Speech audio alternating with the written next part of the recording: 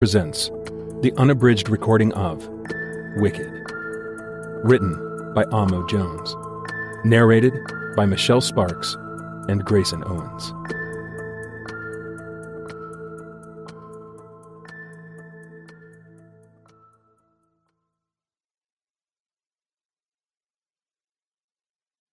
Prologue. Wicked. She stared at me from across the room. It was the exact reason why I loved her. She was reckless with her need for me. She didn't give a fuck who was watching. I felt it. She sure as fuck felt it.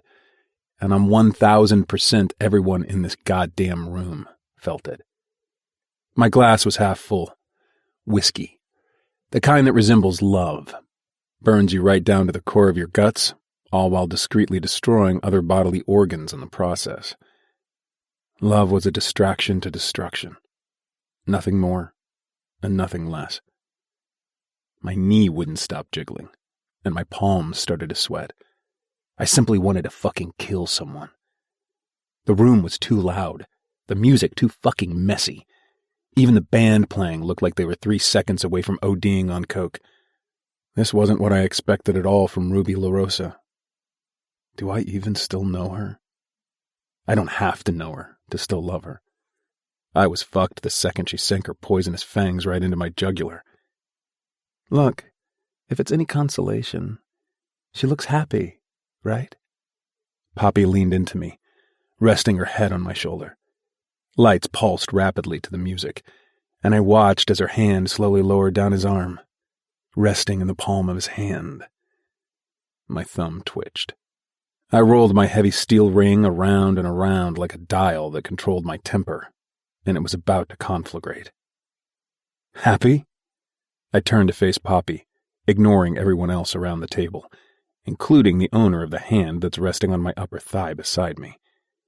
You and I both know that is not her happy.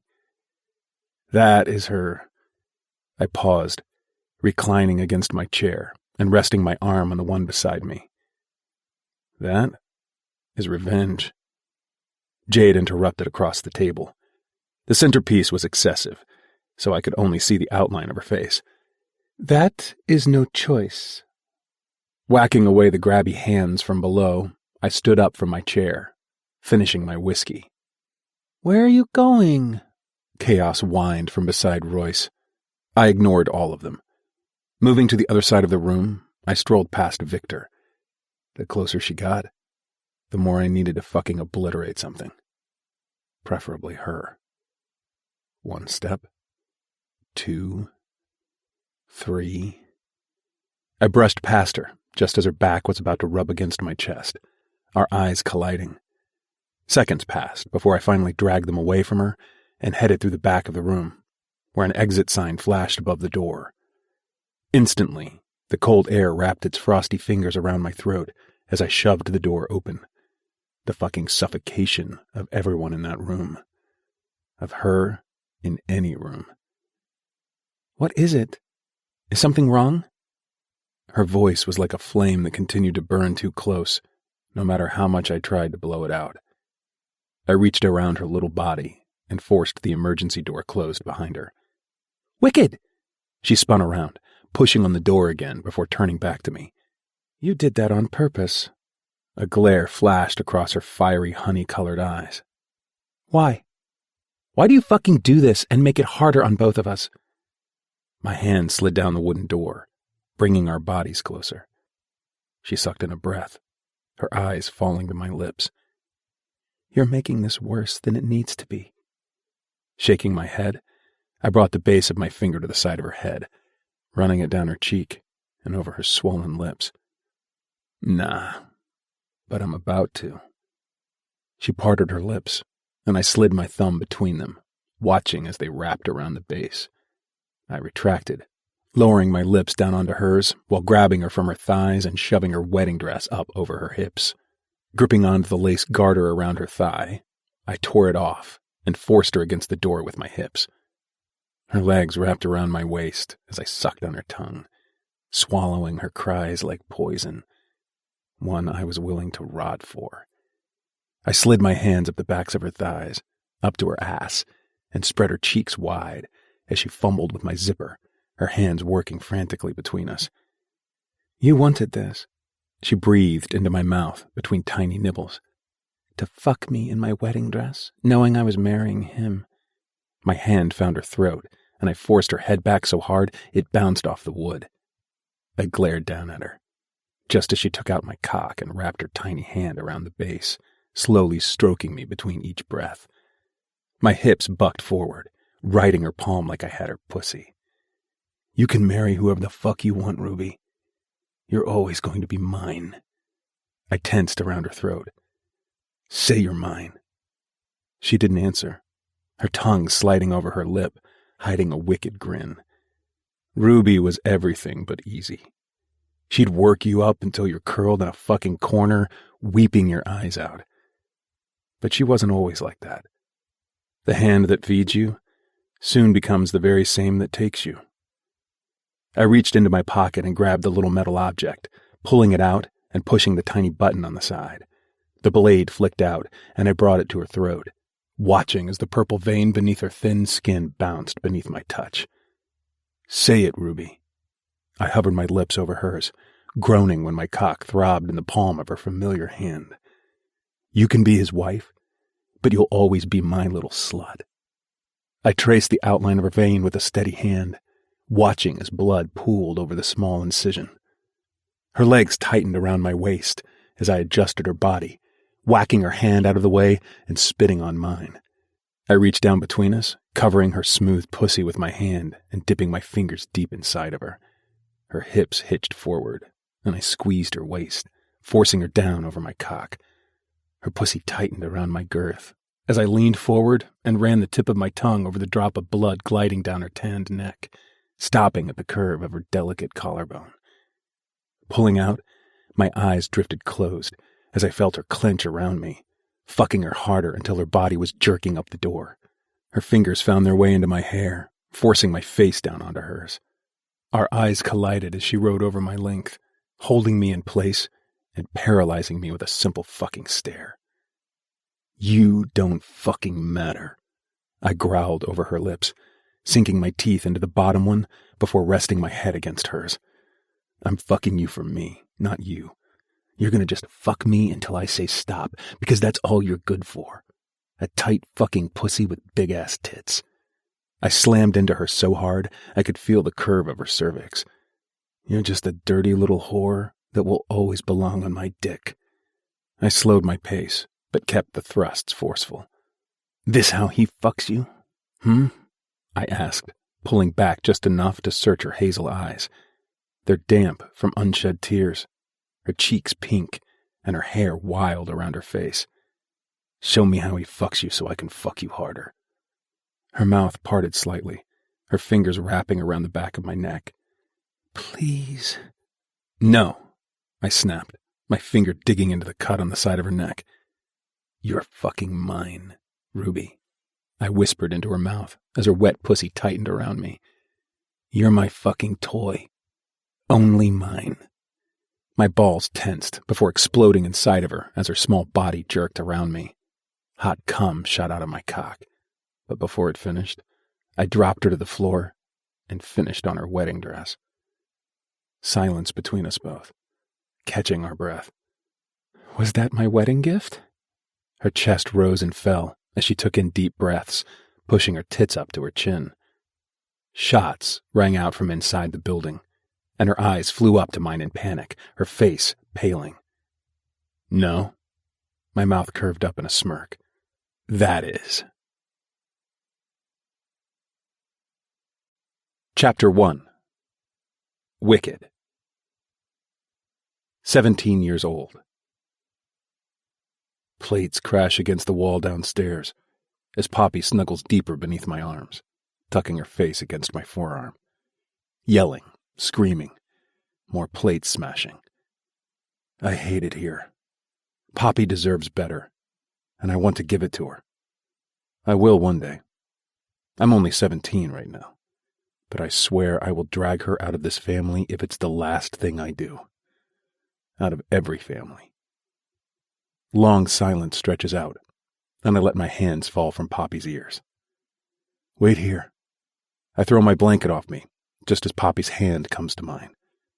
No, Lenny, I don't want you to go down there. We just have to wait. Remember what happened last time? Yeah, I say, shoving on my shoes and grabbing the Glock that's tucked beneath the mattress of my bed. Stole it from him, because I knew I'd need it one day. I stopped it. Just stay here. I don't give Poppy enough time to answer, because I'm heading out of my bedroom door, closing it gently behind me. Poppy knows what needs to be done for the most part. She isn't stupid. The house is too silent. Even as I pass the family portraits hanging on the walls, the silence grows. The perfect family. I don't recognize them. A father, mother, and a perfect doting son. Fuck that and him. Whoever he is. I hit the high archway that leads into the lounge room when I stop my movement. The flames from the fire lick up the cobblestone fireplace, crackling among the embers. And there he stands, holding the marble ornament he bought her for their 20th anniversary. He's tall, well over 6'5", and has a body fat index below 15. He's a beast. Trains in the gym every day, and works the rest of the hours he isn't training. I don't know him much, to be fair, but from what I see, he isn't someone you physically want to come toe-to-toe with. He falls back onto the occasional chair that's tucked beside the fireplace, dropping the heavy marble ornament onto the carpet. The lounge room is adjacent to the dining room, but I can't see over the table. I don't have to, though, because I know. I know he has finally done it, and honestly, thank fuck, because I'm over it. I clock the trigger on the gun, and he jolts up, turning over his shoulder to look directly at me. His eyes are the same as mine in color, and I hate it. I round the kitchen chair, gun still raised and on him, as I shuffle further in. Seeing her lifeless body lying in a puddle of blood doesn't shock me as much as it would have others. She never could get out. I didn't hate her for that. She did what she needed to do, and what she thought would keep herself safe. Sit down, son. I think it's about time you have a drink. He tugs off his tie around his neck and tosses it onto the floor beside him. He was always away for business, buying new properties or meeting investors to buy more. He's a fucking criminal. We all know it. I'm good. I lower myself onto the chair opposite his, keeping the gun aimed on him and resting my foot against the coffee table. Now with her gone, and the empty text message on my phone, this is going to be easy. You're not going to shoot me, Wicked. He leans forward, resting his elbows on the top of his thighs. His brow curves upward in challenge, and I have to force myself to not pounce forward, to not lose my cool and let my rage out. I don't need to prove myself to him. Not now, and not ever. Actually, I say, turning the gun on its side, I can't show weakness. It will give Jared a chance to jump forward and take the gun. And even worse than that, kill Poppy. I would. Years of rage and anger simmer below my surface because I know. I know how to release it. I just have to be patient.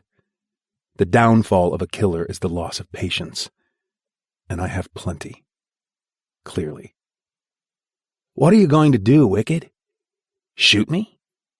Then leave little Poppy out here for the system, No. He leans back against the leather, resting his ankle on his knee. You won't do that because you don't have the kind of wickedness you need inside of you to pull that trigger.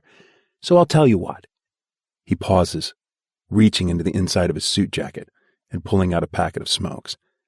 I'll save your punishment for Poppy.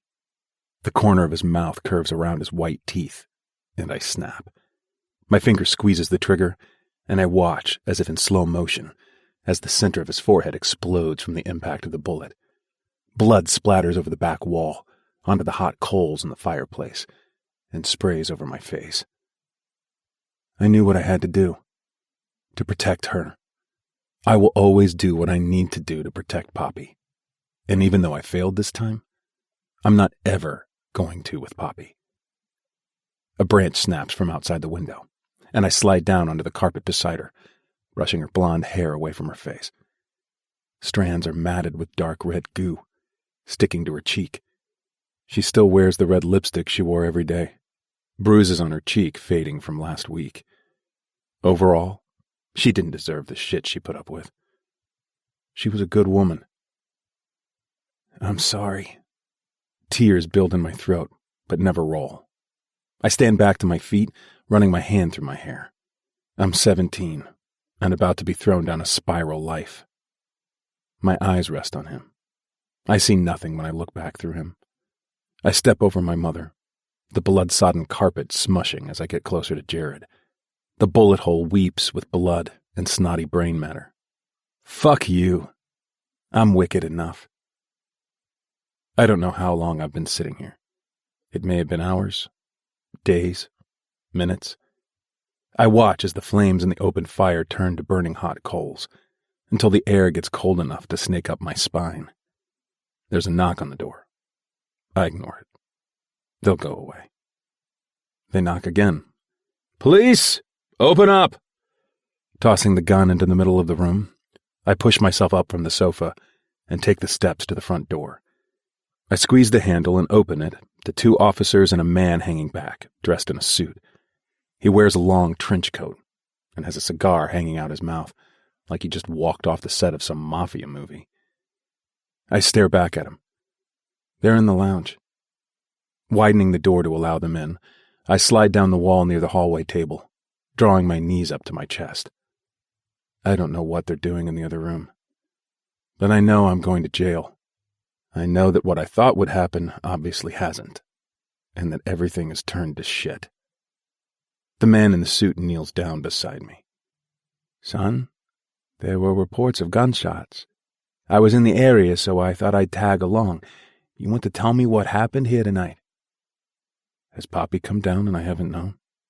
Shit. Poppy. He killed her, so I killed him. Simple. I stare at the family portrait hanging on the wall. I came down to see he had already killed her. He didn't think I could do it. I shrug. So I did. The smell of Cuban smoke wraps around me, and I shuffle to the side to watch him. He doesn't look familiar. You can take me to jail, but can you please make sure Poppy goes to a good home? His eyes come to mine, and I follow the mustache that curls around the corners of his lips. You're not going to prison, son. He stands to his feet. Get up, get your sister, and pack some bags. You're coming with me. What? I look up at him again, but follow his command. Anything he wants, I do. There's an air of authority that hangs over him, and I know I have to take him seriously. I don't like to repeat myself, son. Go get your sister, and I'll meet you both outside. Poppy doesn't pack much, even though I tell her to. I break the news to her and hold her as she cries all of her tears into my chest. It's an hour later that I finally manage to drag her downstairs. He's already waiting outside in a black SUV, that same cigar burning bright orange in the dark night. In the car. How do I know you're not going to hurt us? The man turns over his shoulder, and the dimple on his cheek sinks in. You don't. But I'm all you've got. He has a point. Opening the back door, I push Poppy in gently, shutting the door once we are inside. He pulls us away from the curb, and every now and then, our eyes meet in the rearview mirror. Where are you taking us? I ask, when I notice he drives us onto the highway, the one that heads out of town. To my house. What? What about my parents? I could have just directed Poppy into a bad situation. Why haven't I called the cops? Wait, the cops are here. They're gone, son. I'm not here to be your friend. I'm here to help you both because, well, shit. I don't know why. You do, I say, studying the way the corner of his eyes crinkle, as if reliving a memory. You do know why you saved us. His hazel eyes meet mine. Yes, I guess I do. After a few minutes, When I know he's not going to elaborate further, I add, "So, do you usually take in strays?" As soon as the words leave my mouth, he pulls us into a long cobblestone driveway. The entry is lit with 2 lanterns sitting on high posts, and at the end of the drive is a little tower where a man is parked inside, pushing the button to let his car through. He pushes the button near his steering wheel, turning in his chair to face me. "Never. But let me lay down some rules to you both being here. 1, stay away from my daughter." Tsk. I don't bother telling him that I'm not interested. He continues. "And 2, I'm never your enemy." He pushes open his driver's side door, and I shuffle out the back, tucking Poppy beneath my arm. I don't know what the fuck is happening, but right now, all I care about is keeping Poppy safe. And to keep Poppy safe, I need time to think. Worst case scenario, I'd go to prison.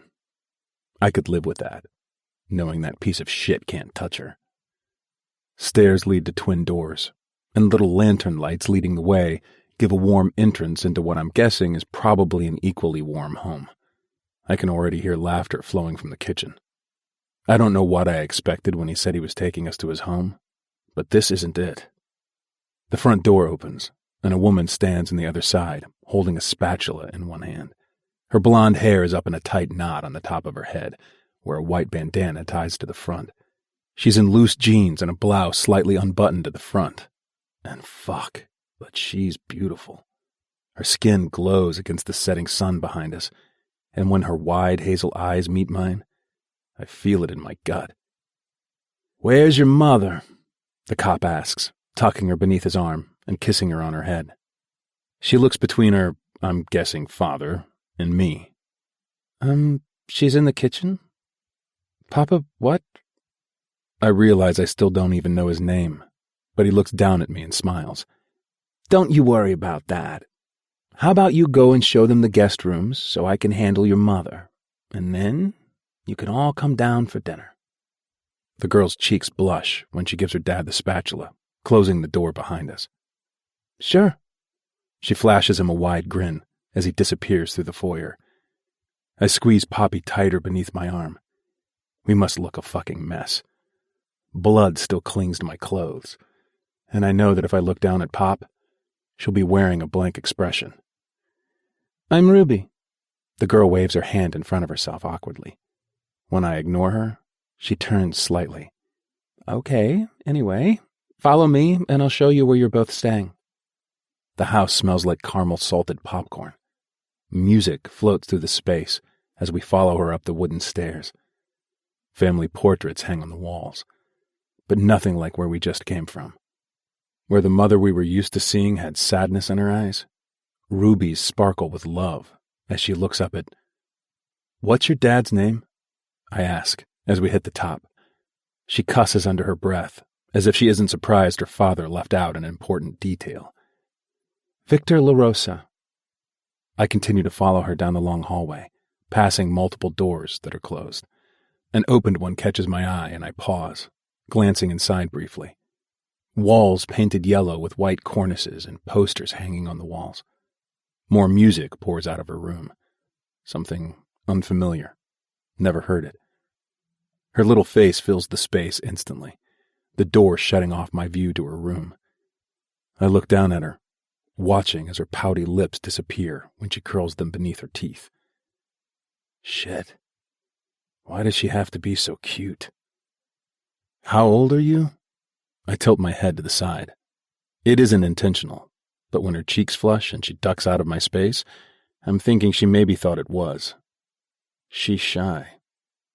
Ruby LaRosa. 17? Same age as me. Worked. Don't feel like a complete fucking creep perving on her. But she's way too fucking shy for the girls I know around her age. She widens the door beside her room and gestures inside. "It might be a tight fit for both of you on that bed, but it's comfortable." My eyes narrow, and when hers swing back onto mine, I realize what she is implying. "She's my sister." "Oh." Her brows hit her hairline. Well, then she can sleep in here, and you can have the room opposite. I shake my head. I'll take the floor in her room. Okay. Ruby runs her hands down her arms. She has a small body. I'd crush her if I touched her. Well, I'll get some clothes for her to wear and leave you both to... She waves her hand up and down my body. Wash up. She quickly scatters off, leaving me thinking who the fuck Victor LaRosa is, and why the hell would he allow someone like me into his house where he keeps someone like her.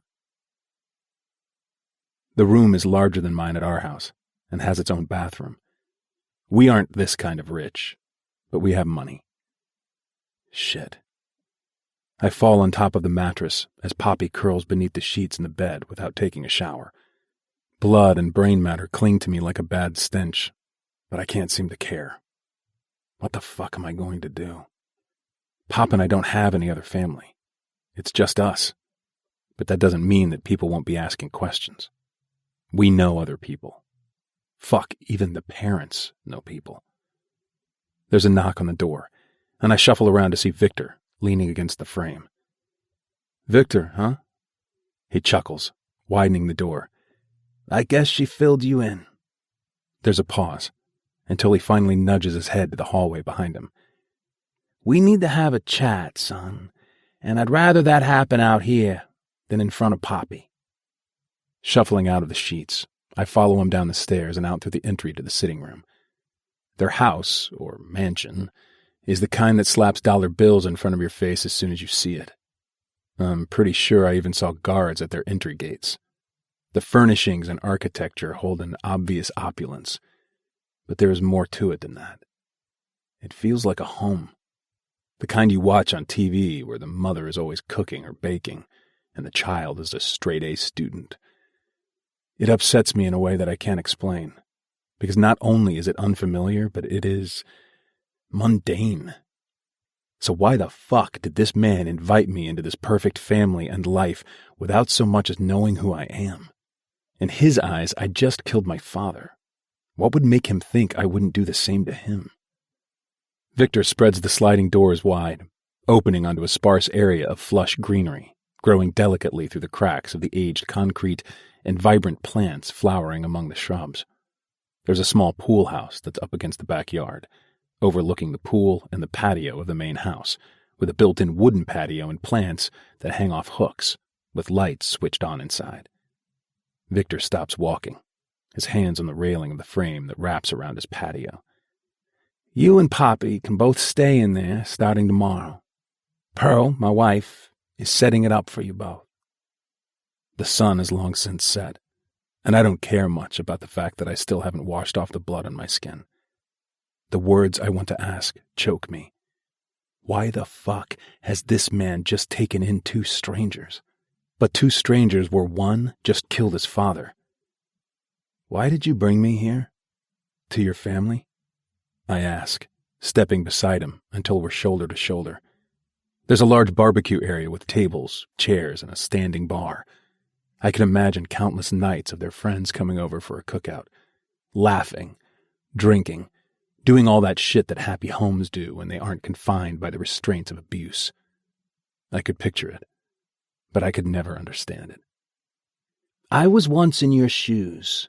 Pearl knows it, and that is why she agreed to my having you both here. He turns to lean against the railing, his attention solely on me.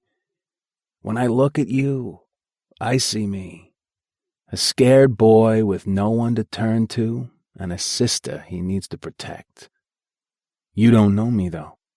I could be worse than what you're picturing right now. He chuckles after a moment, and it's the first time that I've realized he has tattoos on his arms and hands. Son, I come from a world where trust doesn't mean shit. Trust is a word that people who don't understand it throw around in hopes to win your approval. He crosses his ankles at his feet. You want to know why I'm saving you? The corner of his mouth curves upward. The answer is simple.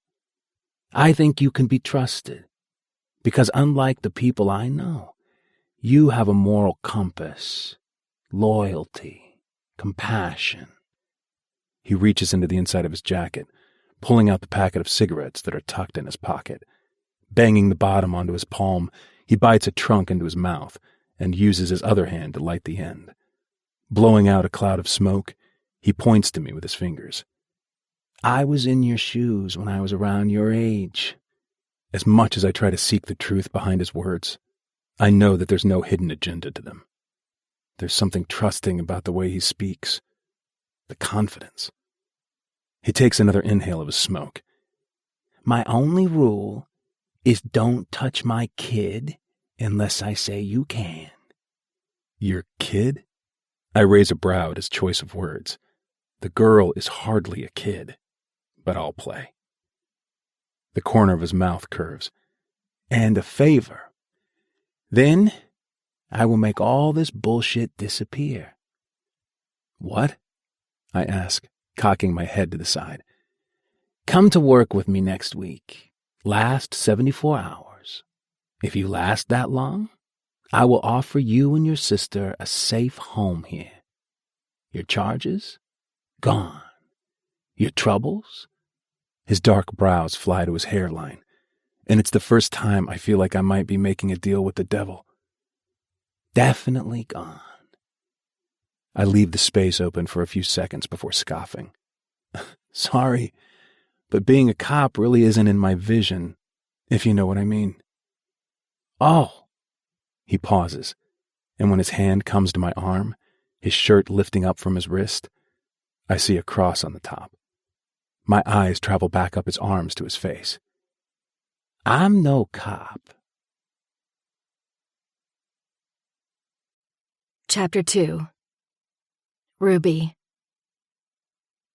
When I was 11 years old, I remember finding a kitten on the side of the road. She was hurt, bruised, and had patches of hair missing on her body, but I remember picking her up and carrying her to my house. I burst through the doors, crying because the poor kitty was obviously left discarded by her previous owners. Mama was in the kitchen baking cookies, and she stopped what she was doing, tossing her apron onto the counter, her hands coming to her hips. Ruby, what is this? My mom was the supportive kind. The kind of mother that all my friends loved because she felt like theirs too. I found her on the sidewalk. She's hurt. Can we keep her? That was my first question. Can we keep her? My mom should have said no. My father should have said no. They both said yes. We took her to the vet, fixed her up, and brought her home, but that was a kitten, not two entire humans covered with blood, and not their own, might I add. I sit in my room, staring at my bedroom door and wondering what I should do. Should I go and see them? The girl, at least. I mean, she looked approachable. He didn't. Sitting up, I pull the covers from my body and slip my feet into my fluffy Louis Vuitton slippers. Tiptoeing around the creak in the floorboard at the end of my bed, I squeeze the handle and slowly open the door. Theirs is slightly ajar, with a beam of light flickering from beneath. I take a slow step forward when I feel him. The air around me tightens, and I hold my breath to stop myself from breathing too loud in his space. What are you doing? His voice is like lava spilling over mountaintops, turning everything to ash on its way down. Ruby, right?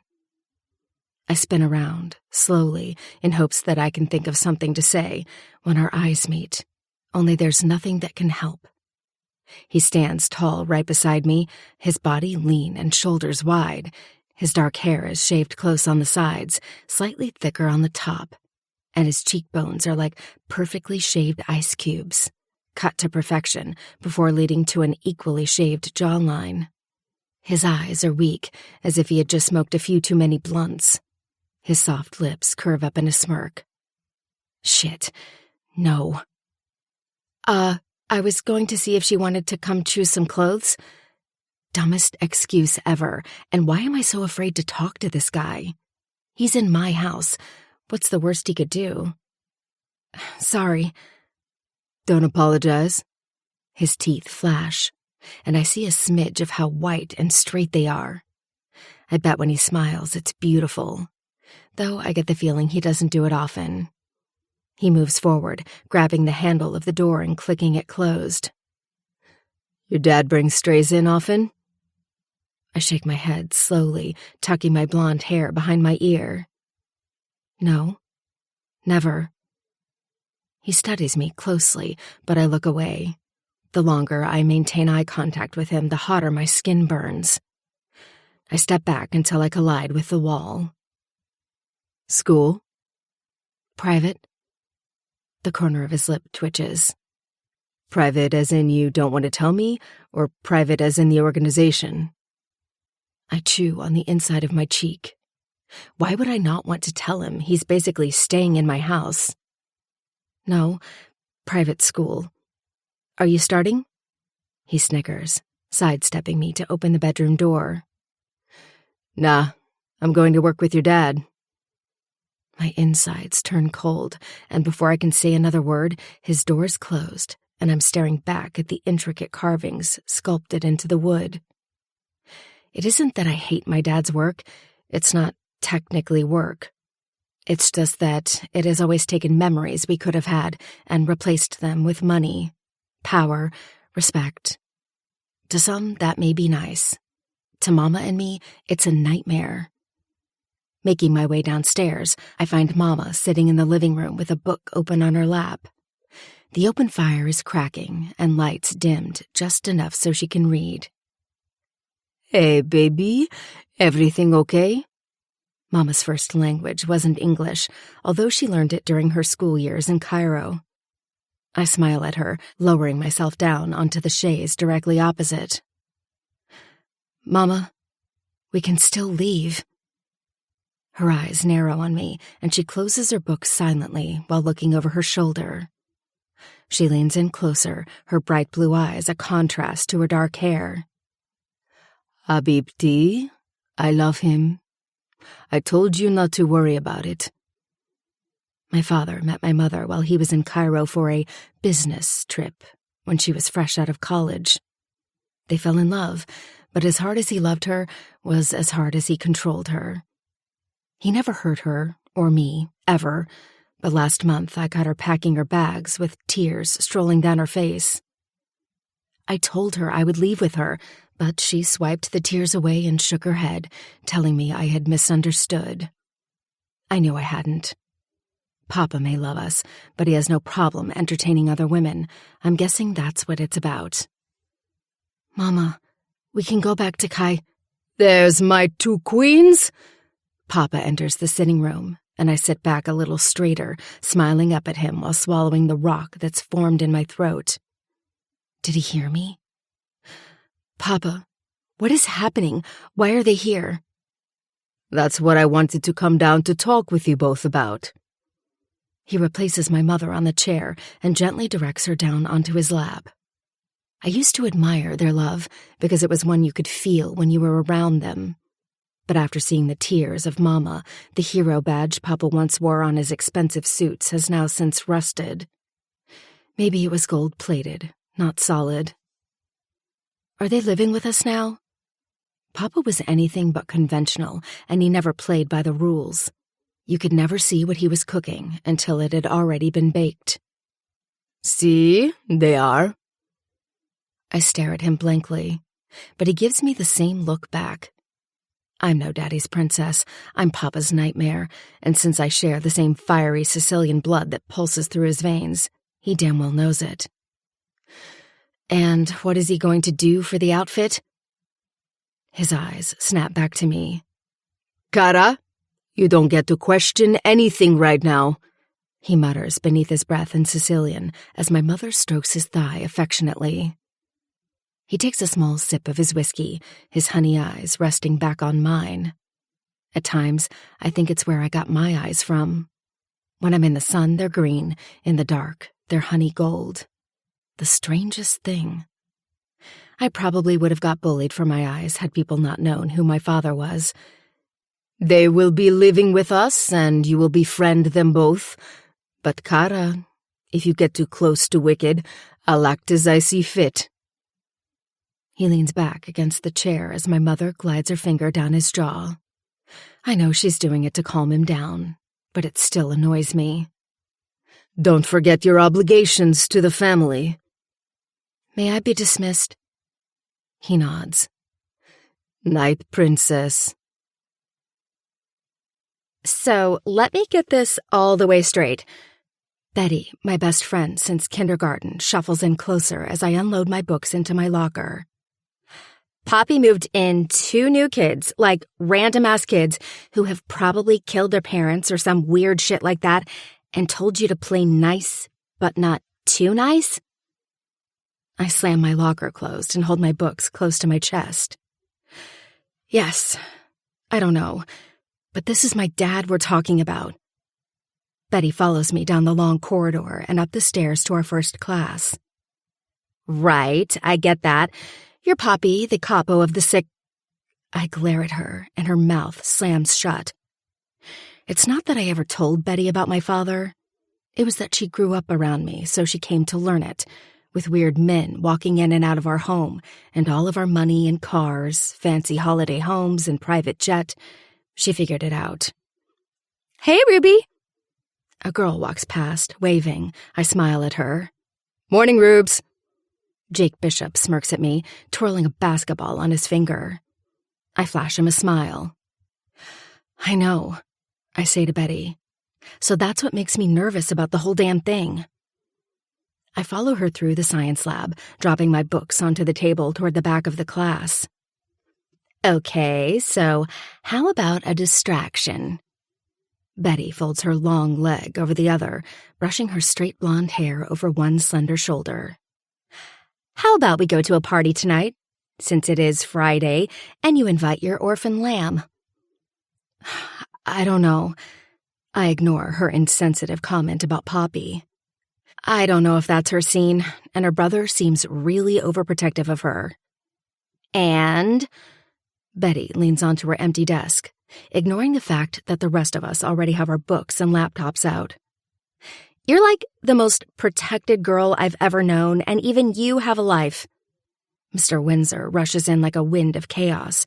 He's always late to class. Betty whispers under her breath.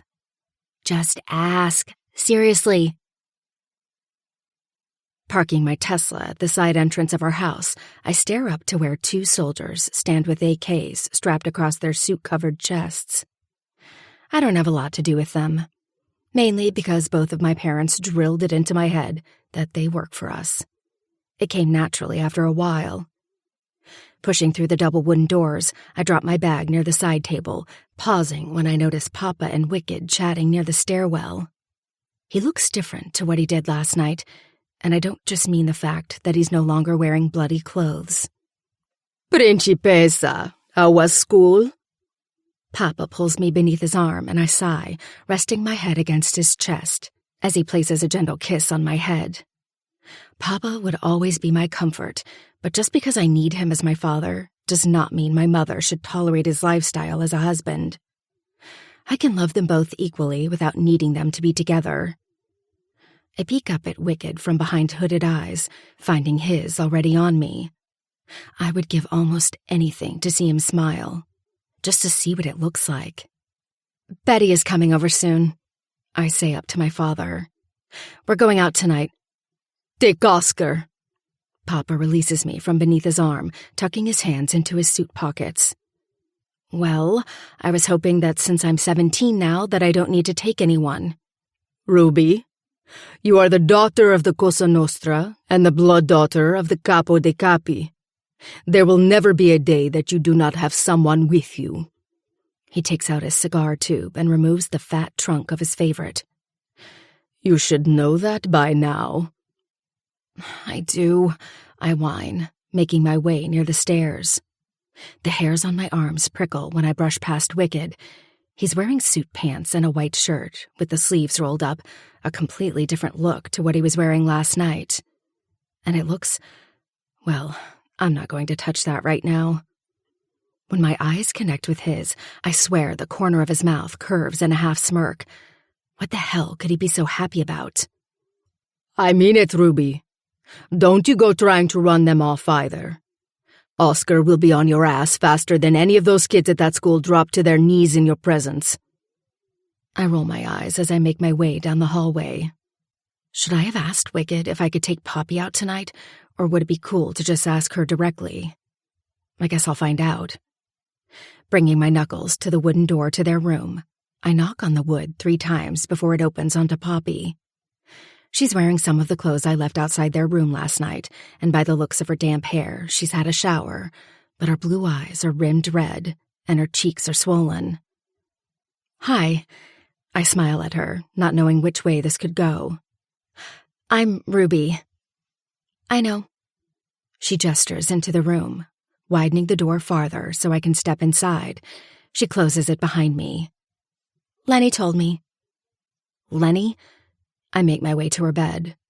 "I thought his name was Wicked." "Oh, it is." She moves through the room, slowly lowering herself down onto her bed. "But I've always called him Lenny because I didn't think anyone should have a name like Wicked." "Weird. Why would your sister not call you by your real name?" "This must be really weird for you, having strangers living in your home." Pulling out the chair that's tucked beneath the computer desk, I wheel it closer to her bed and lower myself down. "It's fine. I don't mind. We actually have a lot of people coming in and out." I lean back. Me and Papa don't see eye to eye often, but if anything, I trust his judgment. "Must be nice." She blinks up at me, and it's the first time I've seen her close up. She might be younger than I thought. Maybe it's not a good idea. "Aren't you going to ask why we're here?" I shake my head. "Nope. I don't ask questions. How old are you?" "At least not the important kind." She pauses for a few seconds before her fingers twist on her lap. "Why?" She isn't stupid.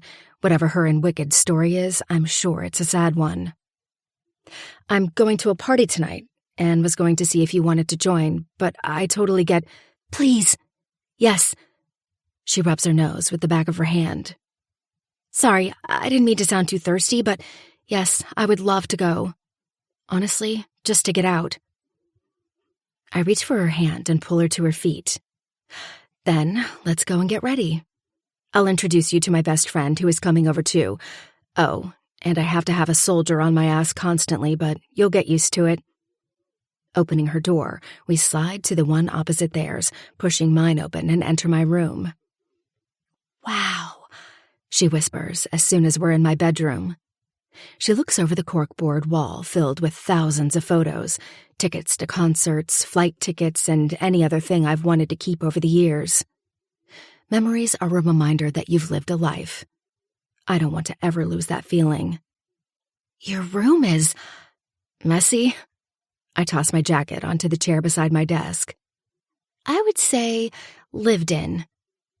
I smile over at her, kicking off my shoes and letting my hair down from the messy bun it has been in all day. "Thanks, that's the best compliment you could give me." She turns and pauses when she sees my uniform. "Ah, is that the uniform?" I look down at the blouse and checkered miniskirt. "Yeah, I know, cliché, but unfortunately Papa only owns 40% of the stock at school, and it's not enough to overturn the uniforms."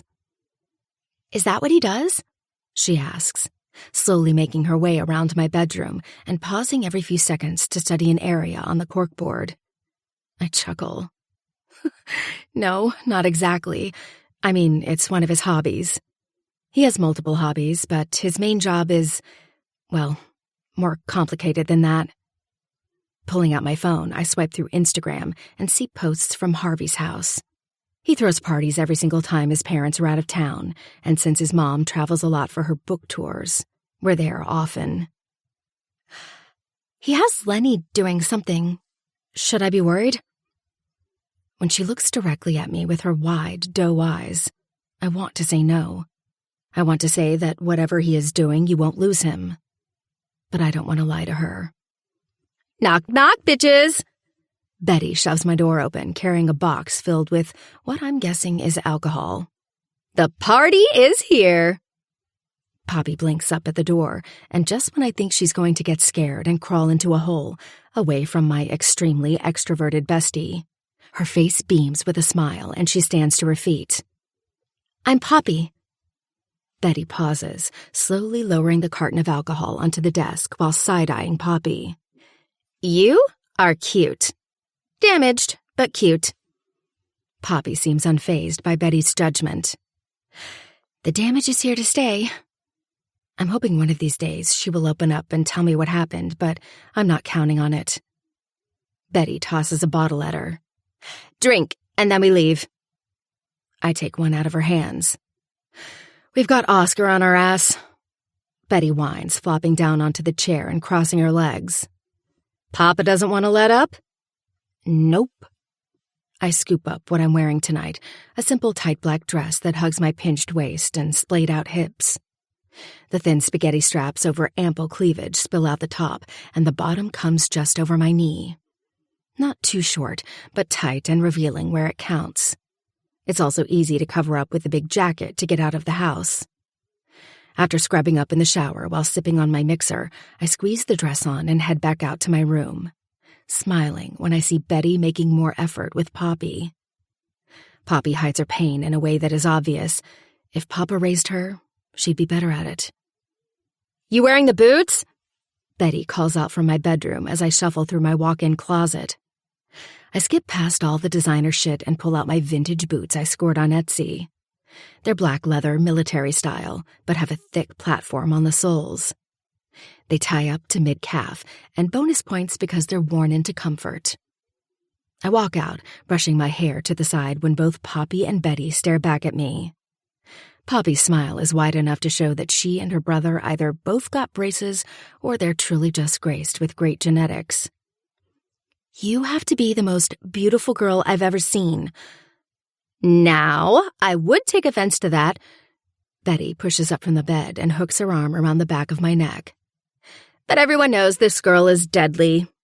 I'm saying it's her, she waves her arms around, perfect concoction of ethnicities. I shove her away gently, emptying the rest of my drink down my throat. I'll drive. Betty rolls her eyes for the second time in 30 minutes. What happened to drinking tonight? I can. I snatch my keys off the counter. Oscar can drive it back. Poppy hangs back a little, and it's not until we're outside waiting for one of the soldiers to drive my car around from the underground garage that I turn to face her. We don't have to go tonight. We can stay back and watch movies. Honestly, I'm over high school parties. Our home is right in the city of Chicago on North Burling Street. With 25,000 square feet and high concrete walls and black-wired gates, my father keeps a lot of his business underground while remaining the perfect infrastructure on the outside. The dirtiest men I know are the ones who appear clean. She shakes her head gently, running her hands down the shirt she's paired with skinny jeans. No, I want to. Okay, well, if you ever want to leave. I hear my DB-11 purr as it stops in front of us. We can leave. Anytime. I don't know Poppy's story, so it's hard to gauge whether I'm doing the right thing. She has to be around our age, with her brother a little older, so I'm guessing she's old enough to make those decisions on her own. Betty pulls the door open and leans the chair forward. Slide in, pretty girl. Poppy slips to the back, and I look over my shoulder until my eyes collide with a black Rolls-Royce that's coming up the drive. It's not Papa's Rolls that's a distraction, though. It's the car behind his. My smile falls, and I quickly slide into the driver's seat, slamming the door closed and driving us down the long driveway. You okay? Was that Mikhail? My heart stammers in my chest as I suck in deep breaths. Yes. Betty's hand rests on mine without a word spoken. It's why Betty and I have always worked. She knows when to speak and when to not. Friendships can be tricky because so many people don't know how to respect those boundaries, so I'm lucky I have Betty who does. Tapping the accelerator down faster as we move onto the main road off our gated home, I bring my eyes to the rearview mirror. So, Poppy, whereabouts are you from? Poppy's eyes glass over as her mouth curves in a way that isn't enough to call a smile. Detroit? And Papa brought you guys here? What the hell was he doing in Detroit? The end was more to myself, but Poppy answers anyway. He showed up after my parents were dead. Betty's hand squeezes mine, and I almost forgot she was still holding it. Oh, I murmur, driving us farther out of the city and toward the party. Death isn't something that surprises me, and Betty knows that. I'm so sorry for your loss. Don't be, she whispers. I mean, my mom was great, but my father... She shakes her head, and my throat swells. A wave of protectiveness washes over me, and now all I want to do is turn the car around and drive us home. Anyway, I don't want to kill our night. I really do just want to forget. Then I can help with that. We both can, Betty adds gently. Chapter 3. Ruby. Howard Jake's house is a farmhouse mansion that sprawls out over acres of land. The barn-style rooftops and glass walls showcase the expertise of the architecture. It's the subject I want to study if I'm ever fortunate enough to actually go to college, but we all know that just isn't in my cards. Music plays loudly and bodies of drunk teens spread out over the wraparound porch at the front. Everyone stops to stare at my car rolling down the driveway. It's not that no one at my school has money. They all do. But I think over time people become fascinated with who I am because I keep to myself. Betty calls it obsession, but I prefer fascination. The same way humans are with animals. That's what it feels like sometimes. As if I were performing tricks in front of a crowd at a circus. I cut the car and unzip my long coat, leaving it in the back seat and sweeping up my phone. Selfie before we enter? Poppy leans forward from the back, and Betty licks the side of my cheek as I beam a bright smile into the lens. My sharp jaw is prominent, so much so Betty says it reminds her of Angelina Jolie. And my eyebrows are thick and perfectly plucked. My skin constantly has a natural glow to it, and my eyes tonight look more green than hazel, thanks to the darker dress. My teeth are white and straight, and I have one simple dimple on the side of my cheek that looks unnatural. My hair remains with a natural wave, and my body is tight and curvy, thanks to my gym schedule. From what everyone can see, it's perfection. I do wonder what they would think of me if they saw the parts that aren't. Pushing open the door, I let Poppy out and toss the keys at Oscar, who leans against his car that's parked behind mine. You have a bodyguard? Poppy laughs nervously. What kind of cop is your dad? Oh, he's no cop. Betty chuckles, and I know she won't say any more than that, but I want to. Poppy shared something with me, so now I want to share something with her. I take a deep breath. Papa is the boss of the Sicilian Mafia, Chicago outfit. I watch for any flinch as her face grows more visible the closer we get to the house. She blinks slowly. Okay, I should have guessed that. I don't know what he saw in Wicked or why he was there, though. I smile at her weakly. I'm sorry I can't give you more than that. And I am, regardless of whether I want to or not. We pass by people on the patio, and I wave and say hello to the ones who greet me. It's all of them. I make a beeline through the groups of people and past the lounge where people are making out, mostly half-naked or all the way naked, with cocaine sprawled out over ass cheeks and someone taking a hit from a bong out of a girl's vagina. I let out a deep breath as I put space between us all, and we finally get outside. Holy cow! Poppy screeches, still looking back at what's happening in the lounge. That is... what? The music changes to Sidekick, the atmosphere instantly less chaotic. Betty bounces her way toward Jason Bear, and I take Poppy's hand in mine as I lead her toward the group of people all seated around a small inbuilt fire pit. It's not exactly cold, but you give these boys any reason and they're lighting one. Baby girl! Howard hollers out, his arms stretched wide. He's the captain of our basketball team, and you can tell. His shirt is off and tied around his forehead, and his jean shorts are pulled down slightly to show the top of his boxers. I was beginning to think you weren't coming. I place Poppy down on a chair before tapping his fist with mine. I almost didn't. This is my friend, Poppy. I gesture with my thumb to where she sits. They all nudge their heads at her. It's half of the basketball team and football team out here with their girlfriends or their girls for the night. I know I promised Betty I would let loose and have a good night tonight, but now that Poppy is here, I don't want to get too stupid. I need to somehow sneak past the fact that Betty is always the one feeding us drinks throughout the night. So, Betty takes a seat on the chair beside Poppy. How much do you think your brother is going to hate her after he finds out that she brought you here? My brother doesn't hate people, Poppy says, and I ignore Betty's attempt at stirring the pot. He simply doesn't care. I watch as people dance around the place, drinking and snorting. It becomes painfully obvious how much Poppy has had to drink, so around the 3-hour mark, I take her by the hand and pull her to her feet. I'm going. Betty flicks the rolled-up $100 bill at me, wriggling her ass on her take-home for the night. Oh, come on, Rubes, have fun. I'm taking her home. You coming or not? Betty shakes her head slowly, and even though I already knew she was staying behind, I wanted to triple-check. Betty, I know no one will hurt her here, mainly because they all know she is practically my sister and, well, everyone knows who my dad is. Are you sure? Peter, the guy she is currently sitting on, waves me off. Come on, Rubes. You know I've got her. I smile down at him sweetly. You better. Tucking Poppy beneath my arm, I start directing her out of the house and through the same way we came.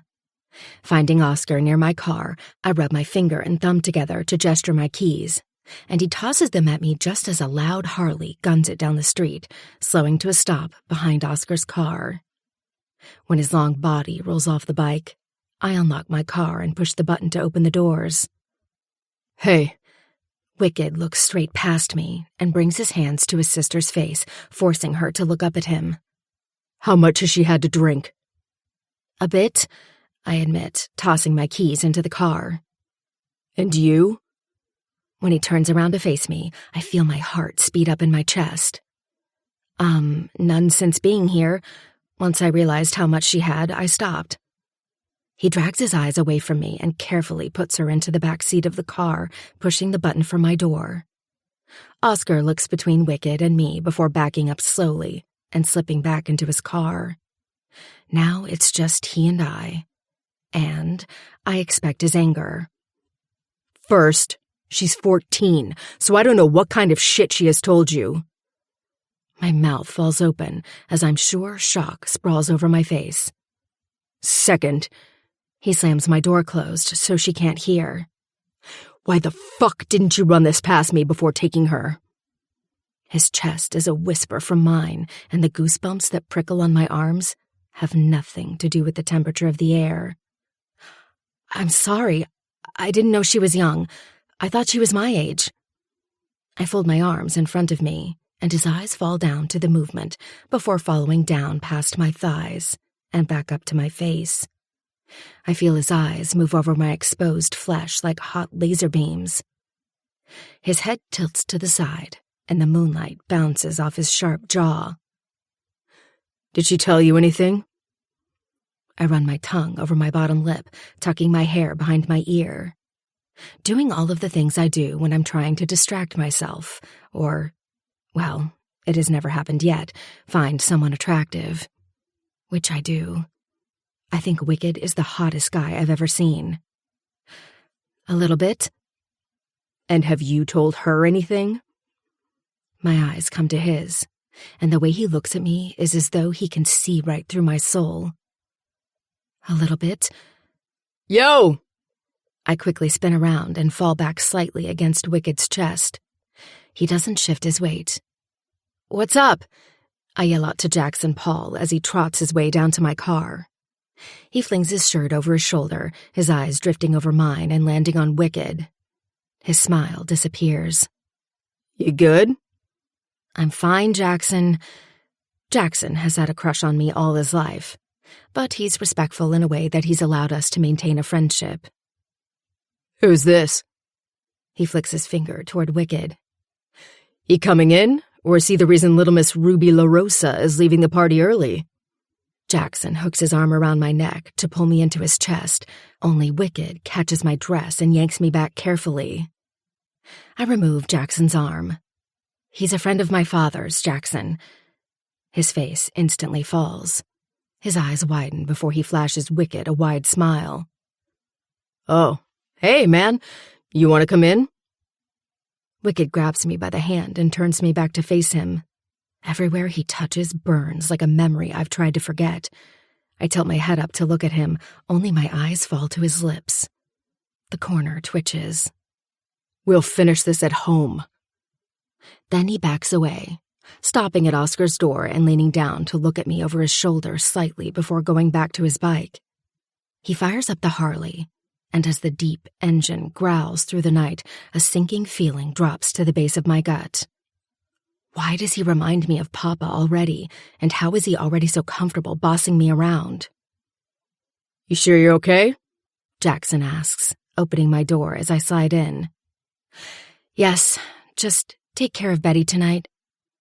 He shuts my door and leans in when I lower my window. She good?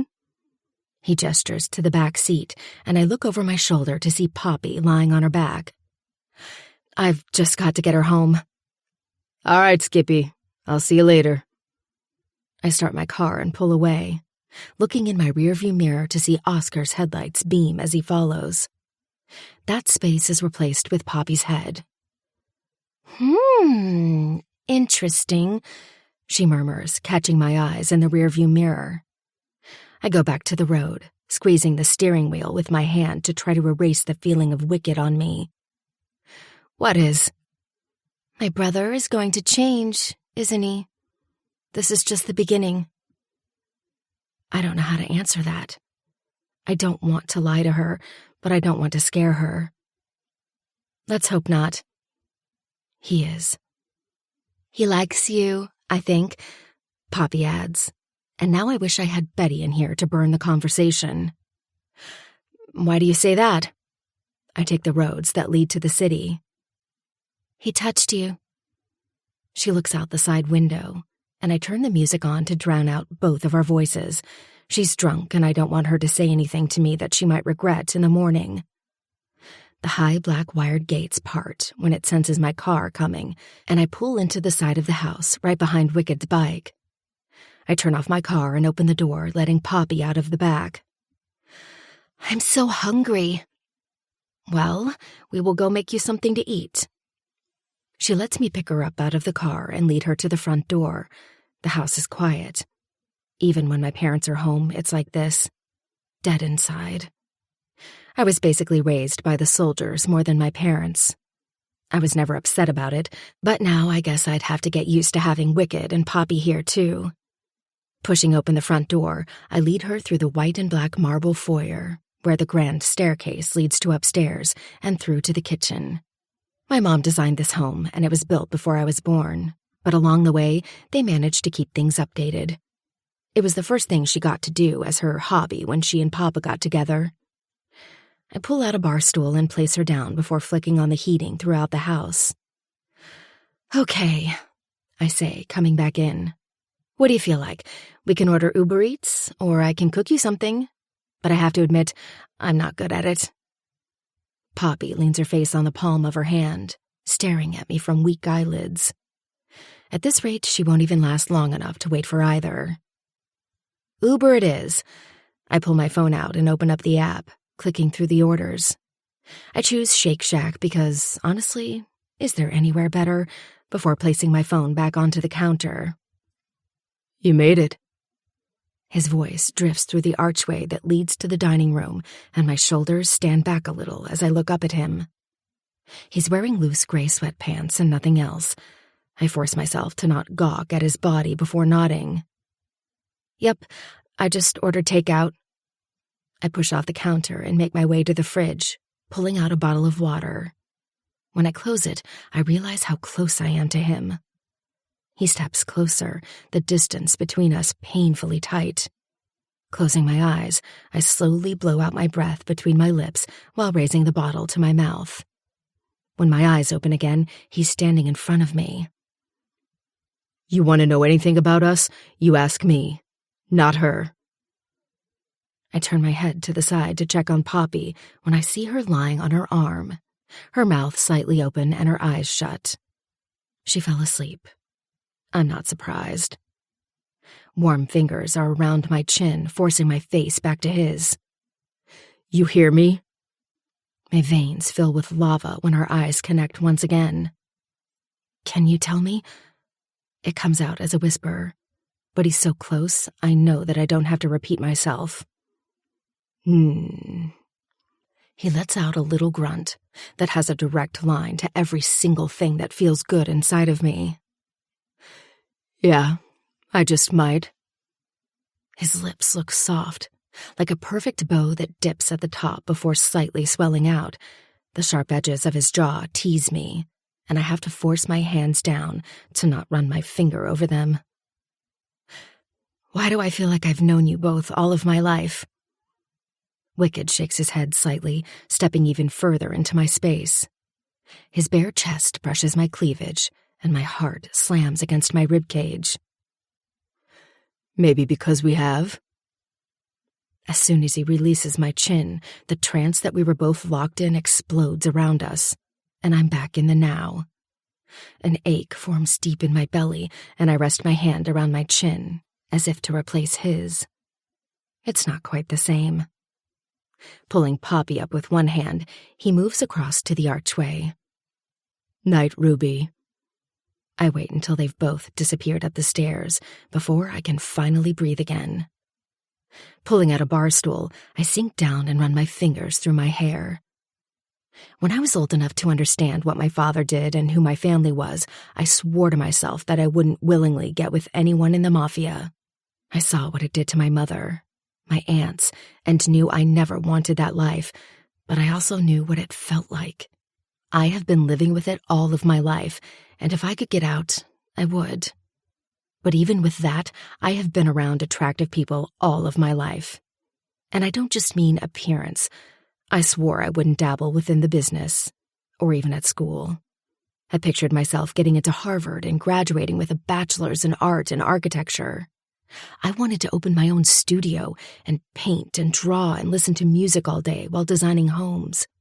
I wanted to marry an accountant and enjoy the white picket fence lifestyle with the basic husband. I wanted us to be happy. Obviously, it was all a dream so far out of reach that I knew it wasn't attainable in this lifetime. Men have never fazed me, until now. After waiting for the Uber, I grabbed the bag of grease from Oscar and someone I don't recognize near the front door. Ruby, this is Val. Oscar gestures to the man standing beside him. He's not much older than me. This isn't an uncommon thing. Papa generally has the younger guys on tap. He says they're more disposable. Cold-hearted prick. Hi. I open the bag. You guys hungry? We're good. Val smiles at me with his eyes. You and I are going to be great friends, Val. Making my way through the lounge, I shuffle the bag of food onto one arm and reach between my boobs for my phone. 11:30. Man, I'm getting old. Leaving the bag on the coffee table, I reach for a bottle of Don Julio before scooping it back up and tiptoeing down the long hallway, passing Papa's office. I step backward, pressing the door slightly, but it doesn't open. No surprise. Papa and his secrets. I continue down until the end, looking between the door to the cinema or the door to the garage. I press the door to the garage open. Noticing the dim light above is already on, I kick the door closed behind me and pause when I look up to see Wicked leaning on his bike. Sighing, I take the steps down and fall onto the bottom one, popping open the bottle of tequila. Really? That party wasn't enough for you? First of all, I say, raising my finger while wrapping my lips around the tip, I didn't get to drink because of Poppy, and second, I lean back on my elbow, taking another swig. I'd rather drink at home. When he starts moving toward me, my legs slam closed, which is ridiculous because it's not like they were open anyway. He passes the Lamborghini, my Aston, and the Rolls before stopping directly in front of me.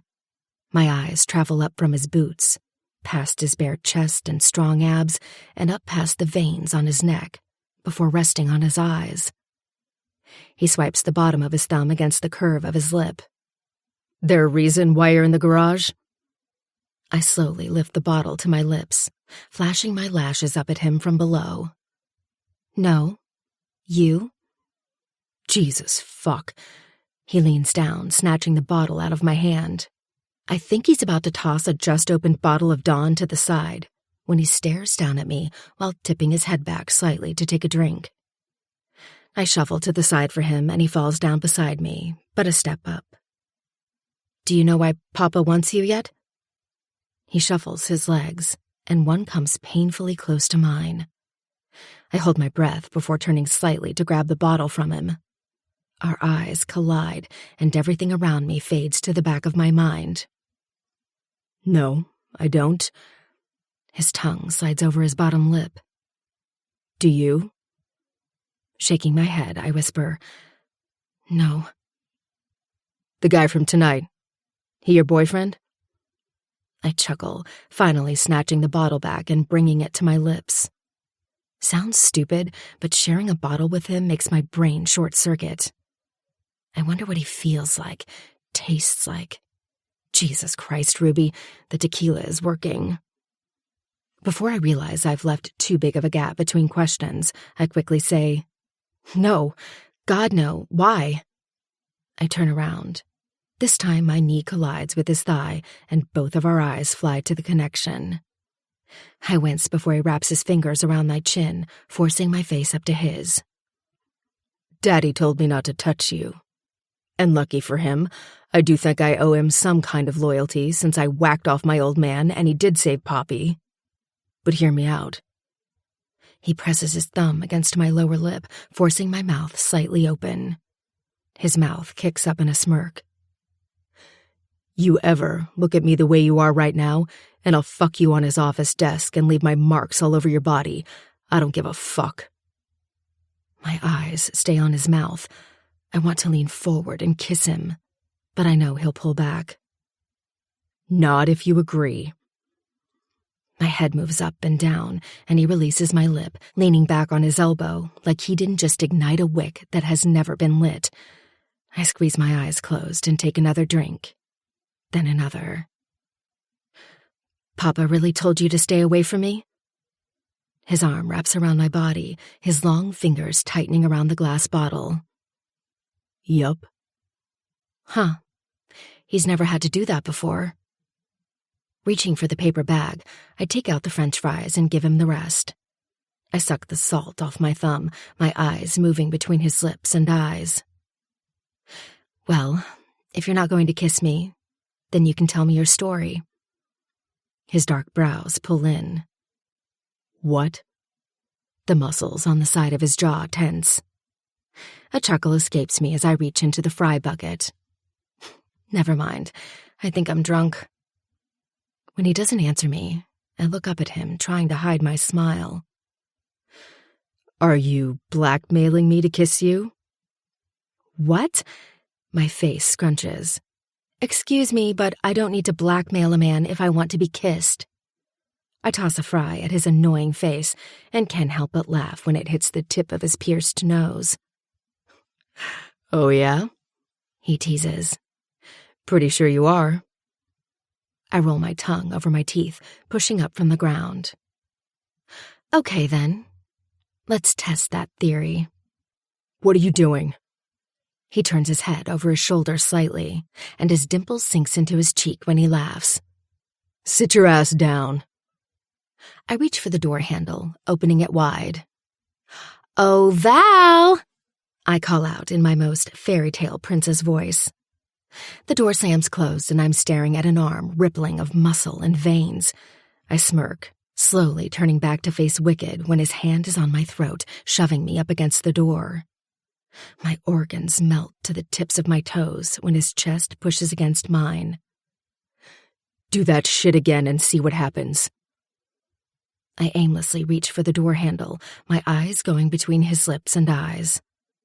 I smirk up at him when his jaw twitches. Ruby? Betty's voice echoes out behind the door. Bitch, where are you at? Fucking Betty. Wicked's mouth turns into a half smile as his face dips lower and he licks the corner of my lip. Tisk, tisk. Saved by the annoying bestie. My thighs clench together and my teeth sink into my lip to stop from moaning as I twist the door handle, yanking it open onto Betty, who is standing at the end of the hallway, her mouth wide open when she sees us. Ah, I see what's going on here. Her finger flies between Wicked and me, but I see the exact moment she notices just how ridiculously hot Wicked is. She stops walking, her head tilting to the side and her eyes going up and down his body, before resting on his face. You're too hot to be anything but a red flag. Hey, I thought you were sitting on...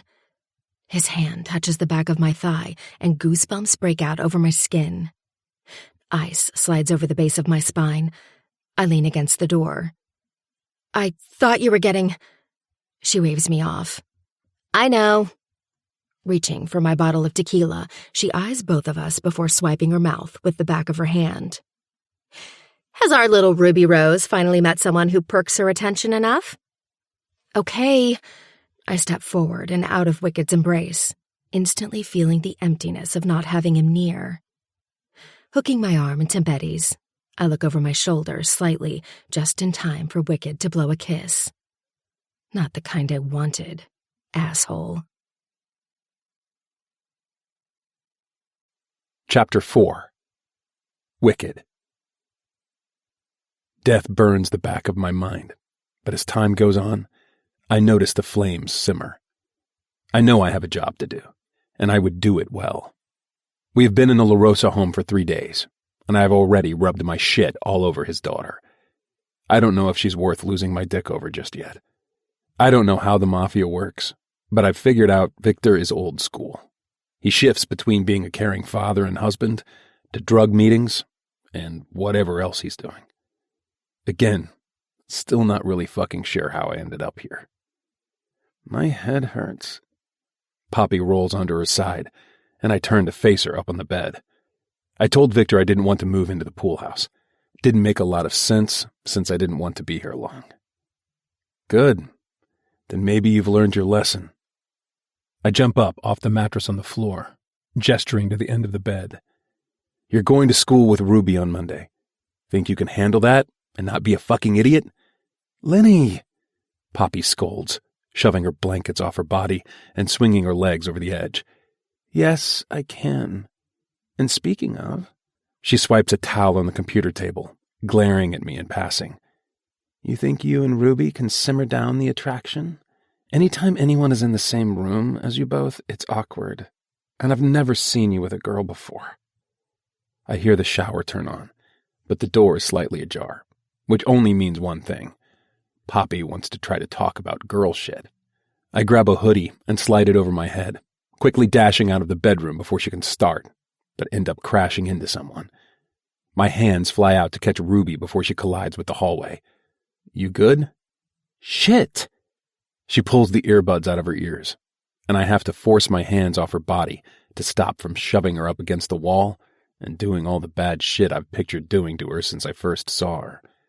The animal inside of me wants to break her apart to see what she's made of. It's that wild rush that courses through my veins, knowing that I'm not supposed to touch her, much less ruin her. Her phone starts ringing in her hand, and the photo that pops up on her screen is a selfie of her and the fuckboy who was hanging off her arm at the party last night. He's looking at her, but she's smiling at the camera. Fuck. After last night, I know where she stands with him, but as long as she's not on my dick, it's going to be a problem. One I don't want. She doesn't look like the type of girl who would have some big mafia boss as her dad. She looks like a bitchy cheerleader, and I thought she was. But as time goes on, I'm second-guessing myself. The kindness that lingers within her words, and the gentleness in how she handles Poppy. I know she probably doesn't have a mean bone in her body, and if she does, I want to see it come to life while I'm fucking hers out of her. She hits ignore. You should use the other room. Turning, she points to the door that's closed. It has everything in there for you. Yeah, I will, when Pop is settled. Her skin is tanned, the kind that glows any time of the day. But right now, her cheeks have a soft peach color to them. She has the eyes of a siren, with dark lashes that fan out thickly, and lips that most girls drop thousands to obtain. She okay? Ruby asks, and I force myself to not drag my hungry eyes over her body. Tight black sports bra and tiny little gym shorts. Fuck. I'm not going to last. Hungover, but she'll be fine. Her phone starts ringing again, and before I can stop myself, I snatch the fucking thing out of the palm of her hand, tossing it into the empty room behind her. Wicked! She turns to snap at me, but I back her up against the wall with my hand covering her mouth. I lean down to the side of her neck, just enough so that the top of my nose glides over the flesh of her throat. Bumps rise to the surface when I inhale. Her chest rises and falls as she takes deep breaths. What are you doing? The softness of her whisper raises the hairs on the back of my neck. I had every intention of sticking to my word, of staying away from her. But any time she's around, my dick is hard and my patience is thin. Whatever the fuck I want. I bring my knee between her legs, pressing it against her. Her shoulders pull back, her fingers trailing to the back of my neck, pulling me down to her face. She brushes her lips over mine. Then fucking kiss me. I smirk against her lips, placing a gentle kiss on hers before wrapping my fingers around the hair that's fallen down the nape of her neck. Her tongue slips into my mouth, and I have to fight with myself to go slow. Easy. Fucking other girls has always been just that. Fucking. They were all experienced and well aware of what they were getting themselves into with me. But Ruby is different. I already feel it, the way she releases soft little moans into my mouth. I grab her from the backs of her thighs, lifting her up the wall while never releasing her mouth. Her lips move with mine, taking every bit that I give her. Finally, I pull myself away from her, resting one hand against the wall beside her head while leaving the other beneath her ass to hold her up. She tightens her legs around my waist, her little mouth slightly parted as she takes in panted breaths. Shit. I smirk down at her, rubbing the edge of my thumb over the curve of her ass. Cold feet, princess? I bend down to catch her earlobe between my teeth. Bit off more than you can chew? Her little body twists in my grip, and I slowly lower her to the floor, thinking she knows she's made a mistake. Instead, she raises her sports bra over her head, dropping it to the floor while tiptoeing into the room she just said was mine. You coming in? Turning, she shows me her perfect tits shake as she moves. Her cheeks spread a cute shade of pink as she backs up until the backs of her thighs collide with the end of the bed.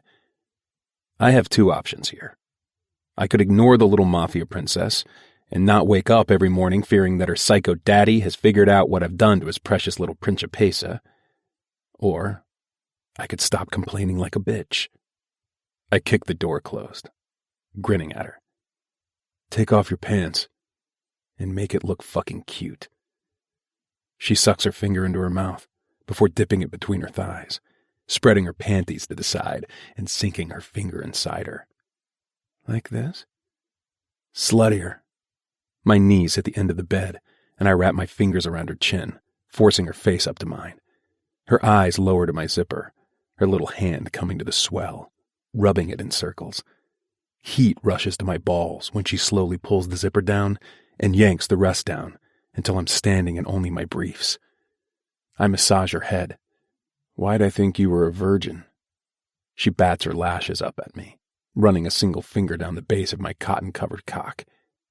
I still might be. Sliding the band of my boxers over the tip of my cock, she licks her lower lip. Excitement touches her cheeks, and I have to calm myself down.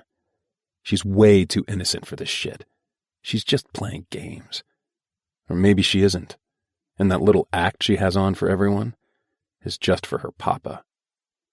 Before I can think of anything else, Thank God, because I didn't like where those thoughts were going. Her swollen lips wrap around my cock, and warmth fills me like a shock of adrenaline, pulsing right down to the base of my balls. My hand is in her hair, tugging the strands and directing her over my length. Not a virgin. There's just no way. Her tongue flicks over the base of my cock, and when she sucks up, she bats her lashes up at me. It's a sight I'll never forget. Her messy blonde hair, slick skin from her run, and smudged mascara. Ruby is already beautiful, but right now, she looks like sex. I pull her off me with a fist of her hair, dragging her to her feet. Her little body touches my skin, and I suck in a breath, dragging my finger over the side of her head. Gonna ruin you. She leans down, her tongue curling around my nipple. Gonna let you. Grabbing her from the backs of her thighs, I throw her onto the already made bed. She yelps loudly before chuckling, and I hover over her body, a hand on her mouth. Raising my brows, I bite her lip. Shut up. Your other daddy might hear. Her eyes turn to slits, and I laugh against the curve of her neck, licking across her collarbone. She doesn't seem like the cheesy type, but I have to make sure before I dive balls deep. I part my fingers. Can you be quiet? She nods. Good girl. I lower my lips onto hers and rub my dick over her wet pussy. Her chest rises and falls as her breathing deepens. I suck on her lower lip, bringing my other hand to the side of her neck and tensing before massaging the back of her head, deepening the kiss. I direct my cock toward her entrance and pause, looking down at her. Just so you know, whoever you've been fucking, I want the names. Then I slide my dick deep inside of her, sinking my teeth into her lip. Everything tightens around me as I tear through the barrier and pause. My hand comes to the front of her throat. You were a fucking virgin? Was. She slowly opens her eyes up onto mine. Sorry about that. Don't be. Fuck. I go to lift myself off her when she grabs the back of my neck, holding me in position. I swear to God, Wicked, if you don't finish this right now, I'll get someone else to. I chuckle deeply, retracting my cock from her, but forcing her up with the grip on her throat. Her eyes flash with mischief, as if she knew exactly what the fuck she was doing when she did it. You ever threaten me with another man, Ruby? I'll kill him and make you watch. And I don't fuck to finish. I throw her head back against the bed, making my way lower, down to her pussy. Widening her legs, I run my tongue over her clit, and she moans so loudly, I fly up from the bed. Ripping the belt off my jeans on the floor, I come back to the bed and wrap it around her head, tightening it around her mouth. Her green eyes flash up at me. Told you to be quiet. I kiss her nose, before going back down her body, circling her clit. I nibble my way down to her entrance and suck up the blood that's dripping out, before running my nose over her clit again and suck on it softly. Her back arches, and her thighs drip with sweat when her hands fly to my hair to keep me in place. I chuckle over her clit. Hungry little slut. Her body jolts and her legs shake as liquid squirts out of her, and I look between what just happened and her face. What? She asks, muffled by the belt. Fuck. I am fucked. I lean down and lap up all of her release, flicking my tongue around her pussy before making my way up her body again. I reach for the buckle, and she breathes out loudly. What did I do? I run the base of my thumb over the red indentations of the belt over her face. I need to see more marks on her. Nothing. You're actually fucking perfect, Ruby Rose. Her cheeks turn pink as she lowers herself back onto the bed, her hand finding my hair. Can you kiss me? You'll never have to ask me that again. Fuck. I lower my lips to hers and kiss her. Hard. Then, softly. She matches my speed whatever I do, and when her hips start bucking up to meet me again, I pause, inching back to look down at her. You sure? You asking for consent? I don't know. I grinned down at her. Would you rather I didn't? She rolls her lips beneath her teeth to hide her smile, and I swear it's the sexiest shit I've ever seen. I'd rather you take what you want. I press against her, and her legs widen. Pushing into her slowly, I hold my breath as she tightens around my dick like a fucking clamp. I want it to hurt, she whispers. I like the pain. Shit. I slam into her roughly, grabbing a fist of her hair and yanking her head back.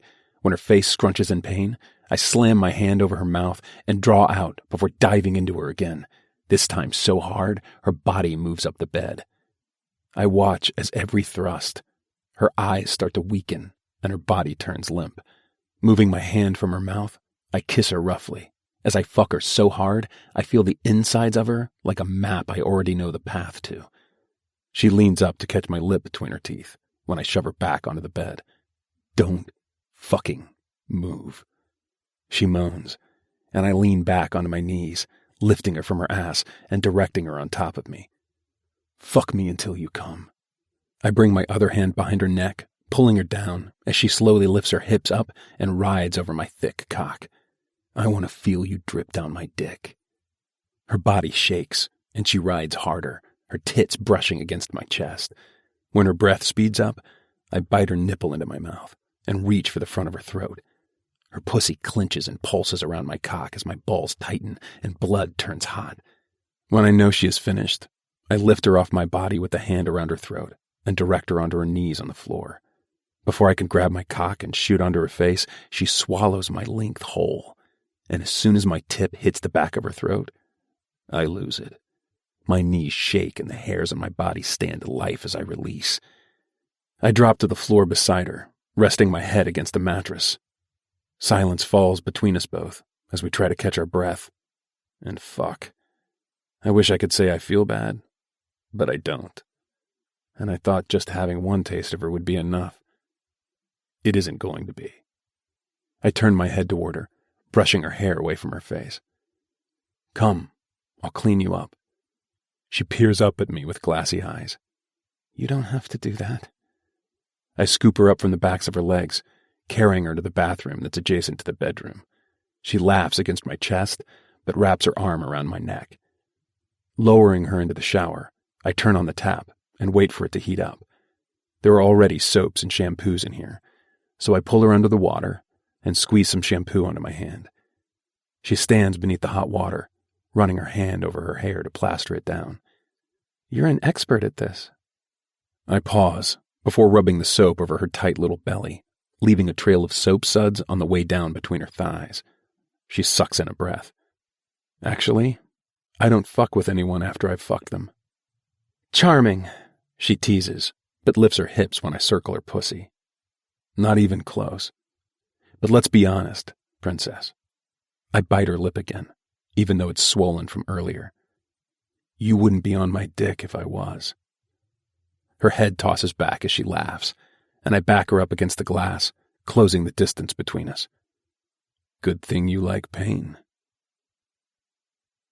After our second attempt at a shower together, I make my way downstairs into Victor's office as Ruby sorts the sheets on the bed.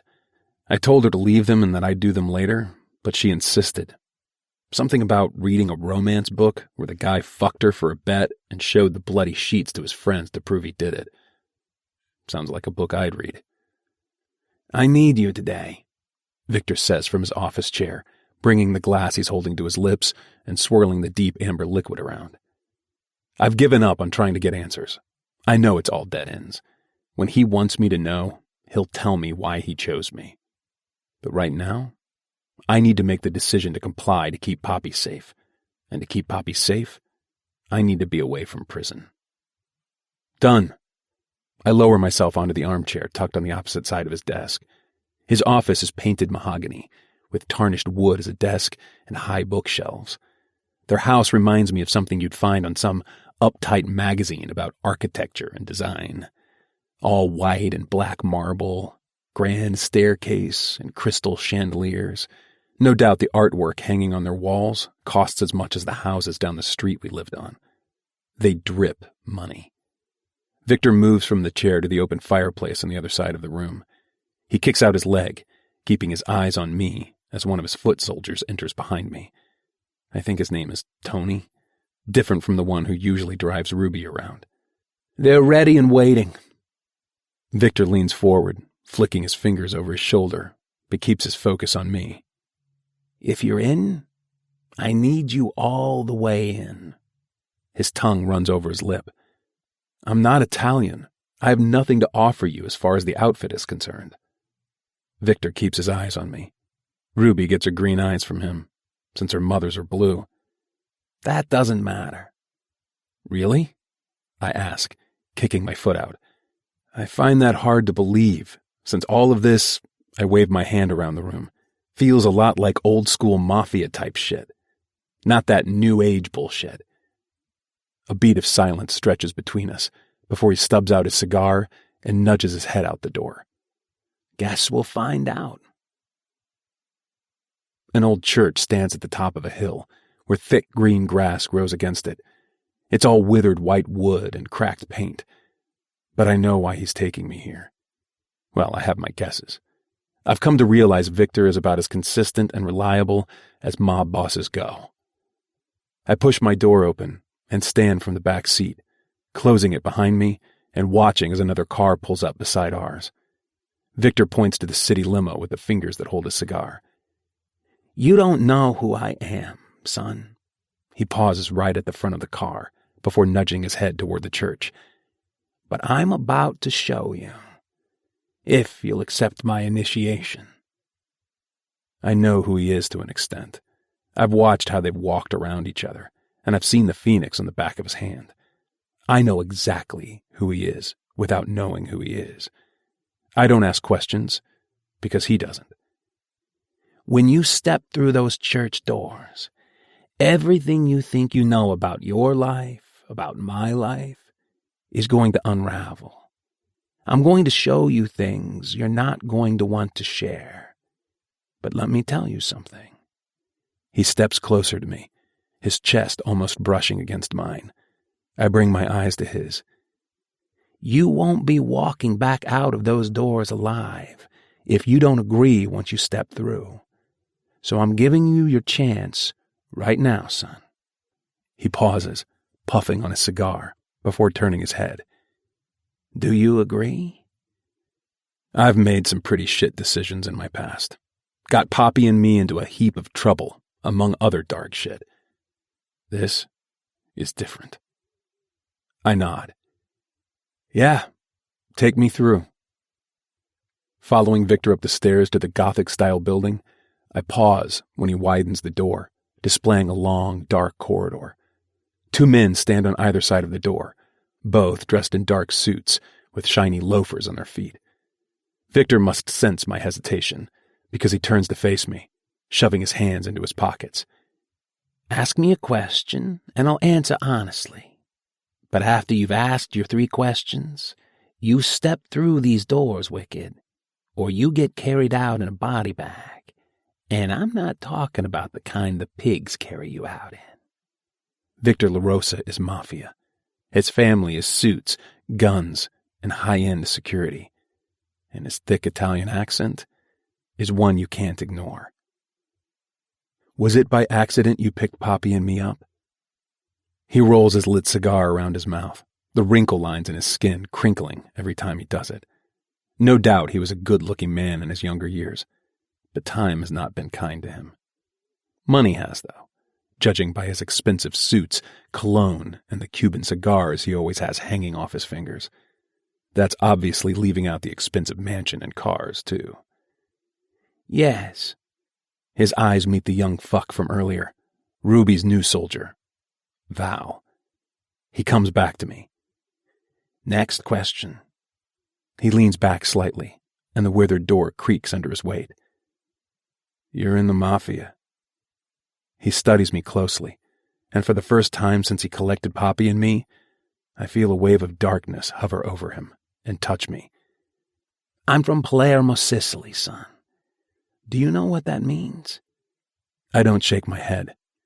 He picks out tobacco from his tongue, flicking it onto the floor. Means I don't talk to anyone who isn't a made man about my business until he's a made man.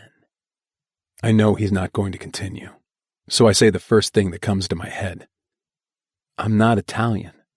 I can't be a made man.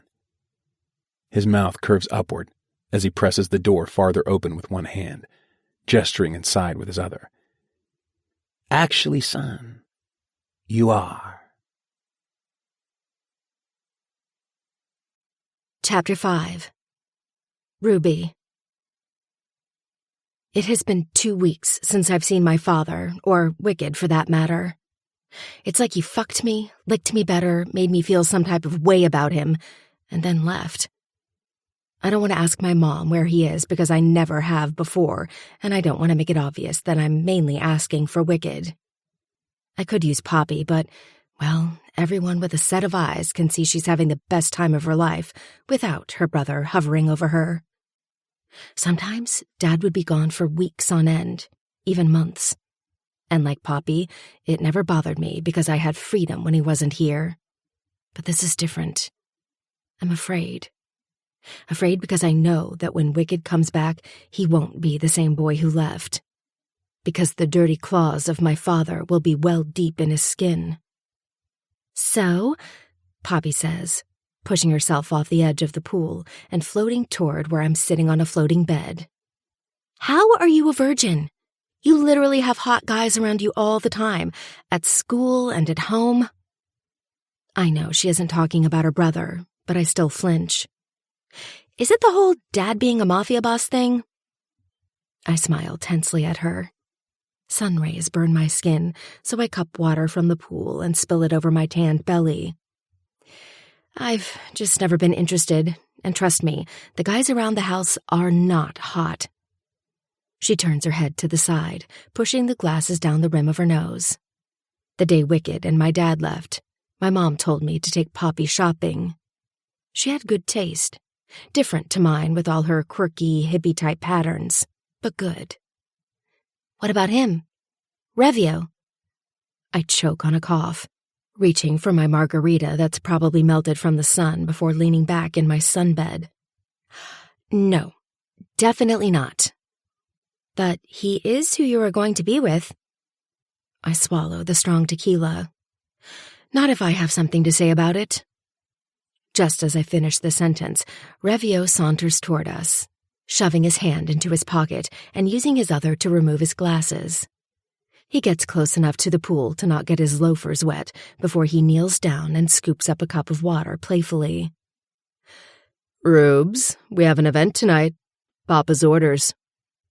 My mouth slams closed. My heart races, but not in the way that I like it to. In a perfect world, I won't have to hold hands with Revio. It's not that he does anything in particular to annoy me. I just don't like him. What time? He flicks the water in his hand onto me. I'll pick you up at 8. It's a charity gala for the homeless in the city. I nod. I'll be waiting. I watch as he goes back the same way he just came. I know better than to give him ammunition, and as usual, what Papa says goes. Hey, can I come? Poppy asks, sliding out of the floaty tube and pushing herself back to the surface of the water. Sure, but we will need to go shopping again. Before Poppy can even interrupt and ask if she can get a job or work around the house, my mom walks down the outside stairs carrying a bottle of water. I watch as her long silk gown trails with the wind. My mama is beautiful. Papa knew exactly what he was doing the day he laid eyes on her. Hey, girls, make sure you use SPF 50. She lowers herself down onto the cobble path, dipping her French manicured foot into the water. She inhales, leaning her face up to the sun. Mama has golden skin that darkens through the year and bright blue eyes. Her soft, wavy brown hair is always glossy, and her face doesn't have a single wrinkle. She's only 34, but somehow still manages to look 24. What's the matter, baby? She asks, and I realize she's looking right at me, pushing the water around her feet while gawking between Poppy and me. Rubes. I smile widely at her. Nothing, Mama. Nothing but the fact that you deserve the world, and I don't mean the one we are currently living in. Oh! Ma says, pushing up from the ground until she's standing straight. Your cousins are coming in from Sicily. Oh no. They're already here, but won't get to the house until we're home from the event tonight. Make sure they don't trash the house, will you? She starts rambling off in Arabic as she waltzes back into the house. Your cousins? Poppy asks, and I slip from the blow-up bed and sink into the water. You don't even want to know. Oh, but I do. I splash water on her and throw a towel onto her lap. Get out of the pool. Let's go spend Papa's money. I dump all of our shopping bags onto my bed, tossing my sunglasses down with them. Thankfully, Poppy is easy to shop with. She takes what she likes and doesn't mess around. She sighs, falling onto the chair near my patio door. It doesn't make sense why your dad would take us in. She isn't wrong. I know more than anyone just how unforgiving my father is. The fact that he brought both of them home that night, it isn't from his kindness. That much I know. I'm sorry, I don't know anything. What's it like? She asks, unzipping the gown cover and running her hand over the blue silk. To be the daughter of the Sicilian mafia. Honestly, I make my way into my closet to bury my face. I've not known any other way. There's a knock on the door before it's being swung open, and one of my father's foot soldiers is standing on the other side. We're leaving in 4 hours. I stare back at him until he closes my bedroom door again. Grabbing my phone, I dial Glam so they can start on both Poppy and me. 15 minutes later, Gianna and Rhea are walking through my door, makeup trolleys in tow with hair dryers and straighteners. I tell them to start on Poppy first, so I can quickly wash up and slip into a silk gown. Poppy is telling them a story about her brother, with both Gianna and Rhea fully immersed, when I glide my hand over the blank wall beside my bed. Poppy stops talking every now and then to see what I'm doing, but Gianna and Rhea urge her to continue. Come on, girl, we need more juice. So this brother, he's a bit of a player. I knock on the wall until I find the hard sound. No, he's not really, but he did sleep around with girls older than him. I push my palm down on the wall and it pops open, revealing the discreet door. Wow! Poppy jumps up from the bed, coming up behind me. What? I flick the light on, and my collection lights up like the 4th of July. Papa had been collecting them for me until I was old enough to start my own. My fingers wrap around the Beretta. Hitting the light back off, I shut the door and hike my leg up on my bedside drawers, strapping it to the holster around my thigh.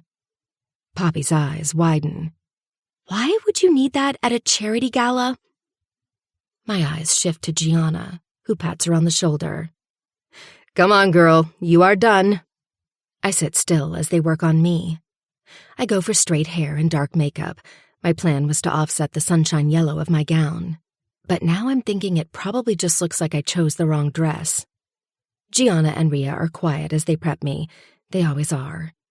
They've been doing Mama since she was young, and now me. Other families use them too, but we are always priority. After they've left, I scoop up my Chanel clutch and smile at Poppy. You look beautiful. You ready?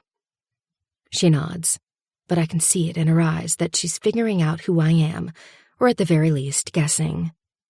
Fortunately for her, she will never know. We make our way down to the lobby. I'm laughing at Poppy over her bad reinvention of Chibs from Sons of Anarchy when I notice her face change. Her eyes widen and she beams a bright smile.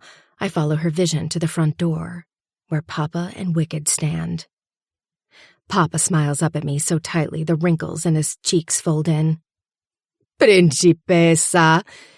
Papa! I wince, gazing at Wicked over Papa's heavy arm that's around my back. It's Wicked, but it's not. Aside from the blank expression on his face, it's noticeable that whoever he was before meeting my father no longer exists. I made a promise I didn't have the right to make with Poppy because it's obvious now. Papa didn't take him or Poppy for no reason at all, and if he's linked to the family, he's here for a purpose. Where's your mother? Papa whispers into my hair, and I quickly divert my eyes away from Wicked. She's getting ready upstairs. He squeezes my arm reassuringly, turning to look at Wicked. You'll go with Wicked. I freeze. No doubt shock spreads over my face because my father adds, And don't fight me on this, Principessa. There's been some changes. You will go with Wicked. My mouth slams closed, and I slowly bring my eyes back to Wicked, who is glaring at me now. His eyes darken when I don't pull them off him, and goosebumps prickle the back of my neck. Jesus fucking Christ, what the hell did I do to him? And why do I feel the first signs of indentations of his wrath cut beneath my flesh? And again, what the hell did I do? I'd be lying if I said it didn't hurt a little, but I should have known better. I don't get to tell Papa that I understand before he disappears down the long hallway that leads to his office. I've missed you! Poppy leans up and hooks her arms around the back of Wicked's neck. Only they don't reach right around. It's strange how two people who come from the same parents can be so contrastingly different. And I don't mean that just in size or appearance either. Yeah, same here, Pop. He releases her arms from around his neck, keeping his focus on me. Go to the limo outside. We'll meet you down there. I watch as she bounces off through the doors, carrying the train of her gown with her.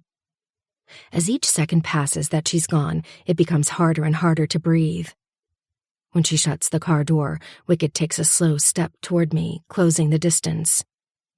You will listen to every fucking thing I have to say, Ruby. My mouth opens as fire rips through my veins. He may have my papa on tap, but he will not have me. You disappear for 2 weeks and think you can come back and boss me around? His hand flies to my mouth, backing me up against a wall. My head slams against it, and he slowly separates my thighs apart. I look between his hand and his eyes, and back again.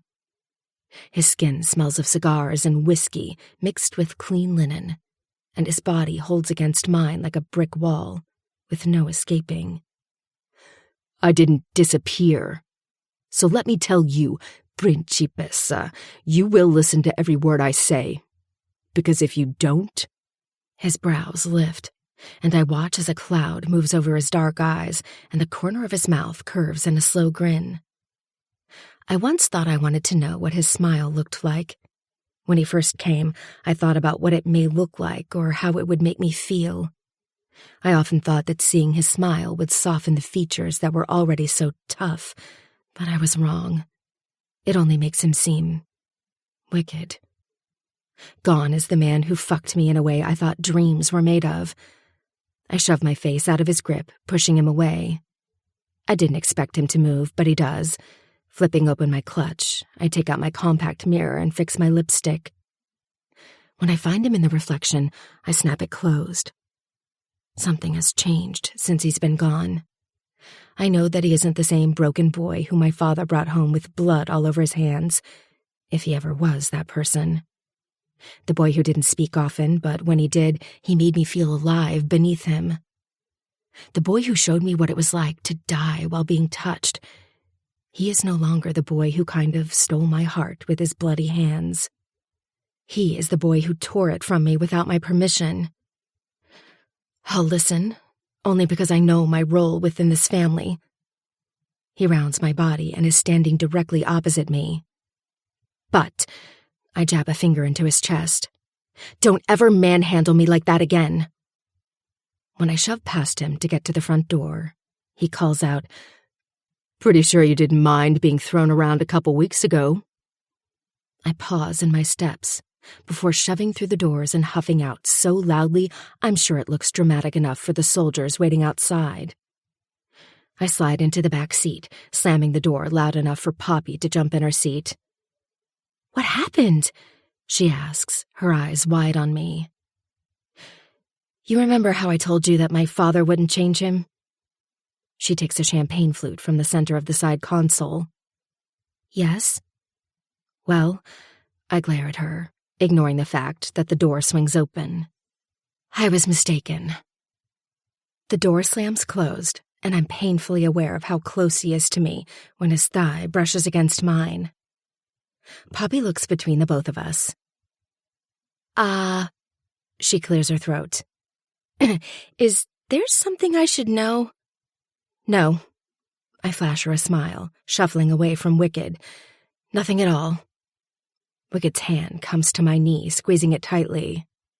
Yeah, nothing for you to worry about, Pop. Poppy's wary eyes rest on me. Okay. She points to the both of us.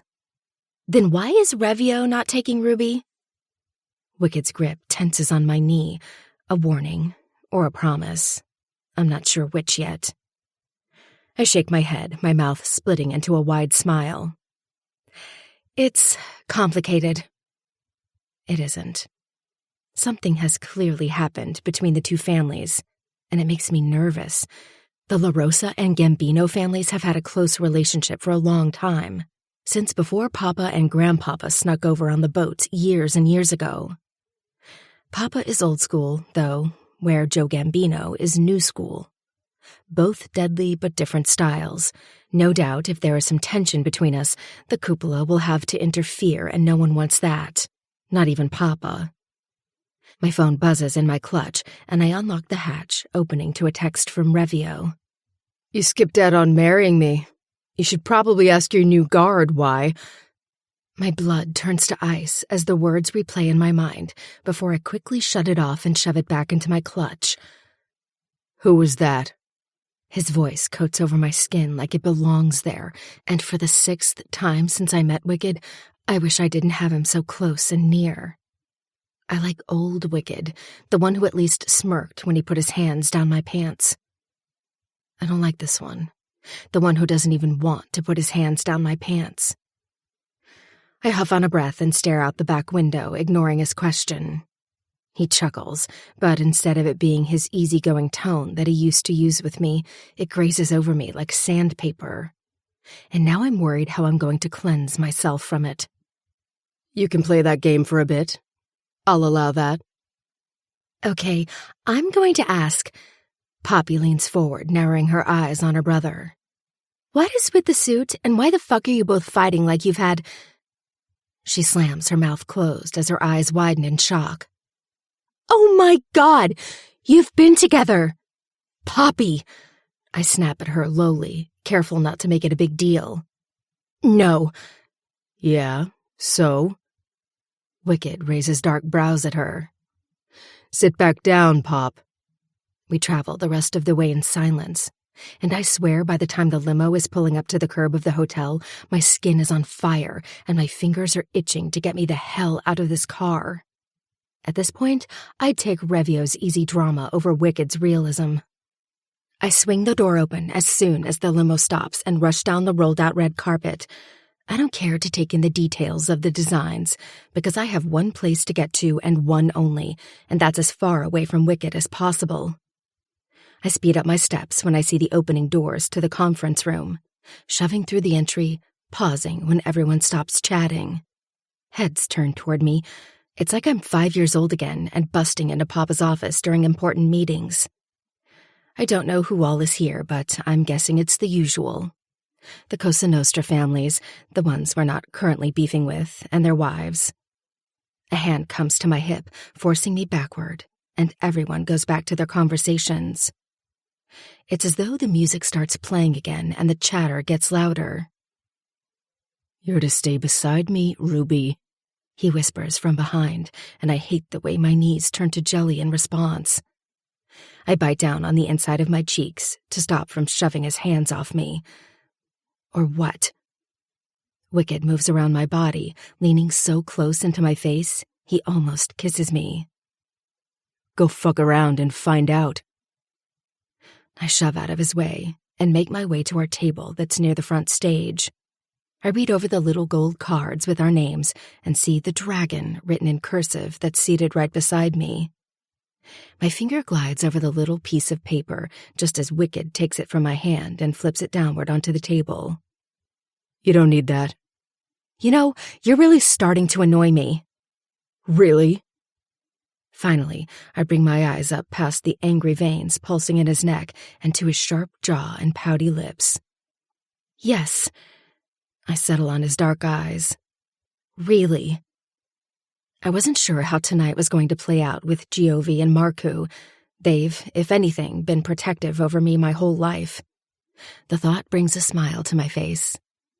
Wicked may have Papa wrapped around his finger, but my cousins are made men and are sixth-generation La Rosas. Wicked doesn't have a leg to stand on, no matter how big or scary and mean he may look. I know he's not as bad as a La Rosa. No one is as bad as a La Rosa. You coming home with me tonight, too? I ask, not bothering to hide the smile. He raises his brow. Sit the fuck down. I lower myself onto the chair as the gala begins. I hate these things. The auctions, the fancy way to say, I'm rich as fuck, but I'm also pretending to be a good person. No one here is a good person. I remember the first charity gala I attended as a little girl. I was 10 or 11, and Mama made me wear a ridiculous gown that frilled around my shoulders like fat, puffy cushions. I didn't talk to her for 24 hours after that. Safe to say, I was a bit of a brat. She plays house, and my father loves and treats her like a precious piece of gold. But make no mistake, there's one commandment my father does break, and that's the cheat on my perfect wife commandment. I give it 2 hours before I'm picking up my clutch and making my way out to the front lobby, grabbing my phone out and swiping it unlocked when I see Giove's pearly white smile flash over my screen. Baby girl, he purrs, and my cheeks sting from my grin. Is it about that time? I laugh, grabbing the packet of smokes I snatched from my mother's stash. Pulling one out, I bite on the end and light the tip. Yes, please, but Papa has someone new stuck on me, so... You know we can handle Papa La Rosa's little hellhounds. Before I can blow out the cloud of smoke, a bright orange Lambo slides around the corner with 50 Cent thumping out the windows loudly. It skids to a halt in front of me, and my idiot cousin's face fills the space of his empty window, flashing me a wide, fuck you, I'm a badass smile. Gio is good for those. Get in. I toss the cigarette and lift the door up high before shutting it closed, just in time to see Wicked at the door. Gio floors it, and my body crashes back against the chair as he drives us out, turning the music down a smidge. Revio still reminding you how much he can't wait to marry you? I shake my head, turning around to face him. No, and honestly, I'd rather take his fluffy bullshit than the savage on my ass right now. Well, whoever it is, I can kick their ass. Leaning over, I plant a kiss on his soft cheek before sitting back in my seat. Where are we going? Party at Papa La Rosa's lake house. I lean my head against the back of the leather. Are you kidding? Does he know? Who do you think planned it? Gio grins at me again, his curly blonde hair moving with the wind. Gio and Marku's mom is Papa's sister. They're my first cousins, but they call my father Papa, too. They didn't have much to do with their biological father, who was from another family. He actually told you to throw a party at the lake house? Yes, Gio smirks, dropping the gears down. We fly onto the on-ramp as he turns the volume up on the radio. Now chill out and enjoy the ride. Shit! I pull my phone out of my bag and open Poppy's chat. I should have brought Poppy with me. Poppy, eh? Gio nudges me with his shoulder while looking at the road ahead. She hot? Hey, sorry I dipped out before you. This is the address to the party that is happening tonight. Don't tell your brother. I knew he would be coming anyway, especially since this whole thing was my dad's idea, but I still wanted to add it to the end. You know, for safety reasons. Chapter 6. Wicked. I sit in the corner of the dark alleyway, leaning my forearms at my thighs, as I watch Victor circle the man who is hanging by his ankles from a fire exit at an old apartment in downtown Chicago. Please, I don't know who it is, Padrino. I swear. Liar. Tony Carpella rolls spit around his mouth and aims it right on the man's face. The fact that whoever Victor has hanging in the center of the alleyway is a made man should worry everyone who is here right now, bearing witness. Technically speaking, you can't whack off a made man unless you've got clearance to do so. But by the looks of this, Victor doesn't need approval. And I can't say I blame him. Why were you following my daughter? Victor pulls out a blade from beneath his gray suit, running it down the jugular vein on his neck. You and I both know that you would know I'd have someone on her. So that tells me that you want my attention. The tip of the blade sinks into the soft flesh of the man, and blood starts trickling down, hitting the asphalt every few seconds.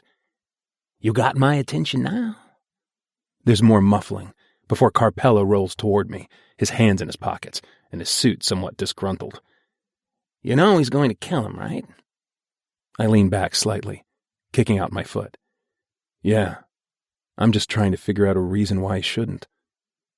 Tony inches down, his gray suit jacket spoiled with blood, probably from getting the man into the car.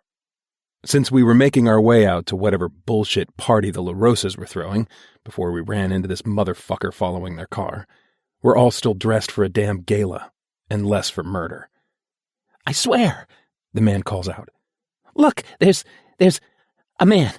He's young, sort of, and dresses like you. He paid me $5,000 to follow her. Victor looks over his shoulder, and from beneath the streetlight, he seems wider. I stand, rolling my shoulders back and slowly making my way beside Victor. Tilting my head, I follow the trail of blood. What? If we kill him, it's not going to take care. My hand flies to the handle of the knife that's only partially sunk into his neck. I twist it slowly as his screams turn to gargling whispers. Repeat yourself, but this time, leave a name. I keep twisting the blade. I don't know. Okay. I lean down this time so I'm eye level with him. His eyes are blue, but not like Poppy's.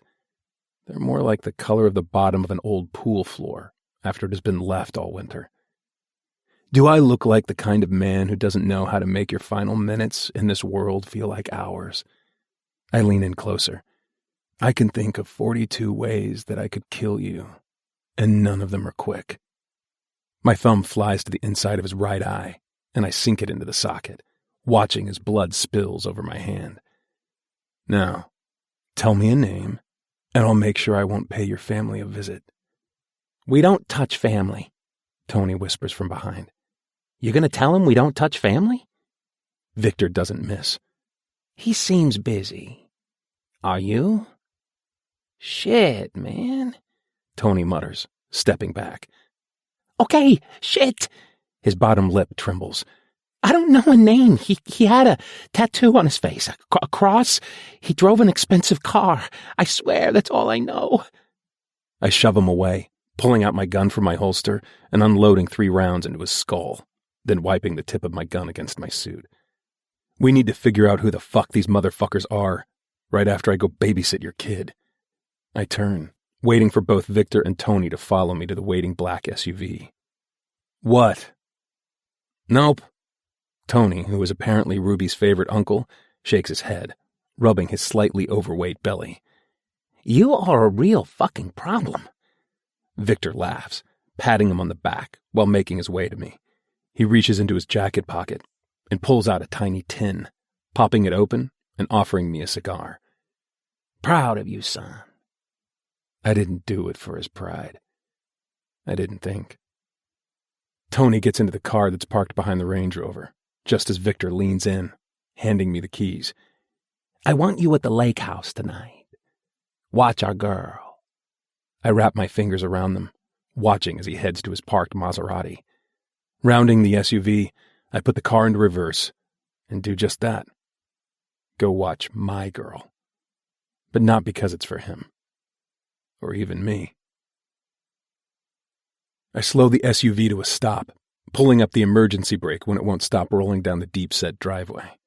This is hardly the average lake house, but I don't know what I was expecting, since I know the kind of money this family swims in.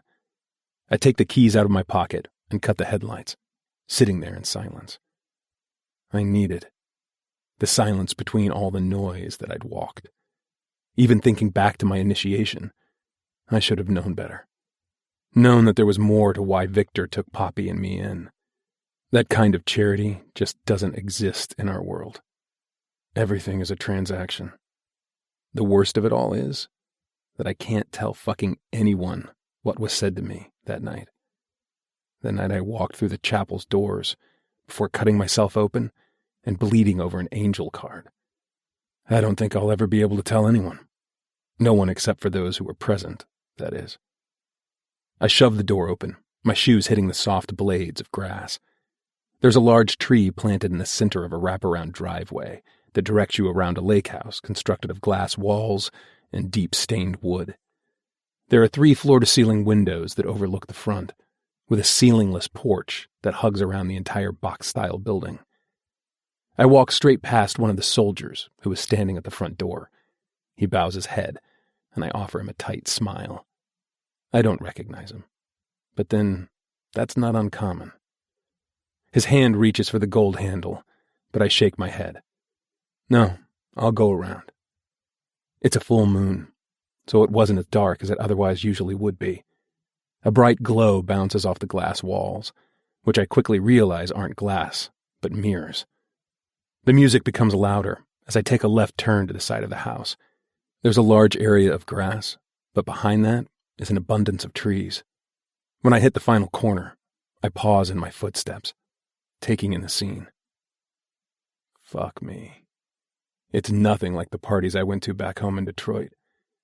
The lake is down below, with a long jetty that stretches out into a dark bed of water. In the far distance, you can see other lights from houses on the other side, but it is secluded enough to know that no one can see you. Or hear you. Goosebumps prickle the back of my neck as I shove my hands into my suit pockets. Fucking hate wearing this thing. It's definitely something I will need to get used to. If ever. Wu-Tang thumps through the speakers, and little lights hang above in the trees before leading toward the jetty. The yard spreads out wide enough to not seem so congested, but there aren't that many people here. It's clearly an invite-only party. My eyes land on Poppy, who is sitting on a lounge chair beneath a large tree, laughing at whatever that girl who is sitting beside her just said. I know who it is. Betty Peterson, a.k.a. Ruby's BFF. The music isn't loud, but there's an air of uncertainty that hovers over the space. I still don't know why Victor called this party, but I'm sure that by the end of it, we will all know.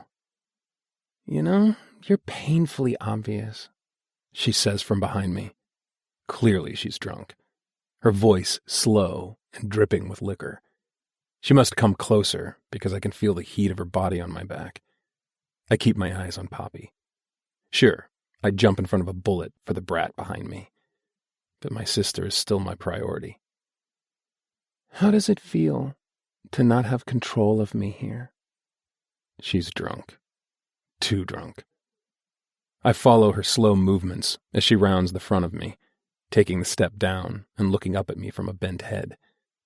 On any other occasion, I'd fuck the stupid out of her. But right now, she's just pissing me off. Her swollen lips wrap around the top of the bottle, and I watch as she tilts her head back and swallows. Without unlocking my eyes from her, I reach for the frosted glass of Grey Goose, removing it from her hands. Hey, she whines, reaching for it. I pull it away from her, stopping her body with my own. You've had enough. No, You? I grip her from around her tiny chin, forcing her eyes up on mine. Have had enough. She's annoying me, because while I should be watching Poppy, her drunk stupor has me distracted. Yeah, Ruby is hot. Yeah, I will enjoy leaving my marks on her any time I get. And yes, I know how fucked up I am, because I took her virginity fully knowing that the girl could end up being a grade A clinger. But right now, I don't want to deal with her. Her frown dissolves, and a slow curl of a smile touches the corner of her lip as she looks around my body. Are you sure you want to boss me around? Whatever the fuck she's looking at has her feeling bold. This is my cousin. She leans around me, and drags the body of whoever he is down the step where she's standing. He has blonde, curly hair, tanned skin, and a build that honestly is unimpressive. Am I supposed to be scared? I ask her, not bothering to pay him any attention. Yeah, you're on your own. And even though I don't know him, he clearly knows me.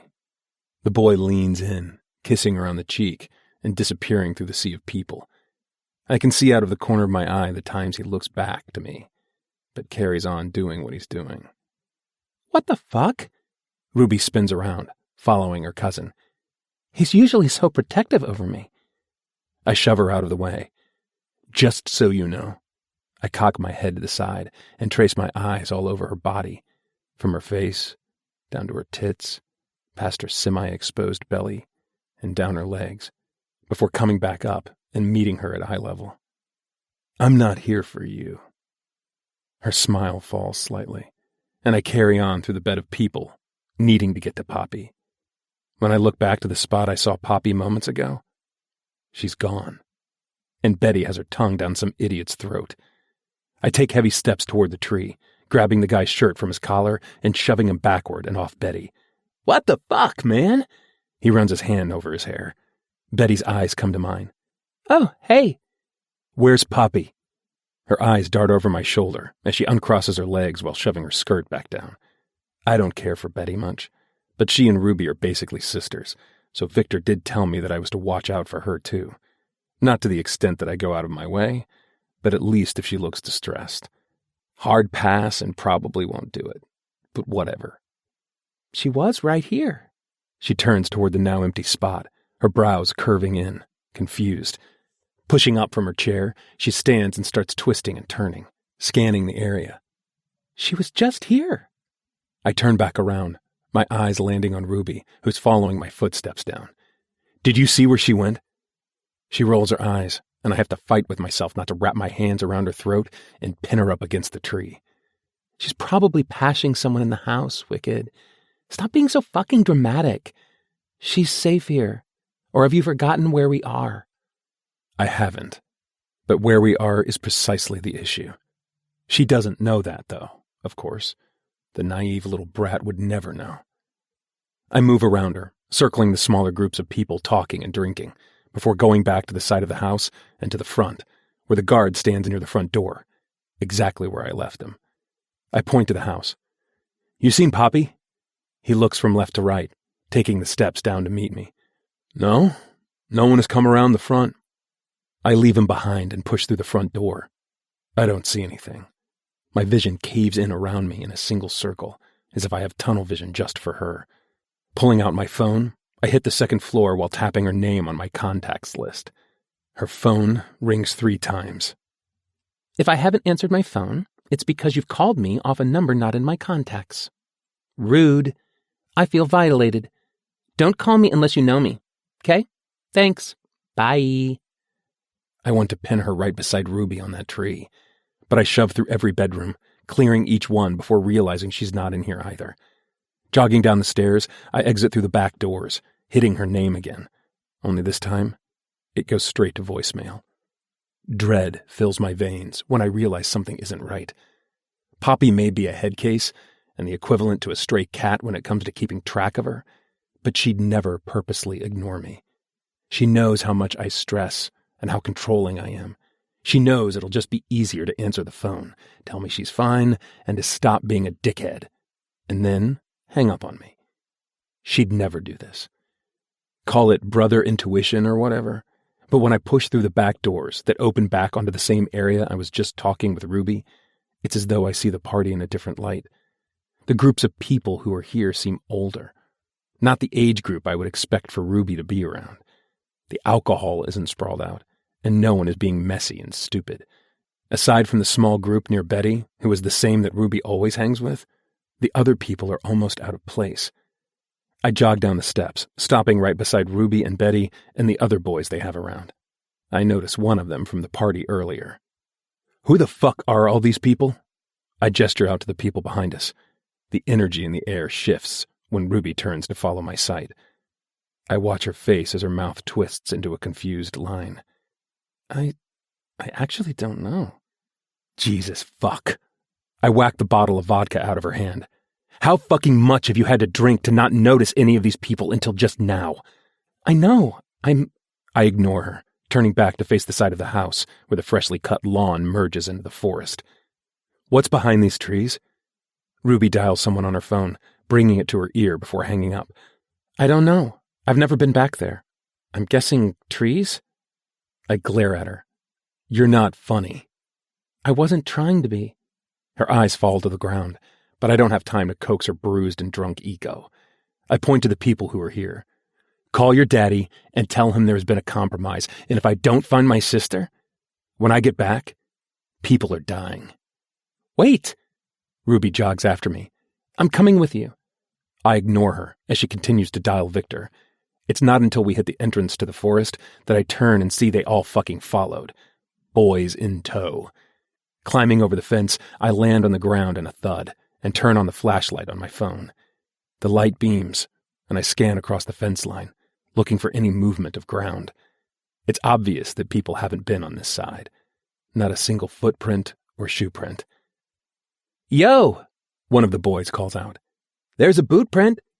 I turn back around, colliding with Ruby. Moving her out of my way with the back of my hand, I stop where Jackson is, narrowing my eyes on a clear print of a boot. Lifting my light up, I start following that same trail. The prints are clear as fucking day. But there's only one set. Papa! Ruby yells, and I spin around, pointing the light from my phone directly on her face. She winces. Sorry. It's probably not fair to blame her, but I can't help it right now. If I wasn't distracted by your stupidity, I would have seen where the fuck Poppy went. Poppy is gone, and... I snatch the phone off her, continuing our trek farther into the woods.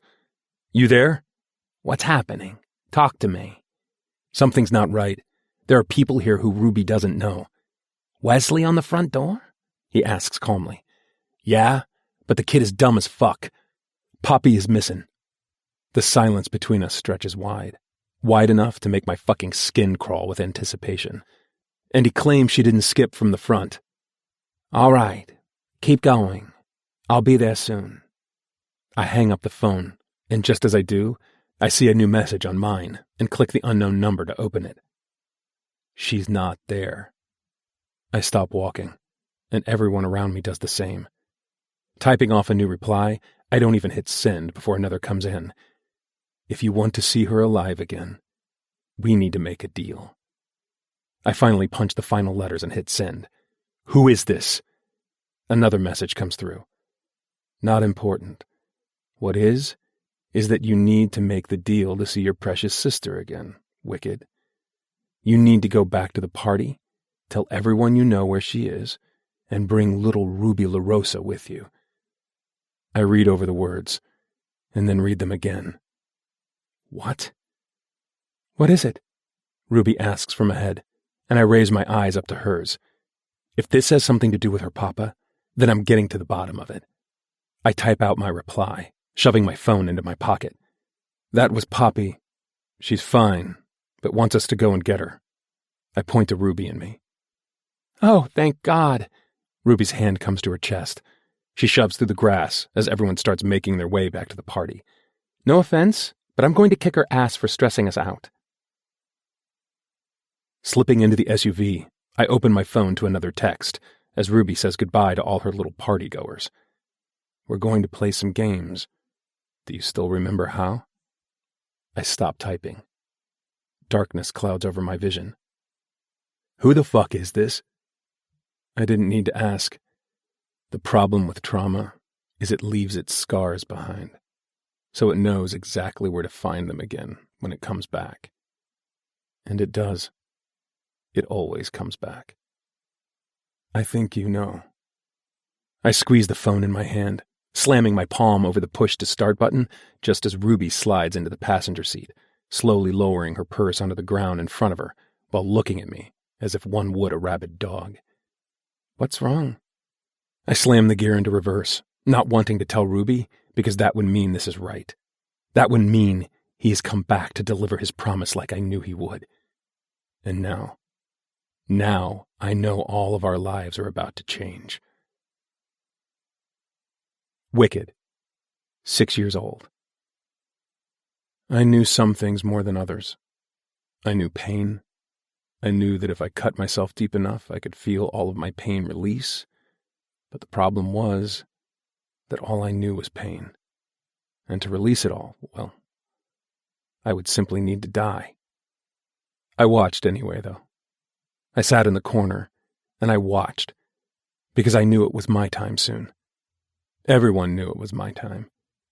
The chapel was as old as time. Well, it was older than me. The wooden benches were empty, but dark cloaks stared back at me from one side, where the other wore white. Where the dark cloaks stood with hoodies on, animal masks covering their faces, some elongated cows, some deer, some a little more human-like. To the right, the pure stood calm, tall, and at peace. Their robes weren't hiding their faces, but white paint covered them. Everyone was silent. Silent because tonight was a ritual. One we had waited for. Do you think it's going to hurt? A voice asked from behind me, and I turned over my shoulder slightly to see another boy, around the same age as me, chewing on his lip nervously. Then my eyes skipped down the line. Head after head, kid after kid, all the same as me, only different. I don't know, I answered honestly. We can only hope that if it doesn't, death takes us first. Present. Wicked? You're scaring me. Ruby's hand brushes my arm, and I pull away from her, driving us farther onto the highway. Good. You should be scared. Why? She looks between the highway and me. What is happening? I think over all the different ways I can tell Ruby without involving her. Now I wish Poppy being taken was Cosa Nostra related. Then that way, I'd know that I could blame someone else. Take my anger out on other people. And I know, at the end of the day, Victor would make sure we got her back. He had to. But now I know the chances of me seeing my sister again are slim to none. Wicked! Ruby yells, and I finally whip my head around to look at her. Her green eyes are wide on me, her little mouth slightly open. She has an angular jaw and high cheekbones, and a natural golden glow to her skin. Her usual siren-shaped eyes look wider than usual, worry etched into her features. Whatever it is, I can handle it. I drive us onto the highway that takes us to the outskirts of Chicago. I need to be off this motorway if I want to go the speeds I need to go to get to Poppy in time. We're not who you think we are. As soon as the words leave my mouth, I want to snatch them back. Poppy and I squeeze the leather steering wheel. We are not who you think we are. And who are you? Ruby asks, her tone gentle. You're about to find out. I reach for my phone, hitting call on the number that was texting me. 3 rings, and the phone clicks over. One can hope you have made the right decision. I place my phone in my lap, ignoring Ruby. Things have changed. Silence. And I know that these are dangerous words to speak while he has Poppy. I figured so. Which is why I have my security sitting all safe here. I watch as the little hand on the speedometer falls over to 100. You didn't tell me I was Italian. Well, you were raised here. But yes, your biological father was Italian. My eyes slam closed. And yes, you were from a line of very powerful men in the Cosa Nostra. I'm guessing La Rosa made you? Smart motherfucker, that one is. I clear my throat. What the fuck is going on? Ruby's tone drops. You piece of shit. I swear to fuck, if you're working with the cops, I'll kill you myself. Just when I think she's nothing like her father and all her mother, she says some gang shit like that. I turn to face her, my lip curled. First of all, shut the fuck up. The day I walk on that side of the law is the day you can take my nuts. She raises a perfectly arched brow. I would take more than that. And there it is. the little mafia princess finally looking more like what she should. I smirk at her, but go back to the road. Not just that. "The girl?" he adds, and before I can say anything, I feel the temperature in the car drop. Her fear is intoxicating. It's like she left a trail of it wherever she ran, but only I could sense it. "Yeah, she's hot." My smirk deepens, and I see her head whip toward me in the corner of my eye. "And she's got a tight little pussy." "Fuck you!" she screams, and I choke on a laugh as I move the phone away from her. "She's got a mouth as dirty as she fucks. But here's the deal," I add, leaning away from her so she doesn't kill us both. "I can't kill her, or her father.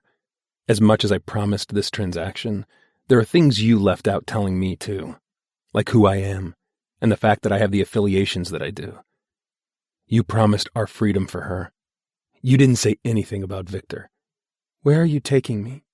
Her fight dies out as she leans her head on the window. I watch as she follows the lights that pass us on the road, reading every sign we go by. I bare my teeth, cranking my neck. "I'll do the transaction because I promised, but you gotta leave Victor out of it. That'll be too messy. It's bad enough you're taking Ruby." She's silent now, and just when I think he's not going to respond, he clears his throat. "See you in the morning." Then the line goes dead. We have a 4-hour drive ahead of us, and that's a whole lot of time put between her and me, and what could happen between now and then. I need to figure out a way that I don't blow this whole fucking shit up. She wants me to be a lost little pet for her papa, but she doesn't know that I'm the wolf who would find her. Chapter 7. Ruby. It feels as though time has been suspended in the air for the past 3 hours. I haven't spoken another word to Wicked, because as much as I want to know what the hell is happening, I'm smart enough to know not to waste my breath. If he wanted to tell me, he would have by now. Me acting a fool and demanding answers that I know I'm not going to get sounds exhausting. I thought I knew who he was, who Poppy was, but I'm beginning to feel like maybe I didn't. That my papa let a snake into our home, and now we are going to pay for it for years to come. I lean forward and push the power button on the radio. Goosebumps break out over my skin, and I run my hand up and down my bare arms. Wicked reaches for the back seat, tossing a hoodie on my lap. "Put it on." His voice is low, but laced with a dark undertone that he has done well keeping away from me. I push the material off my thighs. "I'm good, thank you." "Principessa, when you're in the presence of disrespect, you keep yours. Don't let anyone take a stepping stone away from you. You earned that spot." I close my eyes and inhale a shaky breath. All of Papa's life lessons and stupid one-liners somehow make sense now. I always thought I would be protected, untouchable. I thought I was unbreakable, but in the right hands, anyone can be fragile. "Stop being a stubborn bitch, Ruby." His voice is just below the song that's playing low in the background. I don't know who sings it, and if I had my phone, I would for sure Shazam it right now. "Hey!" He snaps his fingers in front of my face, but when I don't give him the attention he so desperately wants, fingers wrap around my chin, forcing my eyes onto his. I should look back to the road to make sure we're not about to crash, but I can't find the will to care. His eyes were the first thing I noticed about him. They were dark, void of anything light, but there was an animalistic kindness to him that I thought I always felt. In the shadow of his touches, his kisses, and then other things. I thought he was just like me. I was wrong. He's just like the rest of them. His fingers tighten around my chin. "Put the fucking hoodie on and go to fucking sleep." I shove my face out of his grip, and he drops his hand to the center, cursing before hitting the radio louder. Good. If anything, since he's kidnapping me, he can let me sit in peace. Leaning the chair back, I curl into a ball, facing the door and fisting my hands beneath my chin. Every single man in my life has done what Wicked is doing now. I thought he would be different. He's worse than all the rest of them because he makes you believe he's not like that at all. Hides his evil behind a mask, and it's not until it's too late when you see him. My eyes get heavier as I close them to the sound of the tires against the asphalt. I hope wherever he takes me, they make it quick. I knew why he was here, but yet I watched him anyway. He'd come to the house, do shit with Papa, and then come and see me in my bedroom. I would still be awake before he would leave because, why wouldn't I? He always brought me treats. Papa said to tell him what happened after every time. I was sure it was so he could steal my treats. Tonight would be no different. I watched as he looked down at his gold watch around his wrist before tapping Papa on the shoulder to bid him good night. I swooped up my teddy and quickly rushed into bed, slipping beneath my cotton sheets, and sighing when I felt the cool material touch my hot skin. I was hot because I was excited. Mama and Papa always fought after Antonio visited. I didn't know why she didn't understand. Antonio had the best treats I could have ever asked for, and he would watch me eat them, and even feed them to me. I ducked farther beneath the sheet, squeezing my eyes closed and holding my breath when I heard the creak from my bedroom door. My bedroom was already dark, because I was always supposed to be asleep at this time. I wasn't. It was 8 p.m. I wasn't 4 years old anymore. I was 5. Mama said I could stay up later now. She lied. She does that. She would say it was different if adults simply changed their mind, but to me it kind of felt the same. Something heavy sank into my mattress, and I had to contain my excitement by holding in a deep breath. I knew he was there. Antonio, Papa's oldest friend. I think. I had known him all of my life, so I was sure of it, and anyway, Ma and Pa would never allow anyone dangerous around me. My big cousin Marku made me sit down and watch Goodfellas one time, and then Scarface, and then The Godfather. I think Papa was a little like Don Vito. Principessa, are you awake? His voice was a whisper. I quickly scrunched the sheet away from my face, enough to peek out of the top.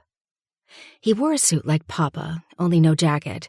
His sleeves were rolled to his elbows. He had long, skinny arms and legs. He was very tall, taller than even Papa.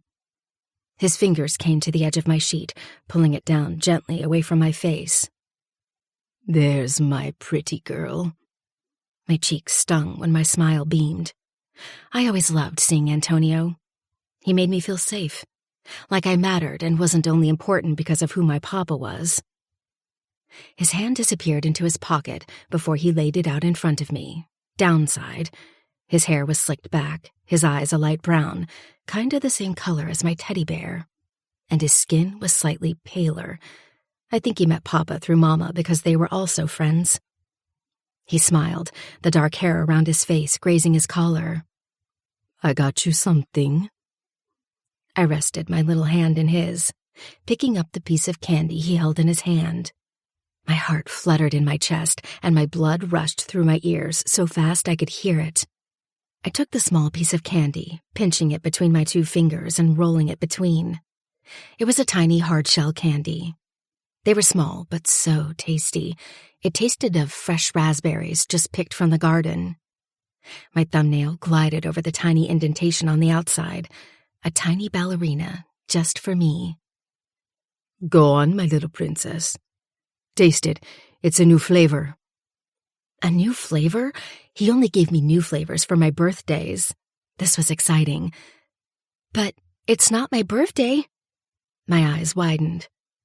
His smile deepened as he leaned down closer until his lips were hovering over my forehead. I know, but it will be soon. Placing the candy on the tip of my tongue, I fell back onto the bed and giggled as the sugar from blueberries and cotton candy slid down my throat. This is so lovely. I closed my eyes as his lips grazed my forehead. Isn't it? He trailed tiny kisses down from my forehead to my cheek. I'll see you tomorrow. My eyes opened onto him. This time he was so close I could feel his breath on my lips. He moved, and his face looked funny, like he was moving slower than usual. It was the candy. That's why it was my favorite. Who's my favorite little girl? I smiled, biting into my lip. I am.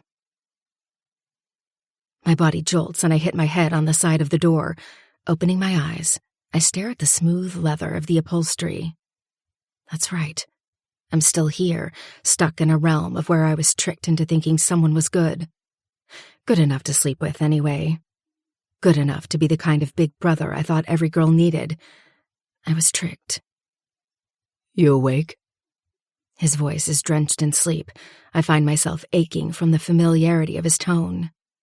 It was the same kind he used the morning we woke up together. I rolled to the front, pressing the button to raise my chair. It's barely dark. Right between yesterday ending and a new day starting, within 10 minutes, a new sun would be peeking out behind the mountains, and everything from yesterday would be in the past. Can I ask you something? I turn my head to face him, and that's when I feel the collar of his hoodie graze my cheek. I grab the end, looking between the hoodie and his face. You put it on yourself, in your sleep. Tilting his head to the side, I follow the sharp line of his jaw up to below his ear. I have so many questions I want to ask, but none of which I trust he will answer honestly. Back to your question. He doesn't look directly at me. Why are you doing this to Papa and me? We helped you.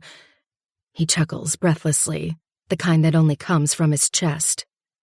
You truly think your father did this to help me? When I don't answer, and not at all because I can't take my eyes off the framing of his face, he stares back at me, and it's like being gut-punched. Fuck. Of course. He shakes his head, cursing beneath his breath as if he should have known all along.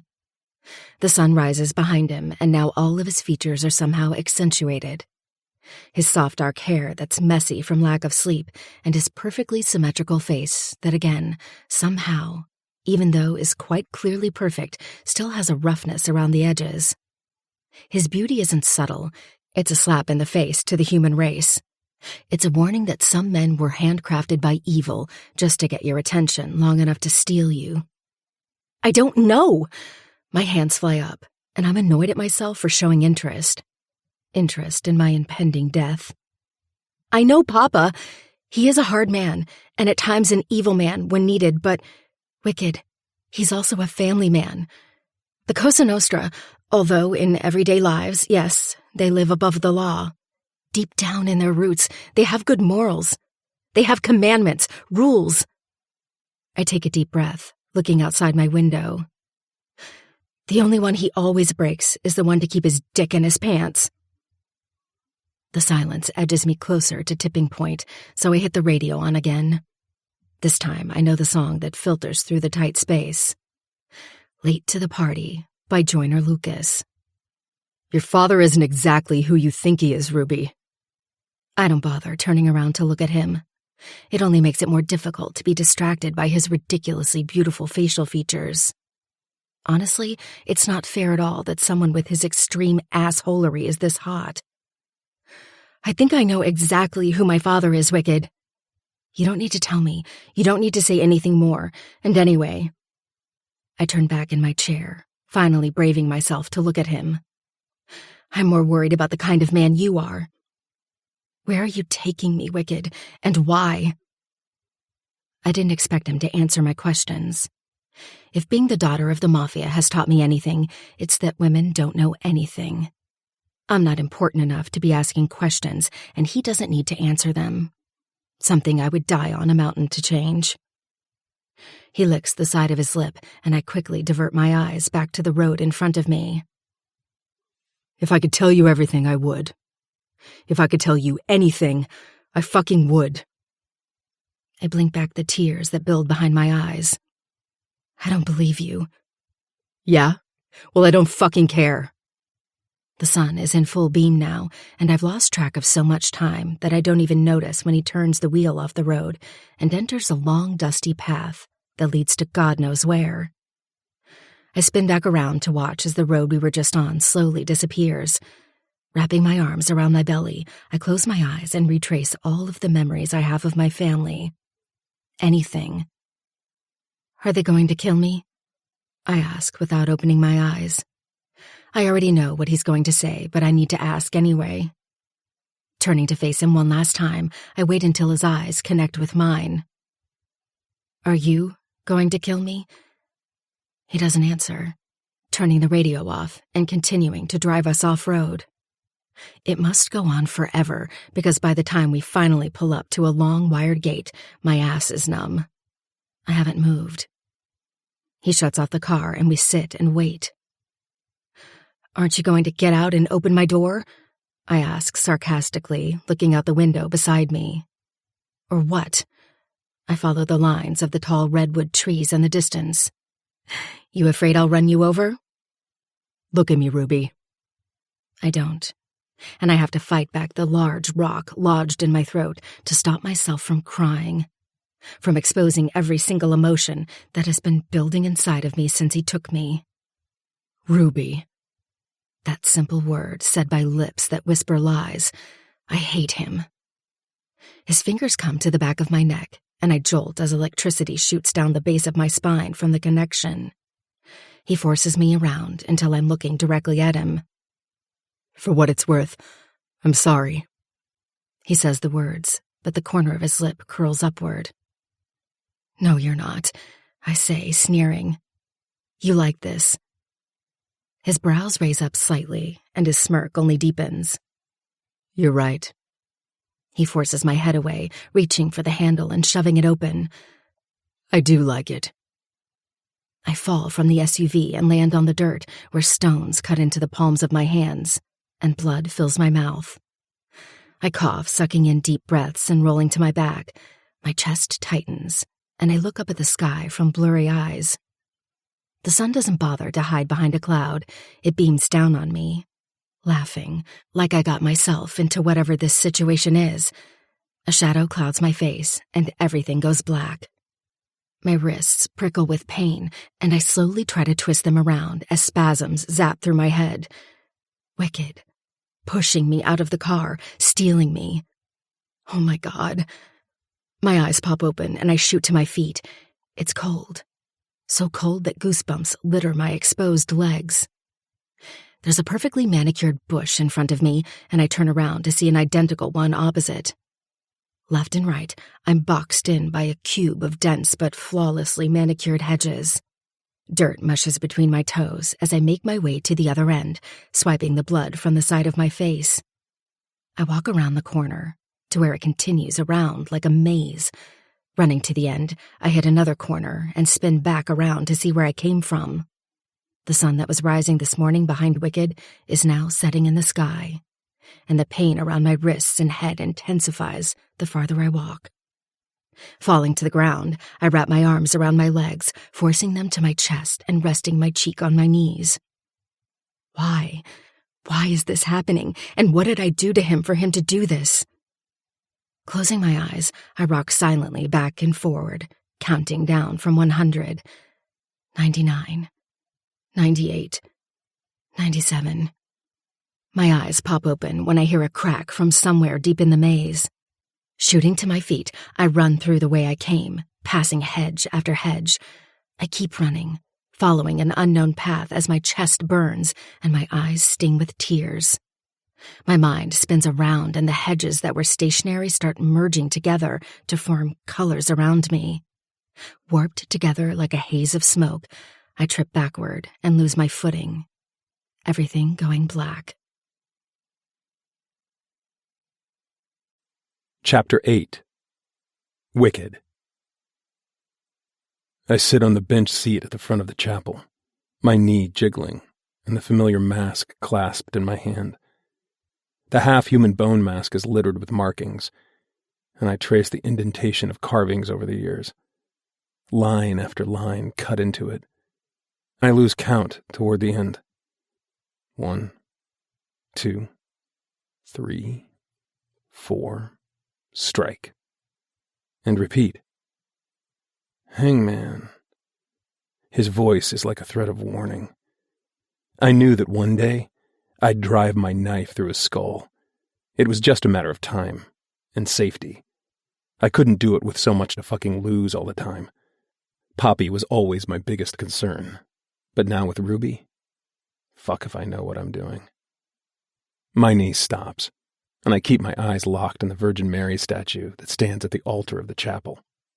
Her hands are closed around rosary beads before they trail down to an upside-down cross. Blood spills from her eyes, and part of her body is covered in a black cloak. This isn't about religion. It's about power. She's not reacting well, as expected. He takes a seat beside me on the bench, and I have to fight with myself to not kill him right now. Finally, my eyes trail up to his face, to where his suit ends and the rough edges of his jaw begin. I roll my lips behind my teeth to stop from doing something animalistic, like biting his fucking face off. Shit. I don't know what the fuck has gotten into me. I've known him all my life, Poppy's life. He's done all kinds of shit to both of us. More than both of us, to many people and kids. And not once had I ever felt this kind of rage. I can feel the violence in my bones humming against every logical thought process inside my head. Like I can almost feel the sharp talons of time scraping down the side of my skull. You got what you wanted. Slowly, I turn my body toward him. Now where's Poppy? He doesn't answer, his eyes remaining focused on Mother Mary. His shoulders are squared back, his control unwavering. Do you remember when you were a little boy and you tried to run away? I bite back a growl, because for once in my life, his restraint, his controlled candor, fucking irks me. How could I forget?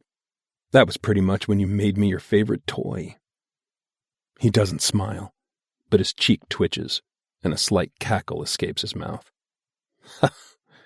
That's probably being a little too optimistic, young one. It wasn't. I remember every single day I spent with him like it was imprinted into my brain. Someone once told me that the older you got, the less you remembered as a child. It was the reason why we couldn't remember some memories. It's a lie.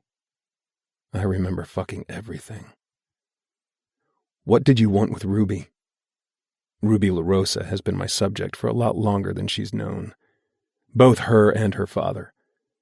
The truth is, the people who are after them are a lot worse than their mafia. And by the way I slipped into their family exactly to plan, I'd say that Victor would also know that by now.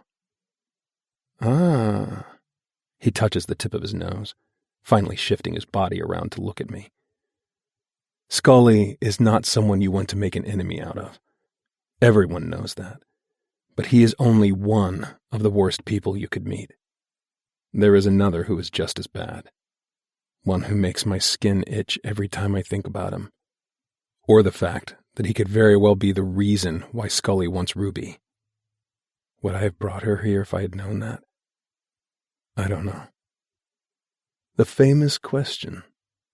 He pauses, and I hate when he does that.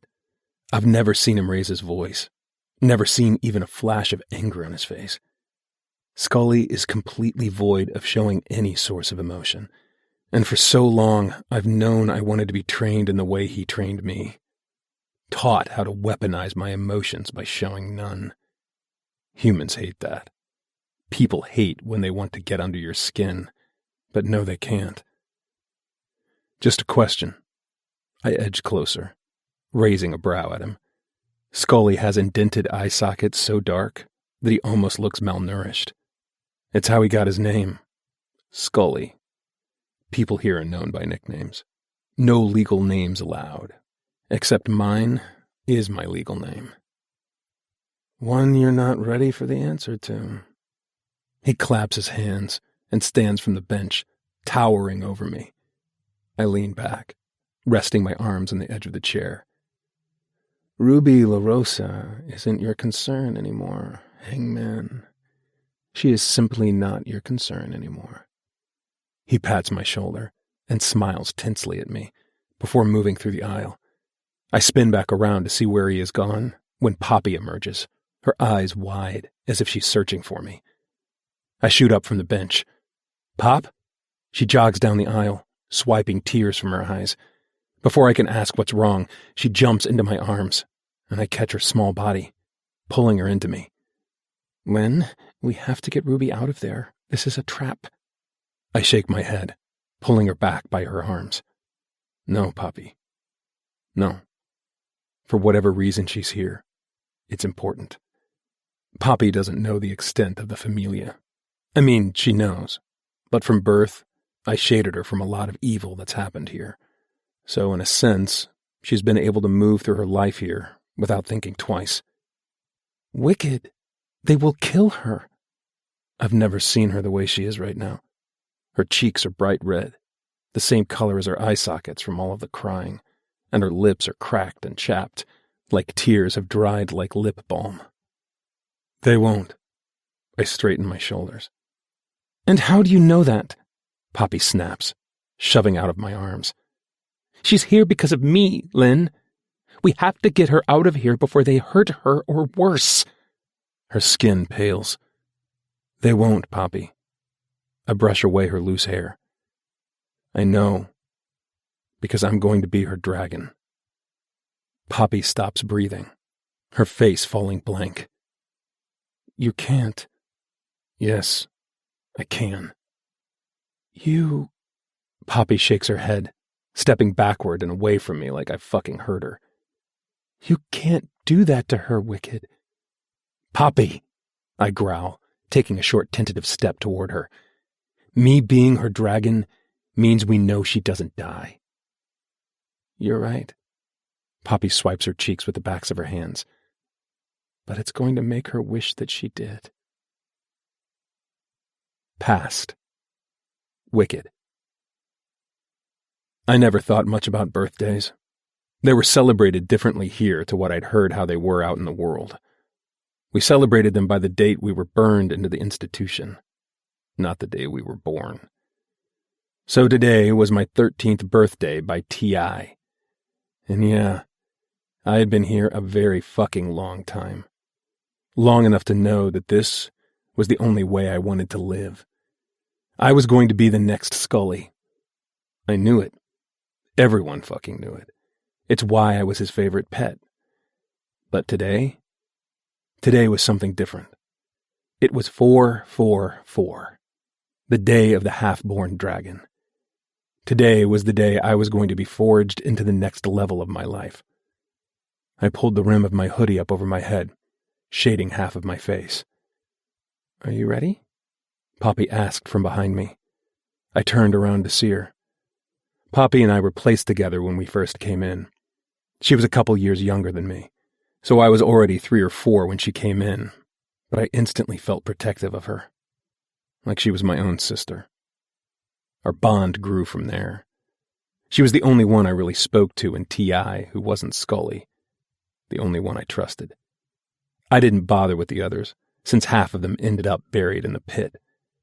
I let her worry, tightening my robe and making sure it didn't have any crinkles. Behind the old asylum was dense bushland, and then, hidden deeper in, was a set of glass igloos.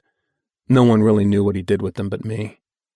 All of us lived in the old asylum, a numbered room each. Poppy patted my shoulder, moving to my single bed and picking up the blade that lay on a black cushion. My room was basic. Wooden walls, a small sink near the end of my bed, and a toilet hidden behind a curtain at the back.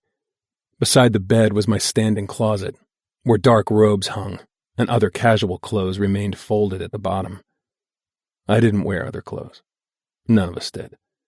There was a constant smell that clung to the ratty curtains that covered the high windows above my bed, and aside from the shitty plumbing and the squeaky bed, I couldn't be bothered with anything else. I knew that with time, with hard work, I'd move up in the ranks. I'd be able to do more civilian work and help Scully with what he needed. "Here." Poppy handed me the blade, and my fingers closed around the base of the knife. "You're going to probably need this a lot more now." There was a silence that split between the two of us, and I knew that Poppy wanted to ask questions. But the truth was, she already knew too much. I had overshared with her too often, and I wouldn't do it anymore. "Can you promise me one thing?" I nodded, even though I knew I wouldn't be able to promise her shit. "We get out of this?" A brick wall fell down between us, but I lifted my hand to her chin, circling the tip. "Sure thing, Pop." I pulled her into my lips and kissed the top of her head, the way I'd done so many times before. "Sure thing." Present. Picking up my phone, I shove it into my back pocket, pausing as I take in my old room. Haven't been back here in years, since I initiated into becoming not just any dragon, but Scully's dragon. Because to slay a dragon, one must become one. I run my finger over the old tiled sink, where I'd cut myself open on multiple occasions, just to feel something. Anything other than the aching feeling of loss. I didn't want to feel anything. I wanted so fucking badly to be just like Scully that I trained my dumbass self to not feel. It worked. Until Ruby LaRosa. Now, I have to be hers. I pick up the bone mask, throwing my robe over my clothes and sliding the mask over my face. Little Ruby LaRosa doesn't know what the fuck is coming for her. And the worst part about that is, she's going to fucking wish it wasn't me. Chapter 9. Ruby. Time stands still. I feel elated, as if I'm falling through clouds in the sky, and any time I try to stop myself from falling, my fingers grasp the emptiness of the clouds. I want to go home. I want Mama, Papa, and Betty. I want to go back to when my life was the chaotic mess that it was, but it was a familiar mess. I want to go back to when Wicked was a simple boy who Papa brought home and who just needed a new home. I know my life can never be that simple. I know that I'll never have the kind of luxury that can offer me, but I wish for it anyway. I rest my head back against the hedge, long lost, given up my fight to escape this never-ending maze.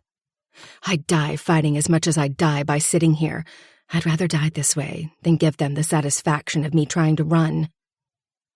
"That's it?" His voice shocks me, and my head whips up to a darkened corner to find him standing in a long black robe that covers the top of his head. If that isn't bad enough, the bone mask that covers his face is. It has scratches over the top, but where the mark off of 5 comes, it's done in red. It only covers the top half of his face, leaving his jaw and lips wide open. "Gotta admit, kinda hoped you'd fight harder." "Fuck you." I spit on the ground, leaning my head up to the sky, where a full moon beams back down at me. I like the moon more than the sun. The sun resembles happiness, warmth, everything humans fake. The moon symbolizes the cold, the people who like to hide in the shadows. I'm cold, so cold. My teeth chatter, but I keep the hoodie clinging to my body. "Whatever it is you want from me, you'll have to kill me to get it." He pushes from the hedge, and just when I think he's not going to say anything, and when I've found myself lost on the steel tip of his boots, he lowers down to face me. "Trust me, that can be arranged. But for now," he grabs me from around the collar, forcing me to my feet. "Find your way out of here." "Why?" I scream, balling my fists on the sides of my body. "Why should I do any fucking thing you say?" His mask is interesting. I'm annoyed at how often I find myself tracing the curve of his lips. "Why should I?" His hand is around the front of my throat, forcing me backward against the hedge. He tilts his head and my mouth slams closed. "Because if you ever want to see your papa again, you're going to do exactly as you're told." He squeezes again, forcing me harder against the bush. "Because if you don't, Ruby, I'll kill you, like I have the other 300 and however many marks are indented into this skull." My blood turns cold as I trace every line with new eyes. Literally. "So, you're going to do as you're fucking told?" "No," I bite out. I'm not. His hands fly beneath my thighs, and he lifts me off the ground. He knew that if I didn't wrap my legs around his waist, that I'd be left hanging by his hand around my throat. Fuck. You will? His lips touch mine, and heat rushes to the surface. Or I'll make it hurt enough until you do. He smirks over my mouth. Go on. He kisses me like he did that night. Fight me. I force my lips closed, moving my head away from him when he brushes his hand over my underwear. I try not to give in, but my breathing turns heated. You gonna stop me? He presses his thumb against my clit. Because I wouldn't. His other hand moves to cover my mouth, and he splits my legs wider as he moves my panties to the side, his finger dipping inside my pussy. I squeeze around him, unable to hold in my restraint. Look at me, and I won't drug you to do this. I don't. I keep my eyes locked on the leaves that grow out of the hedge. He forces my face to his, and my heart snaps in my chest when I come face to face with the monster he has been all along. Ride me. Do I do it? It wouldn't be giving in if I did. It would simply be me taking charge. I roll my hips forward as his lips crash onto mine. He opens up his robe and unfastens his belt buckle, pulling his pants down as he bites against my chin. This is gonna hurt. He forces my body onto his hard cock, and I yelp out a scream, my nails digging into his shoulder blades. He pushes into me, kissing my lips. Sorry, baby. Something pinches my arm, and my eyes fly to his, wide as the colors mix together like a watercolor painting. He drops me back to the ground, and I dust off his feeling from my body. Just as I take another step, I lose my footing, and my mind turns fuzzy. A loud siren noise pierces through the air, and I chuckle maniacally. Oh, what's that mean? Wicked pauses, his head moving to the side when his eyes narrow on a spot in the corner of the hedge. Fuck. What is it? I joke, rolling my eyes. Someone escape? Lucky them. He grabs me by my wrist and starts dragging me down the tight turns and pathways. 5 minutes later, I see the end of the tunnel. Grass sprawls out around our feet as he continues toward the opening. I widen my eyes to stop them from smudging when I see the township ahead. Little cabins are built around each other where a large rundown building sits. It looks like an abandoned hospital. What is this place? I let him drag me down the grassy mountain and toward the cabins. Somewhere you don't want to be. He tightens his grip around my wrist, but I try to force myself out of it. Finally, he spins around, his eyes wild on me. Fucking move, Ruby. I don't have fucking time for this shit. What? I yell. You don't have time to fucking kidnap me, drug me, fuck me while drugging me? Are you kidding? The piercing siren gets louder as we get closer to the cabins. He hisses, grabbing the mask and tearing it off his face. It's then that I see the disarray of his hair and the panic in his eyes. It's fucking Poppy. That siren? He points down toward the asylum and goosebumps break over my skin. Only goes off when someone in the institution is dead. So can you fucking move so I can make sure it's not my sister? Wait a minute. I wave my hand in front of my face. Are you telling me that she helped you kidnap me? The fuck? Wicked's brows dip inward. Where did I say that? Those drugs got you fucked up. No. I brought you here because it was part of my duty. Because if I fucking didn't, he would kill Poppy. And these are your friends? I scrunch up my face, but the horror is sprawled out over it. I've never been good at hiding that. Friends? Wicked laughs violently, his head tilting back. And even though it was done sarcastically, seeing his straight white teeth and the 2 dimples on either side of his cheeks almost slaps me on my ass. Wow, I never want to see that fucking smile again. Evil bastard. I have no friends here, Ruby. This is a lifestyle, the only kind Poppy and I have known. The kind that gets you killed if you don't obey the rules. He grabs me by the hand again and starts dragging me back down the mountain. I don't fight this time because I know.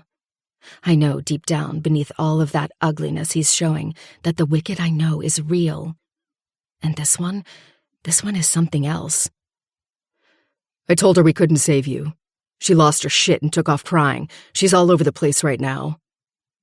I've hidden a lot from her over the years, and I have a feeling someone with loose fucking lips here has gone out of their way to tell her. Why? I ask, even though I have no idea what the fuck he's talking about. But if Poppy is in danger, I want to make sure she has my help. And to help her, I need to know whatever bullshit he's talking about, even if I can't walk without his assistance right now. The drugs are starting to wear off as seconds pass, but whatever it was felt familiar. Why would you need to hide things from her in a place you both lived for so long? The blades of grass whip my ankles as we finally get to the bottom of the mountain, and he spins around to face me. Because this life wasn't one we chose. It was one we were thrown into. Doors slam closed in the distance, and I whip my head up to see windows shutting and blinds closing.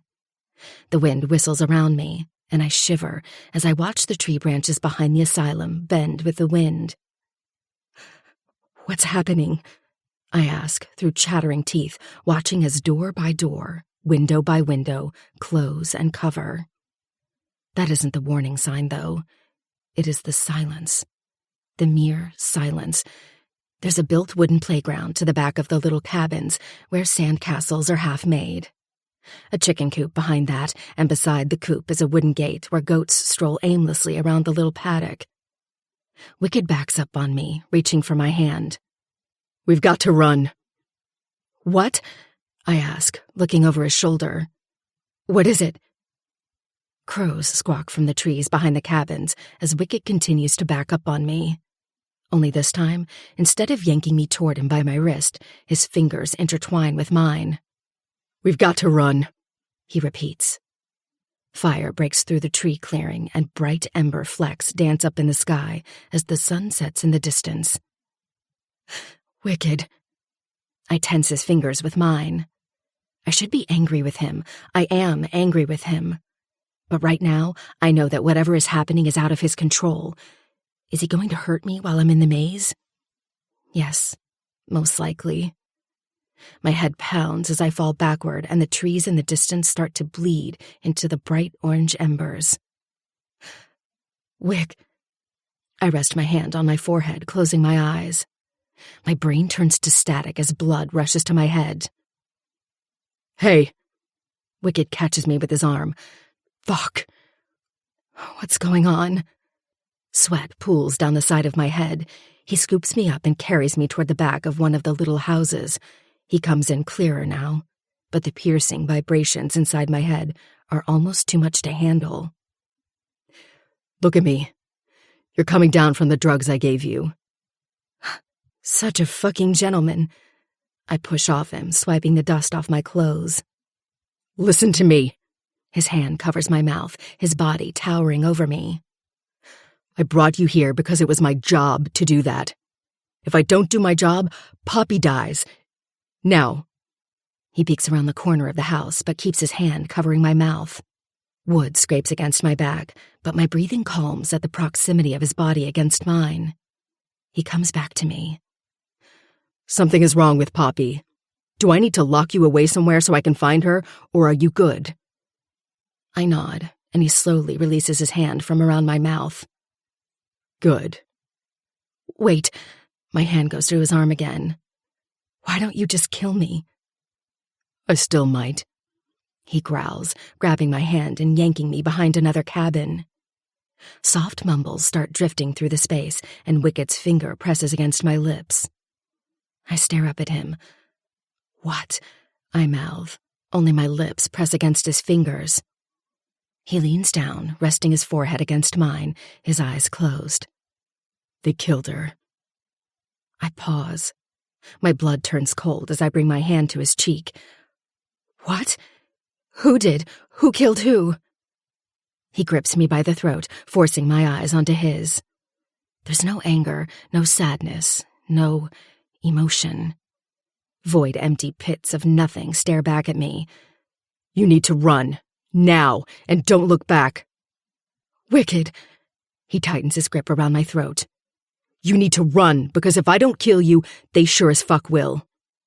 I blink back the tears, but my hands fall to the side. I'm not going anywhere. A dark shadow falls over his face. But before he can open his mouth to say anything else, the chanting gets louder, and I can almost feel the flames against my face. Well, isn't this unfortunate? Another voice comes from behind Wicked's body, and he freezes. His whole body turns to stone, but he shifts closer to me. Whether it was on purpose or coincidental, I notice it. Slowly, he turns around, his back now against my face. What have you done? I start to shift to the side, wanting to know who it is that's behind whatever weird shit happens here, but Wicked moves faster, blocking my view. You know the rules, Hangman. You broke them anyway. He steps forward, but my hand flies out to his, urging him back. I don't know why I did it. It makes no sense. I hate this man. He would have killed me, yet something deep inside wants to protect him anyway. He stops. What did you do? There's a long stretch of silence, and when I finally manage to see around Wicked's body, my eyes collide with an older man dressed in a suit covered in a robe. He wears a similar mask to Wicked, only not bone. He has dark hair slicked back, a shadow of a beard. He's big, bigger than Wicked even. There's a small diamond tattoo on his chest where his suit is unbuttoned, and when I travel back to his eyes, dread fills my blood when I see he's already looking at me. Wicked shoves me farther behind his back. I did everything Scully wanted me to do. For years, I obeyed. Tisk, tisk. The man's loafers come into view. He moves closer. There are other men surrounding him too, and I swear the chanting is so close that the people who are doing it have to be within view. You're mine now. And your little Poppy? Well, unfortunately. He steps to the side and everything happens at once. Wicked's body falls to the ground slowly until his knees hit the dirt, and what he just saw is staring back at me, exposed. An upside-down cross has flames burning around the ankles of a half-crisp corpse. Her head is tilted to the side, her face torn off. The flesh on her face has been peeled back, or melted back, to the skeletal remains as the angry flames of the fire ignite the rest of her body, ripping through the clothes I last saw her wearing from the party. Wicked screams a roar loud enough to cause a ripple effect throughout the village, and I drop down beside him, my hand on his shoulder to pull him closer into me. Pick them both up, the man with the diamond tattoo says, and I look up at him from below. They're mine now. One of the men leans down to grab both Wicked and me, but I rear my foot out and kick him straight in the dick. Wicked launches forward, pulling his knife out from his jacket and whipping it across the man who is closest to me. The man stops, his eyes wide and his hands flying to his neck where blood spills between his fingers in a gush of urgency. I stand back and stare blankly as I watch the life drift from his eyes. Good. I wish I could say I felt remorse or even sick to my stomach. I don't.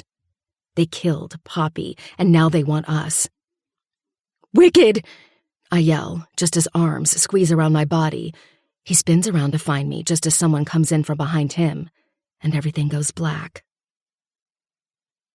I don't think I've ever thought about the way it feels to be loved. Not just by your parents, but by people who aren't programmed to love you. That unconditional love, the kind that has nothing to do with the fact that you share the same blood. I've never had that. Except for maybe Betty, but not the kind that Wicked and Poppy had. I always assumed that they were blood siblings. They were that close. I sit perched on a king-size bed. It has black silk sheets and a fur bed cover.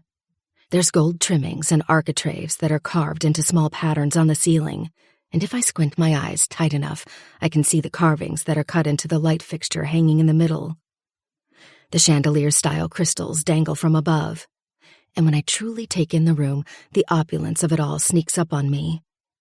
Everything is black, the bedding, dressers, and even the rug that sits at the end of the bed. There's one door to the side of the room, and behind the bed there's a simple blank wall. No windows. Probably a red flag if I didn't already know that why I'm here is a red flag. Wicked. I push up from the bed and lift my foot to walk, when I look down to the chunky heels on my feet. What? Moving to the side of the room where a large Victorian-style mirror hangs off the wall, I pause when I see what I'm wearing. There's a bruise on the side of my head, and when I turn to the side a little, I wince when I see the stitching. Poppy. I'm dressed in a black lace bra and black panties with suspenders hanging down my thighs. Pulling the silk robe closer to my body, I tie it around me and turn back to the task at hand. I need to find Wicked. Whatever has happened with Poppy has to be killing him. An overwhelming feeling of protectiveness washes over me for him. For both of them. I rush for the door when it flies open before I can reach it, and Wicked is standing at the threshold, dressed in black jeans and a white shirt.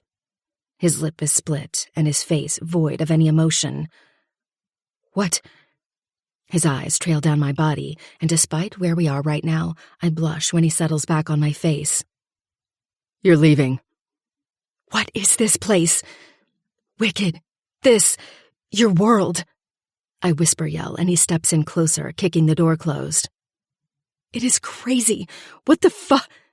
He grabs me by the cheek, pulling my face into his. His lips find mine, and I bring my arm up to the back of his neck. I don't think his intention was to kiss me, but I kiss him anyway. Flicking my tongue over his bottom lip and over the graze, I lean up on my tippy toes, massaging the back of his head. We can get out together. He shakes his head slowly, but his other arm hooks to my back, holding me in place. This is different, Rubes.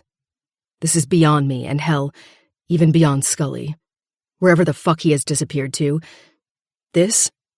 He brushes the tip of his nose against mine. This is beyond even the honored society. His hand falls to the nape of my neck. You need to get out. Tonight. Because what he has planned for you is worse than you can even imagine. But what will he do to you if he finds out? Panic cripples my legs and I fall slightly, only he catches me, carrying me onto the bed. What is this place? It's the compound of K Diamond. Look at me. He forces my face up to his as he slowly lowers himself down beside me. They're going to kill me. That's inevitable. But I need you to give this to your old man when you get home. Don't read it either, just give it to him. An envelope is placed into my hands, but I don't want to take my eyes off Wicked to see, because this might... Tears fall from the corners of my eyes. He brushes the tears away. You need to move on and forget about me and all this. I promise you it'll make sense one day. Why I was there, why I came into your life, and why I'm doing what I'm doing now. Anger rips through the swell in my throat. And what is that? Huh? Hangman? What are you doing right now, and why can't you come with me? I stab my finger into his chest, the tears spilling over my cheeks now. We can both leave. No, baby. No, we can't. His warm lips come to mine, and my heart shatters. All of the emotions that have barreled into me since Wicked came into my life crash down the final walls of control I have. I don't want him to go. He feels like home. His tongue slips between my lips, and I shuffle closer into him as his hands come to the back of my ass, lifting me up to straddle his lap.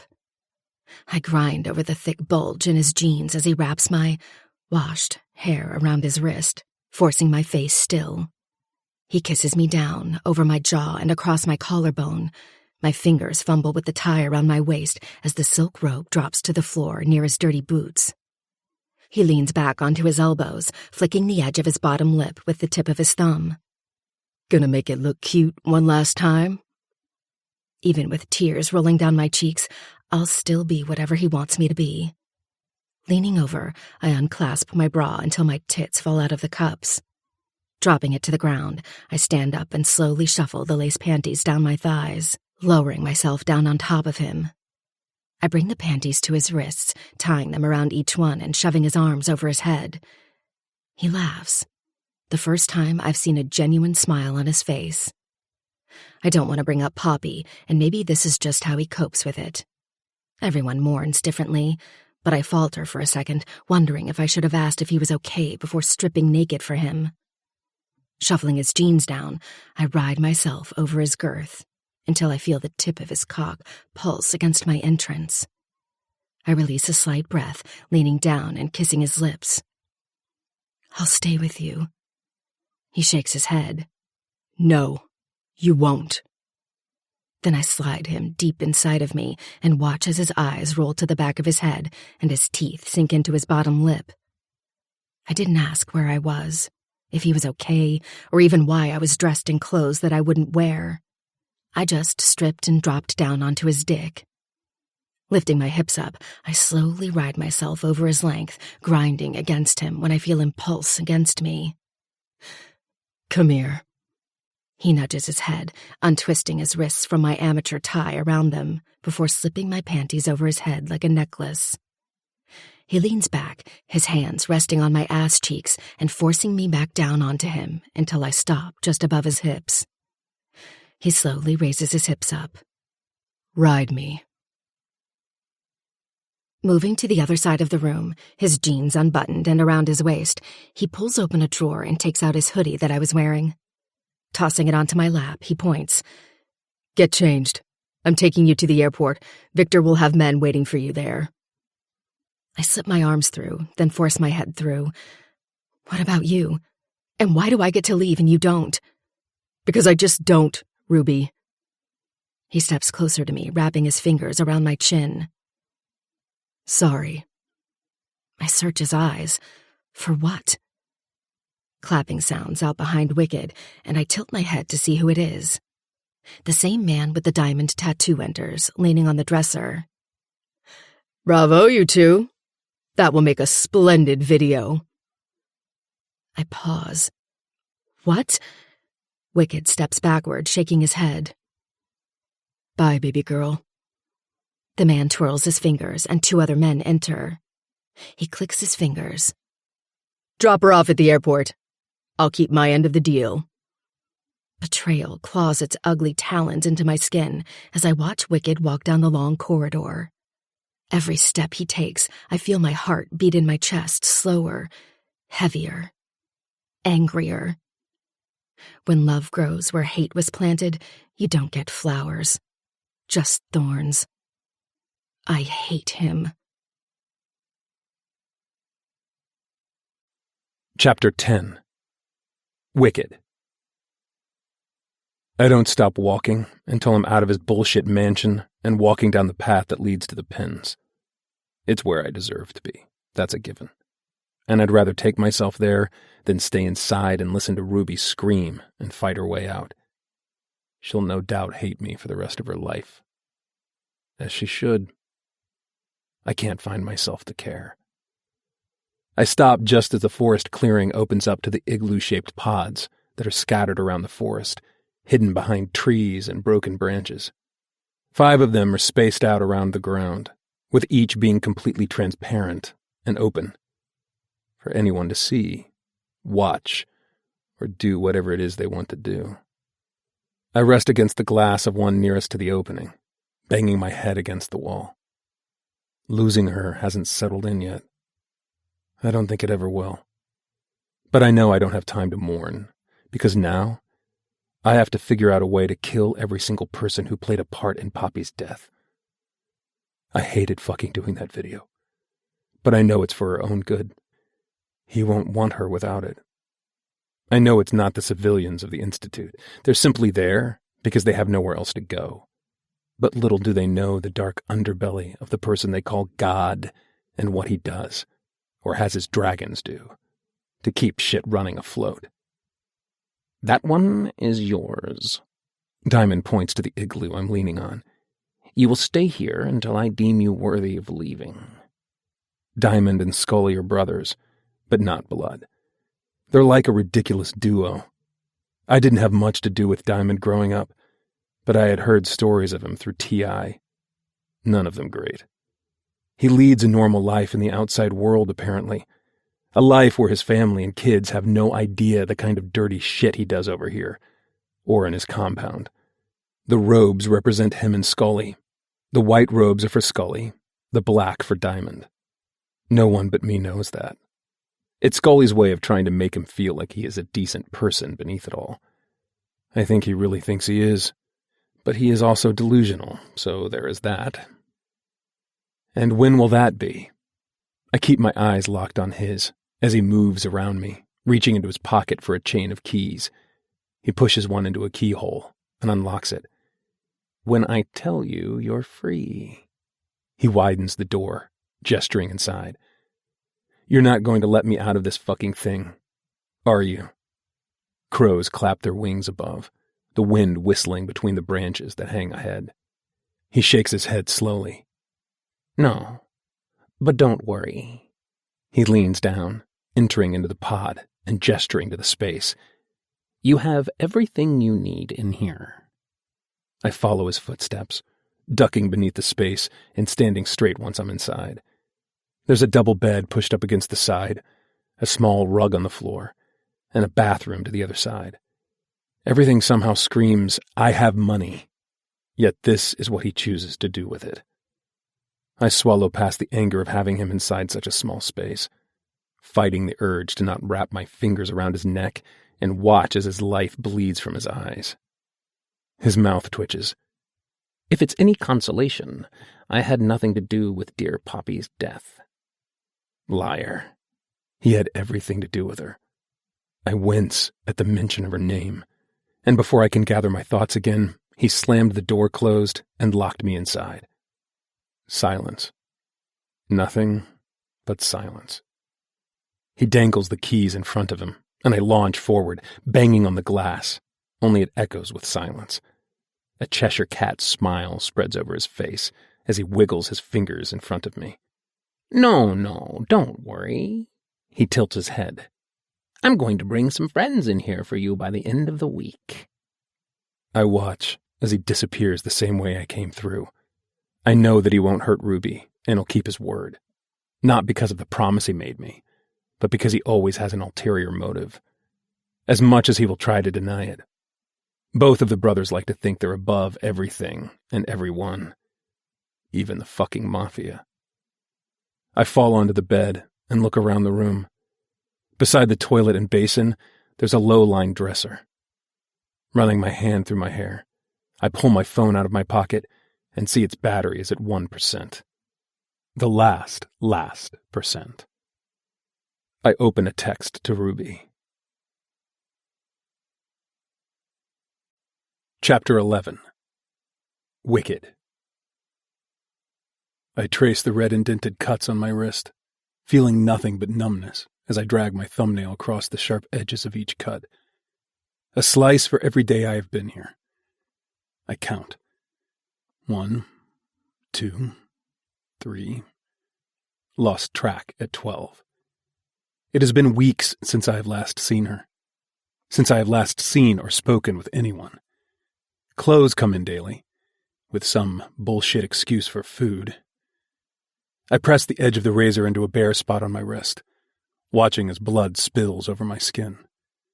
Closing my eyes, I exhale a sigh of relief when the cut splits open for my last day. Resting my head against the glass wall, I stare up at the sky, watching the stars. One for each fucking problem. For each problem I no longer care about. Dropping the razor onto the ground, I push up from the ground. Another day where I don't hit a vein. Deep down I know that I am playing Russian roulette. But I also know that I want it.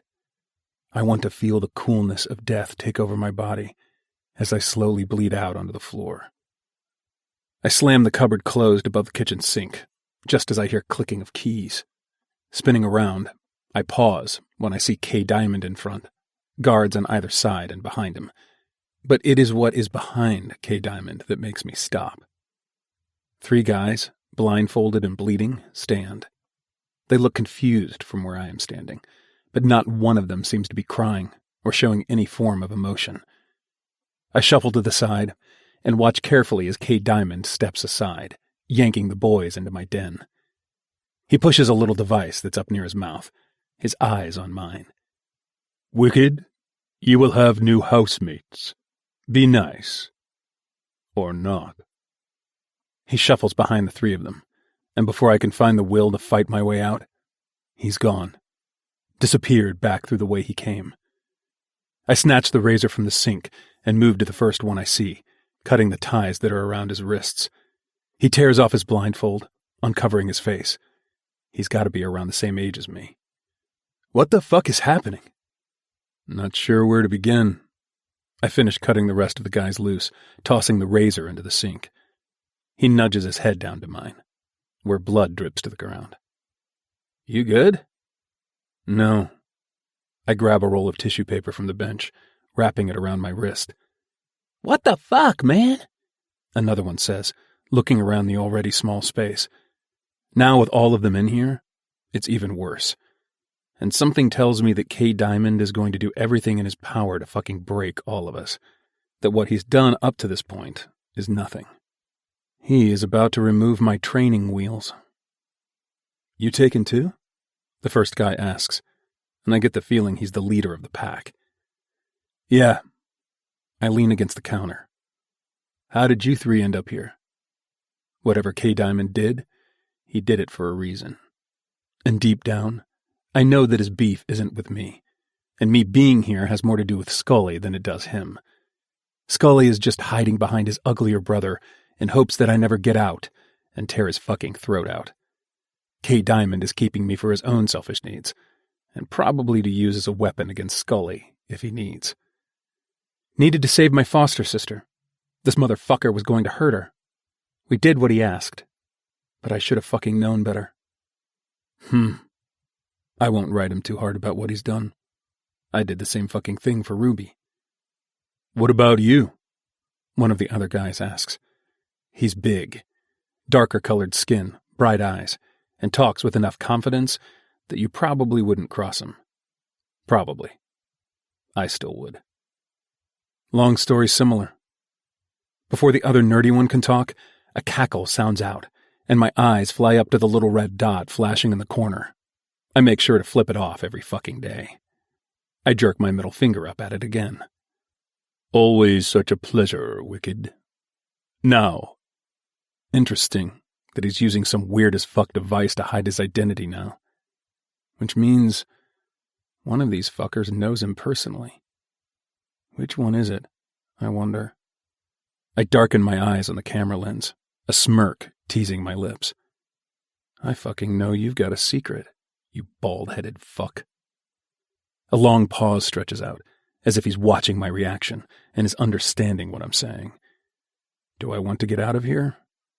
Unsure. Do I think I would still be alive to even contemplate my life? Fuck no. As I was saying, he continues, you're all going to get acquainted with one another over the next however long I decide to keep you in here for. Hold up. I step forward, closer to the camera. Are you telling me you're keeping us all in this little-ass fucking room? For what? Wicked. He's annoyingly calm and calculated, much like his psychotic brother. Yes, I am. During your time here, you will perform jobs during the day. 1 act a day. I pause. I know Scully well. Too well. But I don't know shit about K. Diamond. If you don't, we will kill those closest to you, and you can taste test who is who during supper. I flip the camera off again. You already killed the one person you could use as leverage against me, fucker. A loud cackle breaks through the silence. It goes on for what feels like hours, before he finally says, But did I? And let's not forget, truly, you have 2. He's bluffing. There is no way that he would risk a war with the Cosa Nostra for Ruby. Even though, to this day, I still don't know why they wanted her to begin with. All to what? Give her back to her father? Years of training for a couple of months and to give her back? Maybe things had changed somewhere along the way that I couldn't see right now. I know for a fact that he won't fuck with La Rosa, and if by chance he is dumb enough to do that, I'd bet my life that girl would be chained up in her house with the highest paid security on her ass. Even Victor won't want that. You're full of shit, I snap, baring my teeth. I'm getting real sick and tired of having a conversation with him through a fucking camera lens, where I can't see his reaction or thoughts. Am I? There will be a delivery left in your meals tonight. I suggest all of you look through them, and then decide if I am, in fact, bluffing. The scratchy sound silences, and it's just us again. What's your name? The main guy asks, coming toward me. The other two stay on the bed, a mixture of shock and anger filling their faces. I grab a cigar out of the box on the counter, offering him one. He takes it, and we both stay silent, rolling mine between my fingers. I could give him a fake name, but a dark part of me doesn't want to. I bite down on the end of the cigar, lighting the Zippo. I puff on the trunk until it gathers enough burn, before flicking tobacco out of my mouth. Wicked. You? When he doesn't answer, I turn my head to look at him and find him staring back at me with green eyes. The fucker is sure as hell pretty. The corner of his mouth curves in a knowing smirk. Sicko. Cheers. I tap my cigar against his before bringing it back to my mouth. To new fucked up beginnings. Yo, Roy, are we going to talk about this? Like, we did what he fucking said we were supposed to do. I watch as he moves across the room, taking a seat beside his friends. I know, but clearly something happened along the way. Sucking down the smoke, I point to them with the end. I don't know much about K. Diamond. I more fuck with his idiot brother Scully. Sicko pauses, looking up at me from behind the cloud of smoke. This psycho has a fucking brother? Pushing off the counter, I move to the door. Yeah, he's not as bad as K. Diamond, but I'm starting to rethink my choice of thoughts. He takes something from you? It's an honest question. I know that whoever this group of guys are, and whatever they're doing here, they're good people. Not the kind I was raised around. Not the kind I am. K. Diamond?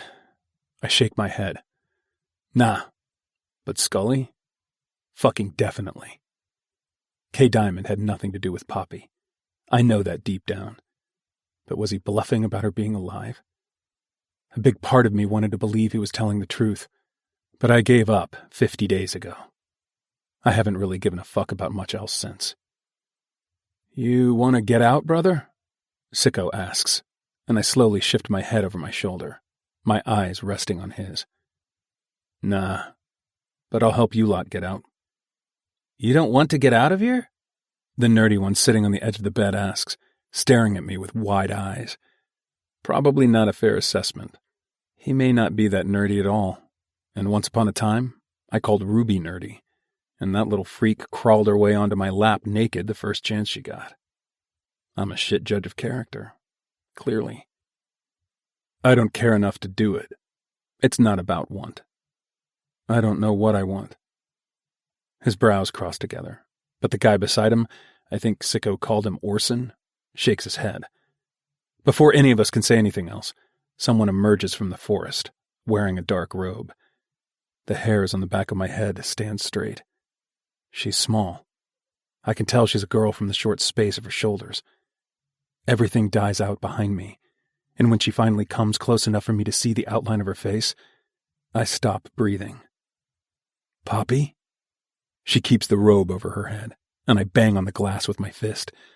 Leaning down to where the food is slid into, she points down with her head. I open the flap and grab the tray, sliding it inside.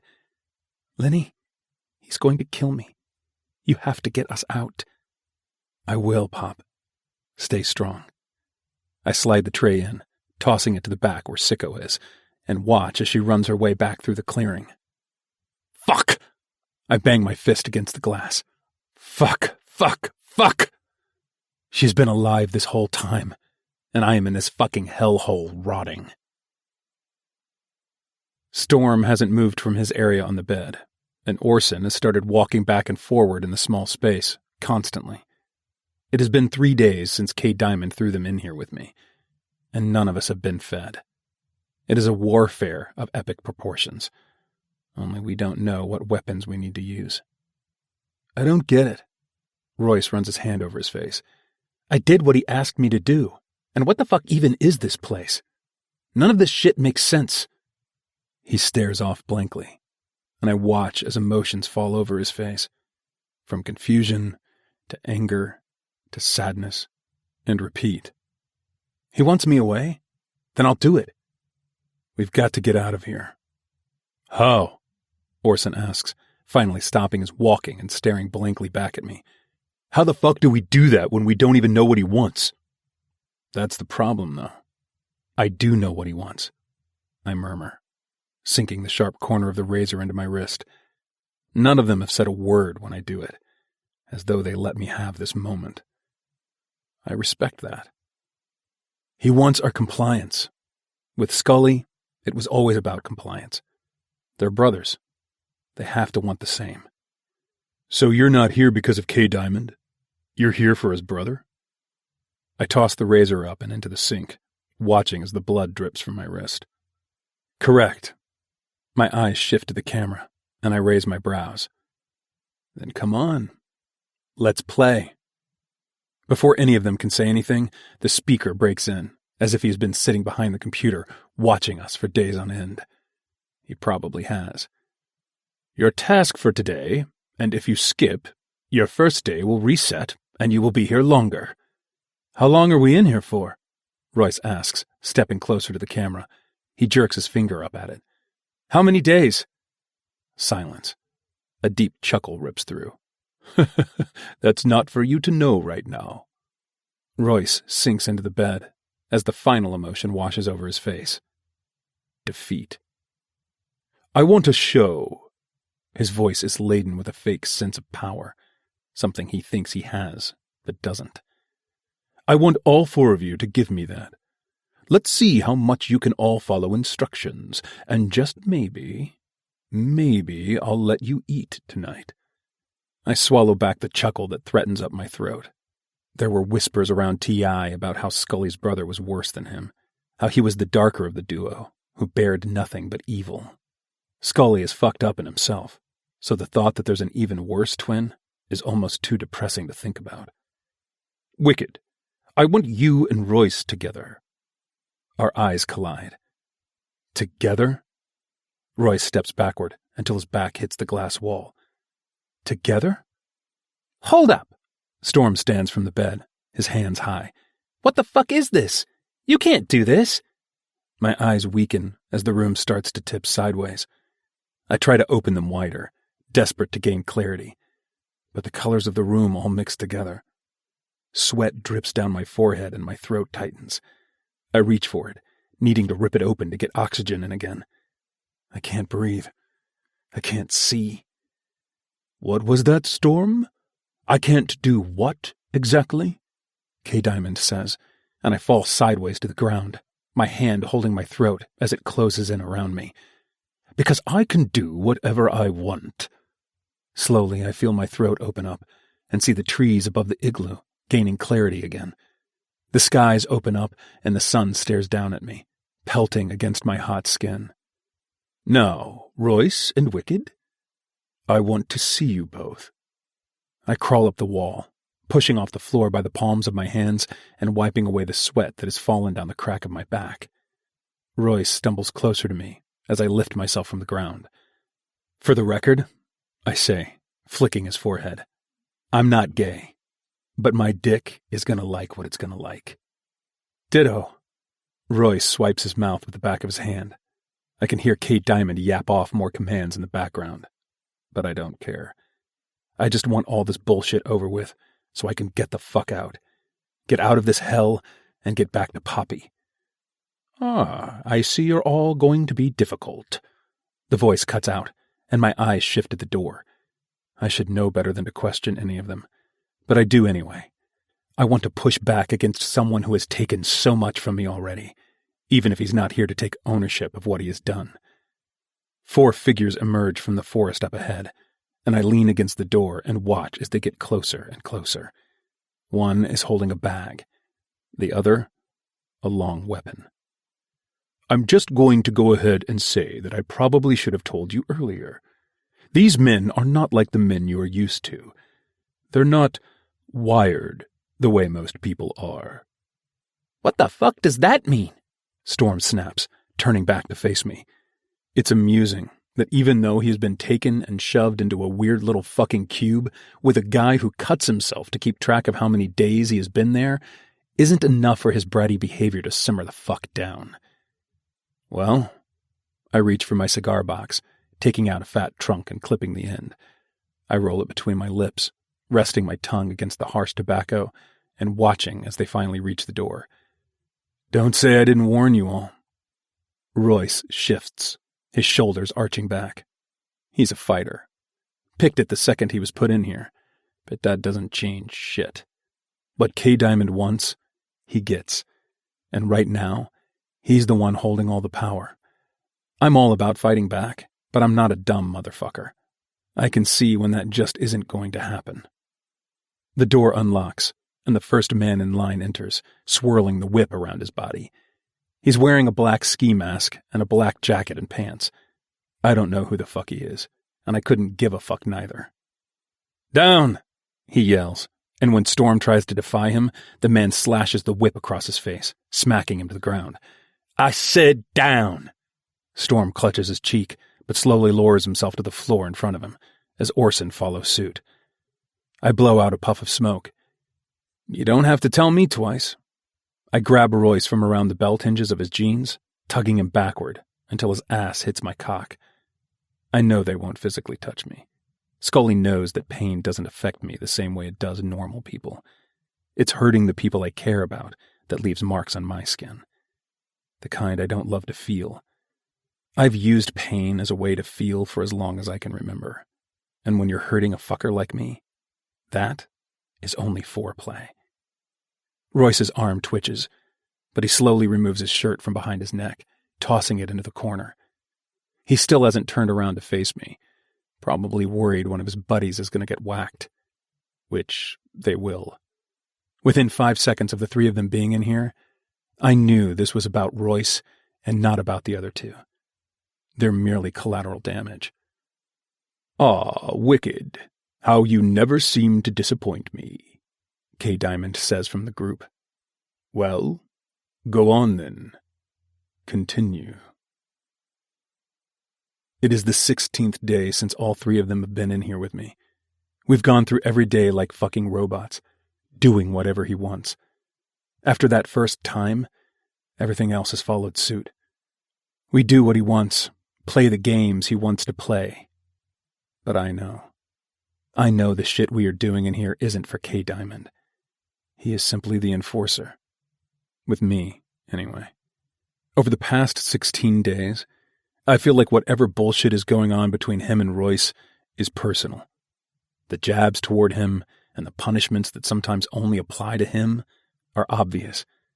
I still don't know what the game is here, other than K. Diamond having beef with Royce. I have yet to see Scully, or see what the fuck has happened and why the fuck I'm in here. His day will come. He can't run for fucking ever. Dried blood crusts over my arms, and I watch as Royce leans into the little hole in the door, grabbing the tray of food. He slides it across the floor to me, as they all dig in. Tastes like chicken, but different. Orson sinks his teeth into the brown-colored meat, and I watch as he sucks the juice from the bones. I'd say more pork. Storm examines the meat. Is it weird that this is the first meat serving we've had? I mean, every other meal has just been eggs and rice or potatoes. Now he gives us meat? I pick up the weird-shaped bone and bite into the meat. He's right. It tastes like pork, only with the texture of chicken. I block out their conversation as my stomach rumbles. Being deprived of meat for the entire time has been rough. More than rough. If I have to break us out of here, I can't do it. I don't feel strong enough, nor do I have the energy needed to. It's why I've given up for now. We've all kept up our training in the small space, using weird things to help, mainly press-ups and sit-ups, because that's all we can do. Orson mentioned breaking our sink and using it as weights. Told him it still wouldn't be heavy enough for the kind of iron I needed to lift. I sit back, resting my hand on my belly and turning over my shoulder. The whole time that we have been here, I haven't seen any of the other igloos being used. Not one. I wonder if he ever uses them at the same time, or if he does it one by one. The door unlocks automatically, a resounding clink unlatching. Royce, Storm, and Orson, you may exit the pod. I stand to my feet and rush toward them. Wicked, you're not quite done. I need your expertise. You owe me. I turn back to the camera, glaring at the little light that flashes. I've done everything you wanted. Correction, K. Diamond answers, only this time it comes from the open door. He's always walking around with guards, because he knows. The motherfucker knows that if given even a second, I'll have him choked out and eating out of a straw for the rest of his life. If I decide to give him his life. You've done everything Scully wanted. This next phase is for me. And if I say no?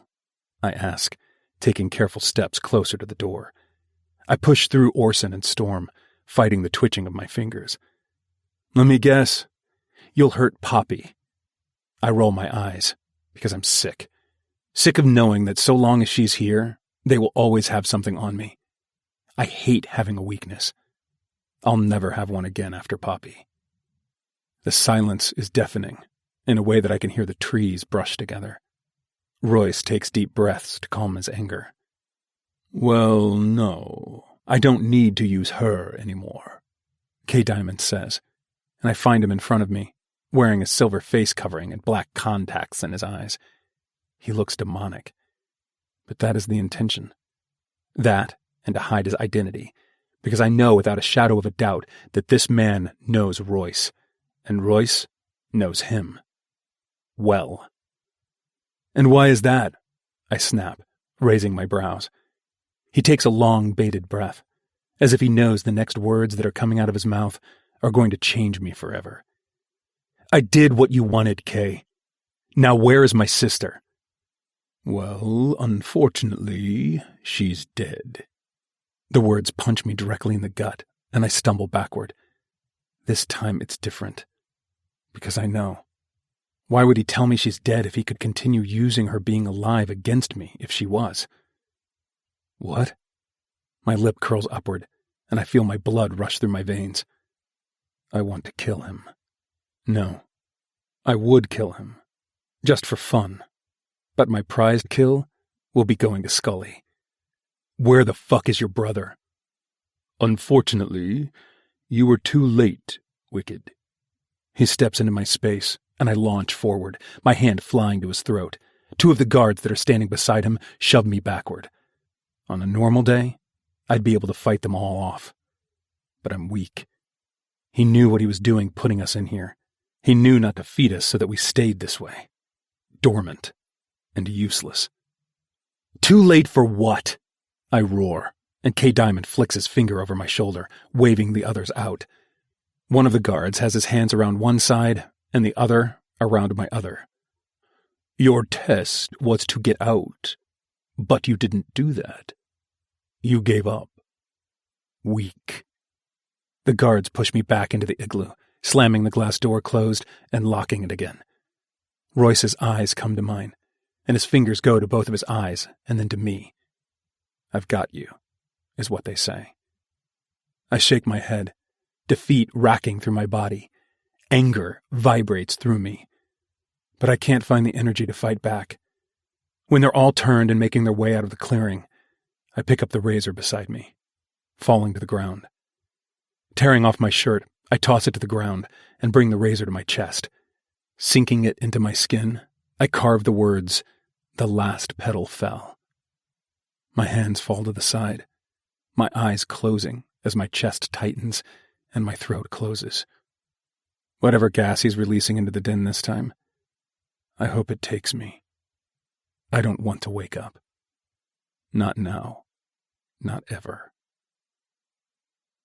Two pointed bunny ears look down on me, covering eyes so fucking green, they remind me of the ocean. She has soft lips. Not quite as big as Ruby's, but big enough, and wears a tiny little bra and panties. I go to press up from the floor, only my hand collides with a mattress. I'm in bed. She moved me. I raise my hand to my chest and feel the covering over my cuts. And bandaged me. I want to ask who she is and why she is here, but I have the feeling that whatever K. Diamond wants from me, it has to do with her. The den is clean. No sign of the struggles the last 16 days have endured when it was filled with 4 of us. It's not until I shift around the bed that I notice he has moved me to a separate igloo, one away from the last. Not much difference in this one, except there are latches on the bed, LED lights lining some appliances, and a large box at the foot of the bed. You are awake. K. Diamond's voice comes through the box. I'm sorry to do this to you, Wicked, and you have to know that you and I have no issues. Whatever you have going on with my brother is between you and him. So I give you this. My shoulders rise and fall as I take in deep breaths. He couldn't possibly give me anything. He has taken too much already. You do this. Give me 6 more days in here, and I will give you the location of Scully once I see fit. I want to talk. I want to yell and call him every fucking curse word. But the anger I feel bubbling inside of me is stuck in my throat. I can't even find the energy to address his bullshit. The girl who is looking back at you is in need of your service. I studied the video between you and La Rosa, and now this one needs you. Do you agree? And then I will let you free. I stare back at the green eyes through the glossy leather bunny mask before going back to the camera. Yeah. I give him 6 extra days, and the girl with the bunny mask hasn't come back. My soul scratches against the areas inside of me that it knows it can use as an escape. I stay lying on my back, watching as the crescent moon slowly phases past me and hides behind the thick trees. I don't think about Poppy anymore, blocking her name and face out of my memory because it burns too much to have it there. I shoot to my feet when the door unlatches by itself, opening wide onto the outside. I haven't felt fresh air touch my skin for days upon days. I don't even know how many have passed now. Looking down onto my arm, I stare blankly at the cuts sliced into my skin, as if I've tried to scribble out the days I have kept track of. You're free, Wicked. You told me you would give me Scully, I say, but stepping closer to the door, afraid it will close. That first brush of air flicks over my skin, and I close my eyes to feel it whistle through my bloodstream and calm me. And I will, in time. For now, you're free. I jolt forward, not bothering to get any of my clothes. I run so fast the wind slaps me across my face.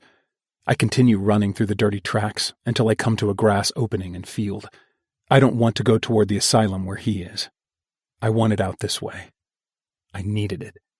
To feel dirt between my toes and the air massaging my skin. I stop when I reach a wired fence, grabbing it in my palms and ignoring when the stabs of barbed wire rip through them.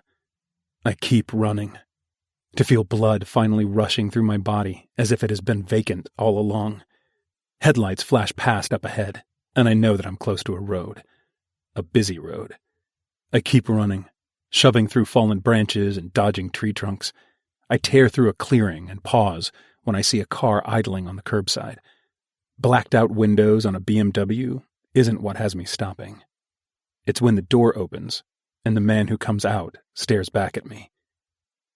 Royce? He nudges his head to the car. Brother?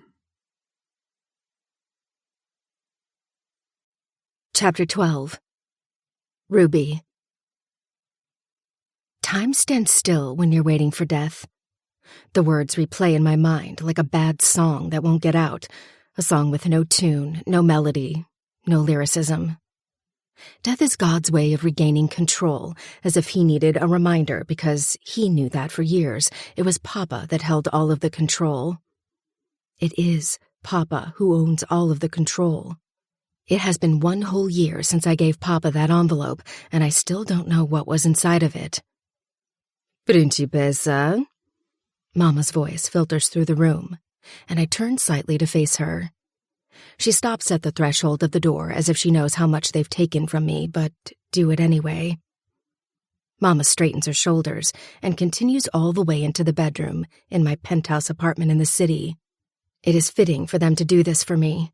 Keep me in Chicago for the reasons Papa always threatens. I know the threats aren't empty, and yet here we are, staring at each other because we both know. We know that all of the threats over the year, the things we both did, mean nothing. Nothing because now Papa is dead. I need you back at the house, Ruby. You don't need to be here anymore. I cut her off, tilting my head.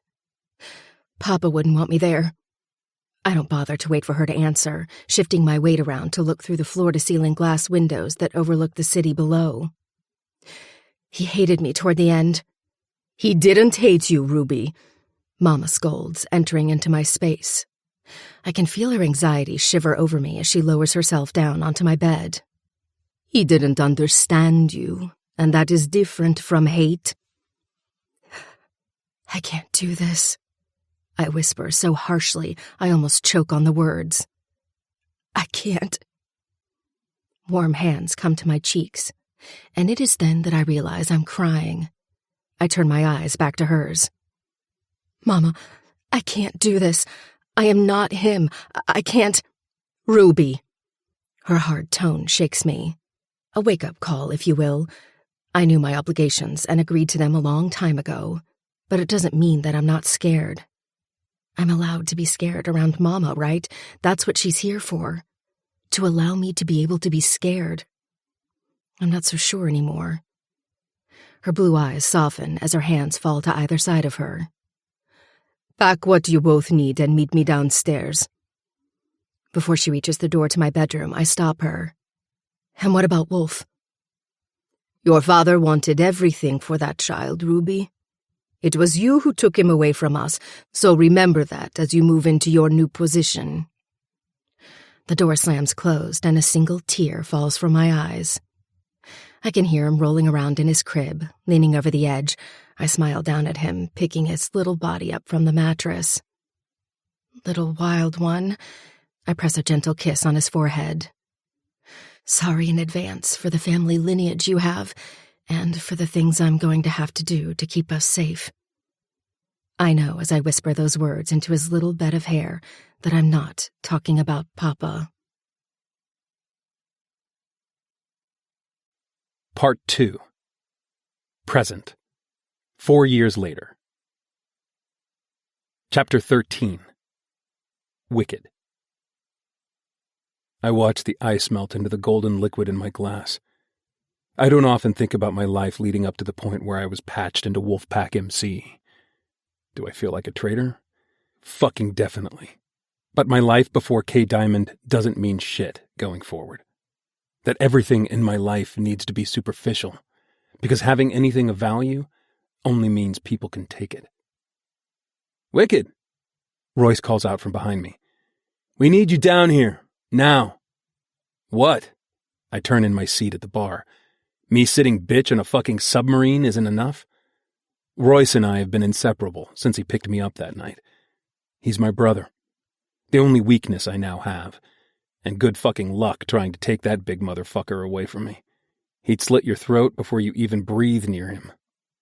Shut the fuck up. Come on. I push off the chair and swallow the rest of my whiskey.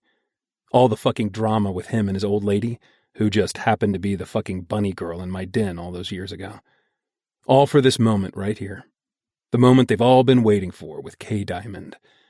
Must be nice to extract your revenge on someone and know that he's about to die. I need that one day. But unfortunately, this motherfucker still hasn't fulfilled his word about Scully. Taking the steps 2 at a time, I watch as everyone from the MC filters in. Lion, our president, and the man who took not only Royce in, but me too, stands back in the corner, watching the whole fucking thing. When she steps aside, my anger dissolves. Wide doe eyes and a small pixie face. Her hair is shorter now, cut around her jaw. Poppy? I stammer backward, confused. "Hey, big brother." Reaching for her arm, I shove her into my chest and lay a single kiss on top of her head, breathing in her scent. "I thought you were fucking dead. Twice." Her arms wrap around my torso, but not enough to reach either side. "I know. I'm sorry." I step back, my eyes flying around the small confinement of the space. What the fuck is going on? There's a woman standing beside Lion, dressed in a black suit set. Poppy is beside Jade, and behind them are the rest of the brothers. Fury, Chaos, Rue. "We all need to talk." Jade runs her hands down her pants, her eyes going to Poppy. "The girls who I managed to free while being under K-Diamond's control have all banded together. We started an operation to help human trafficking victims and children who are caught in the trade. Over the years, my mother..." She pauses and looks at the woman by Lion. Lion, whom we've just found out is Jade's father, "has helped pull survivors. We've gathered a group and continued to do the work for as long as we need to. Poppy," Jade points to my sister, and I squeeze her under my arm, "has been with us. I met her with K-Diamond, Wicked. I'm sorry. I got her out. That's why you never saw her again. I'm guessing Kay didn't want you to know that, because it would show weakness." She isn't wrong. And if there's anything that K-Diamond didn't want, it was to look weak. I don't give a fuck. I tuck Poppy under my arm. "You're not going anywhere now." Royce looks up at me from a smirk. "Good luck, Poppy." We pull up to the compound, and the prospects on the gates open them wide for us. Pulling in, I park the SUV to the right, where the bikes are all lined. It's a quiet night tonight. After all the drama with Jade, the clubhouse has been dead. I cut off the car and watch as everyone piles out in the rearview mirror, Jade smiling up at Royce, and the rest of the brothers following them up the stairs that lead into the house. Our clubhouse is actually an old house that's right in the center of an industrial-sized piece of land. "This what you've been doing?" Poppy asks, and the silence around us is tight, because I know what she wants to ask. "Lynn, you can't live this life. You have..." I turn to face her, narrowing my eyes. "You don't get to come back into my life and tell me what I need to and can't do. I can do this, and fuck that side of my life, Pop. It's done nothing for me. For us. This is where my loyalties are, and always will be." She sighs, and I unclench my fist when I realize how hard I'm being on her. "Look, I only say this because one day, Lynn, they're going to come back for you. You know this." "Good." I raise my brows at her. "I'll be fucking waiting for when they do. Now, I'll show you where you're staying." Her words stick to the back of my brain like a bad taste. I already knew this, but Poppy saying it out loud only intensifies my fear. Now that I have her back again, I once again have something to lose. "Wicked." Her hand rests on mine, and I flinch. Her brows cross together, but she removes her touch. "I have a home." "Nowhere safe?" She widens her eyes at me, the corner of her mouth twitching. "Actually, yes. But I'll stay with you for a few days before I head back." "Back where?" I ask, pushing open the driver's door. I slam it closed as she rounds the back of the car. "Chicago." I bare my teeth. Of course you would live there. I ignore her jokes as we make our way up to the clubhouse. Music plays loudly, and bikes rumble into the space behind us. Tonight's going to be a big fucking party. We all know it, and we all know Jade and Royce deserve it. This is a win for them, which makes it a win for us all. Since the explosion a couple weeks ago, there have been some renovations around the place. For one, this oversized glass sliding door where a wall used to be. It works, so people can walk between the clubhouse and under the patio, or down to the octagon below that's opposite the parking shed. "I'll go help Jade." Poppy leans up on her tippy toes, kissing me on the cheek. "I'll be fine." I watch painfully as she disappears through the front door, smiling when she sees Jade. My control wavers, and I don't take my eyes off her until she's gone. "Church in the morning." Royce hooks his arm around my shoulder, handing me a beer. Lion stares at me from behind a smirk, and I lower myself down onto the stool. "I'm gonna need something stronger than this." I swirl the beer around in the bottle, just as Chaos climbs the stairs and squeezes my shoulder on passing. Chaos is the youngest one of us all, and the most fucking mischievous. Seems to never keep his dick in his pants, and unfortunately, that has extended to Fury's daughter, Silver. Fury is the one who walks around the clubhouse and absolutely no one wants a problem with. He served time, hard time, behind bars, for murders he most definitely committed. We don't ask how he got out. Your sister is fucking hot. There, I said it. I follow Chaos's eyes as he looks back inside, the smirk on my mouth testing. Yeah? Maybe you should try. Go on. He stares back at me with a blank look on his face. You think I won't? I shake my head, taking a sip of the beer. No, I think you can't. I don't bother telling him that Poppy has only ever been interested in girls since she was little. I'd rather watch his ego be crushed. So, look, Royce here tells me that the Kyle shit didn't even touch the surface of what you've done and been through. That there's someone else? I lean back in my chair, exhaling a deep breath. 2 years I've spent not thinking about all the dark shit in my past. Pretending your demons don't exist doesn't make them stop chasing you. It only slows the race.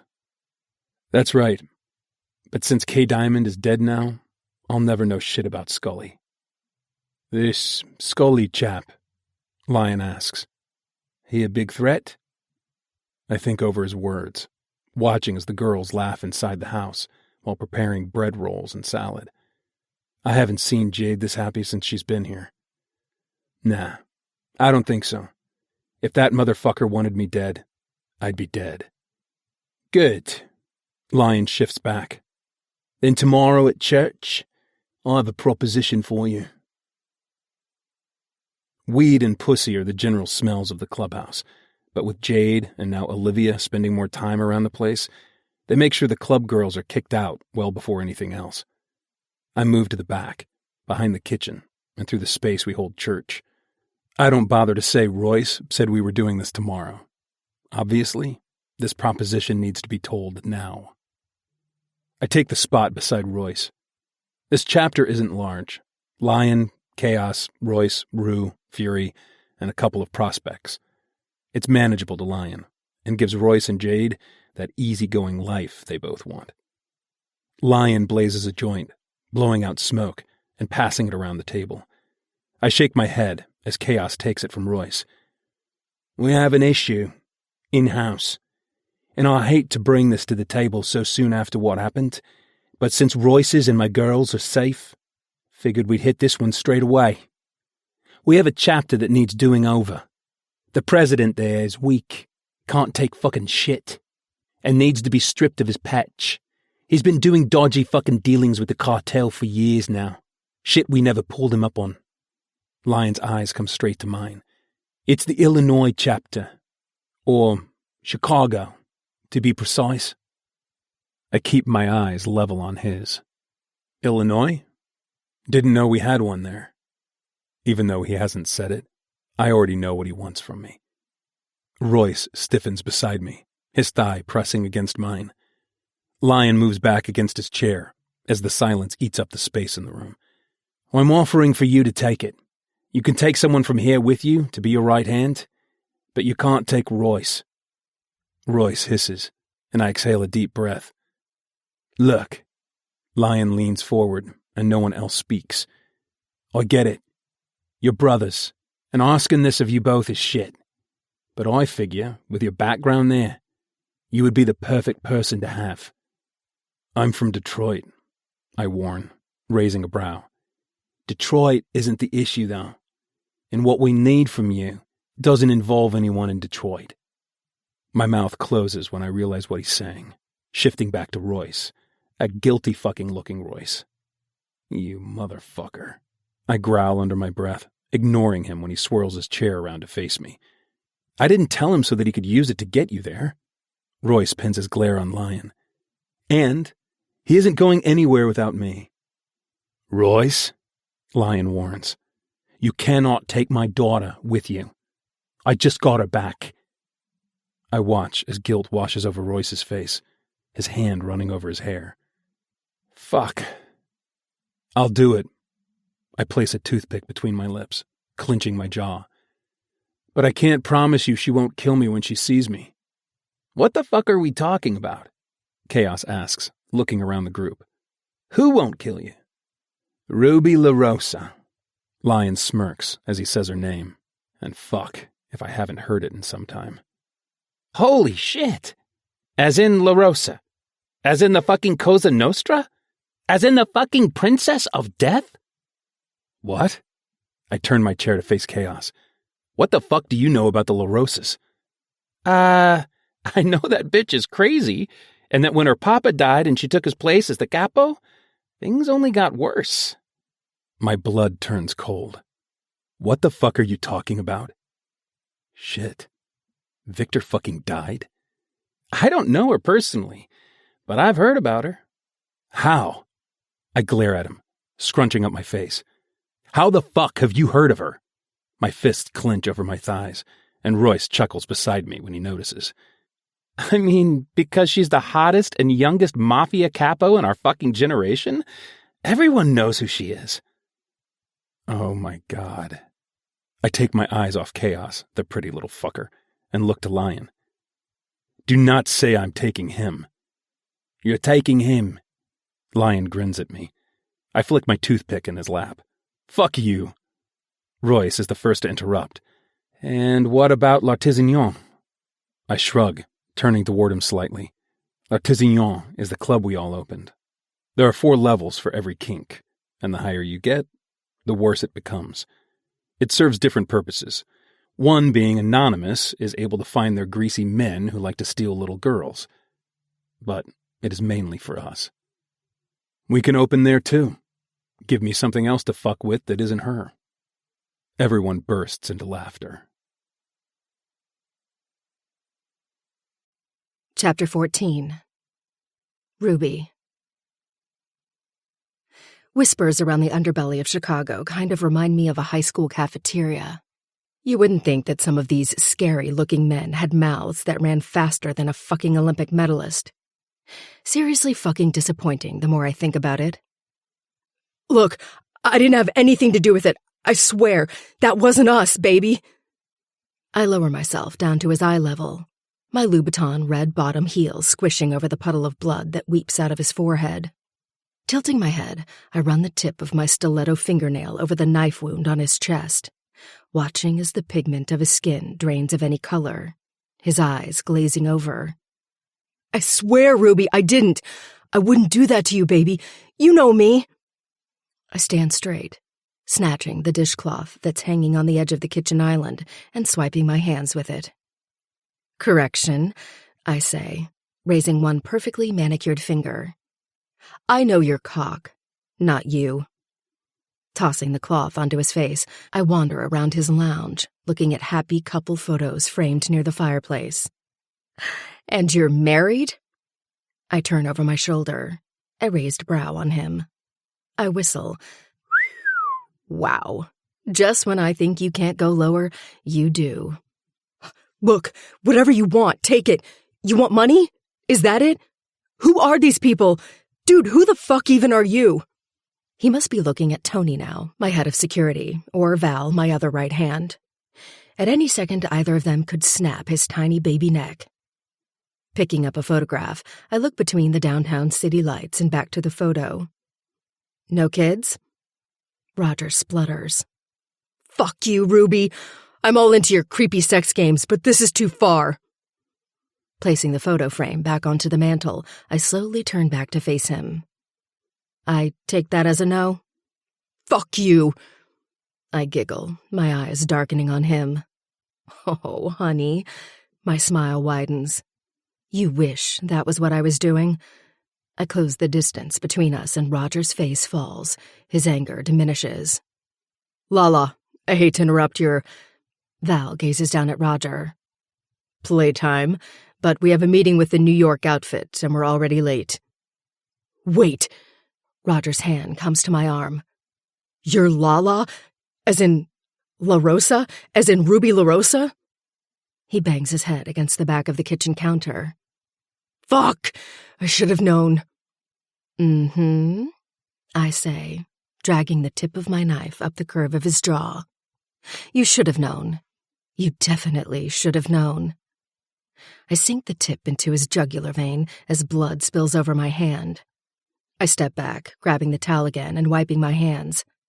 I spin around, my eyes colliding with Val. Oh, don't judge me. I'm not. He raises his hands. But you're gonna have to wash your hands before we leave, and I'll call the cleanup. Rinsing my hands in the kitchen sink, I pick my phone up from the counter and make my way to the door. Yes, but I want those who know me to know this was me, and I want the cops to continue chasing their little piggy tails guessing. I swirl my finger around the space, leaving the door open for them both and making my way to our parked G63. I slide into the back seat, opening my compact mirror and pulling out my powdered foundation. When they're both in and reversing, Tony is the first to say anything.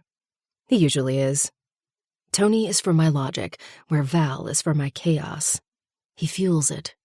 Makes me feel like my irrational actions are warranted. He's kind of like my hype man. All right, I'm going to say it. I think you whacking off the Irish is a bad move. Bad how? I ask, batting my lashes at him in the rearview mirror. Bad because he didn't even know who his grandfather is, or bad because now I've gone and stirred the pot for the first time in years? Both fucking bad, Principessa. We all know. Everyone knows not to cross you, and they go to great lengths to make sure they stick to that. But you being a little shit-stirrer and whacking off the long-lost Irish grandson, knowing that Jeremy had every intention of taking him under the family and teaching him everything there is to know, is bad. He isn't lying. I know it is, but I also know why I did it. If we had it Tony's way, we would negotiate our way out of bad situations. I'd rather leave a body count with Jimmy Choo stamps all over their forehead. And anyway, the Irish aren't going to do anything. They can't now. You ready for this meeting? Val asks, turning to face me. Val is also half Tony's age, so he's just immature. I know that. He's even younger than me, but it works. He and I work.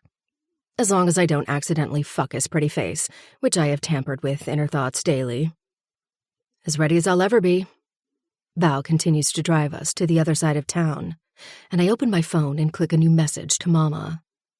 Over the years, I've made it my mission to keep my family life separate from who I am here, who I have to be, and who I have so easily become.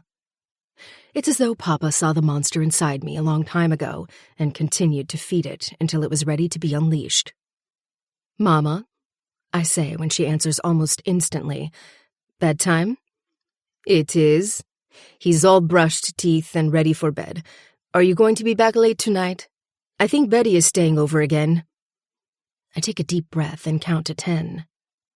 Betty is the only part of my old life that I brought with me into my new. She's there for 2 reasons, but the main one is to keep me grounded. She will be there for a while, Mama. I'll be back later. Put Wolf on the phone. There's shuffling in the background before a little snore noise. Is that my favorite little wild one? He giggles in the background. Have you brushed all of your teeth? Yes, he says proudly, stammering over his words. Wolf is ridiculously smart, but he's just not aware of it yet. He will be, though. One day, unfortunately. I brushed all of them too because Nona said if I didn't, I wasn't allowed Christmas chocolate. I stifle a laugh, my eyes drifting out the window to the bright city lights and busy streets. Some people are running, some pushing strollers, and others obviously heading out for a night out. Nona is right, my love. Santa always knows when you haven't brushed your teeth. Love you, Mama. Love you, son. I hang up my phone and take in 10 deep breaths. 1, 2. The car rolls to a stop at a red light, but I keep my eyes closed, calming my racing heart. It only beats for Wolf and my family, and those people are not who I'm going to see tonight. 3, 4. A loud rumble of bikes rolls to a stop beside us, and if they weren't so fucking loud, I probably would have continued my counting. My eyes open and I turn out the window to see who or what Dickwad is using his big, loud engine as compensation for his little dick. When I see around 10 men, all idling beside me. The one closest to my mirror has a large body and tight, rippled muscles as arms. His fingers flex around his higher handlebars, and I read the patch on his back. That must be the patchover that's happening tonight, Val says with a grin. Patchover? I ask Val, unable to remove my eyes from the bike beside me. His bike is glossy white. The loud pipes that shake my car hooked to the back nearest tire. I didn't know about any patchover. You wouldn't and don't because it's fine. It's civil. And they know that if it gets out of hand, that you will have something to say about it. And how do you know? I ask, glaring at Val in the rearview mirror. Because my best friend from childhood rides with them. He's patched in and is moving here with their new president. Well, I whisper, thank God for that because their last one here sucked. The light turns green, and just as we pull away from them, I turn to maybe get a good look of the beast that sits on the bike beside my window. But as soon as I get a view, my hopes are crushed by the fact that half of his face is covered by a skull bandana, and the other half a helmet. Damn, could bet my money he was fucking hot. And how would you know? Tony asks, joking. Tony, sweet, sweet Tony. My nipples never lie. Val bursts out laughing, and we sit in silence for the remainder of the trip. 20 minutes later, we pull into the entrance of the casino. It's well known within circles because, well, I own it. Honey Death was purchased before Papa died, but was definitely done with his direction. I slip out of the back seat, and the valet takes the key from Tony as we enter the glitzy entrance. Crystal chandeliers hang from the high ceilings, the decor black and glitter. The reception desk is to the side where black marble meets white stone, and instead of walls, there are mirrors throughout. People say that mirrors are the first sign of vanity, that if you have more than one mirror in your room, you are vain, so I filled the whole fucking hotel with them. We move our way through to the back, bypassing the elevators to the hotel rooms on the upper level and going straight for the escalators that take you down into the heart of the casino. Cigarettes and alcohol fill the air as soon as we step off and make our way through. It's a busy night, since it's a Friday. And not just any Friday, but Friday the 13th. So my head of promotions thought it would be good to host a haunted-style casino night. Everyone is dressed up in some kind of weird, dark attire. And honestly, a few years ago I would have eaten this up. I always wanted Honey Death to be a cross between what younger people want in a casino, but without it being tacky. So far, so good. Passing the roulette tables, I ignore the stairs like I always do as we reach the back room, where two security guards stand with weapons strapped across their chests. They both bow their heads, opening the doors. Mrs. Lala? Miss, I correct. For now. As soon as the back doors close, I breathe out a sigh and make my way through to the boardroom. This area is purposely for business meetings that I, 1, need to make sure no one loses their shit and starts killing people, and 2, is away from my family. I push through the opening doors to the boardroom and smile when I see Comitro and his right hand on one side of the table, and Billy on the left side of the table with his 2 most prized men. Wow, I could smell the testosterone from upstairs. You're late, Principessa, Comitro scolds jokingly, a slight smile on his wrinkly face. Should we be worried of why you're late? I lower myself down onto the seat at the head of the table, rolling my lips beneath my teeth. Why, yes, you probably should be. No, not at all. Now, how can I help you both? I'd really love to get home to my kid before sunrise if that's okay with you all. Comitro clears his throat, resting back against the chair. The lighting is dim, with the overhead in the middle of the table offering just the right amount to duck in the corner. We have an issue. What kind? And I figured, or I wouldn't be here. Your cousins are running amok, and I can't be the one to address it with your uncle. You know what happened last time he and I were in the same room? One of us almost lost our head. I wave my hand for him to carry on. I already know the story, or should I say beef, between my favorite uncle and Kamitro. And he's right. But it wasn't Unk's head that almost came off. It was Kamitro's, which completely makes sense as to why he has come to me to address this. Since he is, and I know this for a fact, afraid of the unhinged nature of Uncle Dearest. Kamitro blows out a deep breath. I'm all for making names and doing what you've got to do to protect what you've got to protect.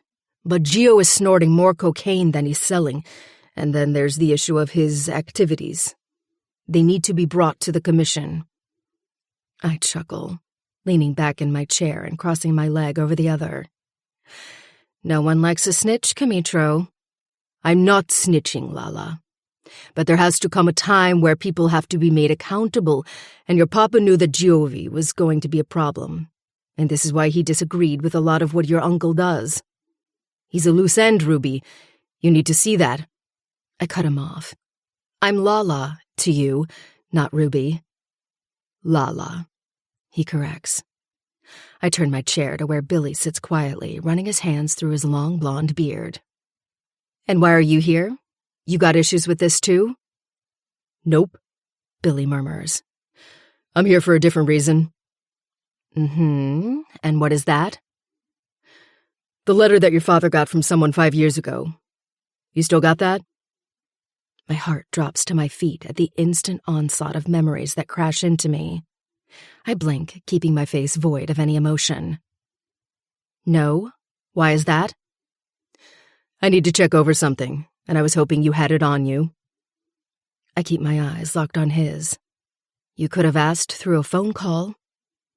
Billy is from a smaller family in New York. He and Kamitro get on to a certain extent, but it's no secret how hard Kamitro is to navigate. I thought we'd come along for the ride anyway. I stand from my chair, pressing my palms on the wood table. Is this all? No. We need to use Chicago to get through to Minneapolis.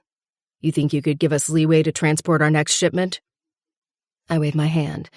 Yes, that's fine.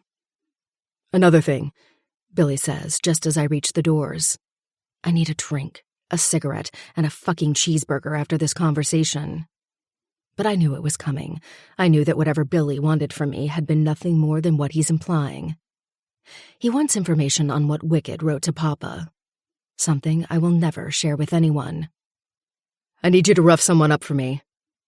I spin around, folding my arms in front of me. Why don't you do that, Billy is around the same age as Papa, and I often think of why this greasy bastard is still alive but Papa isn't. Because she's a woman. I narrow my eyes. You do know that I'm a feminist, right?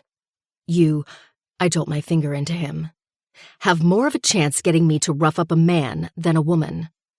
I lean down to his eye level, flicking his glasses with my index finger.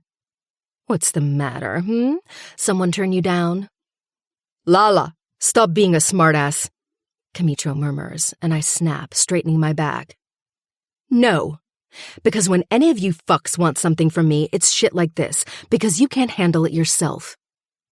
Kamitro, give me time to handle my uncle and cousin, and Billy, maybe if you stuck to your fucking wedding vows, you wouldn't have an issue. She's going to talk, Lala. Billy shoots up from his chair, and as soon as he says the words, I stop my movements. Turning around again, I close in on him. You dumb fuck. This is why you don't stray from your fucking commandments. My voice has bite at the end, but I spin his chair around until he's facing me. Maybe I should just whack you off, Rip the root out of the ground that's causing the problem? I'm sorry. I know. But she found texts on my phone and evidence, Lala. She's going... My fingers wrap around his throat and I squeeze slightly, just enough to feel his throat crunch beneath my hand. Leaning down, I bring my lips to his ear. You're going to be buried right beside your mistress. I shove him back and leave the room, wiping my hands down on my suit pants. You aight?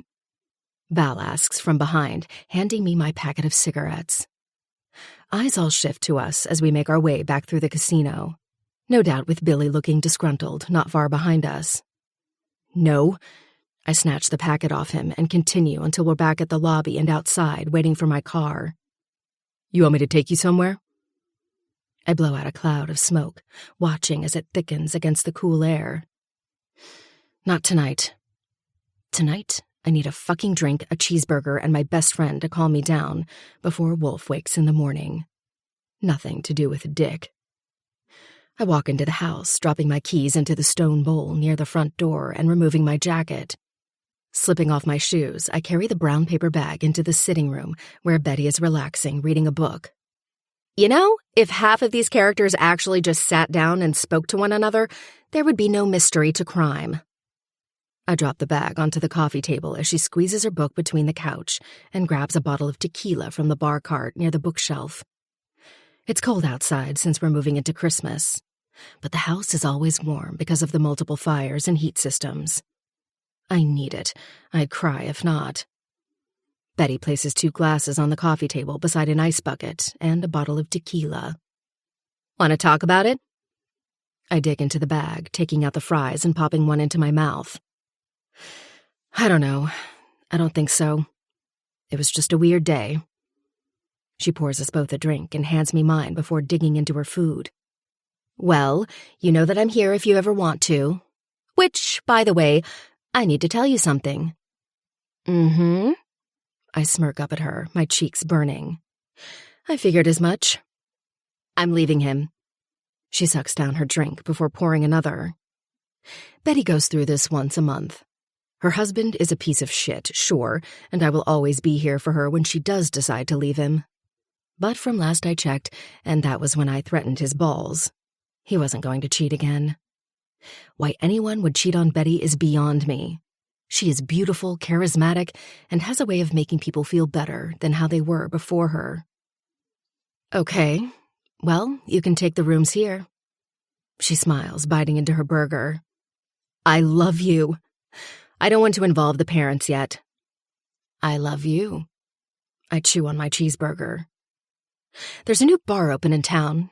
Shall we check it out this weekend? Betty's eyes widen, her smile stretching on her face.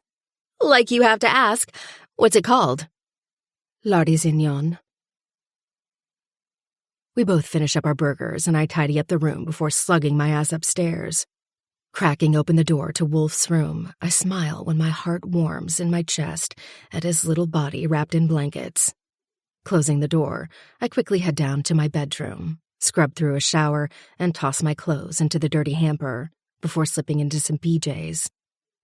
Putting my phone on charge, I head back out of my room and back into Wolf's, turning his projector light down that has dinosaurs and cars patterning the ceiling.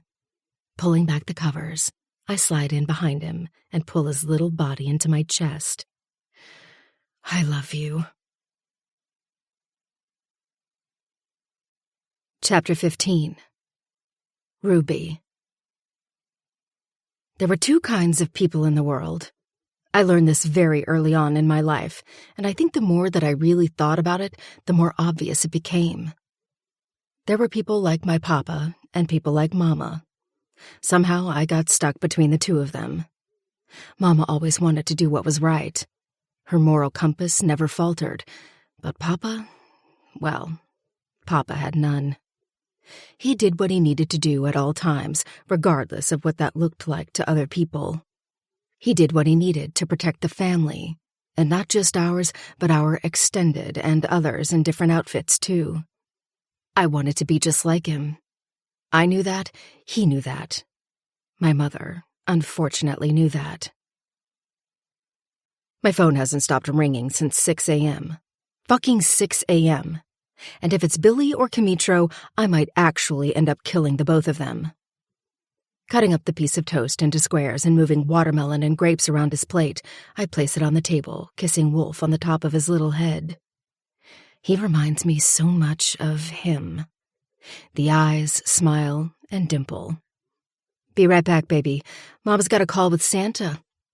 Snatching my phone off the table, I head out of the kitchen and down the hallway before swiping to answer. What? We got a problem. Val chuckles in the background, and I hear doors shut closed before he continues. You know that patch over? Yes. I hiss, peeking around the corner to check on Wolf. Mama is sitting beside him now, with Betty lifting him up to place him on her lap. What has that got to do with me? I whisper harshly. It's Saturday. You know weekends are for family. Yeah, I know, which is why I wouldn't bring this to you if it wasn't important. Val is my strongest soldier. I give him a lot of shit, but I trust him more than I do anyone else. Okay, I breathe. I seriously need to take up Pilates or Tai Chi or something to help with keeping myself in check. Go. There's a bit of a bloodbath here right now. So? I snap, grinding my teeth. That's MC business, not mine. Well, that's the thing. You might need to get down here because I feel like this has to do with you too. I hang up my phone and make my way back into the kitchen, leaning against the doorframe. I watch as Betty airplane drives pieces of fruit into Wolf's mouth and he giggles, flashing his cheesy smile. His smile, unfortunately, is almost a replica of his father's. My smile falls. Don't be so hard on yourself, baby, Mama says, rubbing her hand up my arm. You look at me. When I don't, her gentle hands come to my cheeks, and she brings my focus down to hers. Mama hasn't aged at all since I was a teenager. The genes are strong, and I know that whatever she needed to do to survive had to be done. I think it takes children growing older to realize the kind of sacrifices our parents make at times. This is your life. It's what you are here for. But I just wanted to be a mom, like you were. Baby, you are so much more of a mother than I ever was. She straightens her shoulders, and I watch as the sun beams behind her, making her already blue eyes brighter. Now go, and do what you were born to do. Your family will be here waiting when you get home. Break some balls, sis, Betty calls out as I make my way down the hallway. Balls, Wolf repeats, and I hear a buckle of laughter follow behind me up the stairs.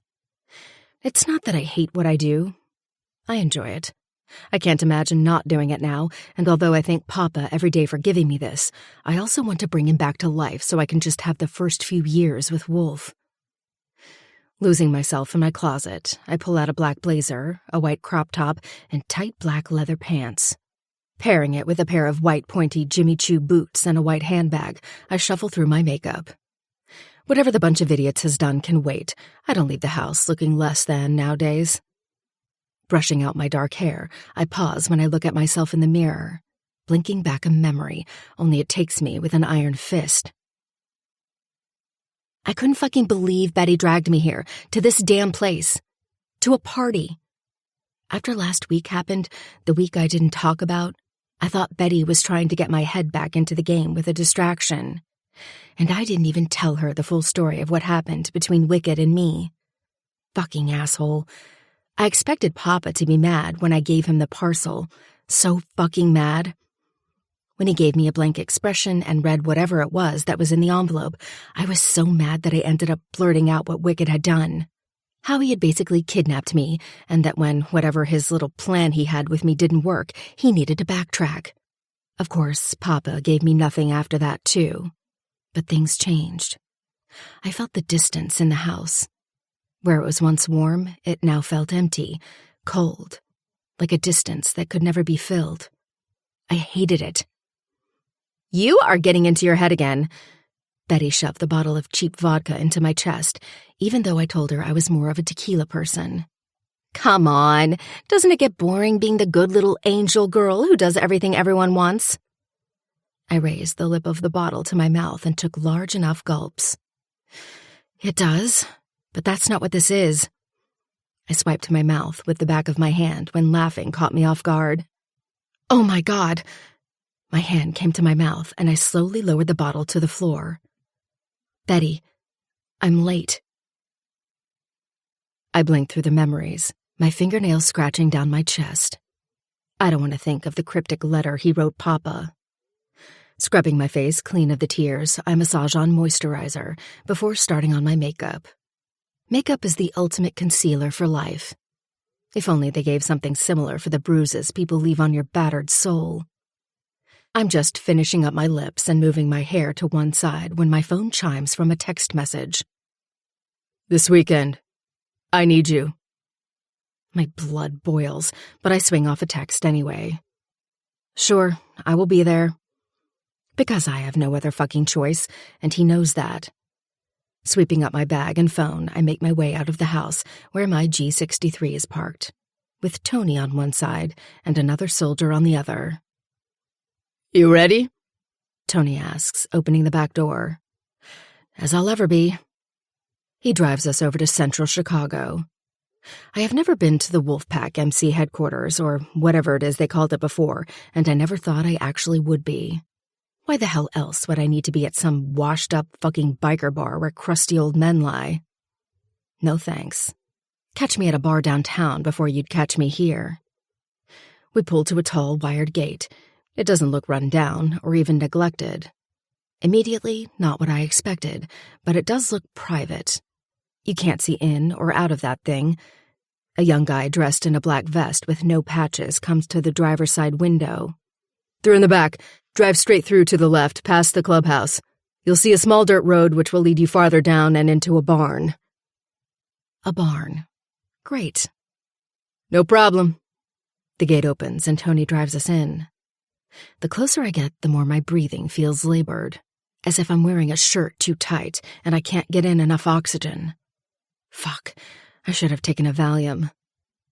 Directly in front of us is a large building, which I'm guessing is the clubhouse.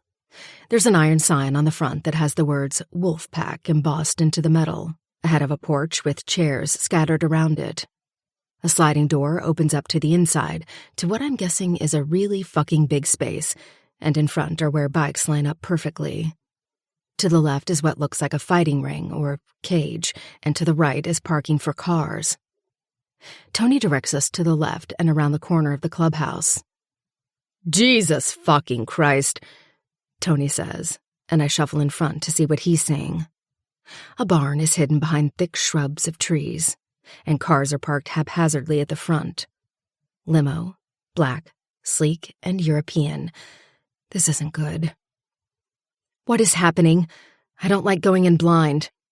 Before the car can stop, Val walks out, waving our car toward the barn door where it's wide open. I can't see anything inside but the cars and bikes at the front, some fallen over. Dead giveaway of the kind of chaos that has happened here. The car stops, and before Tony can come around to open my door, I slide out and slam it closed behind me, glaring at Val. Seriously? What the fuck am I doing here, Val? You fuck a biker's woman, huh? I flick his chest and roll my eyes, stepping over the wet ground. Puddles of blood are meshed with the mud, and I turn around, glaring at Val again. I'm going to kill you. Look, I know, but listen, Lala. I spin around as he grabs my arm. I need to warn you what's inside, because it's not pretty.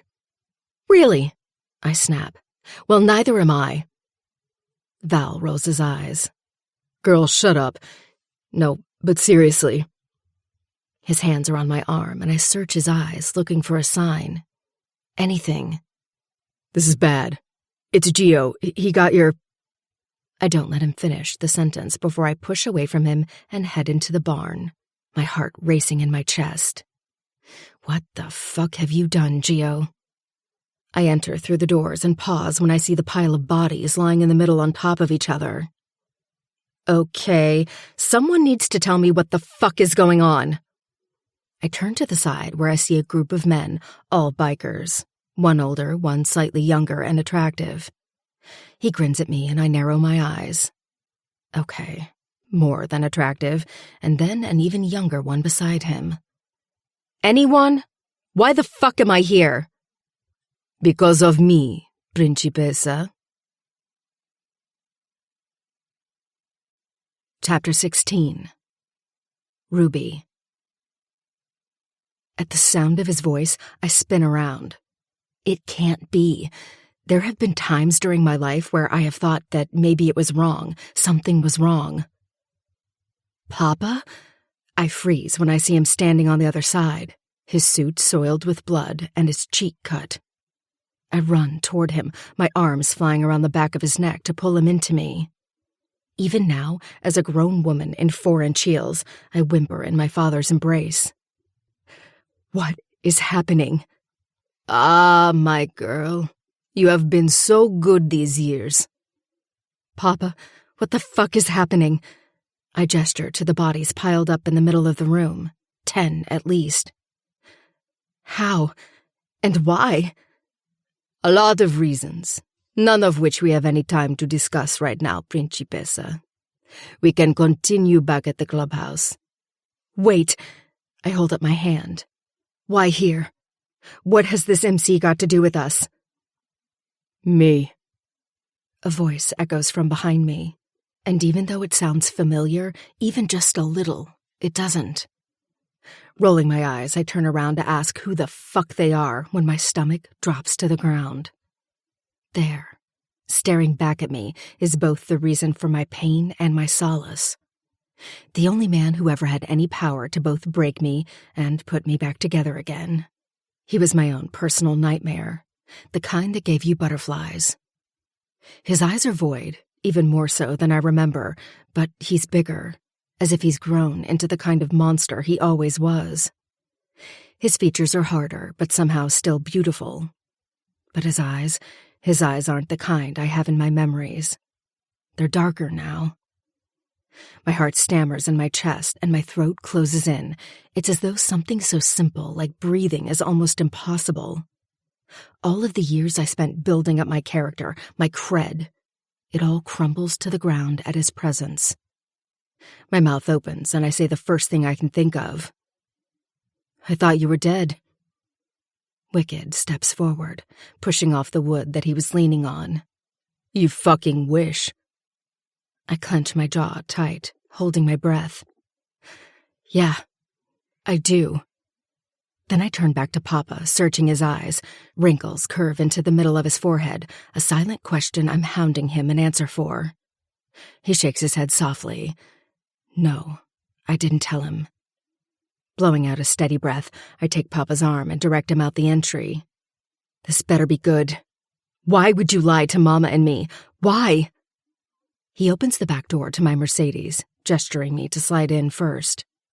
When the doors are closed, and it's just us inside with Tony in the driver's seat and Val as the passenger, he finally says, Because there's a threat to our family, to me, to your mama. Me being around was only making it worse. So, you can come home now? I ask, searching his face. His beard is longer, his eyes darker. Not yet.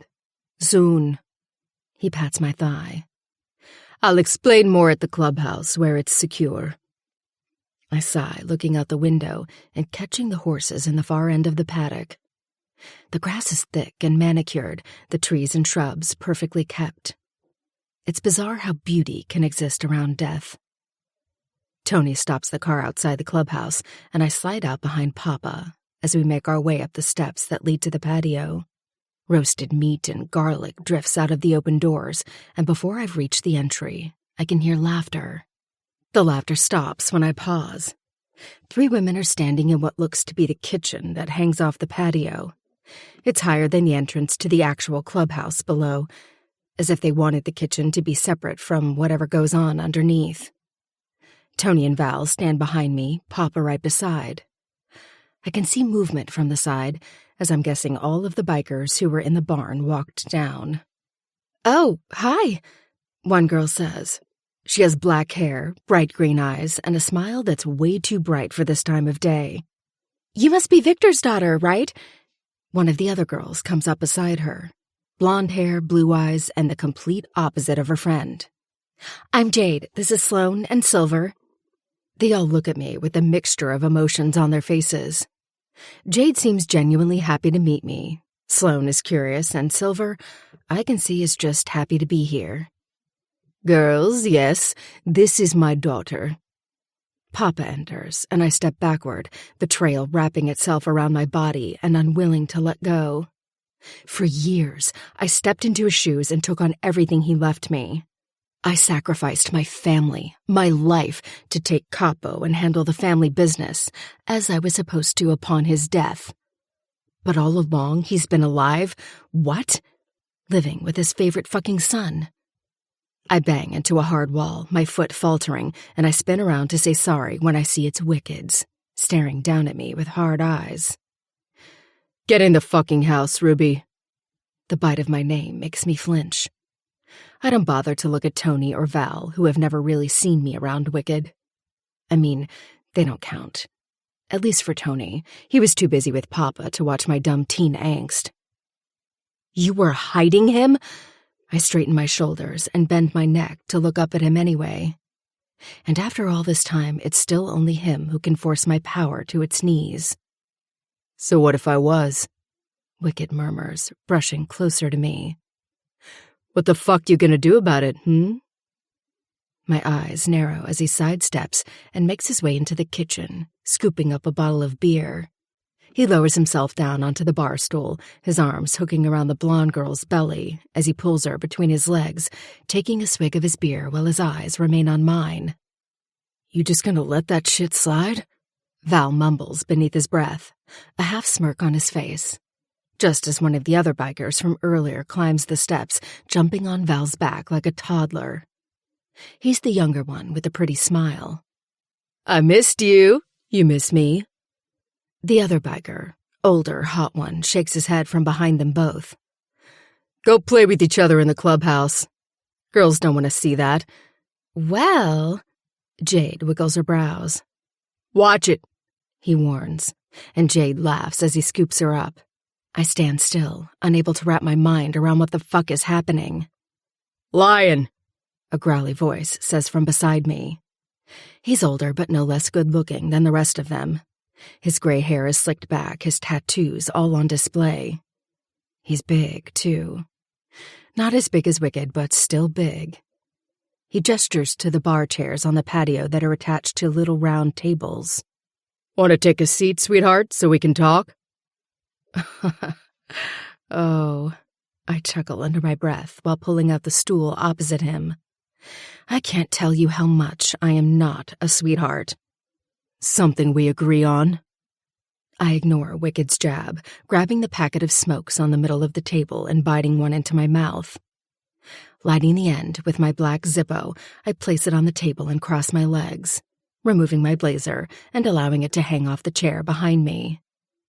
I'm well acquainted with power struggles, but right now, it isn't between Lion and me, not even Papa. It's between my nemesis, who thinks having a girl on his lap is affecting me the way it would have all those years ago, and me. I blow out a cloud of smoke. Come on, Papa dearest. I flick my eyes up at him, catching everyone else watching me carefully. Chaos, I think his name is, can't take his eyes off my midsection, and the rest of the guys are trying to pretend they're not staring. I don't bother with Wicked. Papa takes the chair beside mine, and I flick ash into the ashtray. What the fuck has been going on? Lion leans forward. Your family has threats outside of the Cosa Nostra, Lala. Ones that are beyond Victor's control and even your own. I'm listening. Do you remember when Wicked gave you that envelope all those years ago? Papa asks softly, and I finally look toward him, my throat threatening to close. I mourned him. I thought he was dead and that Wolf would never know who his grandfather was. The man who taught me so much. It broke my heart every time I thought about the events that he would miss, yet here he is, sitting with a bunch of outsiders because he doesn't want to consult with his family and keep it in-house. I swallow back the taste of betrayal from both of them. Yes? If you had opened it, you would have seen. What makes you think I didn't open it? I smirk around the trunk of my cigarette. Because I fucking told you not to? Wicked growls from beneath his, whoever she is. I drag my eyes to where they are, keeping the grin. Aw, and how very un-Ruby Rose of me to not go against your orders. I stub out my cigarette. I read the note.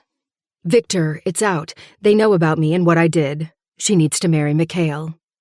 I wave my hand in the air, smiling at Chaos, who slides a glass of vodka over to me. Papa's eyes shoot to Wicked before resting back on me. I know you can, Bubba, but this is something else. It's someone in-house. I'm waiting. Ruby. Wicked barks, and I flinch, my eyes flying over Papa's shoulder and landing on him and his lapdog. Give your old man a fucking minute, yeah? My mouth closes and then opens. First of all, I keep my eyes on Wicked, even though it burns to do so. You don't get to tell me what to do anymore, Wicked. You gave up that right years ago. His cheeks spread into a wide smile, flashing his white teeth and perfect dimples. I didn't notice when I first saw him, but he has a tattoo on the side of his neck, and that nose ring is still there. I'm annoyed at how much it all suits him. Instantly annoyed. Fuck. That's funny. That's real fucking funny. He buries his head into the crook of the girl's neck, biting down on her skin. I catch Jade's eyes, which go from the girl to me to Wicked a few times before coming back to me. Between the underlying silent conversation we both share, I can see it in the back of her mind, the wheels spinning. Oh my fucking God! A little voice squeals from behind, and Wicked flies up so fast from his chair, the blonde bitch stumbles to the ground. I'd laugh if I didn't recognize the girl's voice instantly. I stand from the stool and pause when I see Poppy standing at the bottom of the stairs. Her hair is long and blonde, her eyes wide with shock. She looks the same. Pop? She smiles so wide that my heart expands with it, and I crash down the stairs, shoving Val out of the way. My arms fly around her neck. I squeeze her so tight, tight enough to make sure this isn't a dream. She can't run away. Papa, I'm mad at, too mad to enjoy him being home. Where have you been? I smack her arm, but hook mine in hers and drag her up the stairs. We're having a drink right after I finish God's work. That's funny. They sent the devil to do God's work? Wicked snickers before dragging his eyes off me and onto Poppy. I told you to stay at the house. Poppy rolls her eyes and shoves him out of the way. Yeah, then I found out that my long-lost sister is here. I'm not going anywhere. I force down the laugh that wants to come out as she moves through the kitchen area. I'll get our drinks cold while you do the devil's work. Lowering myself back onto the bar stool, I flutter my lashes up at Wicked. Aw, now would you look at that? Just like old times. Jesus Christ, Royce mutters, grabbing Wicked's shoulder and dragging him through the same way Poppy went. You need to explain shit better. Breathing out a sigh, I look between Lion and Papa. Now what were you saying? A look passes between the two of them before Papa leans back in his chair and flexes his fist on his knee. You remember much from when you were a little girl? I blink, running the edge of my thumb over the bottom of my lip. I pretend that it's to check my blood-red lipstick, but really it's to form a long enough pause to decide how to answer. A bit. Why? The skin on the corner of Papa's eyes wrinkles as his smile softens and his hand rests on my knee. His tattoos are old now, faded from sun and aging, but he still looks like a badass. How much? I shake my head, looking back into the house until I catch Jade's eyes. I think it's time for a drink. Principessa, Papa says, his hand coming to my arm. No, I snap, spinning back around to look down on him. You left, Papa. You left Mama and me to pick up the mess you left behind. I thought you were dead. So everything I did in your honor, to make you proud, and all along, you were alive.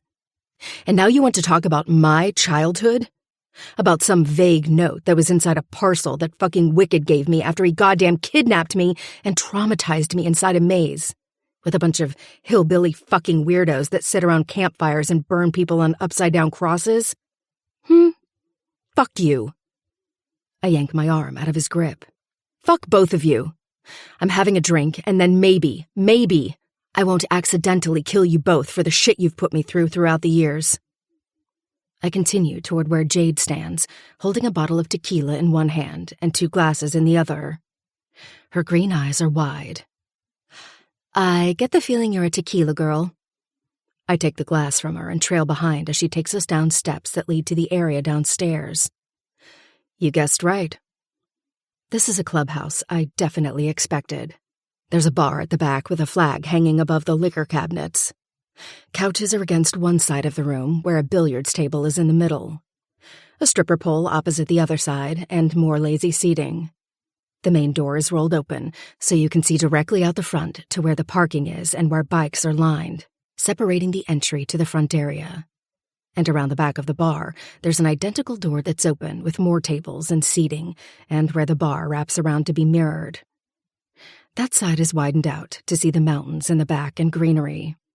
Unfortunately for me, I also know that a few yards back from there's a stack of bodies on a mountain of one another. I wonder how the hell they're going to get rid of that. Fucking Gio. I know he had his hands in helping Papa. So, Jade directs us to the other side of the bar, sitting on a swing chair hanging from the overhead pillars.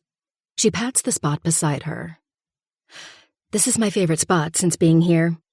At least I can look out at the mountains and pretend my man isn't a complete psychopath.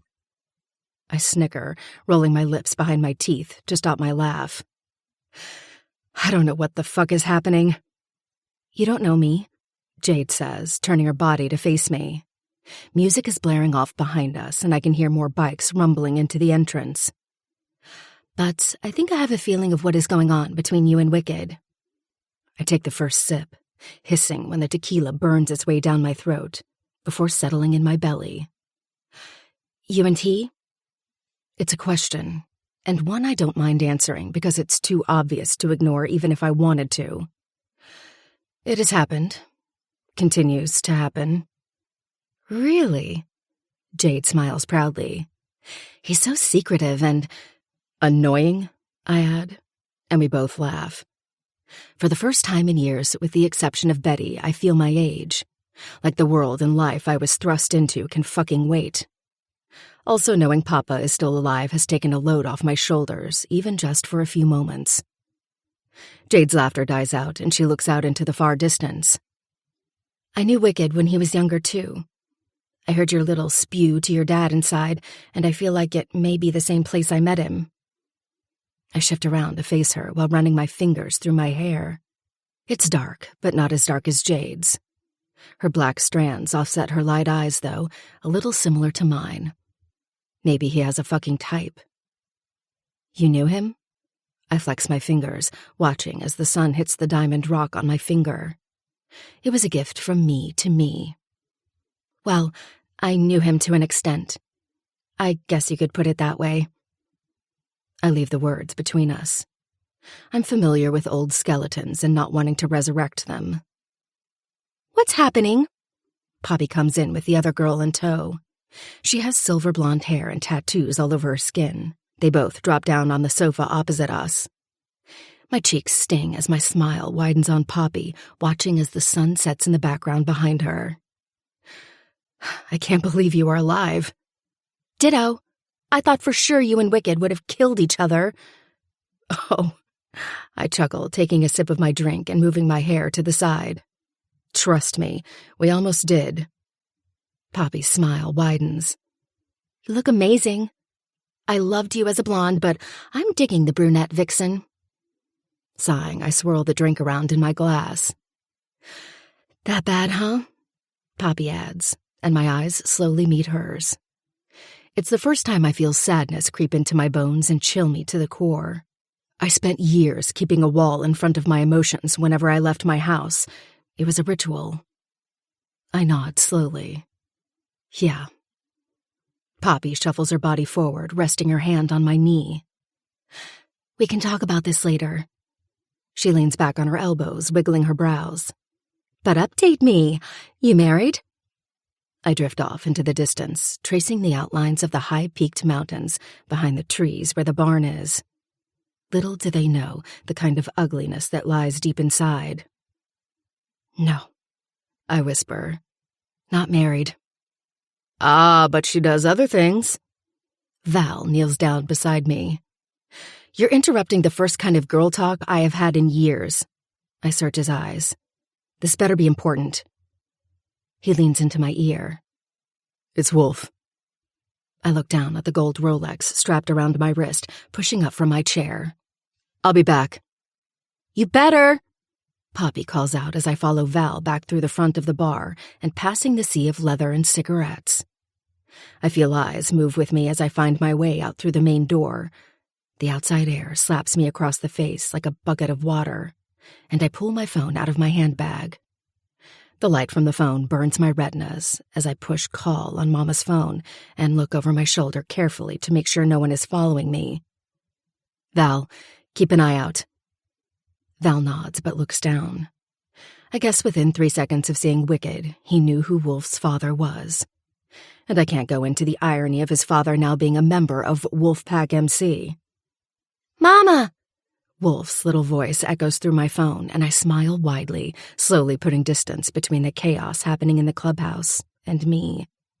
Hey, what did Nona make for dinner? My feet continue to take me forward until I'm staring at a familiar gloss-white Harley, the same one I saw parked beside us at the lights. Closing my eyes in realization, I shake my head softly. Of course. Of fucking course it was him. Did you eat it all up? He snorts through the phone. I did, and Nona said that this weekend we can put up the Christmas decorations. My heart swells in my chest. Buddy, it's only November. And? He asks, dragging out the word. My smile deepens. Okay, then this weekend we will go Christmas shopping. Okay, good night, Mama. Night, baby. I hang up my phone and shut the screen off. A kid?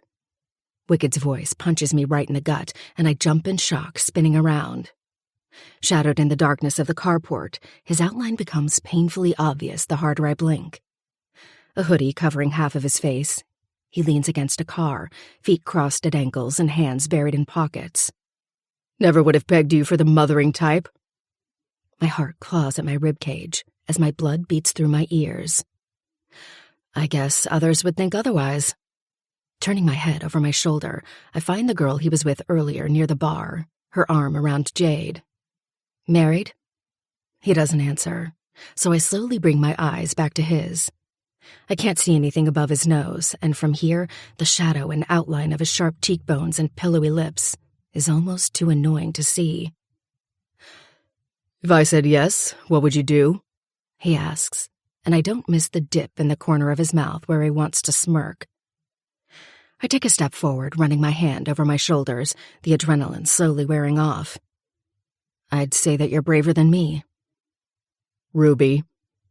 I don't look back at him, keeping my eyes locked on the way the girl moves around Jade. Her arms frail around Jade's body, her head tilting back to laugh, showing her straight teeth. She's pretty, sure, but I expected more. Ruby. I snap, coming back to Wicked. What? Stop being a fucking idiot. I'm not. I date them, apparently. I shove my phone back into my handbag and turn back toward the clubhouse. I need to make my way back into the safe area with Jade and Poppy, away from him and any questions he may ask. I don't know why I ever kept Wolf from Wicked. I think a big part of me told myself that I did it because I didn't know how to find him, or thought he was dead. But I know that's not true. Standing here today, with him right in front of me, I know that's not true. But now it's like the lie I told myself for years is quicksand, and I can't seem to get my feet out of it. Date who? The father to your kid? He asks, before I can take another step closer to the clubhouse. I lock eyes with Papa, who is sitting at the bar watching us from afar. I turn to face him again. He's closer now, his hoodie moved off his face and resting at his neck. Boy or girl? He takes another step. I take one back. Boy. His eyes narrow. The air shifts around us and my throat tightens, as if gaining any air is impossible. He must be old. Old enough to have conversations about Christmas. I step back again, my heel crunching over the loose stones. I eat men for breakfast, lunch, and dinner, yet in his presence I cower.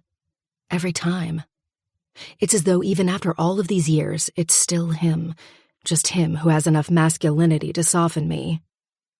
He's very smart. Wicked takes another step, tilting his head to the side. I watch as his dark eyes dance over my skin before flying back up to my face. How old? Fear crawls over my skin. I take 3 steps back, faster this time. The music becomes louder and people who were standing outside have stopped talking. How old, Ruby? Oh shit, his voice is louder. Fuck. I go to turn around to find Papa when Wicked's hand is on my arm, pulling me back around until I crash into his chest. Yo! Val moves forward with Tony, but my hand flies up to stop them both. Peering up at Wicked's face, I trace the sharp edges of his devilishly defined features. The sunken cheekbones, thick lashes and brows, and soft lips. Kids, Papa says from behind.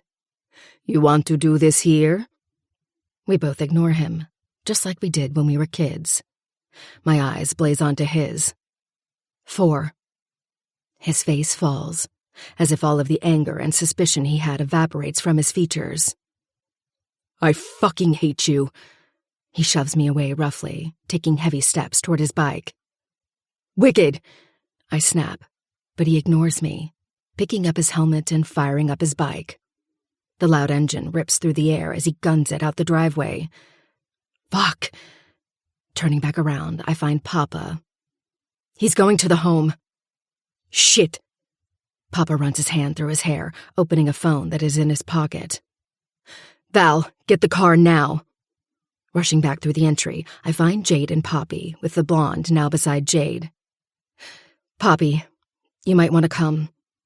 Look, I don't know who you are, but I'm his old lady, so what? Removing her hand from my arm with 2 fingers, I glare down at the blonde. I don't give a fuck who you are to Wicked. I turn back to Poppy and soften my smile. You're going to be angry with me, but you need to come. Poppy's hazy eyes settle on mine, but she shoots up after hearing the urgency in my tone. Okay, I'm coming. I squeeze Jade's shoulder on passing, banging into Poppy's back when she stops abruptly and turns back to face the blonde girl. And Sloane? I'll handle it. Jade shoos us away, and I grab Poppy's arm, dragging her outside and past onlookers. My Mercedes is idling at the front, with Royce, Chaos, and Lion already off on their bikes down the long driveway. Guilt claws its way through my chest as Val drives us off, Tony deciding to stay with Papa. Papa, who still won't come home. What's happening, Rubes? Poppy asks softly, and I lean my head against the glass, watching as the trees pass by. Val floors it as soon as we hit the main road, and I turn back to face Poppy. I'm sorry I didn't tell you this, but in my defense, I thought you were dead. Her hand comes to my thigh. Yes, of course. Now what is it? I blow out a deep breath, handing her my phone. She pushes the home button and Wolf's face fills the screen. He's smiling brightly, 2 perfect dimples on each cheek and dark almond eyes. Oh! Her tone is high, eyes wide. It's not until her mouth curves up in a smile that I let out my breath. I'm an auntie? She looks back at me with bright eyes. You are. My chest squeezes tight as she launches forward, wrapping her arms around the back of my neck. This is... Oh my God! He is going to kill you! Poppy's smile falls as she goes back to her chair. We can handle him. I crawl back in my seat. I don't know if I know how anymore, and with everything else going on, I don't think I can find my cares. Well, I need to update you on what I'm doing now, so during this trip, I may as well info dump you. The man who raised Wicked and me is bad, the worst. He had a brother, and that was who you met with Wicked all those years ago. Your guys' parents? The one Wicked killed? Poppy winces. No, not that right now, but this other man was called K. Diamond, and he basically held Wicked and Royce and a few others in a den for months, making them do and act on really fucked up shit. Jade was also involved in it all. But anyway, she rushes as we pull to a stop sign. I now help run an organization. Anonymous. I watch as her mouth falls open. I have heard about you all. Poppy nods, pulling down the little skirt she's wearing with her tights. Yeah, I guess you would have. Well, unfortunately, my work is the opposite. I blink past the emotion. Far from a savior. She stifles a laugh, swiping her mouth with the back of her hand just as we pull up to the manor. The gates part open and bikes are lined at the front door. Mama must have let them in. Someone has to be the bad guy, right? At least it's you.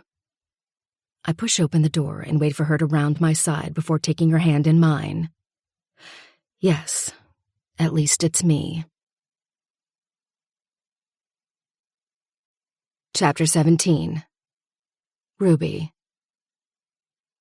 I thought over this day so many times since giving birth to Wolf. How it would happen or how I would tell Wicked. I struggled with envisioning how the words would come out, since I know that I've never wanted to say them to begin with. But standing here, watching him hover over Wolf's bed in his room, with the flickering of lights from his space projector, I never thought I would have felt this bad. Mama is still the same? Same as in she trusts you still when she shouldn't? I ask, entering the room after leaving my shoes at his door.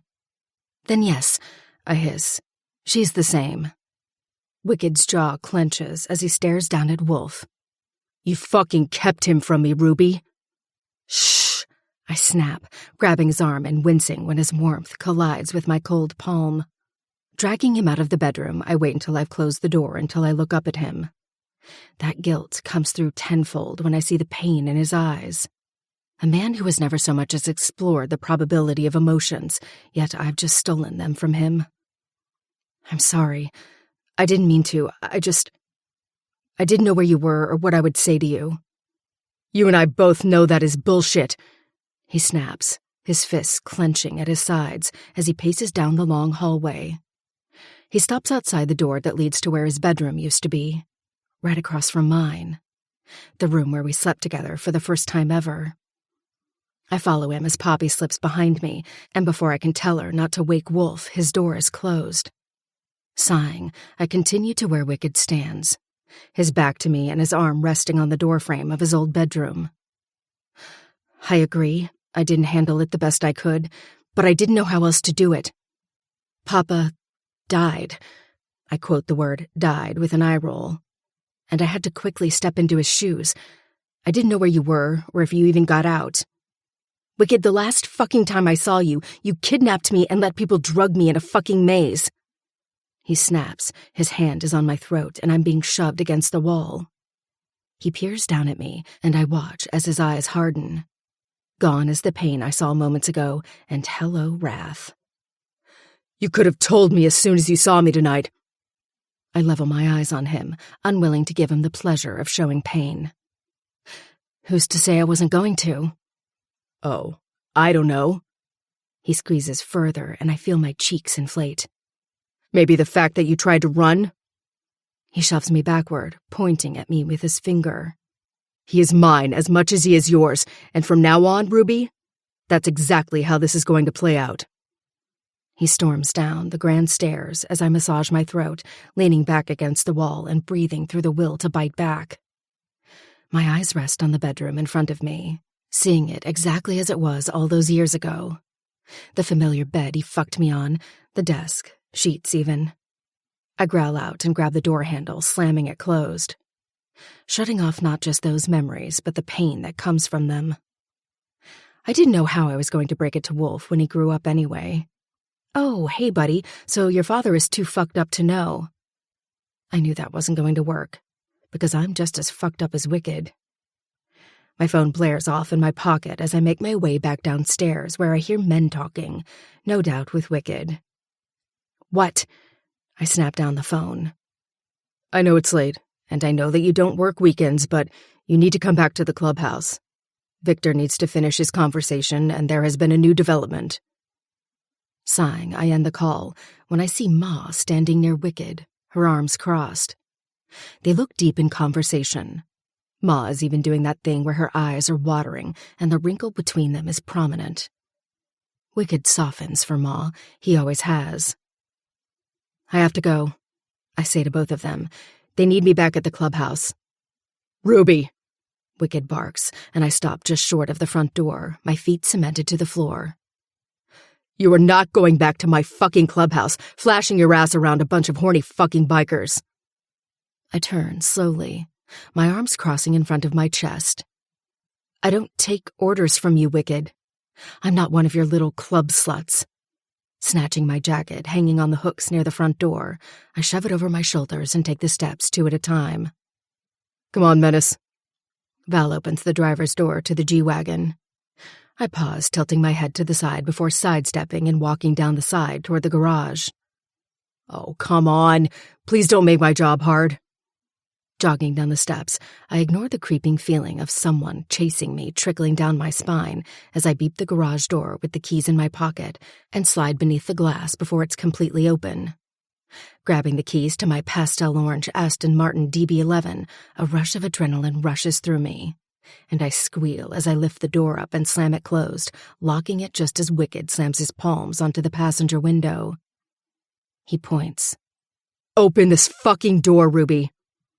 I flip him off. No. The dash lights come to life and I rev her purring engine a few times before tapping the gear into drive and zipping out of the show garage and past the waiting Mercedes that Val had idling for me. The wired gates are already open as I floor it onto the road, my Bluetooth hooked to the radio.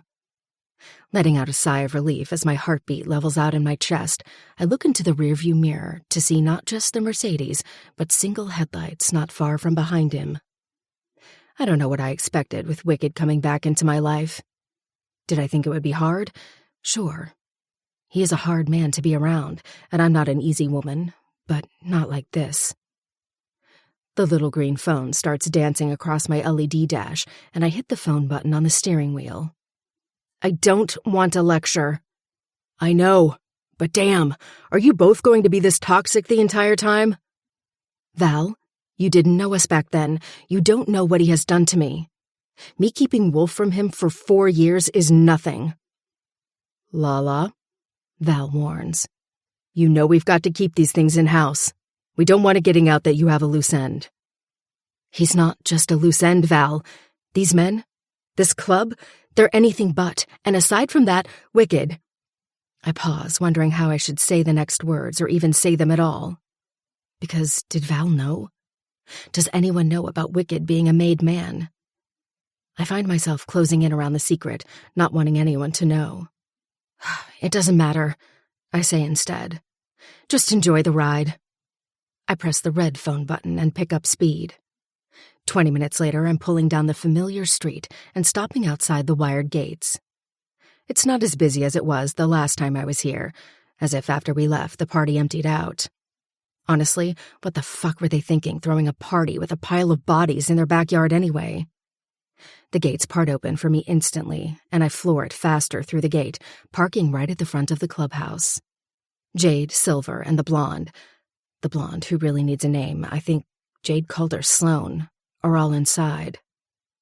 Sliding out with only 1 foot out, a loud bike rumbles to a stop beside me, and I watch as Wicked rolls off his bike, tossing his helmet onto the ground.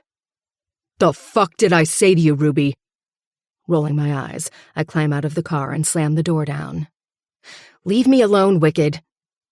Shoving him out of the way, I pause when I notice everyone watching us from the entry. You both need to behave while we sort through this shit. Papa juts his finger between the two of us. Lion, the president, gestures into the clubhouse. Ruby, you can come into church. What we need to discuss involves you. The fuck? Wicked argues, and Lion curves a brow at him before going to Royce. I ignore them all, nodding to Lion and passing. I don't have the patience for Wicked tonight. Not when I've already maxed out on my energy fucking hours ago. Rushing past the few bikers who are still here, if they don't move away from me entirely, I catch Jade and Poppy's eyes from across the room. It's as though my movements are in slow motion when Poppy leans into Jade and whispers something into her ear. Jade's eyes widen in shock before she smiles sadly at Sloane. I tuck my hair behind my ear and follow Lion through a side door adjacent to the bar. There's a long rectangle table in the middle with their MC emblem carved into the wood expertly. Leather chairs are pushed beneath the table, and at the very head there's a gavel sitting on a tiny stand. I guess that's where Lion sits. On the wall behind the head, there's an old motorbike hanging by anchors. No windows, and honestly, it smells like ass in here more than out there. Take the chair there, Ruby. Lion gestures to the chair on the opposite end of the table. I carefully pull it out and lower myself down. Can we hurry this along, please? I have to wake up in the morning and take my son Christmas shopping. I follow Lion's movements as he passes the chair I assumed he would sit on, but he instead takes the spot to the right. Everyone else piles in, and I watch as one by one they take their place around the table. Royce opposite Lion, and Chaos beside Royce, and so on. I don't care enough about the other members to know their names. I feel him enter before I see him. The whole atmosphere shifts.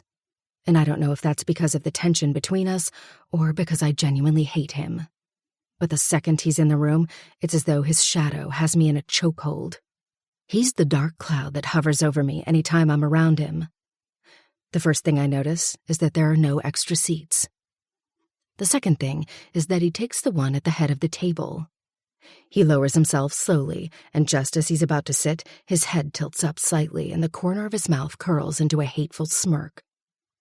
Within a flash, it's gone, and he leans back on his chair, his eyes directly on me. Slowing my breathing so I don't look like I'm panicking, I cross my legs from under the table, now cursing Lion for placing me here. Unable to maintain the electricity that prickles over my skin any time his eyes are on mine, I pull away and look to Papa, who is seated to my right. What is happening? It's the first time I've really looked at Papa. His skin is more withered than the last time I saw him, whether that be from the timeless monster or from stress. But his eyes, they've never changed. He turns to me, taking my hand with his, and pausing when his finger hovers over the diamond rock on my finger. He looks down slightly toward Wicket at the end of the table. I don't know if he knows I caught it, but I did. I pull my hand away from his touch. Papa, this doesn't directly involve the MC. I just needed a secure place to bring you to where I knew neither of us would be in harm's way. Searching his eyes, I wait for more. The envelope Wicket gave you to give to me all those years ago was confirmation that we had an inside leak. He stops talking, as if to find his next words. Someone who we thought we could trust, but has been working undercover with the Irish. I wince. What was that?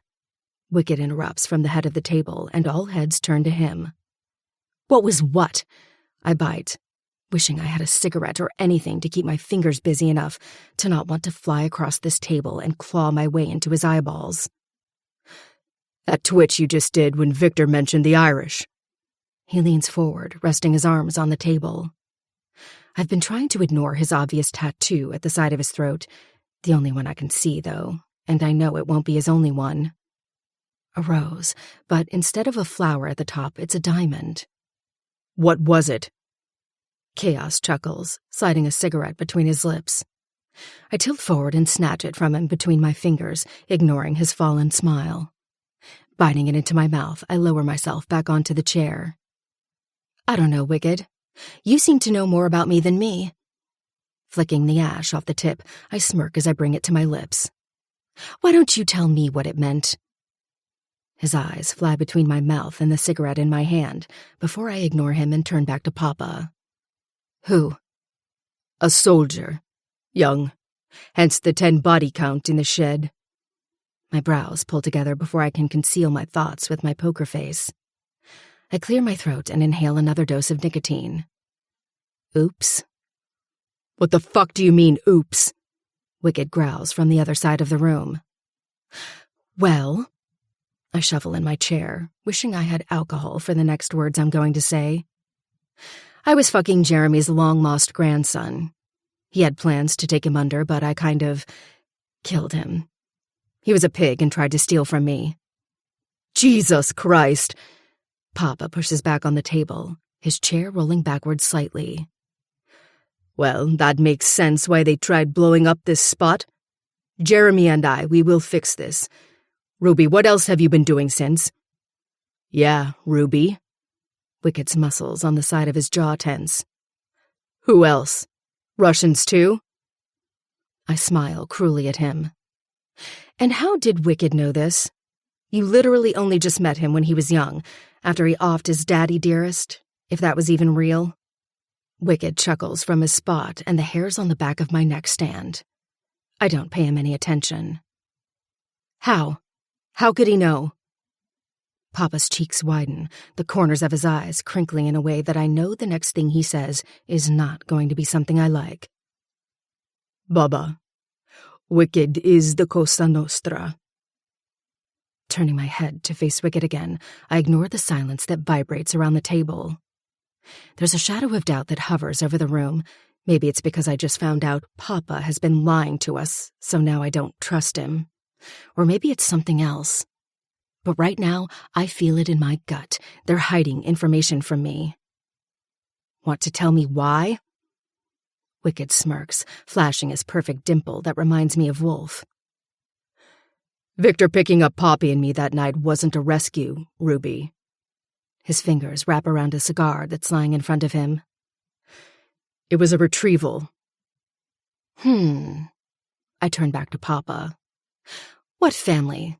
And if you say ours, I'll kill you both. Papa's eyes widen slightly before he leans back in his chair. No, Ruby.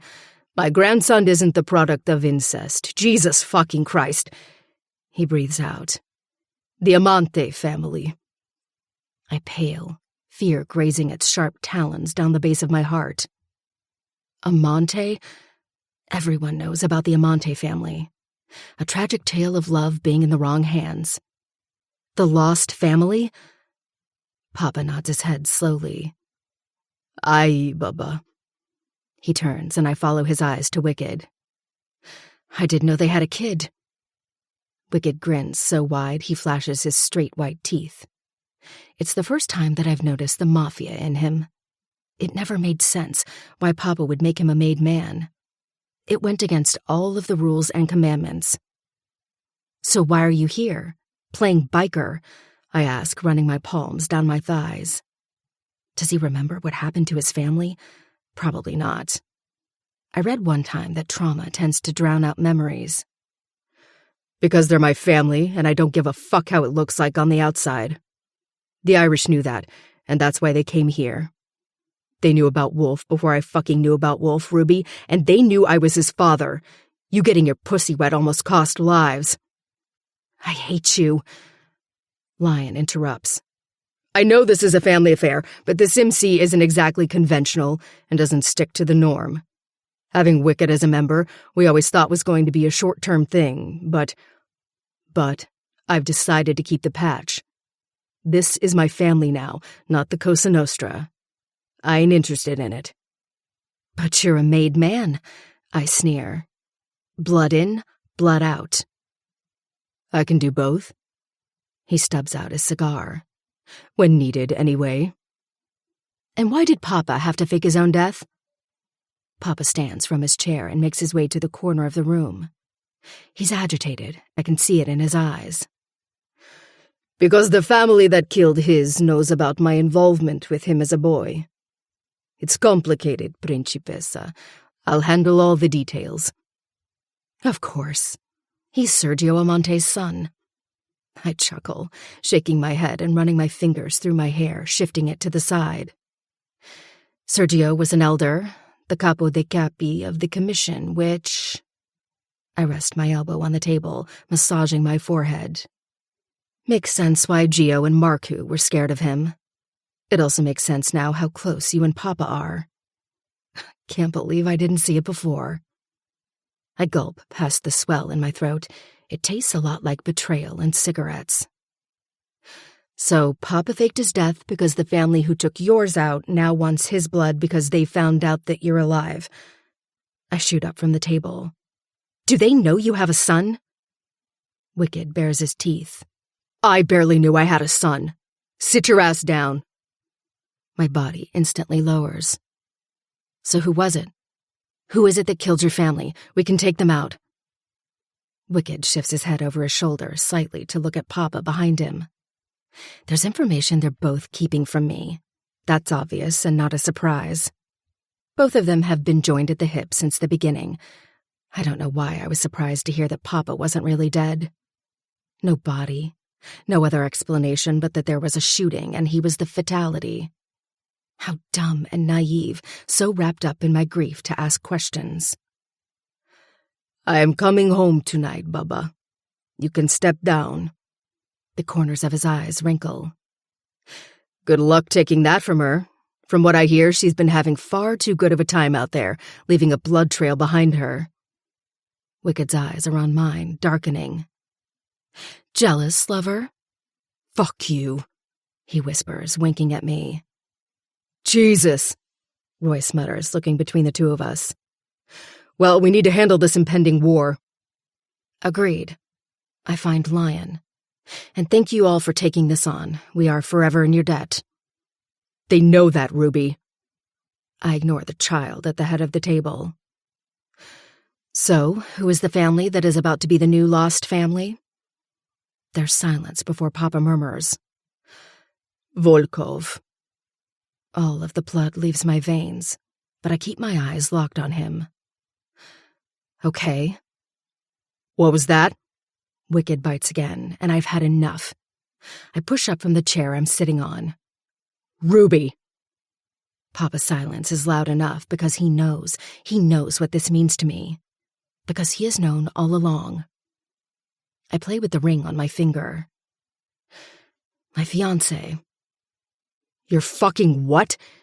He pushes up from his chair, the muscles in his arms rippling. Everyone, the fuck out, now! Bodies move out of the room. You too, old man. Papa kisses the top of my head in passing. I'm sorry, Bubba. It was time that he knew. I know. The air tightens around me, and when the door clicks closed, the urge to run claws its way up the base of my back. So you're telling me you've been in bed with my fucking enemy? I didn't know who killed the lost family. Wolf's family, Ruby. They killed Wolf's family, and when they find out that he is mine, what do you think they're going to do to him, It's not until he finishes his last words that I realize how close he is to me. I step backward. I didn't know, Wicked. I promise. I didn't. Saying his name never felt weird on the tip of my tongue. It's as if it belongs there. He backs me up against the table, his fingers wrapping around my chin. Sucking in deep breaths, I try to keep myself balanced by squeezing the edge of the wood. You're everything I fucking hate in this world, Ruby. Then why are you so close to me? Leaning closer, his lips hover above mine. I hold my breath when they graze over mine. Close enough to kill you. I smirk, looking between his eyes and his lips. Or fuck me. He chuckles, arching his hips into me, and I fight a groan when his cock rubs against my stomach. Never again. Then he shoves me backward and makes his way to the door. Before he can leave, he turns over his shoulder. I expect an invite to the wedding. Oh, and Ruby, you take my kid anywhere near him, and I'll kill you. He storms out, and I let out a long-held breath. My throat swells, and I lean over the table, squeezing my eyes closed. He'll never forgive me for this. I know that, but somewhere deep in the back of my mind, I think I wanted him to fight harder. Harder for me? I don't know. My steps are slow when I finally exit the room. He'll forgive you, baby. Papa usually calms the fire that's in my veins. You and he are inevitable. Everyone knows that. Shaking my head, I swipe the tears that fell down my cheek before I could catch them. No, Papa. He won't. Why? I narrow my eyes on him. Why didn't you tell me it was Mikhail Volkov's father who ordered that kill? Would it have mattered, Bubba? You and I both know that there's no way out of that. Sighing, I start making my way outside. Where are you going? I turn around and study him. I've trusted him all of my life, but I can't get rid of the itch in the back of my head that knows he's hiding something from me. You're back now. I can go back to being my age. Ruby, He says gently, but I ignore him and the stares coming from everyone else. Val is standing on the other side of my Aston Martin, wiggling his brows. You can't get rid of me now. I slide into the driver's seat. I don't even care at this point. I had thought about the day that Wicked would come home multiple times over the years. They all played out differently in my head, but not even I could think up what just happened.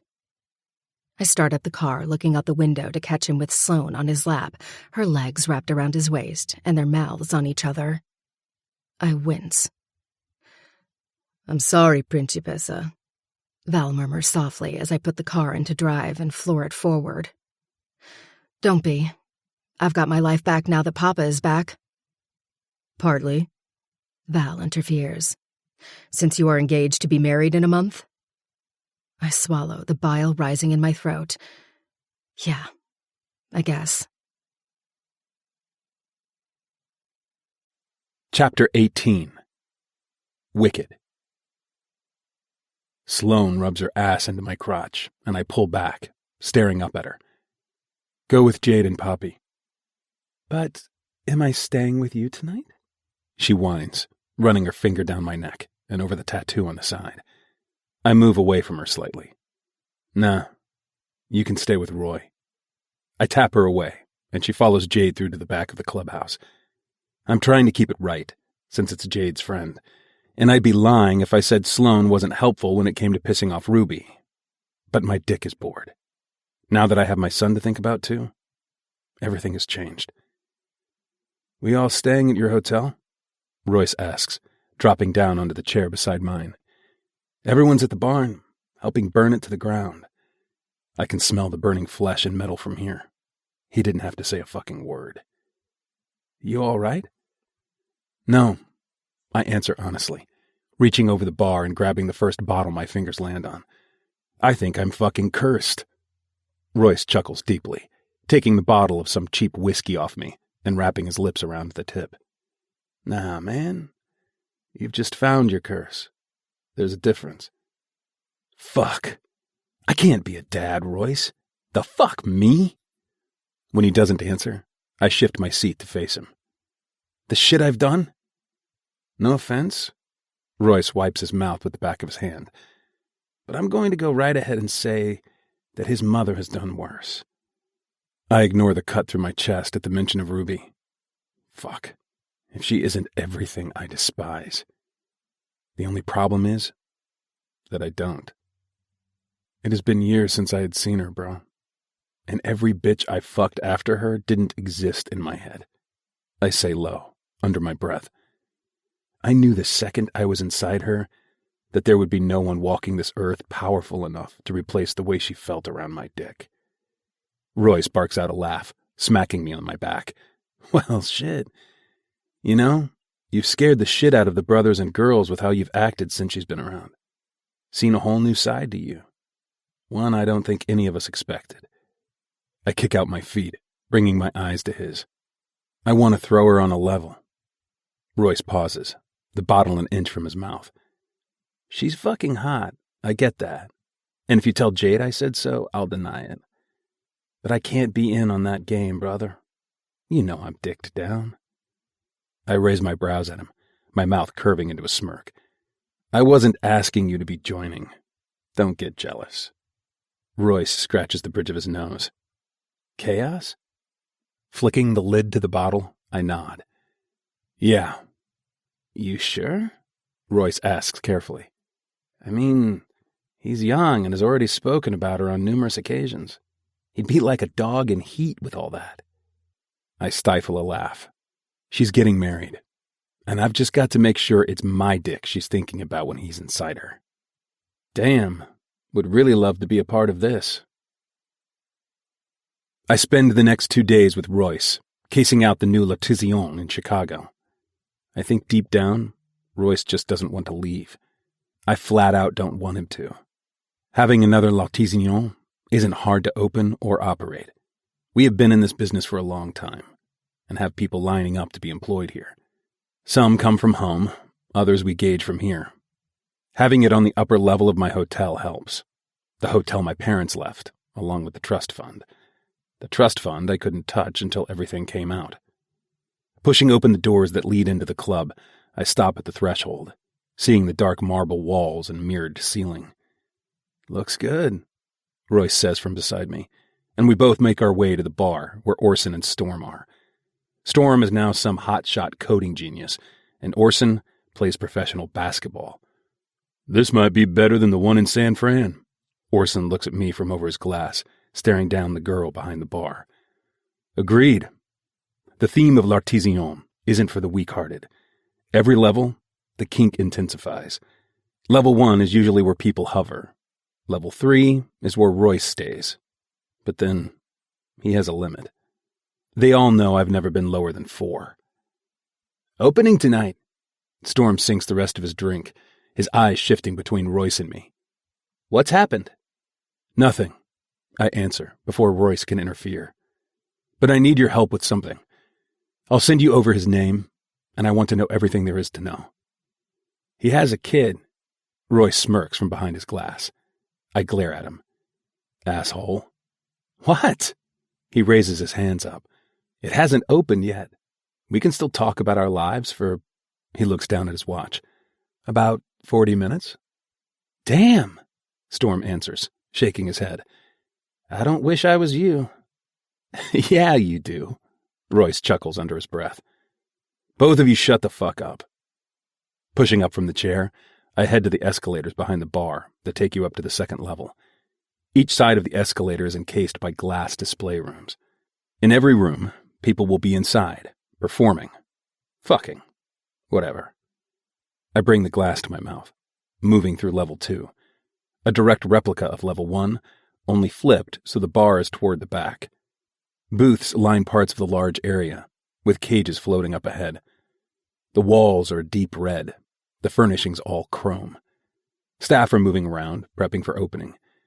I head to the back and up the escalator to level 3, with the same display on either side. The walls are a milky shade of beige, with mirrored ceilings again, and the bar toward the side. The booths are a little less private now, with a light in every area to show silhouettes. There are also options to take one of the private rooms off to the side. I stop at the bottom of the escalator to level 4. Tomorrow is the first day I get to meet Wolf, since Ruby wanted to take it a tad slower into letting him know what's happening. I don't want to be drinking all fucking night. Aside from Ma telling her she needs to go out for a couple of nights and blow off some steam after taking over Victor's job for years, I know that it'll take more than that to get little Ruby LaRosa out of the house. The escalator leads me up to level 4. White walls, bar furnishings, and leather sofas are scattered around the room. LED lights line each sofa, where poles are lined throughout the room. Chairs are placed casually, and the whole back wall is a mirror, as well as the ceiling. No private rooms here. This is a free-for-all space. The last time someone got lost on level 4, they went crying to the police, trying to press charges. It didn't work. You sign an NDA and your rights away the second you set foot through L'Artesian. I make my way to the bar, where a young girl around Poppy's age is lining up the bottles against the cabinet. She spins around and jumps when she sees me. "Shit! Sorry." "You all ready up here?" "Yes," she answers, and my eyes fall to her name tag. Cassie. "We're ready." "How old are you?" I ask, not hiding the way my eyes crawl over her body. Her cheeks turn pink. 23. All right. I'll double-check that shit. She looks young as fuck. But then, we do that. We find the young ones because they make good bait for the creeps that Anonymous hunts. I grab my phone out of my pocket, swiping it unlocked when I see Victor's name flash over the screen. "What's up?" "We're going to need to talk this week about something that has come up." I lower myself down onto one of the chairs. A glass slides over to me, and I look up at Cassandra, who smiles at me. Way too fucking innocent for this club. Fuck. What was Storm thinking? "Tell me now." "It's about your commitments to the Cosa Nostra. They want you where your father was." I swig the whiskey in my mouth, hissing when it burns down my throat, leaving notes of honey and smoke behind. Figured that was coming. I know you said the MC is your life now, but son. I know, I answer, giving him what he wants while looking up at the ceiling. I know. I just need time to train Chaos to take my place. I can't be leaving them, and I can't leave Royce and Lion in the dark about it either. I'll need to fill them in. Usually, mafia business is to be left just in-house, no one outside. I agree. They need to know. The fact is, Wolf isn't a La Rosa. He's an amante. Your family isn't lost anymore, Vittorio. I sink the rest of the drink in one go. All right. Talk soon. Hanging up, I flick through my messages. I pause when I find the Instagram logo on my phone. I wonder. I tap it open and type in her name. It comes up first. I blink at her username. Uncut. I know she means gems, but it still irks me for a reason I'm not touching. Her profile is public, so I click on it. 12,000 followers. Following 6. I chuckle, shaking my head. Always a fucking snob. I click on the last photo she uploaded. A selfie of her holding up the phone in the driver's seat of her Aston Martin, wearing a tight little black dress with her tits spilling out and hair flattened straight. I roll my eyes when I see the girl beside her is Betty. They're both dressed to go out, and I look at the date it was posted. 46 minutes ago. I narrow my eyes and fight with myself not to open the comments. Scrolling to the next photo, it's a photo of her and Wolf. My heart slows in my chest, and I fight back the urge to not get in my car and get them both right now. Wolf is laughing in her arms, but looking directly at the camera and whoever is holding it. Ruby is blowing raspberries into his neck. They look like they're in the snow, both dressed in ski gear. That was posted a couple months ago. I scroll to the next one, and my blood turns cold. She's sitting at a restaurant table, her makeup immaculate, and she's wearing a tight little white dress. Fuck. Mikhail is seated beside her, dressed in a suit, his beard shaved perfectly.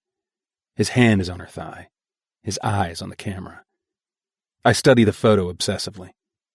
Her eyes look dull, as if the glitz and glam that she's dressed as does nothing to hide the ugliness she feels inside. Yeah, shit is about to change. I scroll back to the top and hit follow.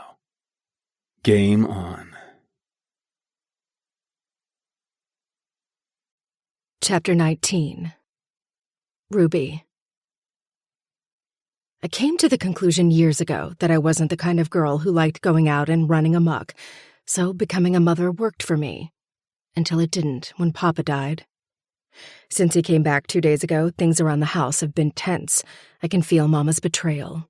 Why he would leave her and me to pick up all his shit while he ran off. After putting Wolf to bed, Mama insisted Betty and I head out, as she and Papa had shit to sort through. She told us both not to go home tonight, so now here I am, at the penthouse of my hotel in the city and looking directly across the road. You okay? Betty comes up from behind me, handing me a drink. I take it from her, stepping backward and back into the lounge to get out of the wind. Yeah, apparently they put a bar into the hotel. I take a large swig. I say let's check it out tonight. Betty flops down onto the leather chair in the corner. Of course. There's a beep on the speaker, and I jog toward the little voice box, pressing the button. Ma'am, we have a Jade, Poppy, and Sloane here for you. Let them up. Thanks, Michelle. Oh, God, Betty grumbles, kicking off her heels and curling her legs under her ass on the couch. This really a good idea? I fish the bottle of 42 out the back of the cupboard, grabbing a bunch of glasses. Yes. You're the one who said I don't get to go out or have a life because of the family business. I peek my head around the corner, only seeing her dark hair spilling over the couch. The living room is all glass walls and a large patio that curves around the design. There's a large TV hanging on the wall to the left, with a fireplace burning beneath it.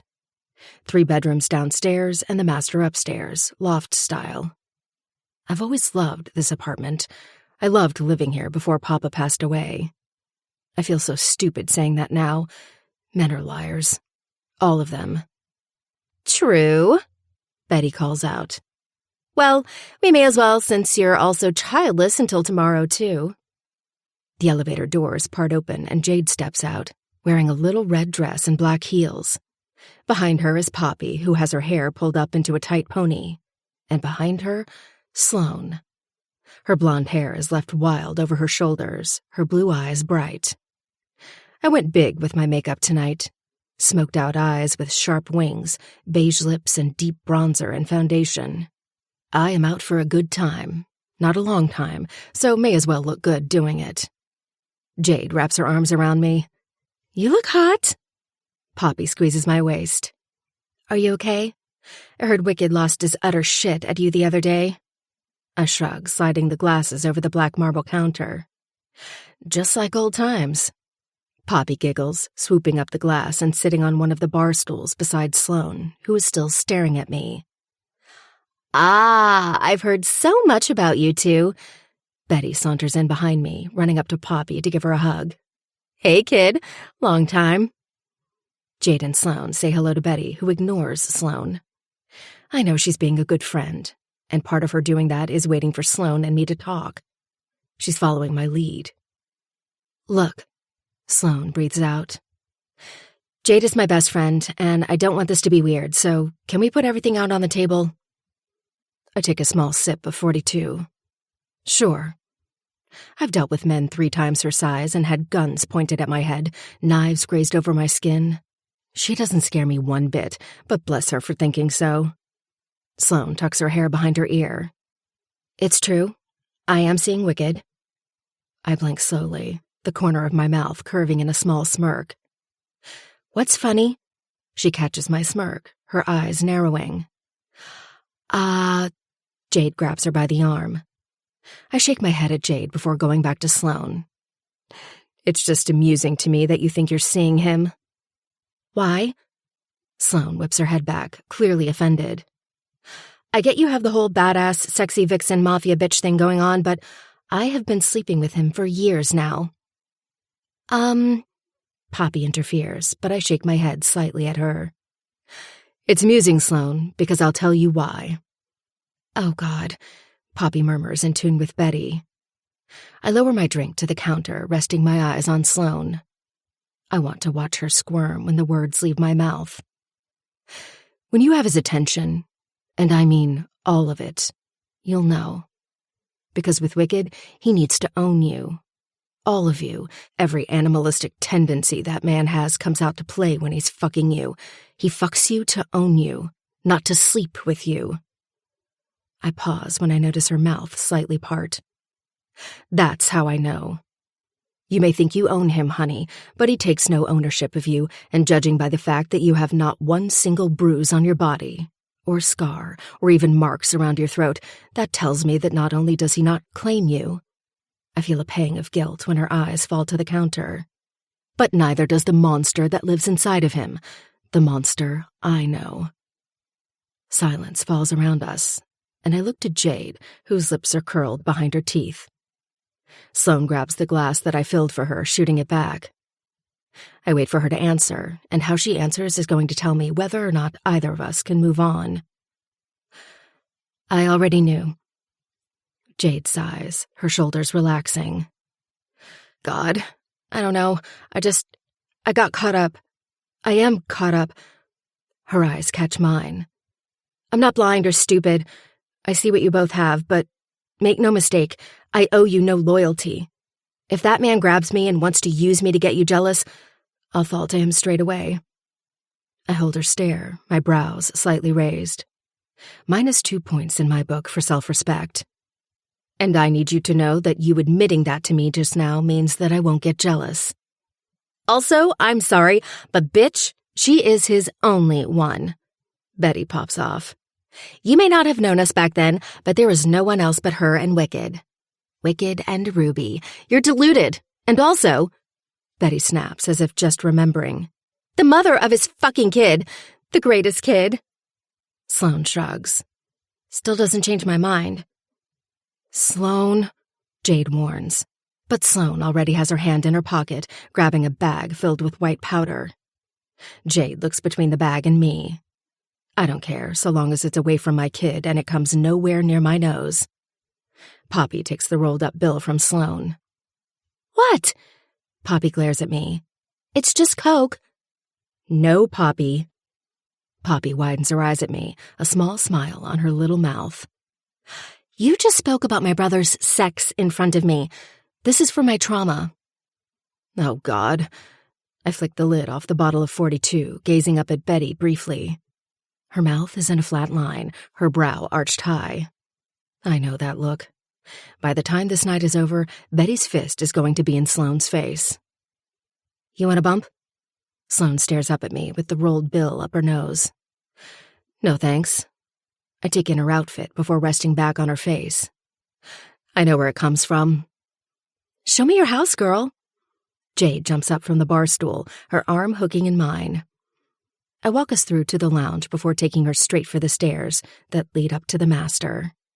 As soon as we're far enough away, Jade squeezes my arm. I am so sorry about her. Don't be. If I had to apologize every time Betty did something shady, I'd never stop apologizing. I laugh, leading her through the master room. A floating bed is in the middle of the room, a mirror ceiling at the top. The bathroom is tucked to the back, and the whole front of the room is glass. There's a sliding door that leads out to the patio that opens out and overlooks the busy city streets. Sliding open the door, I walk out to the patio, brushing my hair away from the strong winds. You know, I've known Wicked a long time. Jade murmurs from behind me, and when I turn slightly over my shoulder, I catch her leaning on the threshold to the door. I don't bother to tell her that I've known him longer, that whatever she thinks she knows about him is nothing compared to who he really is, how dark and twisted his morals were when he first met me, and the games he played to get to me. He has always been quiet, somewhat distant to what the others were like. She pushes off the door and joins me on the patio. I look out to the hotel opposite us, noticing the lights at the very top flickering on. But I've never seen him the way he is with you. I chuckle, my thumb drawing circles on my forearm to distract myself from the memories. That's nothing compared to what he used to be like, and I don't just mean that in a good way. Hey! Poppy interrupts from behind. Before Wolf, she was probably the only thing Wicked and I agreed on. Shall we go? Nope. I make my way back through my room and down the stairs. I can feel Poppy hot on my tail, but it's not until I'm back in the kitchen that I finally turn to face her. I thought we were going out. I gesture around the room. Are. But you can't come into the place we're going to unless you want your brother to drag us both out by our hair. And I don't know about you, but I took a great deal of time doing it tonight. Poppy blinks, crossing her arms in front of her. I'm still coming. He can deal with it. I shrug, ignoring the way Betty and Sloane are icing each other across the counter. Fine. The elevator takes us to the bottom level of the hotel, and our heels clink as we walk across the marble floor. Val is standing near the door, a grin bright on his face. I've got to say, you all look amazing tonight. I roll my eyes as he saddles up beside Sloane. Where are we going? He asks, putting a cigarette behind his ear. No offense, but Paps doesn't want you venturing too far. Says it's not safe and that we're close to going into lockdown. I snatch his cigarette off him and wait on the sidewalk of the busy street. People enter through the doors at the hotel across the street. Cars zip past, and I hear Val's heavy footsteps run up behind me. Nuh-uh. I don't think... I cross the road between cars, making my way to the entrance doors. Brushing past the bellman, I make my way to the elevators, turning to see the rest of the girls, and a stroppy Val not far behind. I push the button on the elevator, my eyes drifting up to the corner of the room, where a camera is staring back down at me.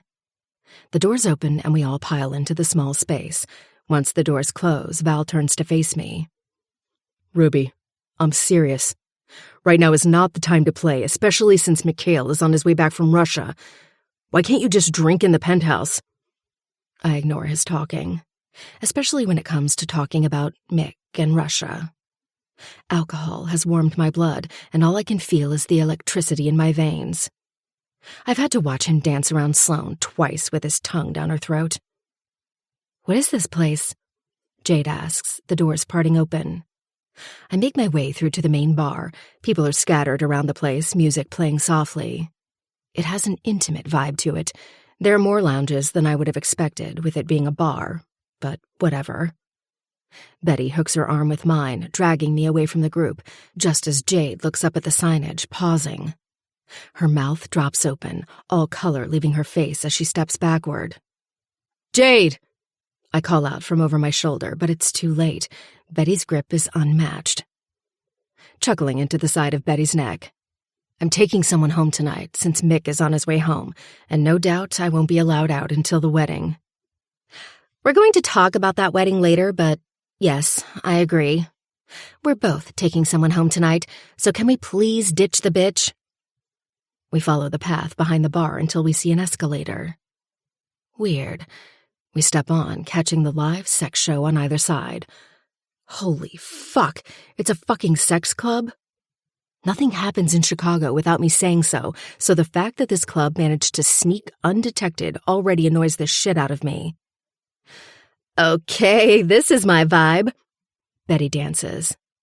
"We need a drink. Let's go to the bar here before touring the place." We get off the escalator and fall deep into the busy dance floor around the bar that's toward the back of the room this time. There's a mixture of people. Some suits, some young. Betty shoves a glass of, I don't know, into my chest and we continue around, passing private rooms with moaning and the sound of skin slapping together. "I feel like it's getting worse. Let's go up." Betty points to the sky as our heels tap onto the escalator. We move through level 3 when we see there's a level 4. This annoys me. How did they manage to open this fucking bar without me knowing about it? It would take months, if not years, to plan this kind of thing. As soon as we hit level 4, the music shifts to a smooth beat. I swallow my entire drink and drag Betty into the room. This time the walls are beige-white, the leather couch is white, and scattered booths fill the area. There's a small group of people dancing in the center of the room, and I drag Betty toward them, my mind spinning from the alcohol and intoxicating sound of live. I can worry about who's running this place later. Right now, I want to get lost, forget everything and everyone. Betty has refilled our drinks at least 5 times, and this time Lithes Wish They Seen My Face plays. I love his music, and I allow his familiar sound to entrance me. Going out and not being approached by men isn't unusual for me. For the most part, people know who I am, and if they don't, someone they're with knows who I am. No one approaches me. I go to them. I open my eyes to a young guy dressed in a pretty button-up and jeans, his drink resting against his bottom lip. Smirking, I take a step toward him. "Yes, you are coming home with me." A hand slams over my lower belly, unmoving, and I look down to see tanned skin with tattoos leading up his arm. Fuck. My heart rate picks up as he slams me backward and I collide with his chest. He drags his nose down the curve of my neck. "Where the fuck do you think you're going?" I continue dancing against him, the smirk on my face too smug. I don't even bother to ask what he's doing here. Obviously, that's who Jade saw earlier when she stopped walking in. She may bow and abide by the rules her old man lays out for her, but I'm no biker's woman. I'm the reason a biker doesn't want one. Spinning around in his grip, I tilt my head up at him and force my spit down my throat when I see what he's wearing. Gone is wicked. Standing in front of me is an Amante royalty in all his glory. "Such a shame," I say from behind a half smile. "You've always looked so damn good in a suit."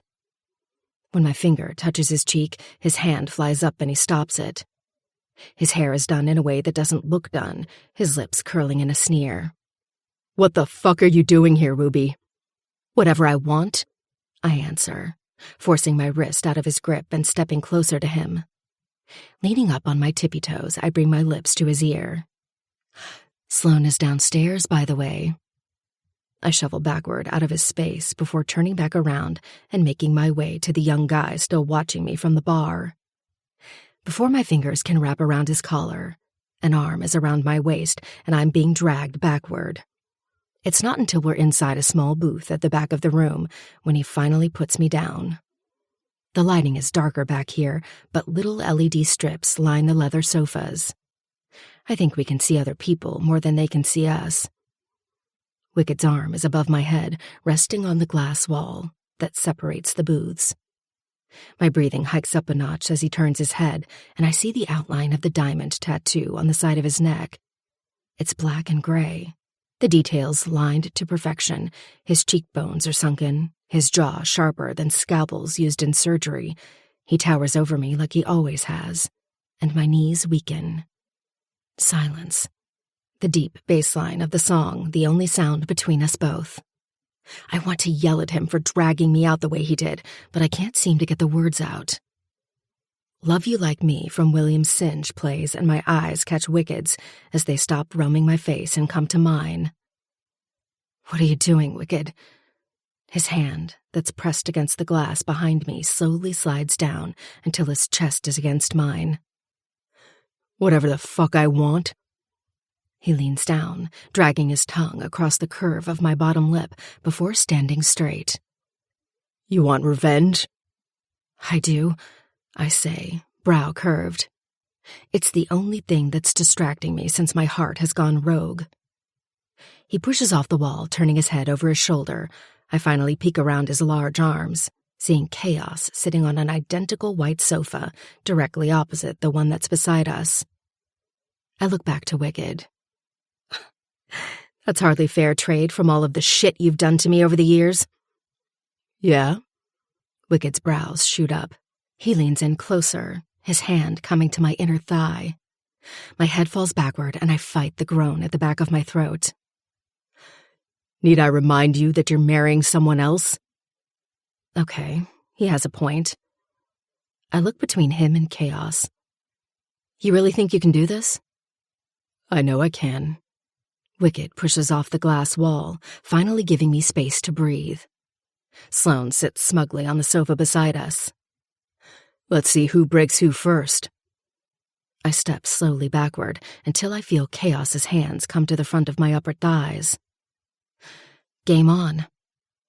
Lowering myself onto awaiting Chaos, I drag my fingernail down his pretty face.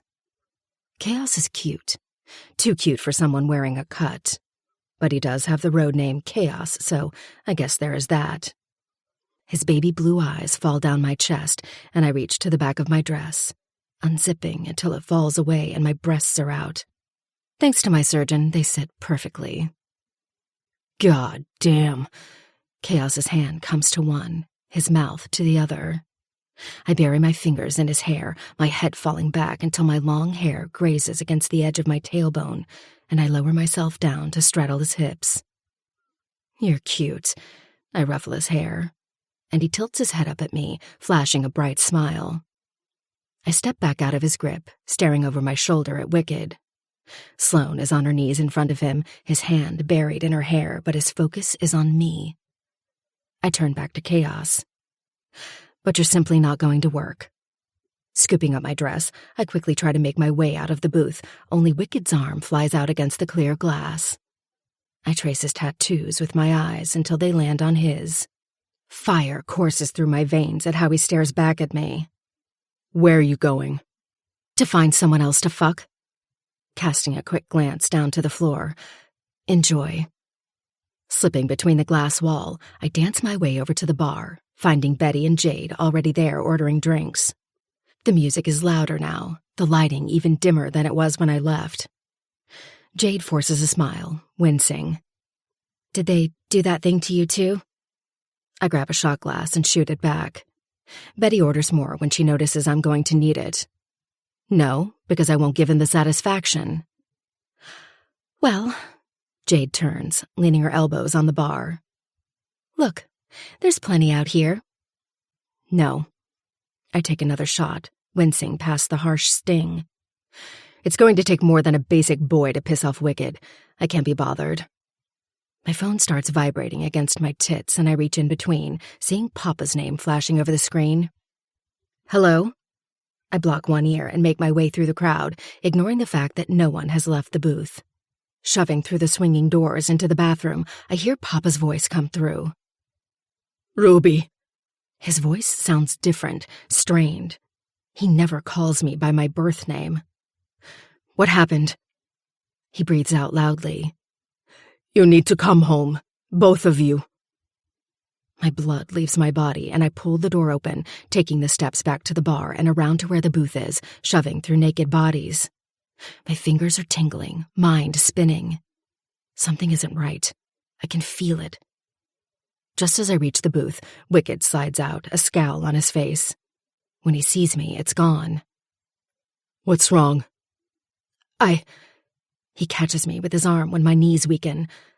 I think something bad has happened. We have to go home, now. Wicked's eyes search mine before he takes my hand and our fingers intertwine as he moves us through the sea of bodies. I don't see anything that he does after that. Not him telling everyone to meet us there, nothing. I don't even fight when he's shoving a helmet into my chest and starting his bike because something is wrong. Whether it was Papa's tone or my instincts, I can feel it. Wrapping my arms around Wicked's body, I squeeze my eyes closed and inhale as the engine growls from beneath me, the wind running its rough fingers through my hair as he whips us forward. I clutch onto his torso, ignoring the memories of the last time I was on the back of a bike with him. What could have happened? Maybe it's Val. He did disappear earlier on in the night. Or Chio? Shit, I can't think of any other possibilities. When we pull down our street, police lights flash red and blue on the curbside, and news agencies have their cameras parked right outside the gate. What the fuck? Wicked's bike idles between my thighs before he squeezes the throttle and drives us through the wired gates as they part open. There's a dark car parked at the curb with a police vehicle. Men are walking out of the house dressed in blue plastic coveralls and white booties. Before Wicked has parked the bike, I unlatch myself from around him and fling my leg over, flying to where Papa is standing, talking with a police officer. Papa? He turns just in time to catch me, and I see all of the blood soaked into his suit shirt, smudged on his face and sticking his hair up. Wolf! The words barely leave my mouth before Papa shakes me, holding my upper arms. No, Principessa, he is with Val. He points to where our secondary carport is, and my heart rate slows, my shoulders slacking when I see him curled into Val's big body, and watch as Wicked makes his way to them both. My plan was to take it easy, introduce them slowly. But when Wolf's dark blonde head lifts off Val and his little arms fly out to Wicked instantly, a pang of guilt grips me around my throat. But I turn back to Papa, my mind no longer racing at speeds only a parent can understand. What is it? It's your ma. I step backward, the floor shifting beneath my feet. What? We don't know anything yet.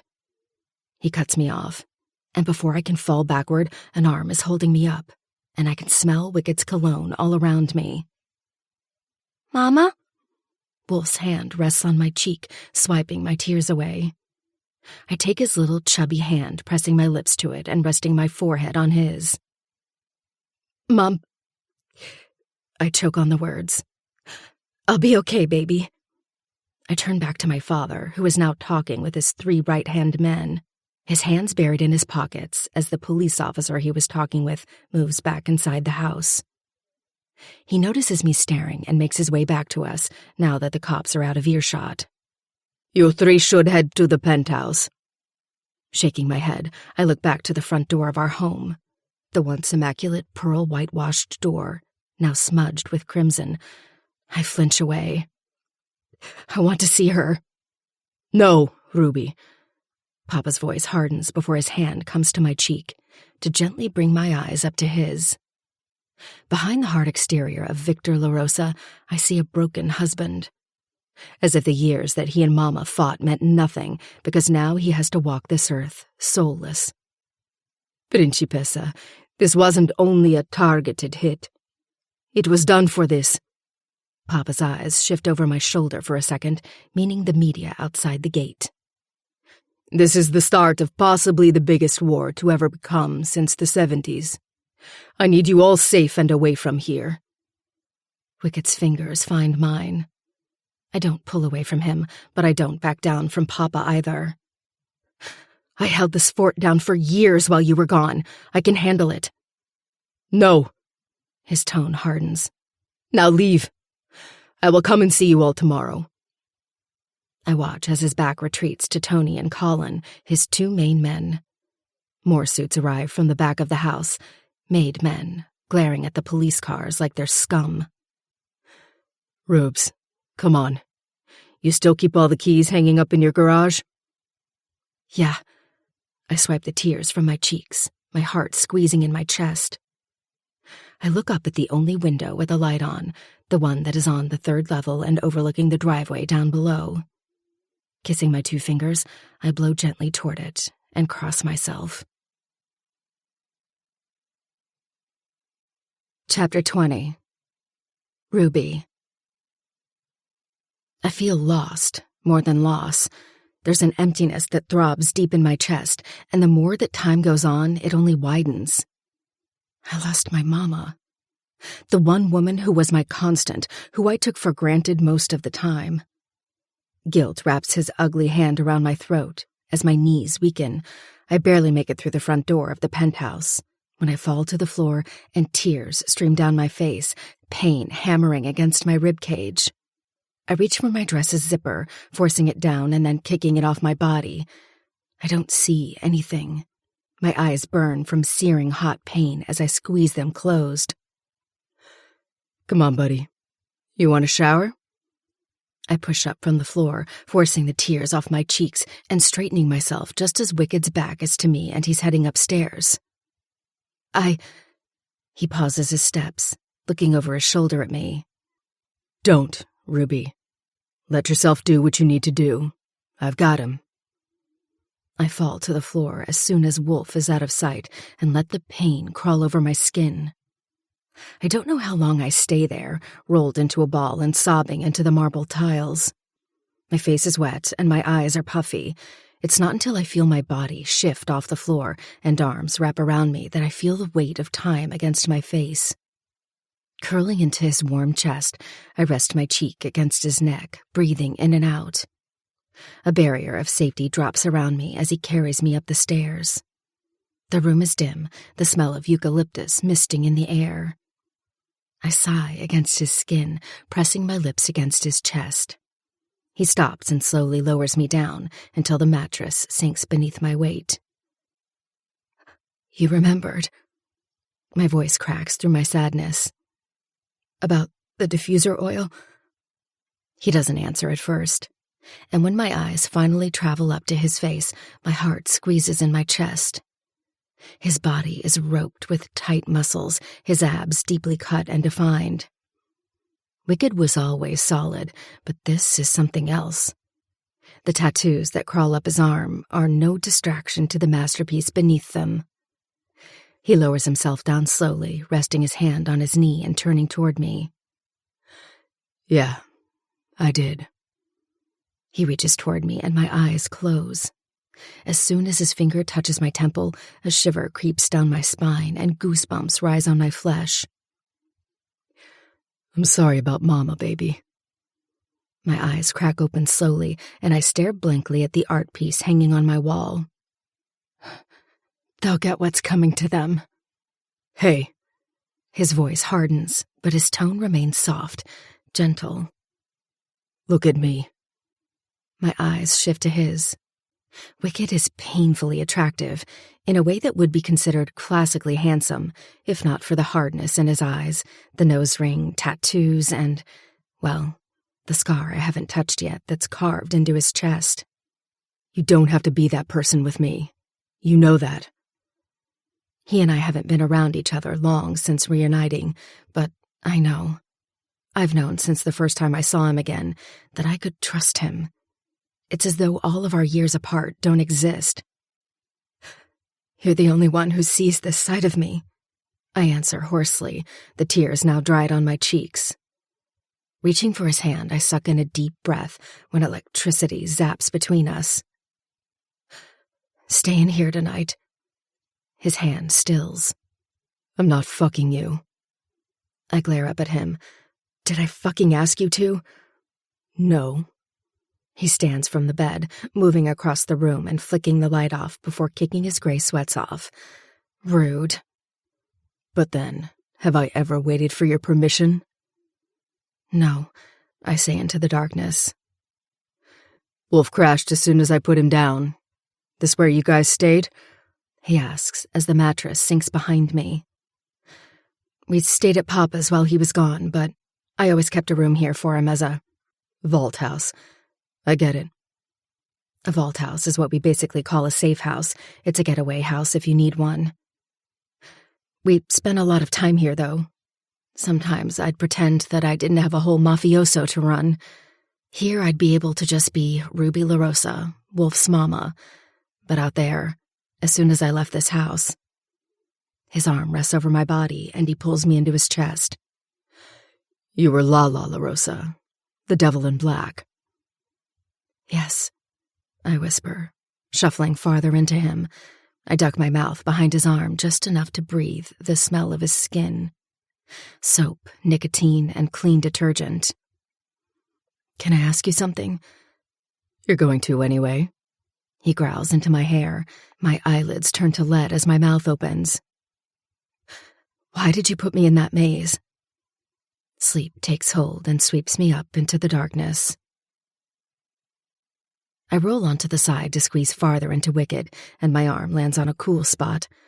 I push up off the mattress and reach for my phone that's already charging on the bedside table. He must have put it on there before he went to bed last night. Pain radiates through my heart once again, and any time I think of Mama's face, it's as though a knife digs deeper and deeper into my chest. Morning, Wicked says from behind me, and I turn to face him. Wolf's little hands reach out for me, and I curl my finger toward them both. Wicked lays him down on my bed, and he crawls his little body over to my side, slipping beneath the blanket. Mama's sad. I kiss his little head, looking up at Wicked. I don't know if it's because so much has happened since he and I have seen each other again, and he feels too guilty to grind me about keeping Wolf from him. Or it's an impending storm that he's holding from me, but I decide not to poke the bear. Morning. I smile down at Wolf. His dark eyes, so much like Wicked's, only brighter. Hungry? He nods before sliding out from my blanket and over the bed. He runs his little body down the corridor. Anto! Hey, buddy. Royce's voice drifts through my room and my smile falls. Shit. Wicked steps in farther, closing the door behind him. Don't be like that. He raises his brows at me. You of all people understand the importance of family, Ruby. I sigh, inching up the bed and running my fingers through my dark hair, pushing it to the side. I know, and I know how bikers are, but right now, he's family. The most family I've ever had that isn't Poppy or you. Chewing on my bottom lip, I slide out from beneath the bed covers. Okay. Look, I need to go see Papa. I spin around and instantly feel paralyzed by the way he's glaring at me. I look down at what I'm wearing, the same bra and panties from last night. What? Don't act like you haven't seen me naked. I have, and that's precisely the fucking problem. I dip into the bathroom and scrub through a shower. Once I'm dressed, in yoga pants and a tight V-neck shirt, I find Wicked and Wolf downstairs watching TV. Royce is opposite with chaos next to him. The room is filled with leather. And usually that would probably annoy me, but for right now, I need to be with Papa. Lowering myself onto the floor, I tie the laces to my Converse, watching every few seconds as Wolf keeps his eyes glued on the TV. My phone starts vibrating on the carpet, and I see Mikhail's name flash over the screen. I look up at Wicked, making sure he didn't notice. How is it that I feel like I'm cheating on Wicked with my damn fiancé? Swiping to answer, I bring the phone to my ear. Hi. I just heard, he says coldly through the phone. We're heading to meet your father. My blood turns cold. No, not without me. Last I checked, I don't need to answer to you or oblige your demands, Lala. He pauses and hope tingles my fingertips.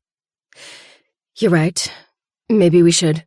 But we both made a blood oath and promised to our families. I intend to keep it. Those tingles fizzle out. I'll call you once I finish with the meeting, but, Ruby, You will need to start deciding what you are bringing to my house after the wedding. My phone slips from my ear, and I hit the end call button. What? Wicked asks, but I push myself up from the floor and move into the kitchen, opening the cupboards to find my coffee pods.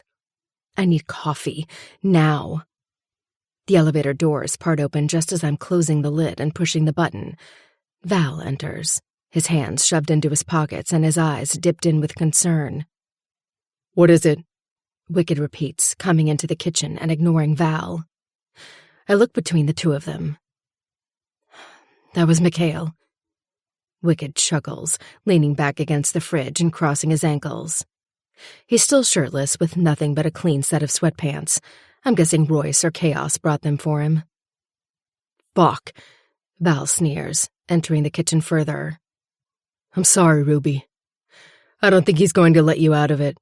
Even with your father back, we still need that bridge of peace between the two families, or we both risk a war that either side could possibly lose. I hold my hand up, stopping him from talking as I turn back to the coffee machine, pull down a mug and pour the dark Java into it. Leaning against the counter, I inhale, exhale, and take a sip. I feel my muscles unknot as the caffeine hits my blood. I know. He has just made that very clear. I refuse to look at Wicked when I answer, keeping my eyes on Val. I need you to take me to where they're meeting. I can't, Rubes. I have strict orders to keep you here, and since he's home now... My eyes close, and I take another large gulp, this time burning the hairs on the back of my throat. I get it. Val steps closer to me, but a safe distance away. I feel the energy in the room shift the closer he gets. I'm sorry about your mama. Yeah. I blink up at him. Me too. Chapter 21. Wicked. The night was dark, and I ran through the clearing of the forest, running and running until my legs couldn't fucking run anymore. Through the splitting of the trees ahead, I could see it. The white abandoned building. Abandoned, at least from what people knew. Flickering of lights forged on through some of the windows, and I stepped forward, squinting to see up ahead. He stood there, with a dark robe and blood-red tie around his waist. I couldn't see his face, but I could feel the anger pulse through my veins the closer I got to him. There was a city car parked at the front, tinted windows and headlights beaming. Scully removed the hoodie from his head and leaned into the car. The back doors swung open, and I watched as he carried a girl's body out, cradling it in his arms. I fell backward slightly, wiping the sweat from my forehead. A hand came to my back, shoving me forward. You're not going anywhere. I spun around, coming face to face with Jordan, one of the other members. She looks young. She is young, Jordan answered, stepping to the side and moving the branch out of the way. I was fine exercising out on my own, but as per usual, Jordan liked to ride my dick about everything. We all knew it was jealousy. She's also different. I feel like to Scully, this one is different. We both made our way through the trees, and I paused when I was about to pass the front of the car. His eyes locked on mine, and for a brief moment, I wanted to launch my fist in the car. Come on, fucker, Jordan called out ahead. Or you don't eat. I dragged my eyes away from him, jogging up the withered old steps and to the front entrance. It was extra quiet tonight, and I wondered in the back of my mind if it had anything to do with her. I hadn't even met her yet, nor did I know her. But Jordan was right. There was something about her that Scully wanted. I just hoped it wasn't what I thought it would be. Making my way through the hallway, I turned my head just in time to see Scully sitting beneath the cross in the chapel. Bright red light shone through stained glass windows, and the bench chairs were pushed up a little too close together, since the space was small. In the background, I could hear cutlery clinking and the distant smell of roasted chicken, but I knew he would want to see me. I took one step through the entry. Close the door. I paused before reaching back and closing both of the swinging doors. Turning back around, I took the steps toward him, head cast down enough to not show my eyes. Also, where the fuck did he put her? Was she in here? I counted the steps that echoed through the cold space until I was just behind his bench. Lowering myself down, I finally raised my head. You wanted to see me? Hangman. One name, one meaning. I didn't hate it, even though I knew I should. I just hoped that what he was doing with this girl wasn't what he usually did. I got a new drop tonight. I leaned back in my chair, eager to listen. I think he liked that about me over the other kids. I didn't mind listening. I preferred it. If you listened close enough, people always told you who they were. This one is different, though. She's not for product. My brows hit my hairline. I felt a sudden relief that that was the case. Once a week, she will drop on our doorstep until she turns 17. 17? I answered, squeezing my fists. And how old is she right now? 12. I winced. I shouldn't. It never mattered to me before. I was named Hangman for a reason. I did my job expertly, even for all of my 13 years. He knew it. I knew it. When she turns a certain age, you will be collected. You may choose one to go with you as your sibling. Poppy instantly knew I would take her. Why? I knew that I shouldn't ask, but I couldn't help it. My tongue wasn't so restrained as the rest of me. What made her different? When you're meant to know, he turned to face me, and his white eyes came to mine. You will know. Great, I grumbled, my knee jiggling. Why does she come once a week if I can't hang her? Can I dragon practice on her? He chuckled so deep it sounded demonic. Although I think all of the training in the world is good. No. She comes one night, once a week. What if she screams? Everyone hates the ones who scream. She won't, Scully said, staring up at the Virgin Mary. Simply because she will not ever know about this. I blink past the memory. Even as the coffin goes down, I can't shake the anger that's constantly simmering around my heart. Leaning down, I kiss Wolf on the top of his head, keeping my eyes on Victor. I know he can't see me behind my dark glasses, but I feel it. It feels good to be able to do it freely. Hiking Wolf up farther, I tighten my grip around him as Ruby leans down, picking up a white rose and bringing it to her lips, kissing the petals softly before dropping it down to Mama's coffin. Even as a kid, Mama was a good person. She was pure-hearted and everything a teenage girl needed in their life. I know that this loss is going to be huge on Ruby. But as usual, she'll hide it. But it's always going to be my job to find her in her darkest areas and sit with her. She steps back, and Mikhail's hand finds hers. That same rage burns to life, only hotter. I wish I could take satisfaction in the knowledge that he knows exactly who the fuck I am. But unfortunately, he doesn't. Now I have to wear the biker who knocked up Ruby years ago by accident. Yeah, and the dumb fuck actually believes it. Royce moves into me. I know you want to take this slow from here on out, but brother, I know, I whisper, keeping my eyes locked on Victor. You've waited long enough. I know, I repeat, squeezing Wolf into my chest. He raises his little arms up and rests them around the back of my neck, and I take him to the roses, leaning down and picking up two, giving one to him. Drop it in for Nona. He puckers his little lips, and I drop it down into the dirt. I kiss the petals and let it fall from my fingers. I'm sorry, I whisper under my breath. Only she knows what I'm sorry for, and that's how it will always stay. Wolf grabs my phone out of my leather pocket, and I place him onto the ground to run toward Ruby as I ease back into the crowd, lost with Royce on one side, chaos on the other, and 3 other brothers from the Chicago chapter that stayed on under my hand. There are another 3 hanging back at the clubhouse, and 2 on security near our bikes. There's a complete flip to 2 worlds standing here. The Mafia and the MC. I know I'm on the right side. "You got a plan, brother?" Royce whispers. I nod. "I do. But you're not going to like it." Motherfucker. Jade is going to eat my dick on a platter for the next month if I don't make my way home. So we're going to need to hurry this along. "I know," I say. "It's just trying to get her away from all of that." Both him and Chaos turn as I say the words. "Yeah, good luck with that." "Don't need luck. I need to find a fucking skullhead." Wolf comes running back to me, handing me my phone.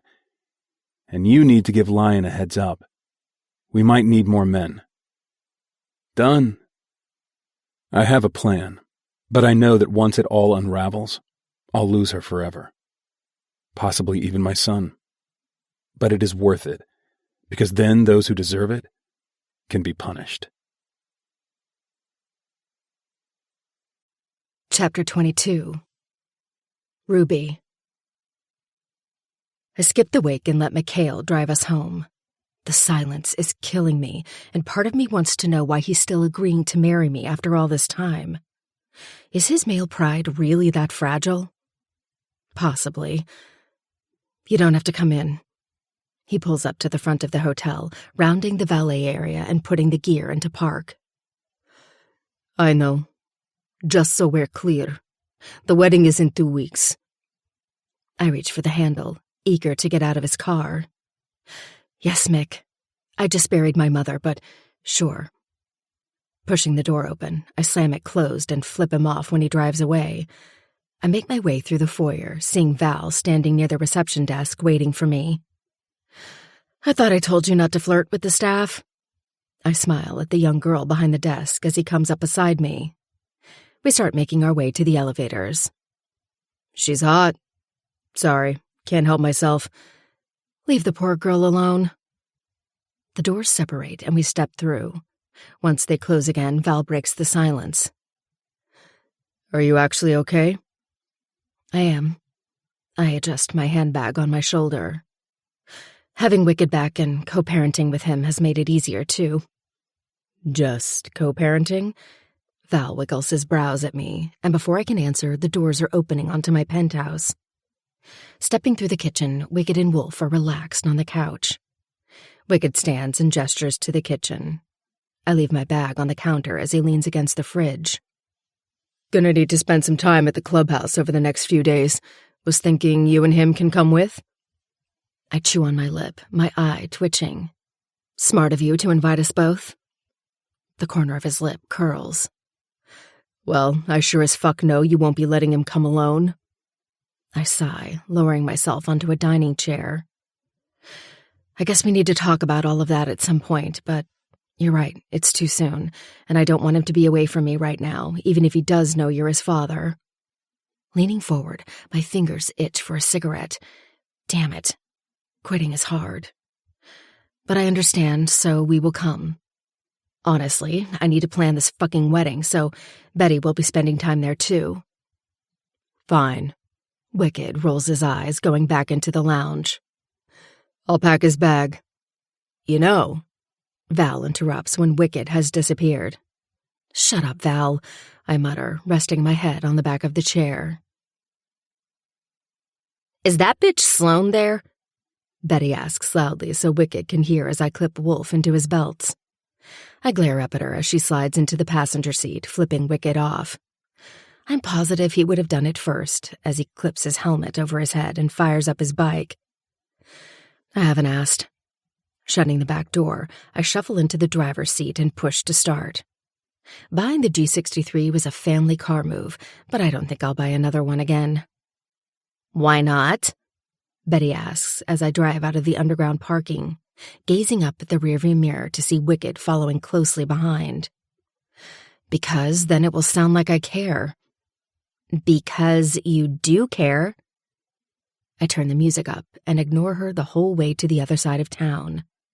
When I roll us to a stop, waiting for the prospect at the gate to open it, she leans forward, removing her glasses.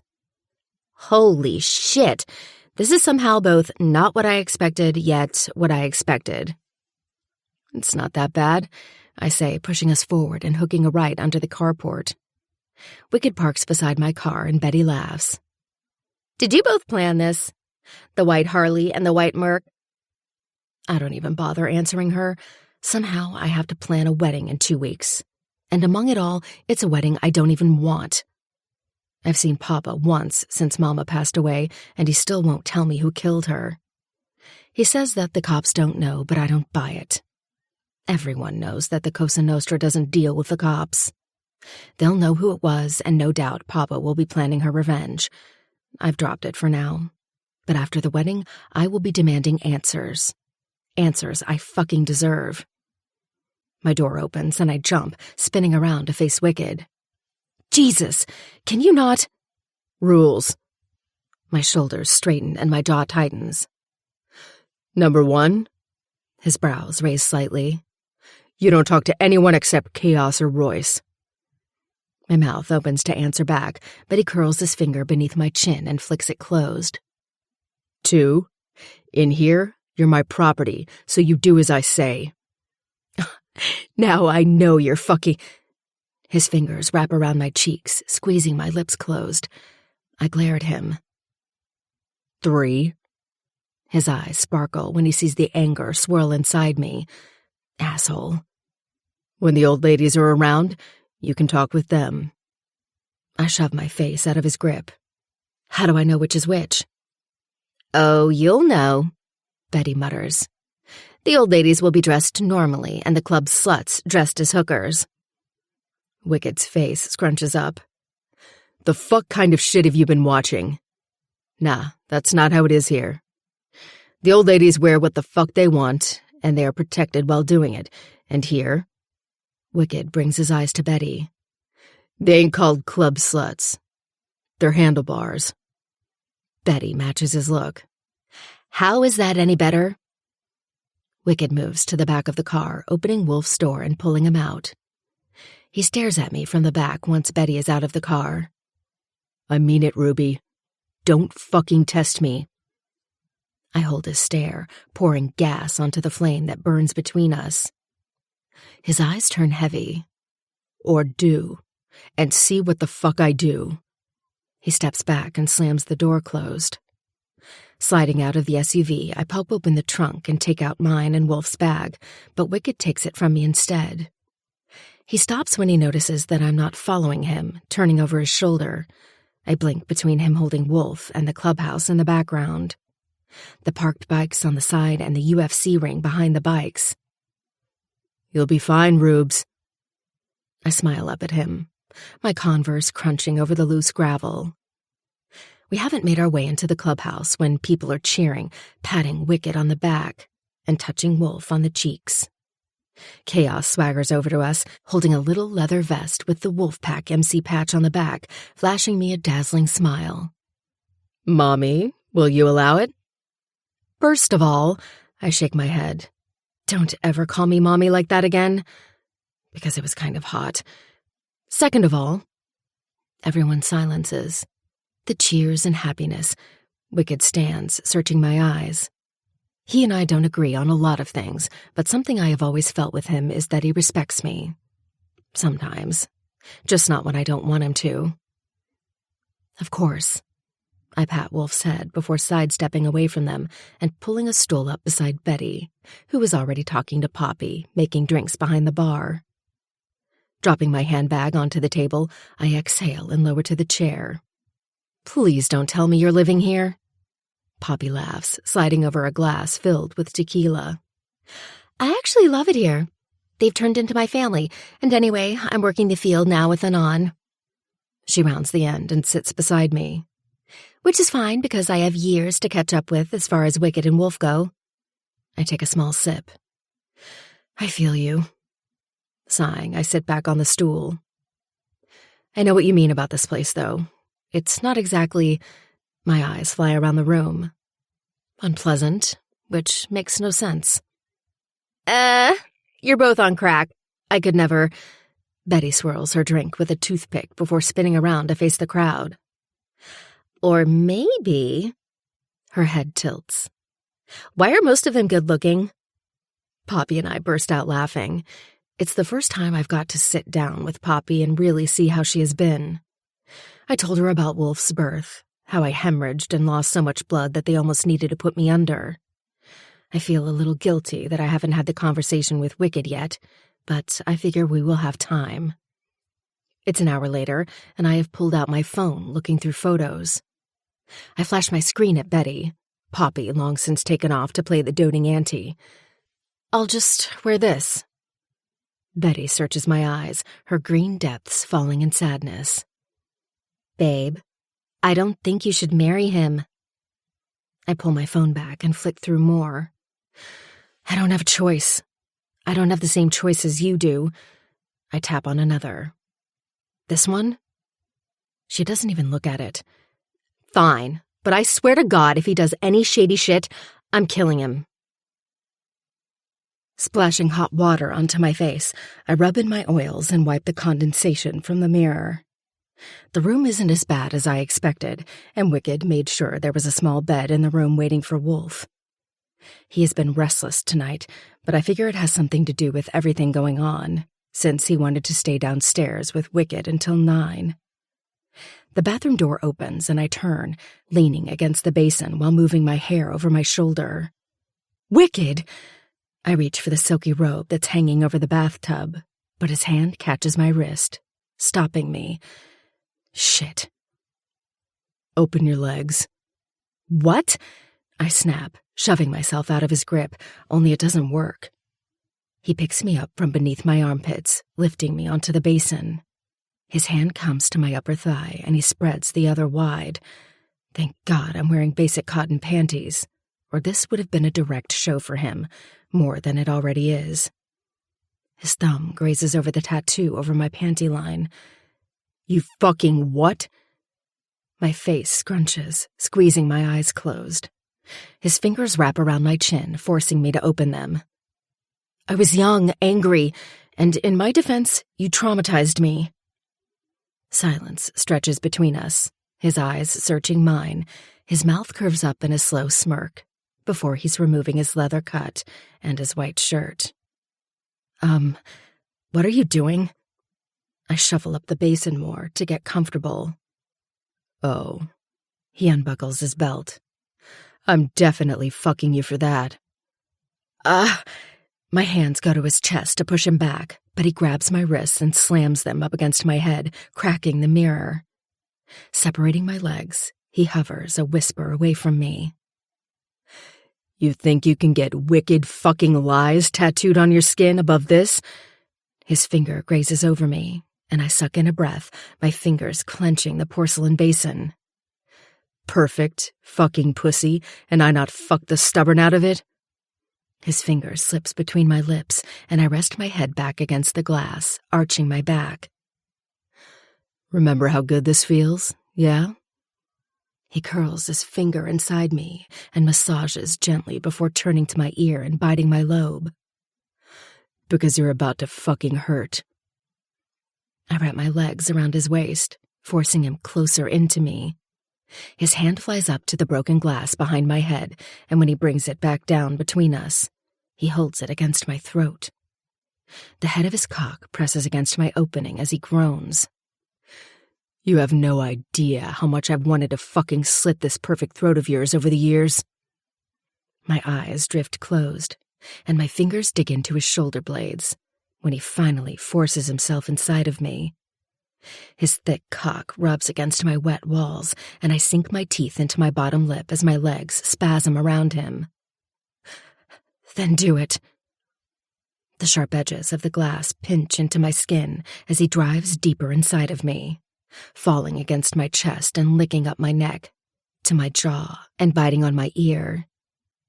I should fucking ruin you for being with other people. His warm breath touches my ear, and I drive my nails into his lower back. But I fucked a few too. I reach for the glass in his hand, yanking it out of his grip and raising it to his throat now. I swear to God, Wicked. My breathing turns heavy as he continues to fuck me harder, forcing my body farther up the sink. Do it. He smirks over my lips, dragging his soft tongue over the swell of my bottom lip. His hips buck forward and he kisses me roughly, my legs tensing around him as my clit rubs against his pelvis. My orgasm rips through me just as the glass cuts into his neck, and I drop it to the floor, my forehead dropping onto the new cut, blood dripping down my temple. He continues to shove inside me, harder, and I feel myself build up once again, until I'm finally bringing my head up, my eyes colliding with his. Leaning down, he drags his tongue over the cut he made on my throat as I swipe my finger across his and push it between his lips.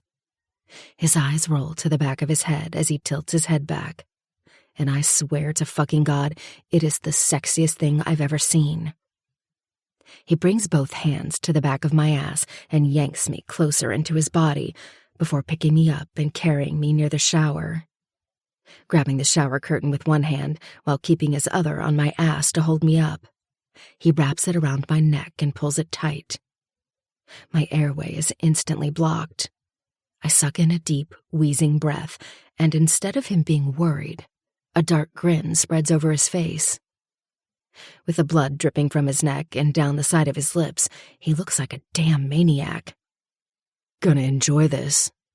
Fucking you exactly how you should be. He tightens the shower curtain, his hungry groans escaping his mouth. Fucked. You know how that is, little Ruby Rose? I try to take in a deep breath, but the lack of oxygen suffocates me, so I pant. Damn, he's going to seriously fucking kill me. He circles his hips against me, and I bite on my lower lip to stop myself from moaning. His mouth touches mine. On my dick. At my mercy, and only mine to destroy. Heat ripples through my stomach and travels to my toes as I feel myself build again. I grind against him, meeting every thrust as he tightens the curtain every now and then, depriving me of air. His lips crash onto mine just as the tension he thrashed into me explodes through the air, and my toes curl in, my forehead resting against his. Mine. My head nods against him. Yours. I wake the next morning, stretching my arms wide. I didn't want to come, but even after last night, which thankfully Wolf slept through, I feel like my windpipes are clear and I can breathe again. Shifting Wicked's heavy arm off my body and careful not to wake him, I shuffle off the bed and make my way to the windows near Wolf's bed. The curtains are a basic white, and in the early morning daylight it actually looks clean. There's a double bed pushed up against the wall, with the bathroom right beside it.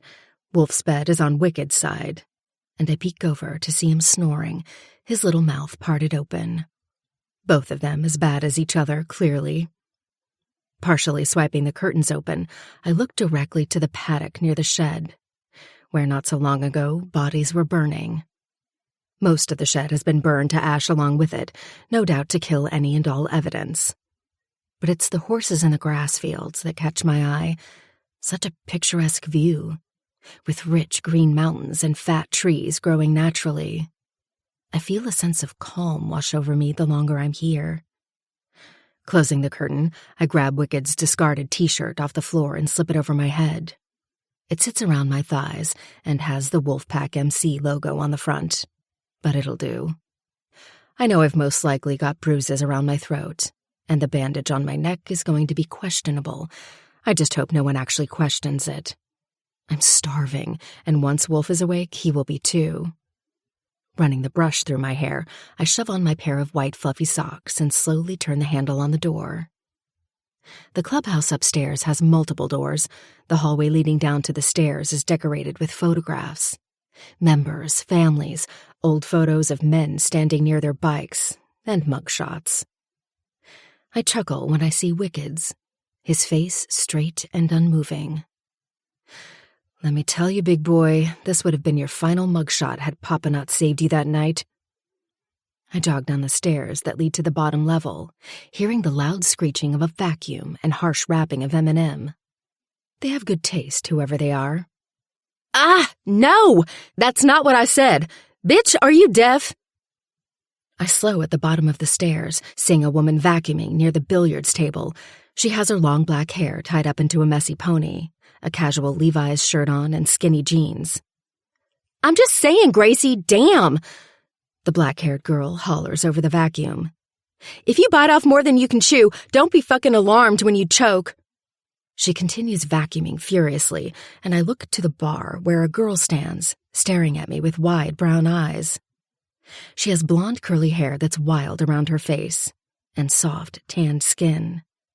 The kind that only happens during your late teens, if you're lucky enough to not be met with acne, which I wasn't. The vacuuming girl sighs, banging on the power button and turning to face the blonde with a hand on her hip. Don't! She follows her eyes and stops talking when she sees me. The dark-haired girl is beautiful, sharp cheekbones, freckles scattered over her cheeks, and curves that hit all the right places. Oh. Look, I tried to get that fucking stain off the carpet, but...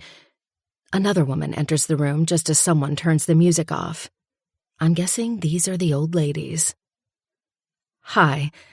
I test the words out on my tongue. I've never had to introduce myself because everyone has always known who I was. It was both a good and a bad thing. A good thing because I didn't have to waste time with boring introductions, but a bad thing because I never knew if they were being nice to me because they were afraid I'd kill them. Or have someone kill them. Morning! The blonde pipes up first from behind the bar where she's drying glasses. Are you Wicked's old lady? I swallow a laugh as I continue my way over. No. Mother of his kid and ex, I suppose. I lower myself down onto the bar stool, watching all three of them carefully. I'm June. The older one finally stands beside Grace, placing the cleaning bottle down. Kirby's old lady, a.k.a. the old one with all the gray hair but devilishly great looks. The older woman nudges her head toward the dark-haired girl. And that is Diane. She's, well, it's complicated. Complicated? Diane grumbles, falling onto the stool beside me. She leans back, her eyes coming to mine. So, since your old man is our president now, thank God for that, does that mean we will see you and that cute child more around the club? I open my mouth to answer when it hits me. They truly don't know who I am. For whatever reason, their men have kept aspects of the criminal world hidden from them. I'm jealous. I wish I had the luxury, just for a second, to not know how completely ugly the world is. He's not... I shake my head. But yes, you will most likely see more of us. That's good. Gracie beams a wide smile at me, her two dimples perfectly dented. Are you from the San Francisco chapter too? Diane leans into me. What she really means to ask is, can you get her laid with Chaos? I choke on a laugh when Gracie scowls at Diane. Chaos isn't hard to lay. Just say he has a pretty smile and the boy will drop to his knees. Gracie laughs nervously. No thanks, I have a kid. I don't have time to do that. You do? I ask, surprised. I do. She's 6 months old in 3 weeks. Hey, you should come and bring Wolf to her party. I smile up at her, a genuine one, because as much as I want to ask how old she is, I know it's not my business. All right. June claps her hands together. Let's go make breakfast. I follow them to the back where the cook's kitchen is. A full industrial-style oven, workbench, and pantry fills the room, and everything is clean. I'm beginning to think it's because of these three. You guys cook them all breakfast and clean up after them? I open the fridge door like I own the place. I could never. I think I'd run Wicked over while he slept if he ever expected me to do that. No offense if you love it, though. I get that. Hell no. June laughs, pulling out a large mixing bowl and wooden spoon. We cook for us and the kids. If they're leftovers, they eat. Gracie shakes her head, whispering, She's lying. She totally cooks for them. June ignores her, and I watch as she starts whipping up pancakes. The batter is enough to feed a large army, though, so I know Gracie is right. You want some help? I ask, tying an apron around my waist. Diane and Gracie are working on their own foods. Yeah, hon, you can start chopping the fruit in the fridge for the juice. So remove the pips and all that nasty stuff. I follow orders, whipping around the kitchen to find the utensils I need. I'm on to the bananas when June comes to stand beside me, heating up the skillet. I was a chef before I met Curb. Her hand hovers over the plate, waiting for it to warm. When he and I got married, he said I'd never work a day in my life. I didn't take him seriously at first, but then I realized that he was for real. These aren't the kind of bikers I was clearly used to, but I grew to love them. Love him and the club. Anyway, she starts pouring batter onto the hot plate. That's why I cook for everyone. I don't do it because it's a chore. I do it because I love to cook. I miss it. I drop the fruit pieces into the machine. Why don't you go back? She thinks on my words before turning to me. June has a motherly warmth to her. She has kind eyes that wrinkle around the edges and a little heart-shaped face. She is also beautiful. All three of them are. Because I love him, and he needs me more. I think on her words as I start the juicer up. Could that be me, leaving my family and being biker wife for Wicked? The thought alone sends a blanket of warmth over my body. I find myself smiling. But I could never. Blood in, blood out. My smile falls. What about you? Gracie asks from behind us, where she's flipping the sausages in the oven and working on the eggs at the same time. What do you do? I curl my lips behind my teeth. I should tell them, but I'm enjoying the authenticity of friendship more than I want to share. At least for right now. Long story. I laugh nervously. Diane's eyes flick up to me, a small smirk on her mouth. Please tell me you're an OF creator like me so these bitches can stop riding my dick about it. OF? I ask, pulsing the machine until it's turned to puree.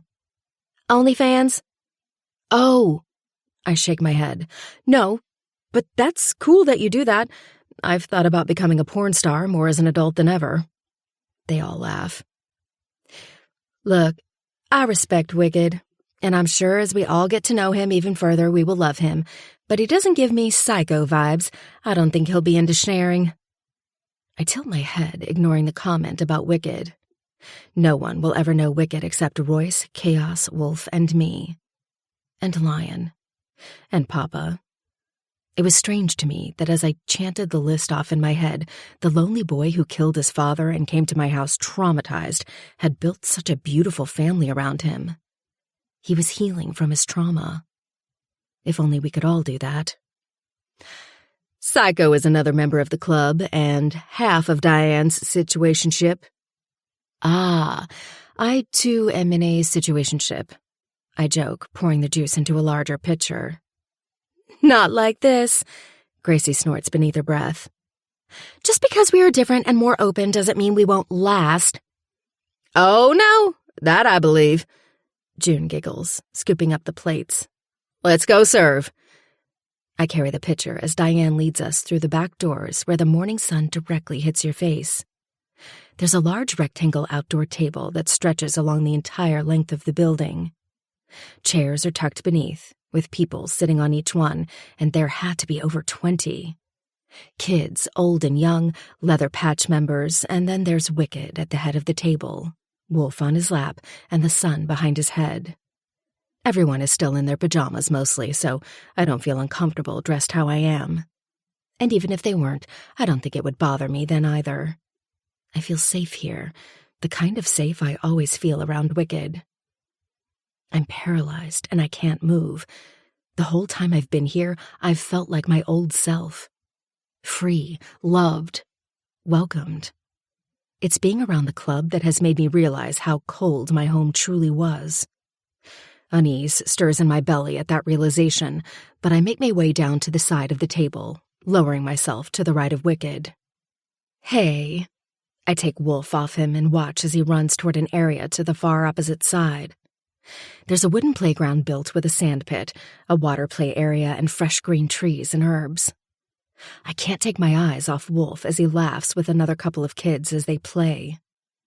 A hand comes to my thigh, and my eyes flick up to Wicked's. Everyone is lost in their own conversation, so I know they're not paying attention to my face right now. But Wicked's brows knot together when he sees my face. What? I want to tell him that everything is too perfect here, that being here with him makes me feel like I've never felt pain in my life, that he takes it all away and he always has, that no matter what messed up shit he has done and does to me, that I won't look past the dark to get to the light. I'll exist in the dark with him. I want to tell him that I'm proud of the man he has grown to be, that he is the greatest father Wolf could have ever asked for, and that I still trust him implacably. I want to tell him that I'd die for him, bleed for him, and not second-guess a single thing. But I don't. I just stare back at him and fight the tears that choke me. Because I can't say any of those things to him, because I'm marrying someone else. Nothing. I smile at him, giving the sweetest lie of all. Nothing at all. Chapter 23. Ruby. I replay the memories of the past 2 days over in my head. I'm home, in my penthouse that I have created wonderful memories in. Yet, it doesn't feel like home. There's an empty throbbing that won't stop beating inside of me, and the only time it does is when I think back to the passages at the clubhouse. To June, Diane, and Gracie, to Wicked with Wolf on his lap. You okay? Betty asks, pulling me out of my daze.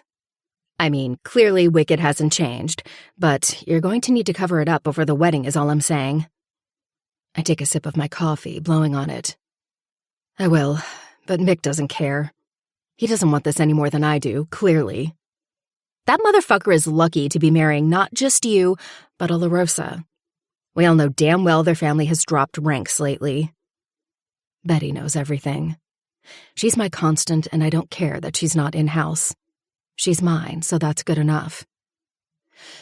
I think he's hiding something from me, I whisper, grabbing the pendant around my neck that Mama gave me. Oh, I bet he's hiding a whole bunch of shit. Betty clucks her tongue, flicking through images on the iPad. Not him. Wicked. Her flicking pauses, and I know she's staring at me. Why do you say that? I stand from the table and empty my mug in the sink. I don't know. Since Wicked and I first met, it's as though we've been tuned into each other's emotions. I can feel in my gut when he's hiding something from me. Betty raises a judgy brow.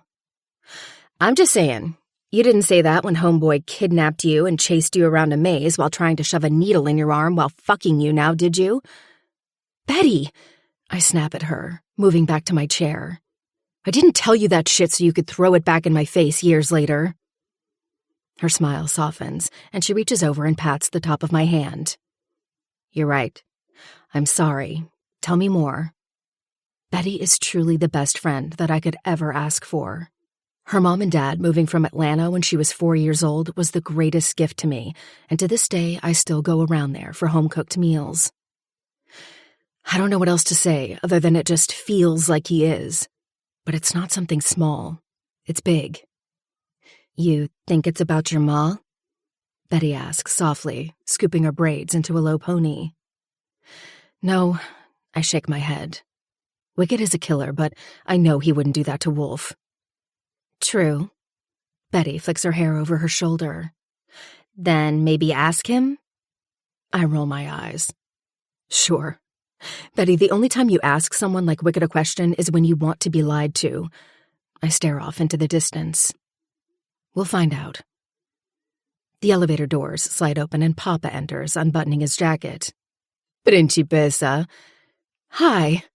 I stand from my chair, flinging my arms around Papa's neck. The wrinkle lines are deeper around his eyes and his beard has grown thick. Dare I say he's stressed. Is everything okay? He takes the chair at the table, casting a short glance up at Tony behind me. Yes. Betty, can you give us a second? I don't bother telling Papa that Betty knows everything about what we do. It'll just get me in trouble.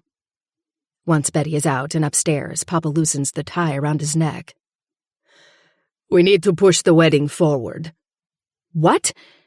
I fall back against my chair. Why? Papa reaches into his pocket and takes out a Cuban cigar. Because we need the alliance, Bubba. I told you about what will happen when they find out about Wicked. We need to do this fast before they do anything. Stop being selfish. His tone is harsh, and I wince, watching as he rolls the cigar around his lips. He blows out a cloud of smoke. And another thing, I no longer trust Wicked. The words hit me harder than the ones about my marriage. What? I shoot from my chair, spinning around to look at Tony before looking back at Papa. Wicked is like a son to you. Well, I don't fucking need a son, Ruby. Papa snaps again, and then slowly rises from his chair.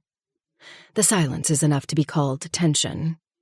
Papa rounds the table again, pulling me in to kiss me on the head. You and my grandson stay away from him until after the wedding. I don't say anything as he disappears the way he came. I stop. Who killed Mama? The thought had never crossed my mind, but after Betty threw that out there just seconds ago, it's still fresh. Papa doesn't breathe a word as he enters the elevator, and the doors close. I drop down onto the chair, sighing into my hands.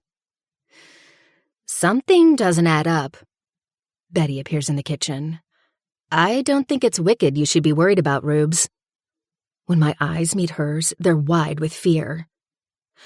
I think it's your papa. Don't be ridiculous. I squeeze my eyes closed. Papa has only ever done what was right for the family. When Betty doesn't answer, I look back up at her and the corners of her eyes soften. I know, sweetie. But sometimes when we love someone, we don't see what everyone else does. I need to see Wicked. Pushing off the table, I snatch my keys. Can you watch Wolf? Of course. Betty shoos me away, and I wait for the elevator before stepping inside. I can't sit still. The underlying need to know what is going on is eating me inside. And if Wicked doesn't tell me, I'll force it out of him.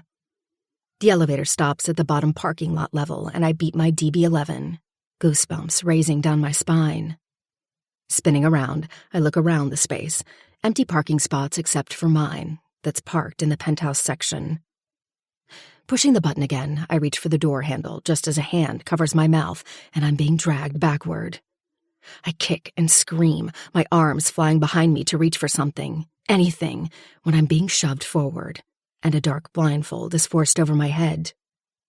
The sliding door to the van closes, and the heavy body on top of me lifts. "You motherfucker!" I scream before a heavy fist thumps me across the head, and everything goes black. Chapter 24. Ruby. Water drips onto hard concrete floors to the rhythm of the pounding in my head. I slowly crack my eyes open, wincing when my hand reaches up to touch the side of my temple. Finally, I blink away from the blur, and my eyes rest on the ceiling. Moss grows through paint cracks, water seeping through the damaged crevices. I attempt to push up from the ground when my hands are unable to move. "Fuck!" I scream, tugging on the chains clasped around my wrists. Pain bites at my ankles when I realize how bad of a position I'm in. "Motherfucker!" I turn my head to the side, blood trickling down the back of my neck. "That's not a very nice thing to say." A voice purrs in the corner. All of my pain fizzles out. Even with how small the room is, against the painted concrete walls and ground, his dark shadow in the corner sticks out. "Who the fuck are you?" He steps out from the shadows, and a whoosh of air crawls over my skin. Shock seizes my muscles, and I tug on the handcuffs again. Antonio? Confusion tugs on my heart as he makes his way to the bed, looking down on me from up above. What is going on? "Ah, sweet child." He runs the tip of his finger over the side of my face, and memories erupt inside of my mind from when I was little. You're Papa's best friend? Mm-hmm, he murmurs. Do you know who else I am, Principessa? Antonio asks, his lips brushing my ear as his fingers trickle down inside my elbow. The blood drains from my face, and my eyes shoot up to his. Starts with S. You motherfucker! I should kill you! I squeeze the chains on my handcuffs, searing anger burning through my veins. Why? Scully brushes my hair to the side as a needle pinches into my arm. Didn't your lover tell you? Oh, but he's been working with me all along. My eyes drift closed, my mouth turning dry. My bones turn to lead as I struggle to stay awake. The colors and textures of the room begin to swirl together. Can you see me, little child? I go to open my mouth, but words fail to fall out. He turns, I think, and disappears before coming back. I know you can hear me and will remember this. So hear this, Ruby La Rosa. Wicked was put in your life for a reason. Everything was planned. Do you still trust him? I feel something cold graze the inside of my thigh, and I force them closed, only they're halted by an object. The room spins as he flips me upward to standing, my arms and legs stretched wide. I wasn't on the ground. What is this? There's a dark figure directly opposite me, and I force my eyes wide to try to focus on it, only my heart rate speeds up, and my mouth curves in a smile. They broke their promise to me, he announces. Why is he still talking? I need a drink. I jolt forward, and the wheels on the bottom of the bed move, pushing me close to the door. Someone spreads it wide open, and then I'm moving, farther and farther down a black hole. Faces fade in and out, moving closer to me and then backing away. Orange flames explode somewhere in the back, but I can't even keep my head up. Upper dose. She's too aware. No, she needs to be, partly. Metal clinks together, but I fight to keep my eyes open, desperate. Frustration claws its way into my brain when I can't. I can feel my grasp on reality slowly slipping away. Heat licks over my thighs, and I force my heavy eyes open to see what it is. Flames. Someone standing near the edge, holding a burning stick. You don't want her organs? Someone asks in the background, and my mind is catching up, but my body won't hurry. No. I had other plans for her. And now? The man asks over the clinking of utensils. Now we're going to make sure she looks clean enough. Sir, that was your brother's niche? Until they killed him? My eyes finally close. My hair sticks to my forehead, and my eyes slowly drift open. Everything aches, my legs, my body. I move my fingers and toes before slowly bringing my arms down and curling into a ball. I just want to sleep. Sleep. A loud crash jolts me awake, this time entirely awake. What? My head hurts and my body aches, and for a split second I forget where I am. Wicked's eyes are feral and destructive when they land on me, but he launches forward and tears the chains from whatever wooden bed I'm hooked onto, scooping me up. Blood smears over my cheek from his chest, but I stay curled into him as he carries me out the door. How long have I been here? Days? Months? Oh my God, Wolf. Hey. He kisses my forehead. Don't worry, I've got you. I jolt beneath his hands when he kicks open a door and cold air pinches over my face. Bikes fire up as a door opens, and he gently puts us both into a back seat, never letting me go. How long? My body shakes as that same coldness sticks to my bones. I quiver as ice slides through my veins. My head itches for relief. Anything to stop my fucking eyes from burning in the back of my head. 4 hours. His voice is low but gentle. 4 hours? I repeat, my teeth chattering. I thought it was weeks. Psh, Wicked snickers. Like fuck I wouldn't find you sooner. I'm just sorry it took me 4 hours. He rubs circles over my arm as whoever it is driving continues. You lied to me, I whisper, my throat parched and eyes closed. I just want to sleep. He told me you work with him, not for him. Fuck. Sleep takes hold. Chapter 25. Wicked. I know, going forward, that she's going to self-destruct. That everything I'm about to leave on her lap to decipher isn't fair. It's why I haven't told her for so long.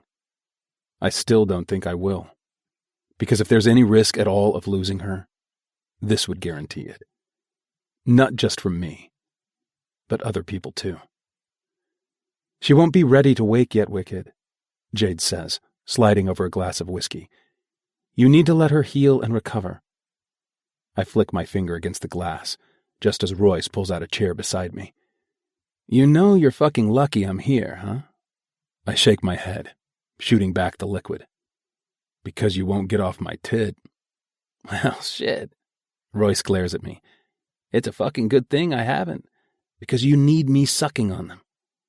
I'll always need you, brother. I clear my throat, and he pats me on the shoulder. She's going to fucking lose it when she finds everything out, Roy. Shaking my head, I run my fingers through my hair.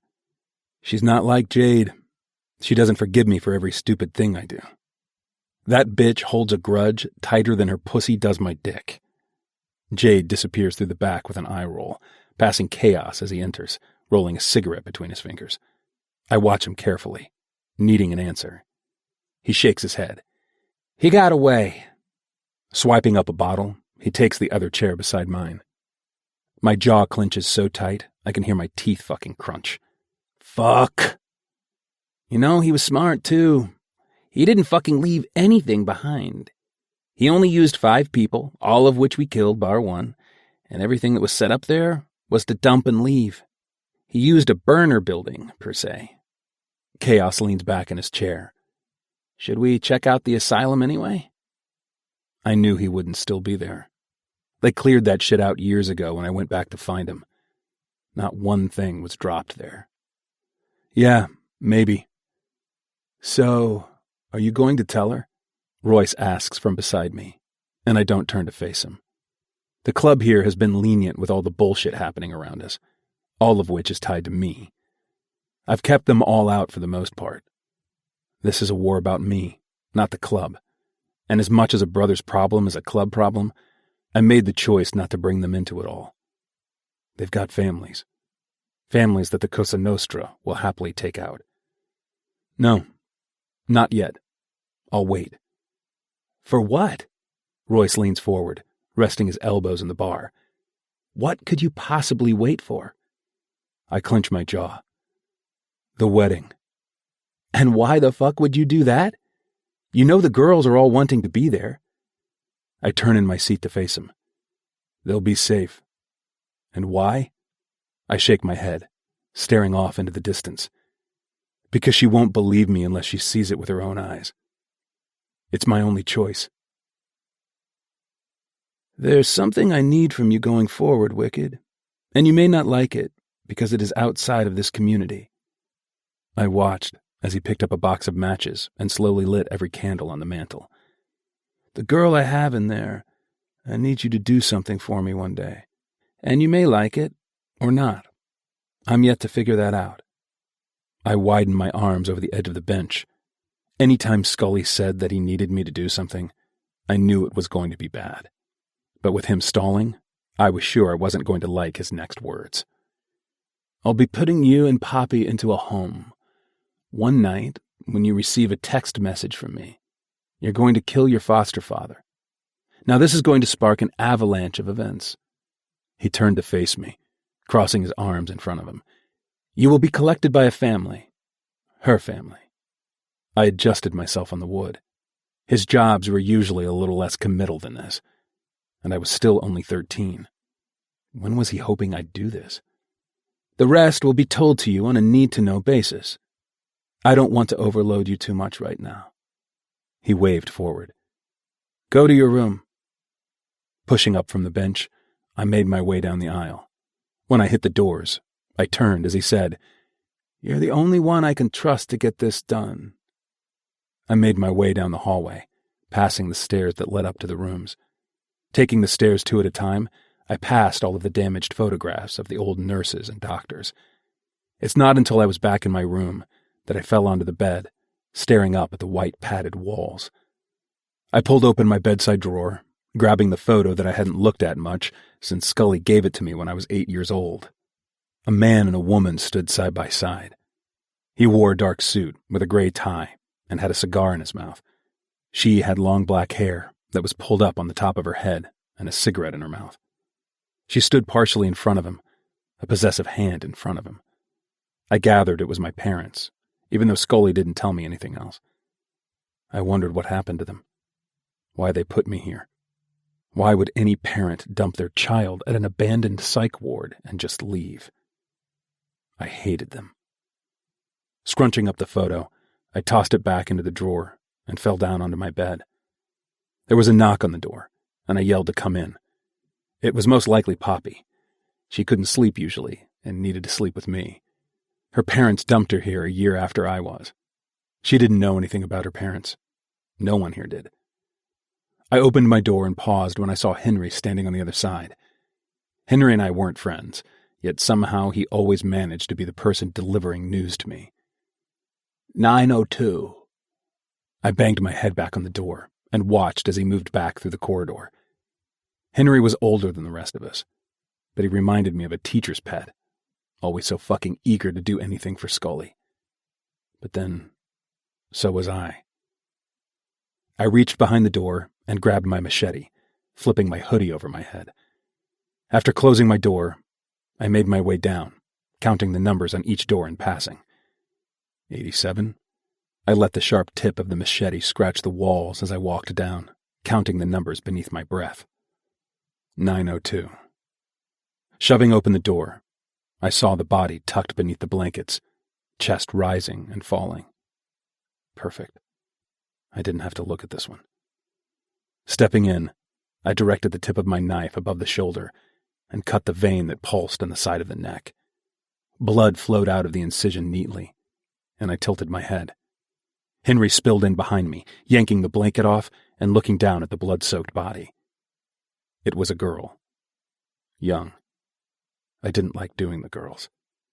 I didn't like doing any of them, but mostly the girls. Henry fell onto the bed, his head bowed. When her head fell to the side, I saw it was Delaney, Henry's sister. I didn't, I say. Henry shook his head, clenching his jaw. Just leave. Neither of us knew who was in what room. Scully rotated them every 2 nights, and it was always a case of Russian roulette. Fuck. I slid down the wall, drawing my legs up to my chest. This was going to give Henry even more of a reason to fucking hate me. Chapter 26. Ruby. I'm not like other girls. I've never thought much about my wedding day. It would happen because I am Papa's only child, and he most definitely would shove me down the aisle to marry whatever gives the Cosa Nostra power. In this case, it is an alliance with our enemy, because whether Papa likes to admit it or not, the peace between our two families means more than the way it looks to our joined enemies. Hey, baby. Betty enters behind me, putting Wolf to the floor as he runs his little feet across the room and jumps up on my lap. You look pretty, Mama. His little hand rests on the side of my face, and I search his eyes, circling his cheek with my thumb. Thank you, baby boy. My eyes flick up to Betty, who is standing there with raised eyebrows. Oh, don't look at me like that. Well, look. She raises her hands in the air. I'm just saying, I'm against this. What happened after Wicked swooped in and did Prince Charming with you? I shake my head, rocking back and forth on the rocking chair, my mind lost on the lace dress pooling around my thighs. Nothing. He refuses to let me into whatever he is keeping from me. Did he say anything about Old Man Psycho, who used to drug you in your bed as a child, being the same person who he calls Scully? I place Wolf on the floor, and he runs back to Betty. No, I didn't say anything to him after I blurted it out in a drug haze. Betty scoops up Wolf. Mm-hmm. Well, you're a better woman than me, but we already knew this. I stand from the chair, brushing my hair over my shoulder and turning to face Betty. You do look beautiful. So sad I won't be there. I don't want either of you in the firing line if anything happens. I know.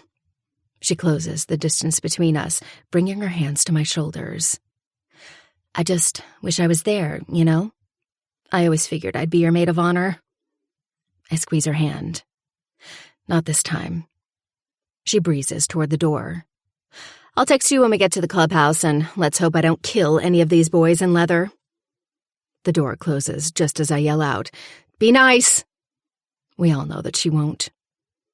Gathering up the rest of my things, I roll the garter up my thigh and check myself one last time in the mirror. The altar is too long and the church too white, too religious. I feel like an atheist whose skin is burning with every step that I take to the end. I let Mick take my hand as we exchange vows, and I purposely ignore all of the leather that is standing in the back room. We say I do. He walks me back down the aisle, and Papa smiles at me with pride. Too much pride. My steps are slow as I brush past the group at the back, who chose to stand, not sit. My eyes collide with Wicked, and seconds pass.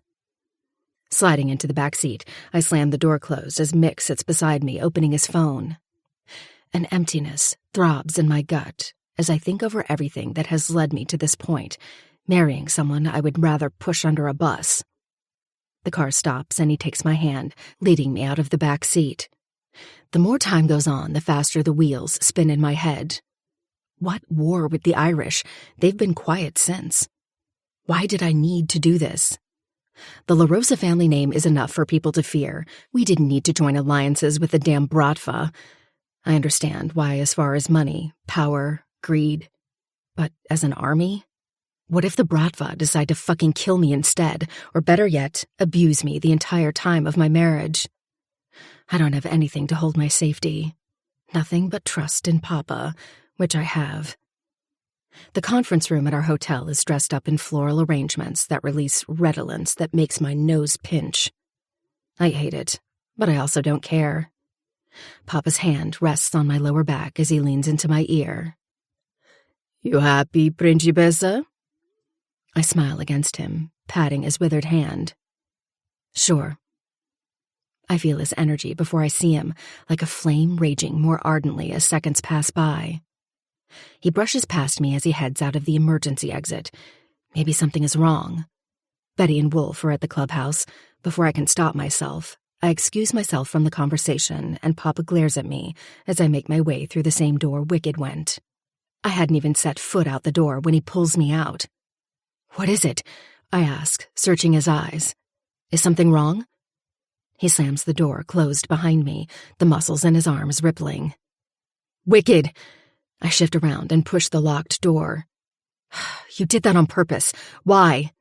Why do you fucking do this and make it harder on both of us? Our bodies brush against each other when his hand falls from the door. You're making this worse than it needs to be. He brings his finger to the side of my head, running it down to my lips. My skin prickles. Nah, but I'm about to. He slides his thumb between my lips, and I don't know if it's from the stress happening around me or the utter feral hold that our bond has on both of us, but my hips grind forward. His thumb disappears, related by his lips as he pulls my dress up and grips me around my thighs, slamming me against the door. Gripping on to the lace garter around my thigh, he tears it off. My legs wrap around his waist as I feed him everything he's ever wanted. You wanted this, I whisper against his mouth, sinking my teeth into his pout every few seconds. To fuck me in my wedding dress, knowing I was marrying him. He grips my throat and forces me back against the door. Pain erupts against the back of my head, but I suck the taste of him off my lips anyway. Wicked is toxic for my soul, but the thing about toxicity is it's addictive. He will always take care of us, yet even then, I want to scream at him, ask him why he would kill my mother. Because I fucking know he did, and as the saying goes, my throat constricts around the realization of what I need to do. Just one last time. One last time before my knife finds his heart. I fight with his zipper and belt, moaning when his heavy cock fills my hands. Smooth and hard, I pump it slowly, watching the torment in his eyes. A battle I probably don't understand. One I won't understand because he never wanted me as a soldier. Now we would pay. One of us isn't walking away from here alive. You can marry whoever the fuck you want, Ruby. His hips buck forward. You're always going to be mine. His grip around my throat intensifies, his eyes wild on mine. Say you're mine. I don't answer, my tongue sliding over my bottom lip. Even in death, lover. Say it, Ruby. He forces my head back again, and a moan slips from my mouth as my pussy tightens. I don't answer, unable to feed him lies. You may be his wife, but you'll always be my little slut. I breathe out loudly, my forehead falling forward as my clit tingles with need. I need to be fucked by him. Only him. Only ever will be him. He raises his blade up, running the edge over my skin. I relax against him, fighting tears from falling down my cheeks as I slowly grind. Needing friction, needing to be owned, dominated, and damaged by him. He spits in his hand and brings it to my bare pussy, and shivers rack my body. Yes, just what I wanted. Needed. My hips buck forward like a greedy bitch, and he directs my hips over his thick cock. I yelp when he slams my weight down onto him, sinking my teeth into his smooth cheek. Wicked. His tongue slides over the incision on the side of my neck, sucking up every drop as he rides into me so hard my body bounces back and forward. He continues to pound into me until I clench around him, unwilling to let go. Let him go.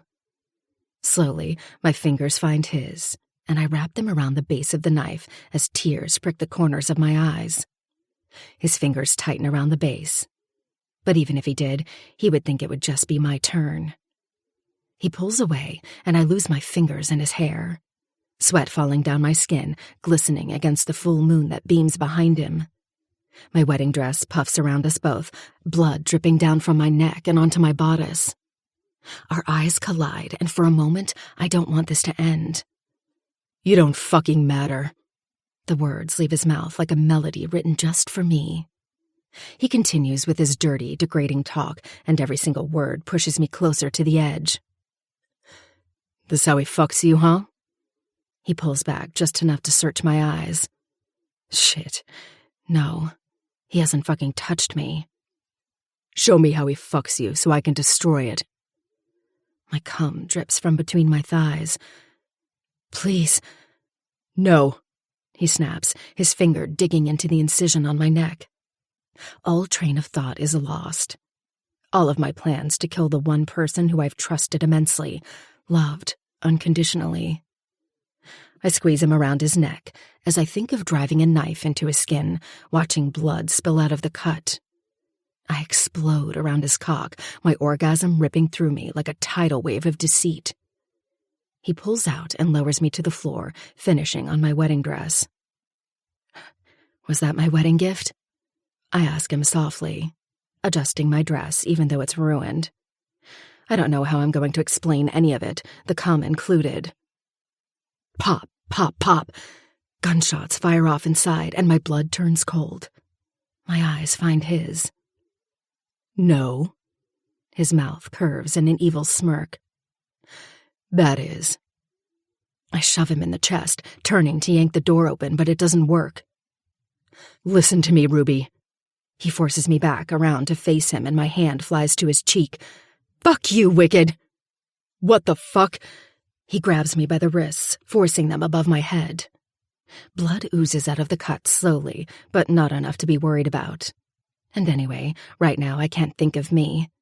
I need to get in that room. What's your fucking problem now, You! I scream so loud my head throbs. He chuckles, shaking his head and releasing me. Go on then, little one. Go run back to Papa and see who he really is. What the fuck are you talking about? I scream again, shoving him away and picking up my dress to jog down the steps, down the dark alleyway. I round the quiet street, the front sliding doors parting open. I try to run faster, and I think I am, but every time I think the doors to the conference room get closer, they take a step back. Forcing the doors open, my ears ring as I look around the place. Bodies litter the floor with torn flower petals falling around me. The Russians are on one side, and Papa on the other. Where the fuck has the rest of the La Rosa army gone? Val is near Royce and the MC farther toward the back, and I do a quick scan to make sure Jade and Poppy are okay. What the fuck is happening? Papa spits on the ground, glaring up at me. Why don't you ask your baby daddy? Or, Wicked says from behind me, but I ignore him, pushing and stepping over the dead bodies and puddles of blood to get to Papa. I wince when I see Tony's lifeless body at Papa's feet. Tony knew me all of my life, but he was Papa's main man. Kneeling in front of Papa, I let my hands rest on his knees. You told me he killed Mama. I'm sorry. I couldn't do it. I can't do that to Wolf, or to me.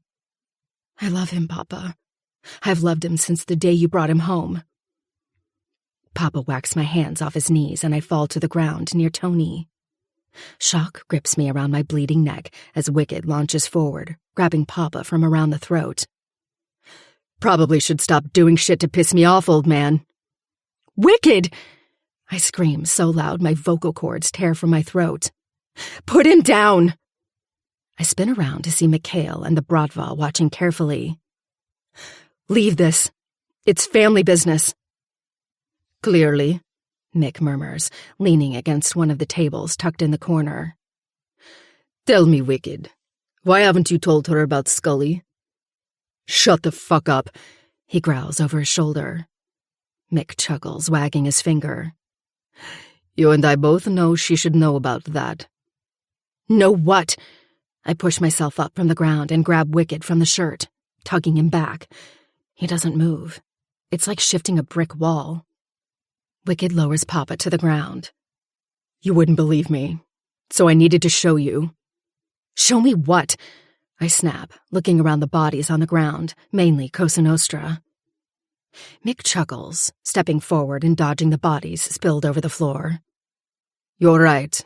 This isn't our war, but... He leans down, his fist wrapping around my hair and tugging me back. You would have made a great wife, had this been real fun. My blood turns cold and I spin around, face to face with the monster I never asked for. What? Confusion from all sides drowns me. What the fuck are you talking about, Mikhail? Papa spits, and I've never seen him lose his cool quite like he is. His eyes fly over Mick and land on his men. Mikhail's father died when he was a child, so the only person who runs the Bratva's crazy ship is him. I turn back to Wicked, swallowing the pain in my throat. He releases Papa, dropping him back to the chair he was sitting on. When his eyes meet mine, all of the pain he has hidden from me knocks me off balance. I was put in your life to bring you to Scully, Ruby. Poppy and I were placed in a foster home when I didn't know were members of the Bratva. His eyes fly over his shoulder, his jaw tensing when they're on Mick, before coming back to me. Scully ordered me to kill the family we were with. I did. I had to and didn't have any choices when it came to him, or he'd hurt Poppy. Wicked falls back against the table, crossing his ankles at his feet, looking over his shoulder and nudging his head at Val, who slowly makes his way to me. When I killed them, it drew the attention of your papa. That's why he took me in. Everything was a need-to-know basis. Your papa has been feeding you to Scully since you were a kid. I saw you once, drugged out and dragged through the asylum, and I saw him. I blink past the tears. This can't be true. Saw who? Wicked's eyes shift to Papa. Him. Pain grips my heart as my eyes fall on Papa. What? No. You know I wouldn't, Principessa. Papa's voice breaks at the end. He's just trying to save his ass because he killed your mother. I look back at Wicked, who does nothing to interrupt Papa's rambling. Wicked snickers, his jaw clenching. Kind of hoped you'd fucking believe me, Rubes. Well? Mick steps up beside me, handing me his phone. Good thing I've got footage. Wicked's eyes narrow on Mick. What happened to not having any proof, asshole? He continues. Because it's more fun this way. He flashes a wide grin. I didn't want this fucking marriage any more than you, so we made the contract not legal. Truth is, your papa has a side hustle, Ruby La Rosa, and it came to bite him in the ass. Fuck the commission. We were going to take you for us, you know, revenge and all that. Mick bites on his cigarette. But then Wicked came through with something better. We take your papa instead. Marvelous. I step between Mick and Papa, clutching the phone in my hand and zeroing my eyes on Mick. You're not going near him. Thought you might say that, wifey. So please. He smirks at the phone in my hand. Push play. Victor La Rosa knew what he needed to do. His wife was the only person he knew would always matter to him. That was, of course, until he found out the truth about the one he married. He had pride too wide for his body. The night was cold tonight, colder than usual. He brought it down to the fact that the trees were bare from fall. Victor? Antonio gestured his hand into the doors that led into the old rundown asylum. Antonio was no different than Victor. They both knew what the other wanted from the other, but neither of them wanted to say it out loud. Victor stepped through the doors, his glossy loafers tapping against the clear tiles. He followed Antonio as he led the way down to the end of the corridor, where a door waited for him. We do all business talk in here, because if you're wearing a bug, you get shot. Victor let the insult fly over his head. They both knew that the day Victor worked with the cops would be the day he would be thrown down a grave. He wasn't interested in breaking omertà. He took the spot beside Antonio, keeping his eyes focused on the statue ahead of him. Virgin Mary crying blood. You couldn't be more weird if you tried. Victor turned to him. Brother. I know. Antonio crossed his hands in his lap. He knew what his brother had come to say, but he awaited eagerly on the words to leave his mouth. Antonio had waited for this moment since she was born. It was like watching the ice melt in Antarctica. She will be ready when she's 17. It will need to be handled delicately, as she will be known among our worlds to be my daughter. People will ask questions. It can't be done quickly. I need her up until that point. Victor waved his hand. You can experiment your drugs on her until you take her. Pearl will ask questions, though, so we will have to handle that. Antonio moved forward to see his brother's eyes. He always knew when he was lying. I agree. But I do have to ask, will you be telling her before she is handed over? You can't hand her over, Antonio.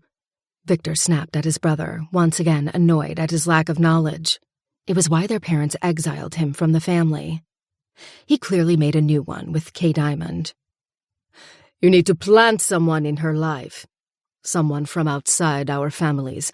Use one of your little... Victor looked over his shoulder at the young boy standing near the doors. Experiments. The human anatomy is far from a hobby, and if it wasn't for what I do, brother, a lot of people wouldn't have organs, now would they? Since the system would rather see people die. Oh, don't act like you're God. You kill more people than the system. Also true, Antonio said smoothly. However, don't worry. I will have it handled. She will be 17.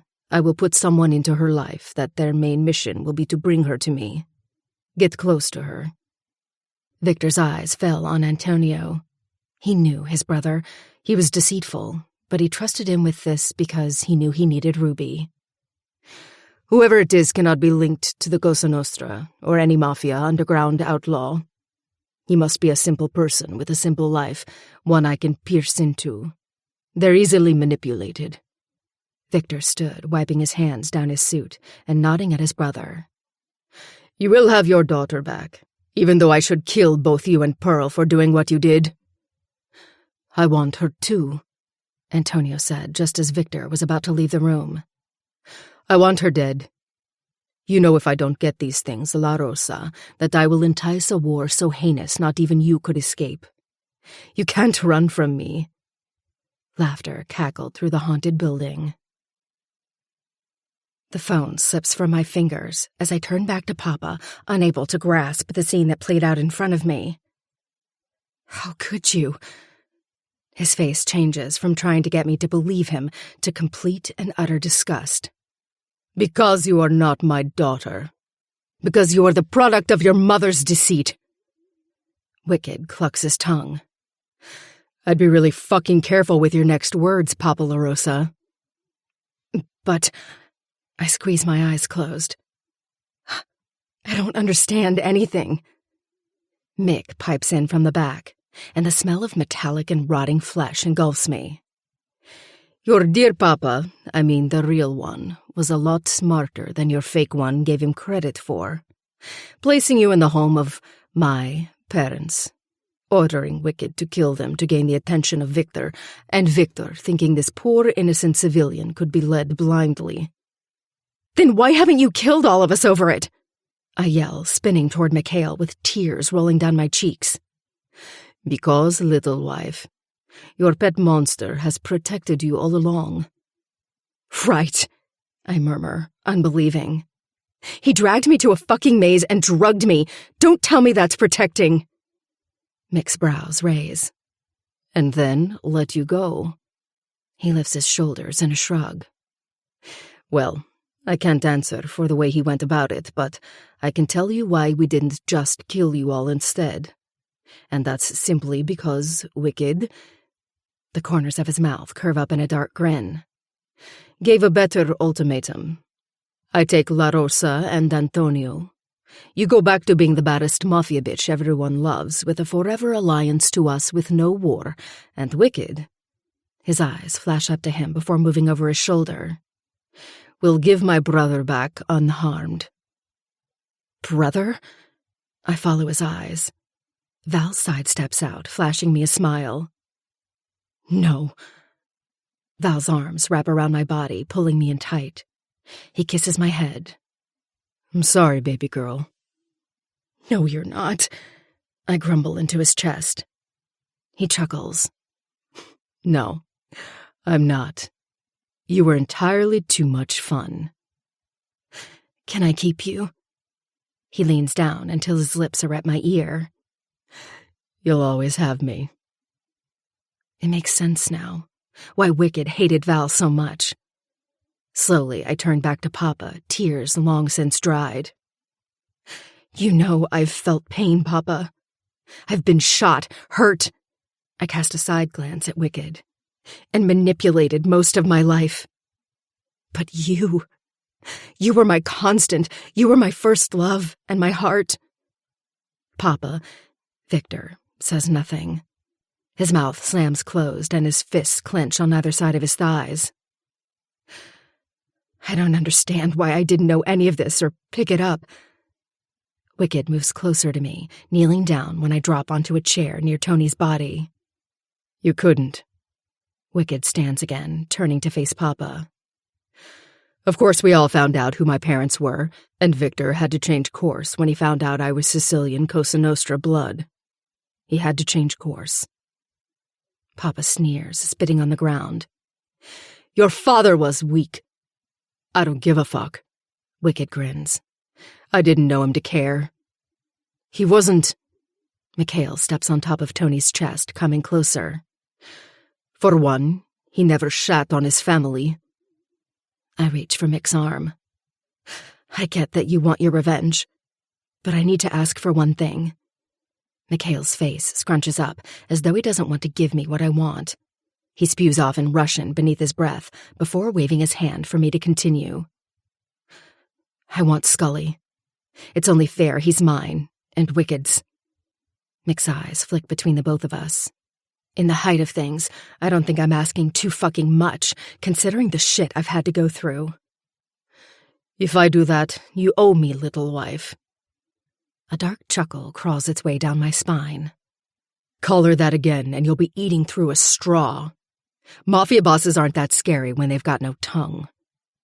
Wicked's words are calm, but the smirk on his mouth is playful. Mick winks at him, nodding his head. Fine, but you owe me.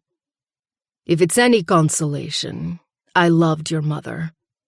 Victor takes out a cigar from inside his jacket. Unfortunately, that never spread to you. You were a reminder of her betrayal. Every time I look at you, Principessa, I have to force myself to not kill you myself. That your fate would be much worse. His words bounce off the barrier I've thrown up over my emotions. Get him out of here. I close my eyes as Mikhail's soldiers scuffle with grabbing him. I wait until silence surrounds us before opening my eyes, Wicked's fingers grazing my chin. I'm sorry, baby. Shaking my head, I inhale through the pain of my heart breaking in my chest. It's fine. Now we need to find this psychopath and put it all to bed. Wicked takes my hand and pulls me to where Royce, Jade, Poppy, Chaos, and a couple of their other brothers from the MC are. Jade hooks her arm in mine, resting her head on my shoulder. I'm sorry.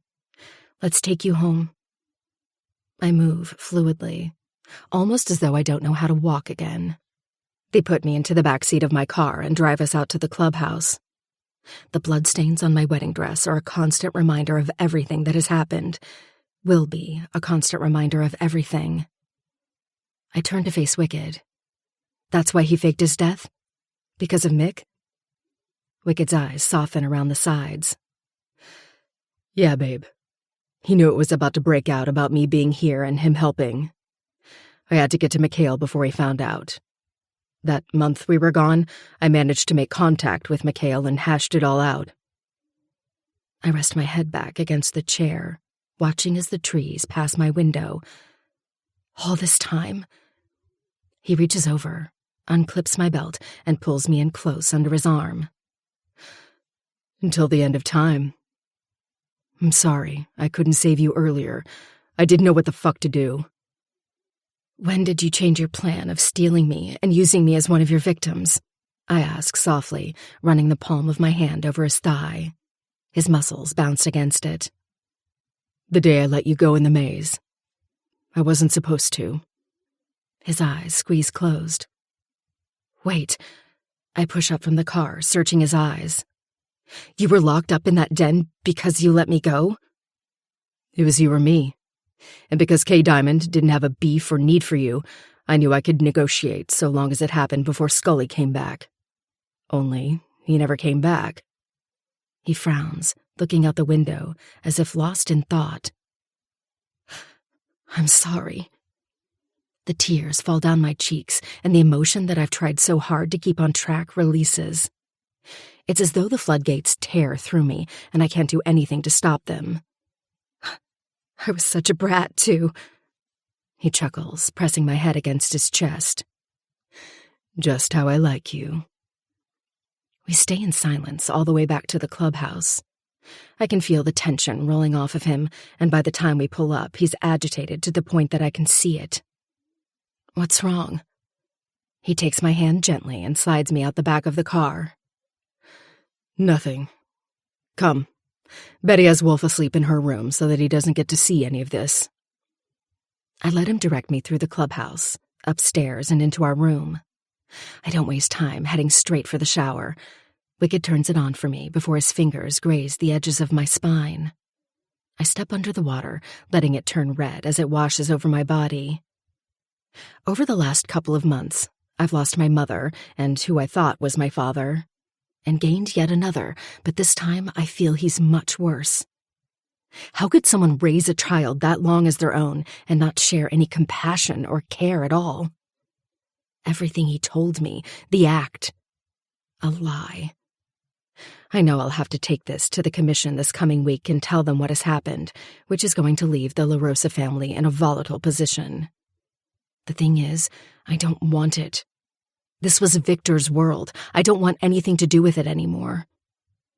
I scrub up, get dressed, and once I've re-entered back into the bedroom, I see Wicked placing a still sleeping wolf down onto his bed. He walks over to me, wrapping an arm around my back and pulling me in close. I have to go down for church with the brothers. You okay here? I nod, resting my head beneath his chin.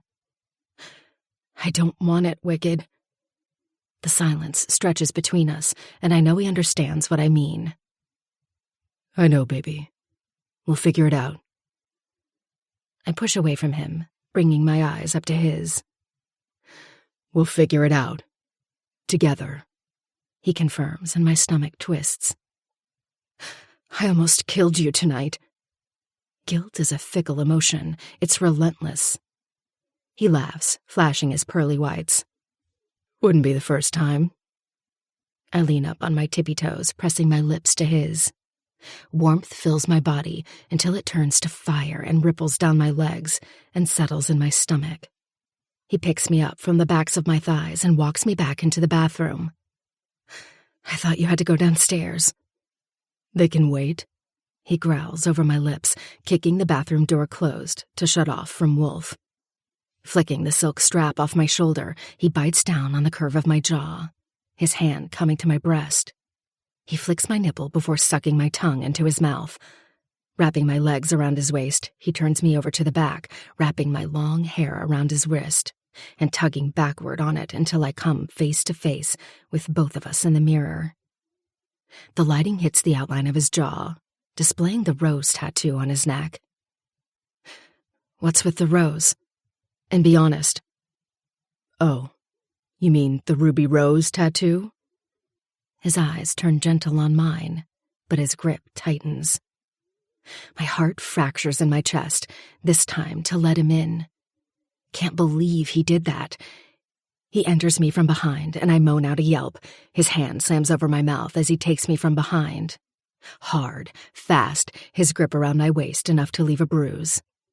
2 seconds later, I crash around him and release, collapsing into his arms when he tucks himself back into his jeans. Spinning me around, he moves my hair away from my face and presses a kiss onto my lips. That was for you, not me. I'll be back later, but don't stay up. He kisses the dried blood on my neck. I'll fuck you in your sleep. My thighs clench, a soft moan leaving my lips. Please do. When he turns to leave, I fold my arms in front of me. Where are you going? He looks over his shoulder. To fill the brothers in. Go to sleep, Ruby. I wait until he's left before finally falling into bed, ignoring the pain of Victor. Wicked's love is potent enough to drown out any daddy issues I could possibly get from this. Chapter 27. Wicked. The MC has always been a family. I think it's why I found a home within the confinements of the clubhouse, because I never had that growing up. Everything there was a mask, fake, because they had to be. Royce is to my right, with Chaos on the left. Beside Chaos is Kirby, Psycho, and Felon, and then beside Royce is Pope and Relic, the other members. I wasn't mad that we lost a bunch of them when I took over presidency. The fucking whole lot of them were run by an idiot. They left the same way they came. Thank you for being here tonight. I start, looking around at them all. I mean it. This isn't something you have to take on. It's mine. But I appreciate the support. Brother, we are here to stay. What is yours is ours, Psycho says, his arms spreading wide. One of his eyes are pure white from being shot when he was a kid. Psycho, from what I've heard, is one of the loyal brothers we have in the MC. Hear, hear, they all sound out around the table. Brother, Royce murmurs, staring at me from over his glass. Continue. My old lady's old man isn't who we thought he was. Not her old man. Was cooking her up all along for me to send her back to Scully, who happens to be her biological father. I lean back in my chair, flicking my unlit cigar between my fingers. There's something I'm missing. I rack my brain for the missing pieces. I don't know. Chaos lights his cigarette, bringing it to his lips. I think it's pretty fucking black and white, brother. He flicks the ash. Scully sent you in, got you to whack off your fake parents, which he knew were part of the Bratva, and Mick's parents, which would draw attention to Victor, who killed yours, which gave him a reason to bring home 2 stray cats, and the wife and Ruby wouldn't think anything of it. That way, you could do your mission and gain Ruby's trust enough to take her without it being a display that would hit the headlines of every fucking news agency. Old man Victor found out about you being of Sicilian blood, and after your initiation, found out about Mikhail being after him for the parents thing and the setup from Scully, so faked his death for a couple of years. But that's the thing. I roll the fat trunk of my cigar between my fingers. Why would he kill Pearl? Even his last words to Ruby were that he loved her mother. Fuck. Probably should have got that out of him before we sent him off to the butcher, huh? Felon jokes, smirking at me from the end of the table. Nah, he wouldn't have told us shit.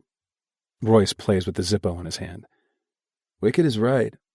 Something ain't right. Did Victor even ever find out about her mother?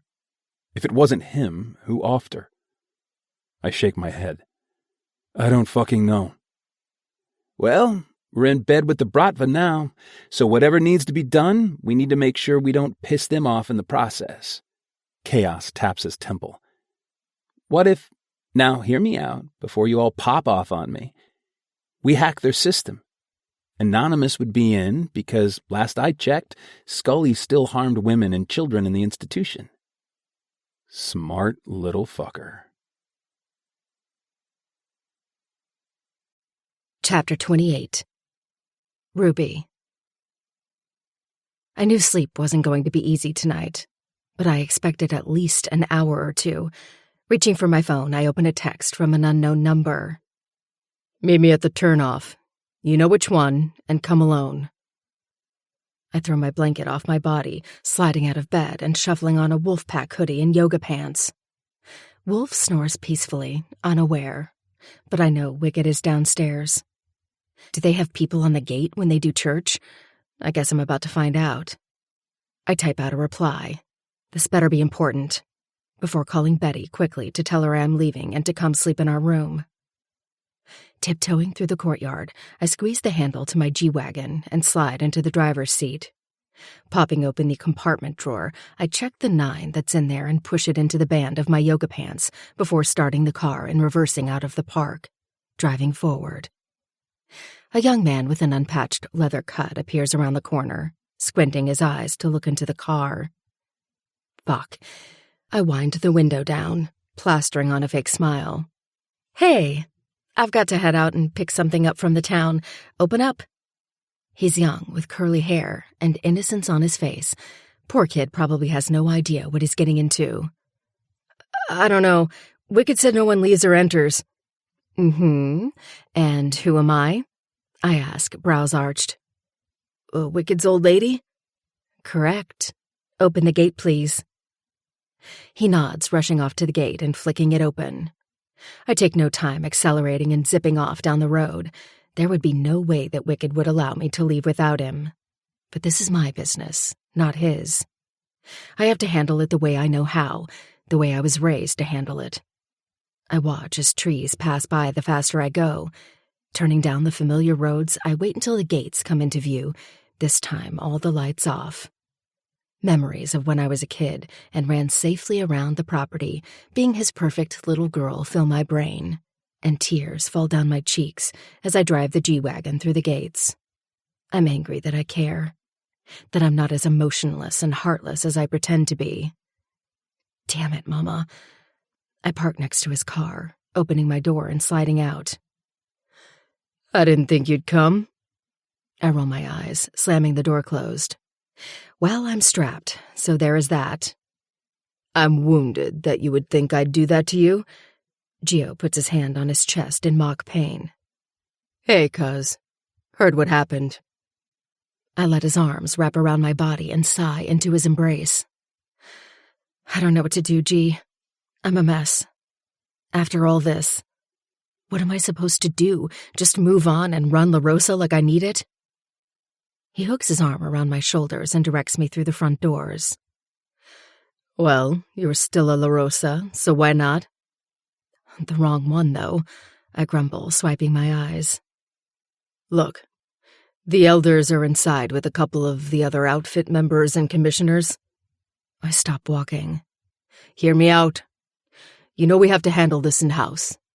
As much as Wicked is a descendant and technically a made man, this can't involve the MC. You know this.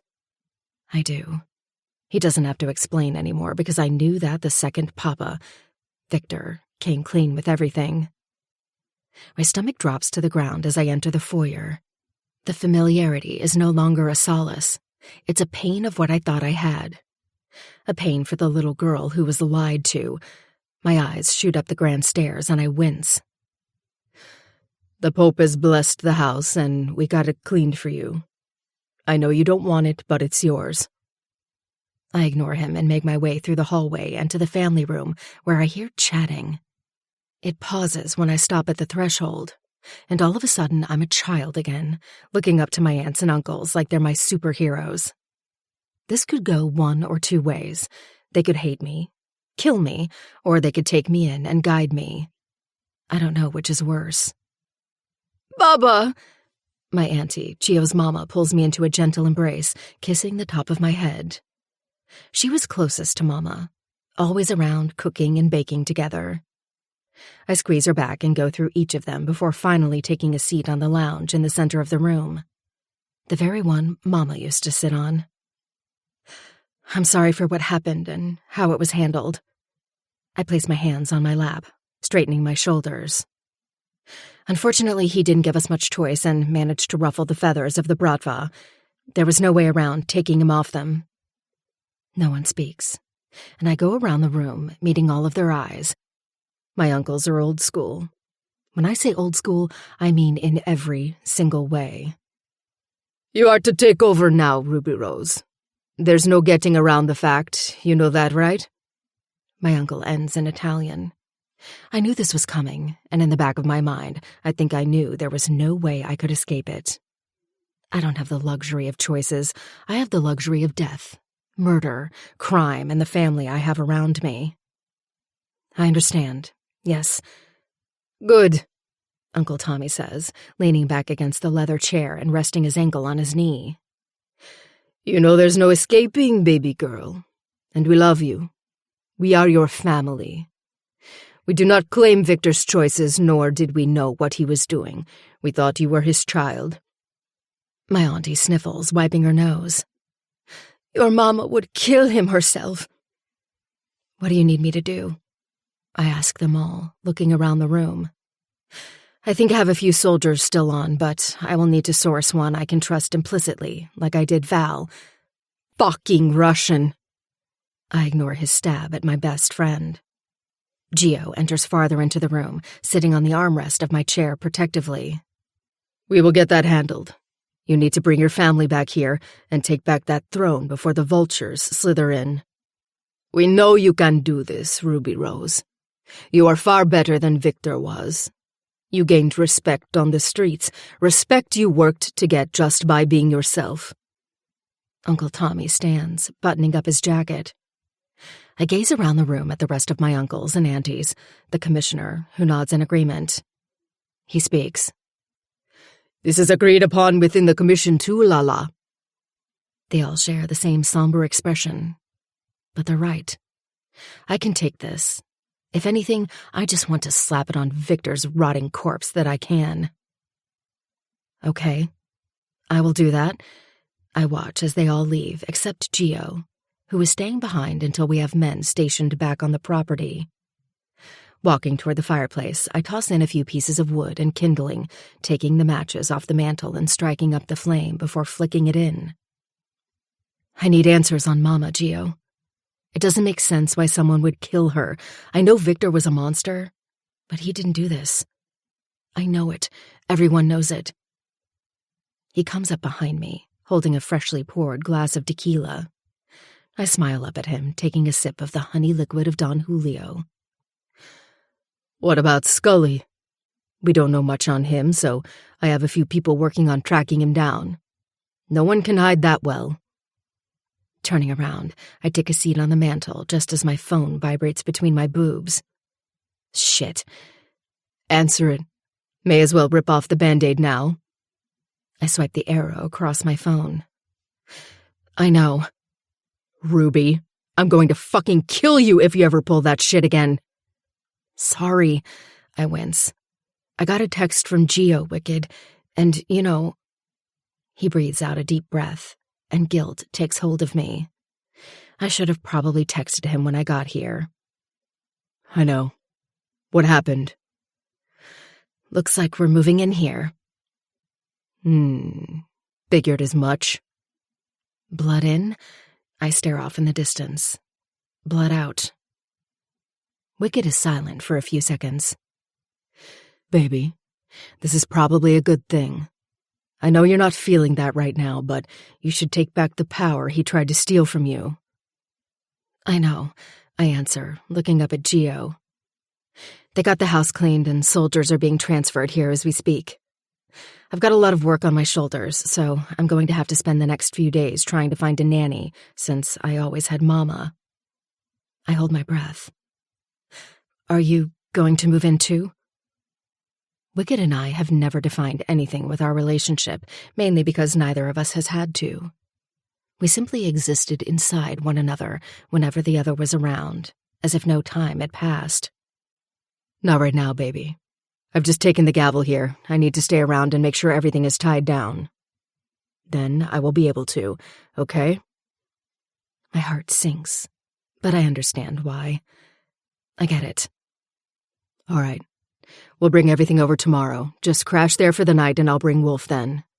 Someone there with you? Geo. Wicked chuckles. Little fuck. Not so little anymore, Geo calls out loudly. How the fuck he heard is beyond me. Okay, I'll see you then. I hang up the phone and place it down on the mantel. What's up with you two anyway? That's a whole lot of damage between two humans. I don't know how you both made such a cute kid. Shaking my head, I reach for the packet of smokes on the coffee table, placing one between my teeth. I stare up at the ceiling, stark white with wooden pillars. The art Victor chose still hangs on the walls, and anger bubbles beneath my skin. We're going to rip this house up a little before tomorrow. Chapter 29. Wicked. There's a secret I've kept from her, and when she finds out, there's no coming back.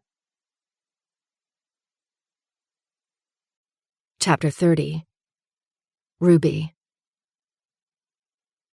This is much better. I look around the house, placing my hand on my hips and swiping my forehead with the bandana I tied to the front of my head. Gio and I did most of the work around the house last night, but this morning we had soldiers already sanctioned at the gates, front doors, and out back. Part of my clearing everything out was removing anything that reminded me of Victor.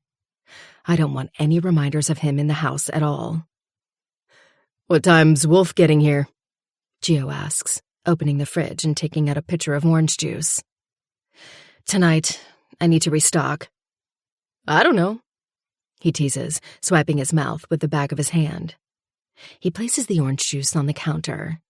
Whoever did this restock did a good job. That'd be me. Juno waves, rolling up his suit sleeves and entering the kitchen. Juno is around mid-20s and has a reputation that follows him. I guess it's why my aunt and uncle sent him to me. Thanks, Juno, I say, smiling. I do need to head into town, though. Necessities for Wolf. I sweep up my handbag. Don't get into trouble while we're gone. Shampoo, conditioner, soap. I forgot laundry detergent. Wait here with the cart. Juno looks over my shoulder. I don't know. I'm in Walmart, Juno. Nothing is going to happen to me in here. I don't give him a second to answer before I jog off down the aisle, searching for the detergent aisle. Junk food, refrigerators. A rug is held over my mouth, and everything goes black. This isn't like the last time. It hurts more. My head aches, my body numb. I can't feel anything around me.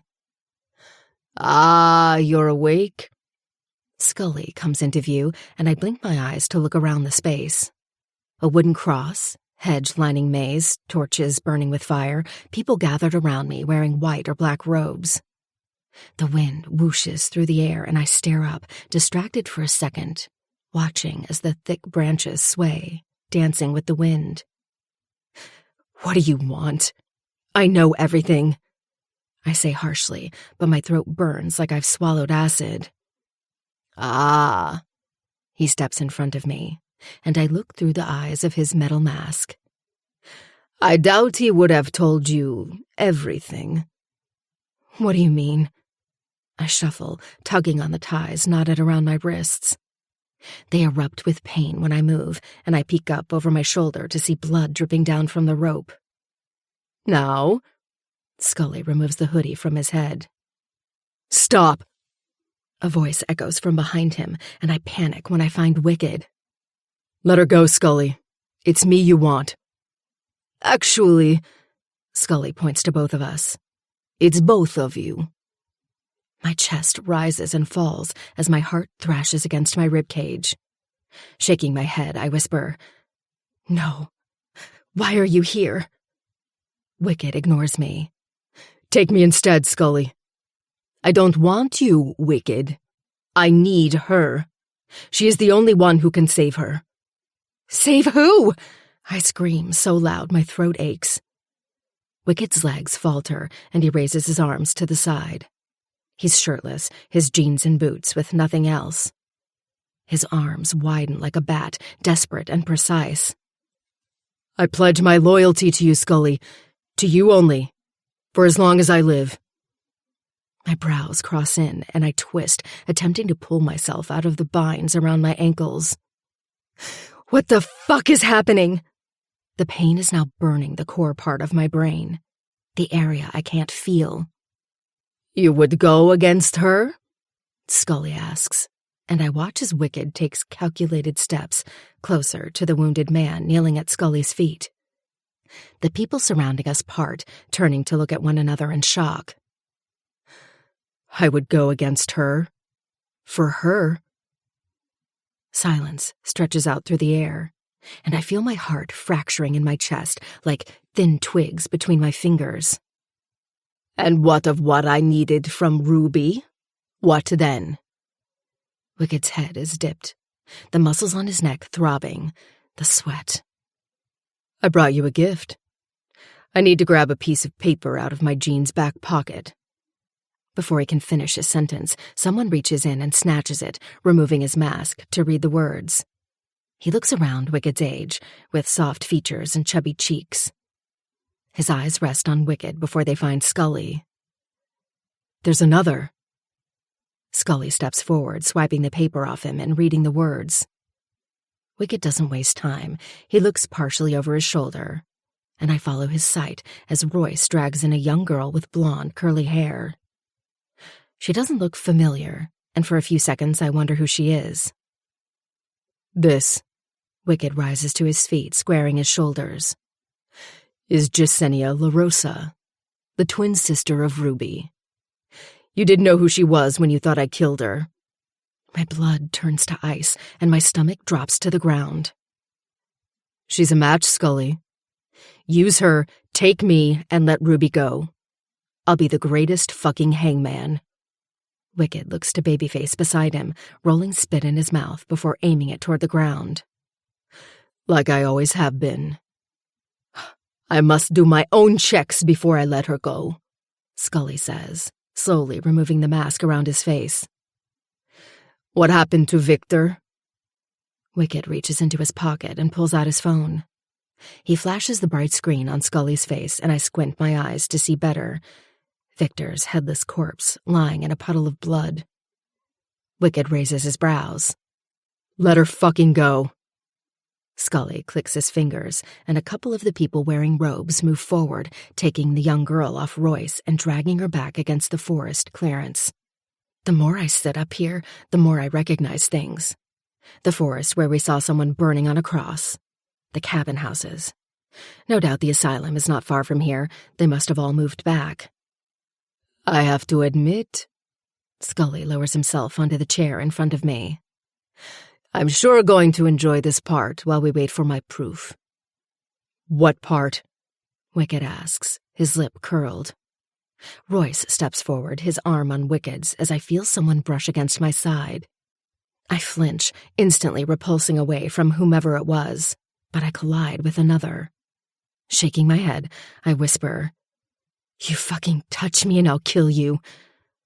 Someone brings a blade to my clothes and tears off my yoga pants and shirt, until the cold night air wraps around my exposed skin. Wicked roars forward, but Babyface steps between him and Scully, who is seated in front of me. Nope. Scully shakes his fingers. If you do that again. Scully stands, turning toward me, and I try to pacify my breathing. My chest rises and falls as I choke on the oxygen that refuses to let up inside of me. He swings his hand back before it collides with my cheek, and a loud crack. Wicked launches forward again as someone to my left cuts my panties off, and another hit flies across my face. Keep going, Wicked, and I'll be releasing a corpse to you. My eyes find his, and everyone else dissolves around me. All that exists is him and I and the monsters that live inside of both of us. I take in deep breaths, holding back the tears that threaten to roll down my cheeks. White noise pierces my ears as I feel hands run up my inner thigh while another grabs at my breast. I hold his stare. He tugs at his hair, the veins in his neck popping as he screams so loudly I don't hear him. "It's okay," I whisper, knowing he can read my lips. "It's okay." I nod. "I love you." Then I squeeze my eyes closed. Someone steps up from behind me, forcing my legs wide open as another pair of hands finds my pussy. Evil penetrates every exposed area of my skin, and no matter how much I fight against it, I submit. Submit to the shame, the agony, and the heartbreak. The man behind me rubs the tip of his cock against the crack of my ass as the other beside me digs his fingers inside of me. I feel the hard edges of a gun run over my jaw just as he forces his cock into the entrance of my ass. I bite down on my lip to stop myself from screaming as I feel the tissue around my ass tear apart. Tears roll down my cheeks, but I won't scream. I won't breathe out anything that will give them the satisfaction. My knees give way as he gains momentum, forcing his way through as dampness slides down the backs of my thighs. The hard edges of the gun are being forced into my mouth, and I open wide, losing track inside my own mind. I let memories of Wicked and me lead me down the road of survival. I don't know how many minutes pass. "It's true," someone says in the background, but my mind has turned to TV static, the kind that doesn't know which way it wants to go. "She's a match." I don't know if they've stopped touching me, because it doesn't matter. I can still feel them on my skin, in my mind, against my soul. "Well, that's great." Scully stands to his feet, I'm guessing, since I can see his boots in my view. "So, you kept it from me that she had a twin, and didn't think to tell me all these years?" Scully's back is to me. "Why? Because I knew this day would come? But your jobs had to be completed, or I would have killed Poppy. Poppy is everything to you. You would really risk her life for a girl who you simply only saw being carried into the asylum?" I don't want to hear his answer. I roll into a ball and cradle my knees to my chest. "For her, I'd risk it all." "Interesting," Scully whispers, clapping his hands. "As you are aware, I've had some time to play around with my projects." His words die out. "And for some time, I always wanted you, Ruby. Do you know why?" I don't, and I'm not sure I want to. I want to scream and cut his body into little pieces, but instead, I roll tighter against my body, unable to move. "Because you're the cure for me. A perfect match since I'm dying. Now you have a replacement. Take your other daughter." Chapter 31. Wicked.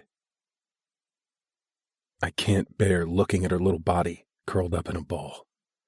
My blood boils to a breaking point, but I know what I need to do to make sure we all get out of here alive. Give the girl back that I saved all those years ago. We all knew why Scully did what he did, why he ordered me to kill off the ones who weren't viable. Whether he took from them after for the black market or passed them to Kate Diamond, who knew? But we knew why he was doing it. A piece of paper slid beneath my door. Rolling up from my bed, I snatched it and unfolded the piece. 444. I didn't know who was in 444, but whoever it was just another victim to Scully, and it was my job to fulfill that, or Poppy would be next. I grabbed the machete that was leaning against the wall and made my way down the long, dark corridor. Door after door passed when I finally squeezed the handle and pushed it open. My eyes flew between the girl tucked into the bedsheets and the woman standing beside her bed. I knew she was too old to be a member here, but also too young to be an elder. She wore dark black pants and a black hoodie with the hood drawn to cover her face. She jumped when I closed the door behind myself, stepping back from the young girl curled in the bed. Who are you? She shook her head. Please, don't hurt her. Who are you? I repeated myself, tilting my head to search her body, looking for any kind of familiarity. I took another step, and she dropped down onto the sleeping girl on the bed. Answer me, or I'll kill you. Her head shook from side to side as she stood from the bed and came straight to me desperately, her hands on my cheeks. Please, spare her. Why should I do that? I snapped, looking over my shoulder. This could get Poppy hurt, especially if I was seen talking with someone I should have killed the second I stepped foot in this room. Because she's his daughter too. Please, free her. Let her go. I stifled a laugh. Not happening, lady. I went to step backward, my hand on the door handle, when her words stopped me in my tracks. It's her sister. They're both his daughters, but he doesn't know about this one. I know you know who I'm talking about, because I know that Victor has been here. I know what he is doing with Ruby. Her name was Ruby? I don't give a fuck about her, I said, honestly, and it was partially the truth. I was definitely interested in her. Lie. She lowered herself onto the bed, and for some fucking reason, I stopped what I was doing and turned back to her. Your real name is Vittorio Amante. My brows tugged closer, but she had my attention. I never knew shit about my parents, only that they dumped me here when I was 4. The woman lowered her hoodie to the sides of her neck, and I felt my shoulders relax. Something about her felt warm. I had never been near anyone of this kind of goodness, except her. Your father was the capo of the Amante Cosa Nostra, and a standing member of the committee. When you were a child, my husband killed him and your mother, and framed the Russians, starting a decade-long war. Her eyes traveled up to me. You were drawn to my girl Ruby because you knew her. You spent every day around one another right up until your parents' murder. Slept in the same crib. Shared the same breast milk at one point because your mother's stubbornness refused to put you on bottle milk. Sorry. She folded her hands on her lap. I guess you won't remember. And maybe not believe me. She stood and pulled out something from her back pocket, handing it to me. I switched hands with the machete, taking the photo from her and looking down at it. 2 babies, wrapped tight in their own little blankets, but facing each other during sleep. One was larger and a little older than the other, and to the side of the smaller baby was a single rose. Her middle name is Rose, but she doesn't know that. I've always told her it was just Ruby LaRosa, but it's actually Ruby Rose LaRosa. Tears fell from her eyes. Like me. Flipping the photo, it reads, Ruby Rose and Vittorio. This could be any baby. I handed the photo back to her, but she ignored me, turning back to face the curled-up girl in bed. She'd be drugged out of her mind, no doubt, which was why she hadn't woken. You know it's not, Tori. Even as she said a name I had never heard before, my breathing thickened, as if my soul had recognized it. This is Ruby's twin sister. They're his children, Tor. His girls. You had that psycho's babies? The anger that erupted inside of me was unwarranted, and I knew that we only had a few more minutes before I was going to have to show them a body. It wasn't consensual. The words fell from her lips, unwashed. Victor gave Ivy to the Russians as a payoff. She had been with them since. I couldn't do anything about it. But when I heard that Anton Volkov had dropped her here and discarded her, with hopes that Scully wouldn't know who he was killing, I needed to step in. I need to save her.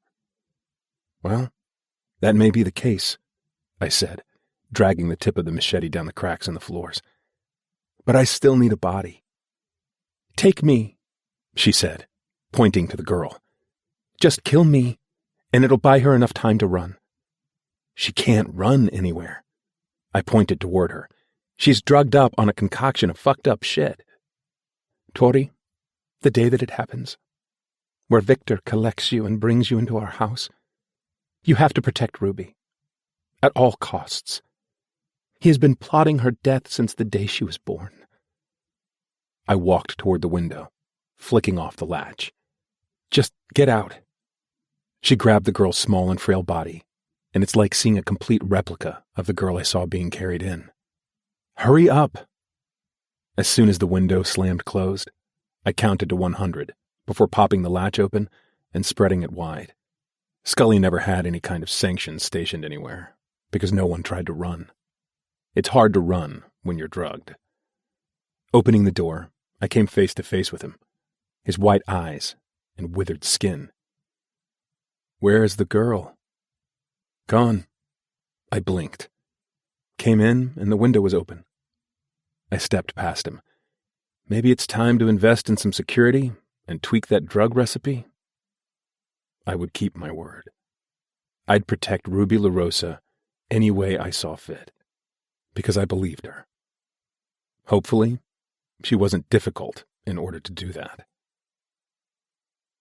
You what? Ruby blinks up at me after I explained to Scully what had really happened that night. You can't give her to them, Wicked. Shut up. Scully's hand flies through the air, connecting with Ruby's cheek.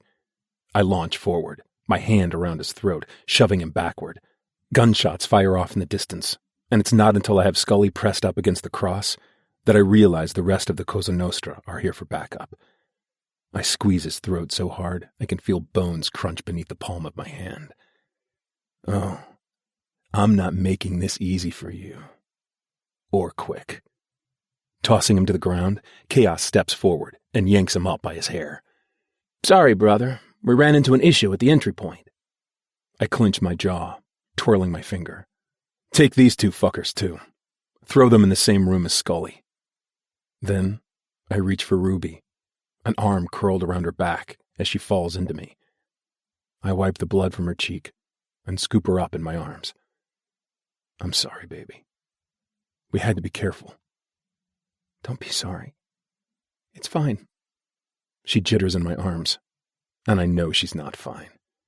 She's tough as shit, but what just happened isn't something you just move on from. Any fucker who lays a hand on a woman without her permission dies by the fucking sword.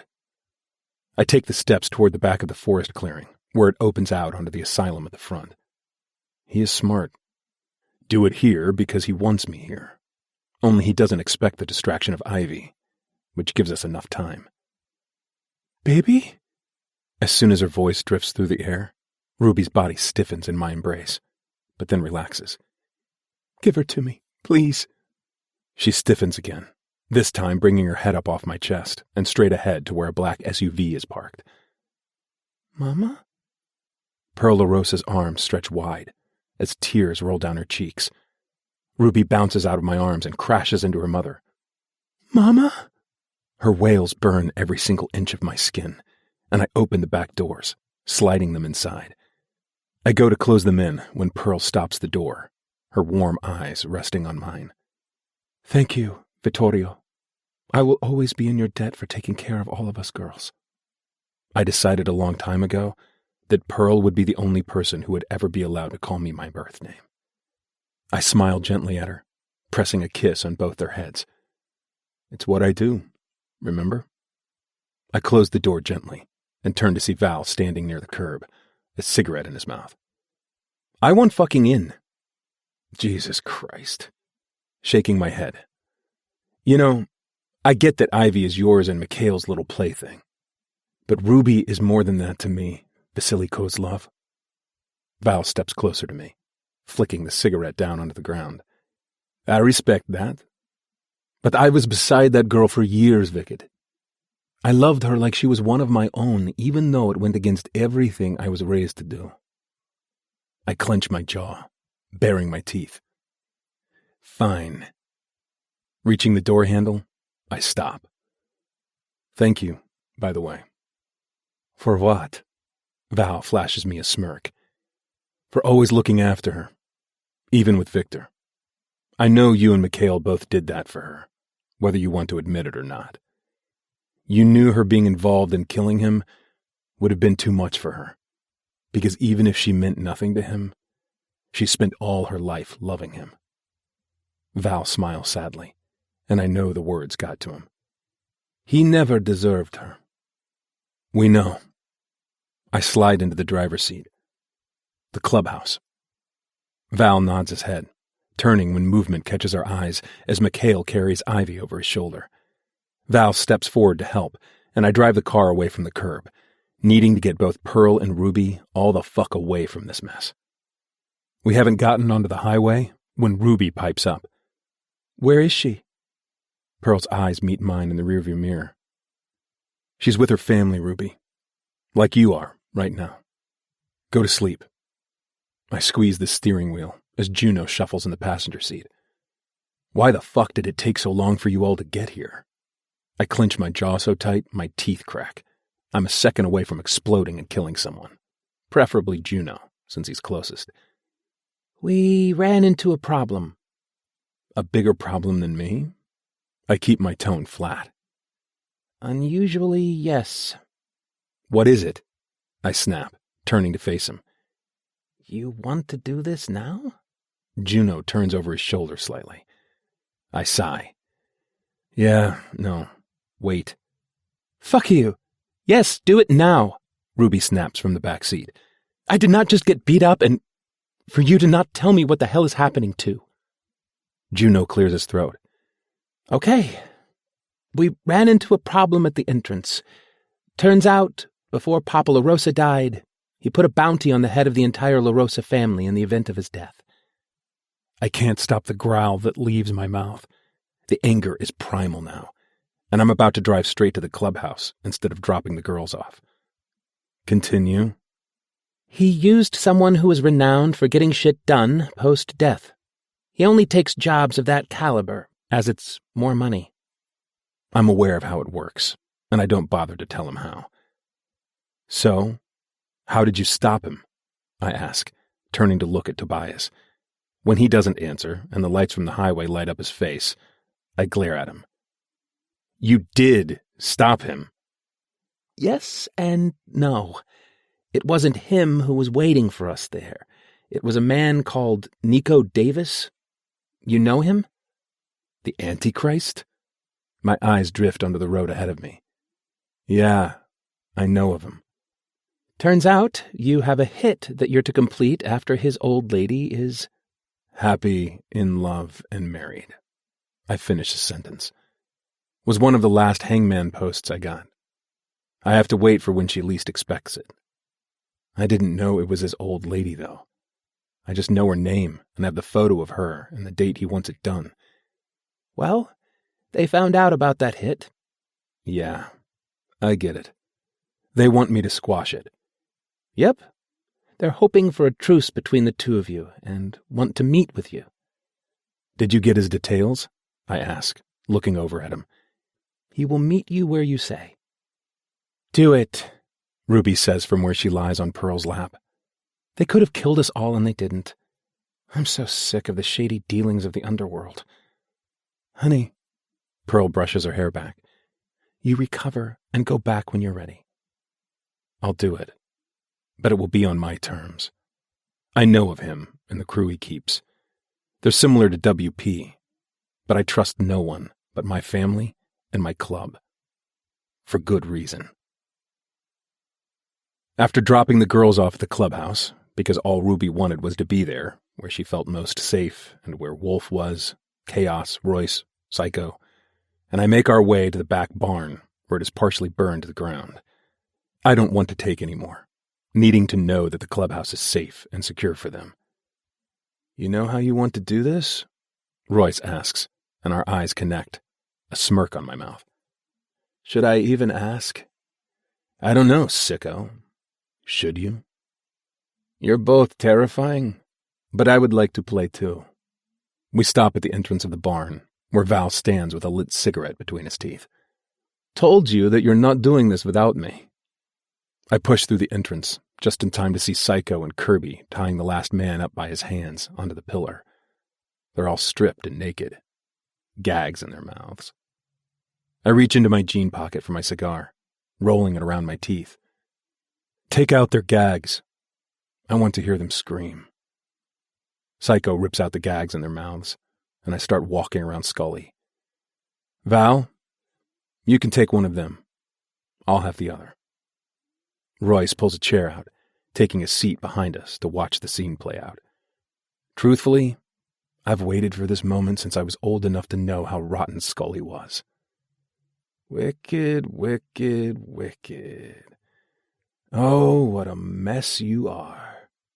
Scully clucks his fingers, and I continue to roll the cigar between mine. Psych, got any nails? Big fuckers? Yeah? I think we've got some in the barn for the horses. I'll be back. I kick the dust around my feet, the ashes of burnt Irishmen beneath the soles of my shoes. Roy, put some music on. Don't want the girls to hear.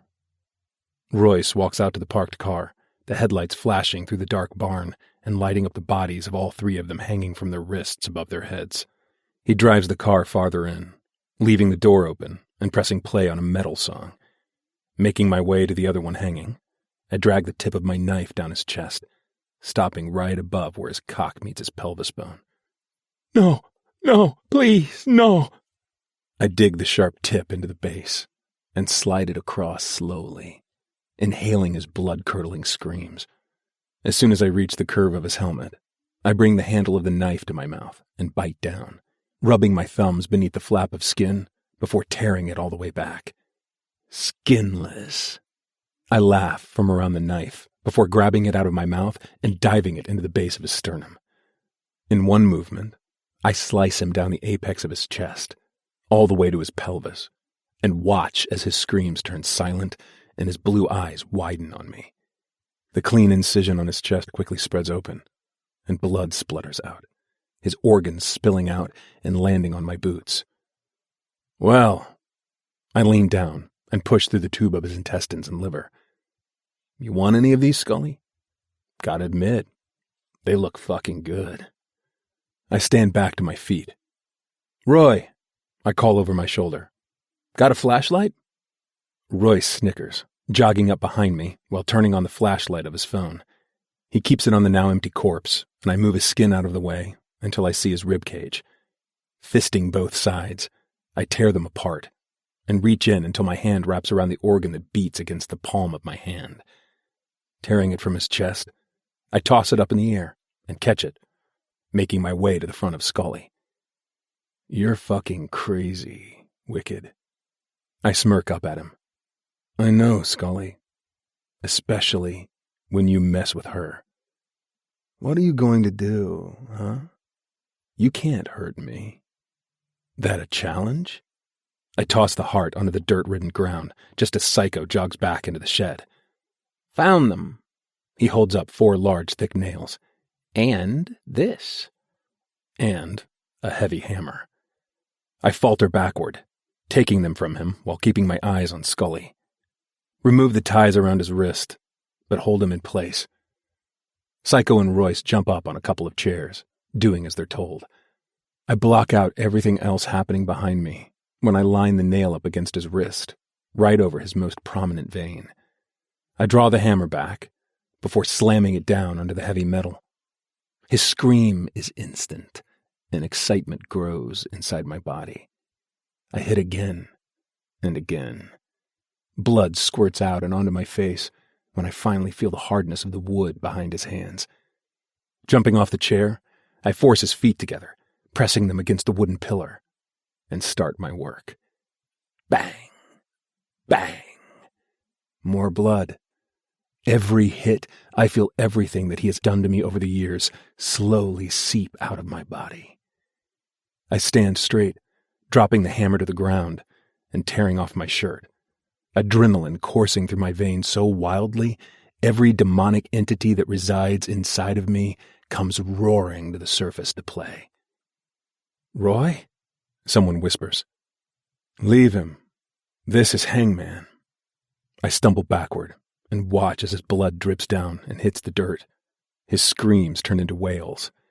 And I know I've hit a main artery somewhere, because he's fading too fast. Fuck. I spin around to find Royce. He's fading. "Well?" Royce smiles his boyish grin. "There is the meat grinder." He's right. That shit has got to be painful. I yank the nails out of his feet as Psycho, and now Val, takes the ones out of his wrist. His body falls to the ground in a thud, and Val picks him up with Royce on the other side. To the back. His feet drag across the dirt as I lead them to the back of the half-burned barn. Thankfully, not this side. And I call out to Royce. "Light!" He points his phone onto the heavy metal machine. "It's manual. Satisfying enough?" "Yeah." The machine sits against a back wall, where saws, knives, and other metal utensils are hanging on the wall. Who the fuck did this? Psycho shrugs. "It's my play area." Mine and Royce's eyes lock for a moment, before I tell them to throw him on the table that moves toward the grinder when I start turning it. Feet first. The fact that he's in pain is enough for me. Crucifixion is like lightning electrocuting you inside out. The nerves in your feet are linked to different areas of your body. It's fucking painful, but not satisfying. I'd planned to drag this out longer, but thanks to my erratic beast that lives inside of me, I got too excited and hit an artery I shouldn't have.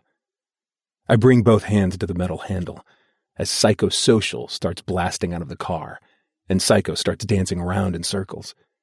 The chaos only adds to the electric atmosphere, and when his feet meet the grinder, the handle gets harder to turn. Royce jumps on the other side, where an identical one sticks out. We both roll it forward, and Scully launches up from his lying position, the whites in his eyes now bloodshot red. Val forces him back down as we continue to roll him through. I peek over my shoulder to see the remnants of his minced corpse fill the barrel. When we hit the middle, his chest expands, and his mouth opens unnaturally wide as blood and minced organs spill out between his lips. I snicker. Nowhere to go. Love when that happens. Psycho leans down near Scully's face, dipping his finger into the mush exiting his mouth and drawing an upside-down cross over the center of his forehead. Royce and I keep rolling him through until finally we get to the bottom of his chin. I stop, scanning his face. Almost want to take a shot of this and hang it on the wall of fame. Fucking hell. Val wipes the sweat off his forehead. You always this messy? No. I shake my head before unrolling his neck and picking up his head, bringing it up to my face. The skin of his neck flaps against my arms as the tube from his throat dangles farther down. Tossing his head into the barrel, I look back at Val's man. Jesus, you skinned him in that time? His bare muscles are exposed, no sign of skin or even a recognizable face. Yep, it's my specialty. Same as Royce, I chuckle. Stepping back, I fall onto the chair that Royce was on. The music still plays loudly, and Val taps my shoulder in passing as he makes his way back to his car. It gets better, Royce says, taking the chair beside mine. One day at a time. Yeah. I just hope she doesn't make it too difficult for me. Oh, her? Royce doesn't hide his loud bark of laughter. Hell nah, brother. You're fucked with that one. I was talking about being president. Asshole. Brothers, though. Royce taps my fist with his. Through it fucking all. I hit the light off in the bedroom, careful not to wake Ruby. I washed all my shit off before coming upstairs. There ain't no way she will ever come near that piece of shit again. You okay? Her voice slaps me across the face, and I wince. She rolls out of bed, and her little hands come to the front of my stomach. I move away from her, but she grabs me by the wrist and turns me back around to face her. Don't do that. I just put our friend through a fucking meat grinder, Ruby. I don't want to touch you straight after doing something so fucking heinous. Her wide eyes search mine as she rests her palm on my cheek. I need you. My willpower wavers, and I lower my lips down to hers, kissing them softly. I need you to replace what they took from me. Swallowing down the anger, I pick her up gently and move her to the bed, knowing that Wolf will be in Mama's bed. I slip the straps of her silk gown over her slender shoulders, sucking little kisses over her jaw. Are you sure, baby?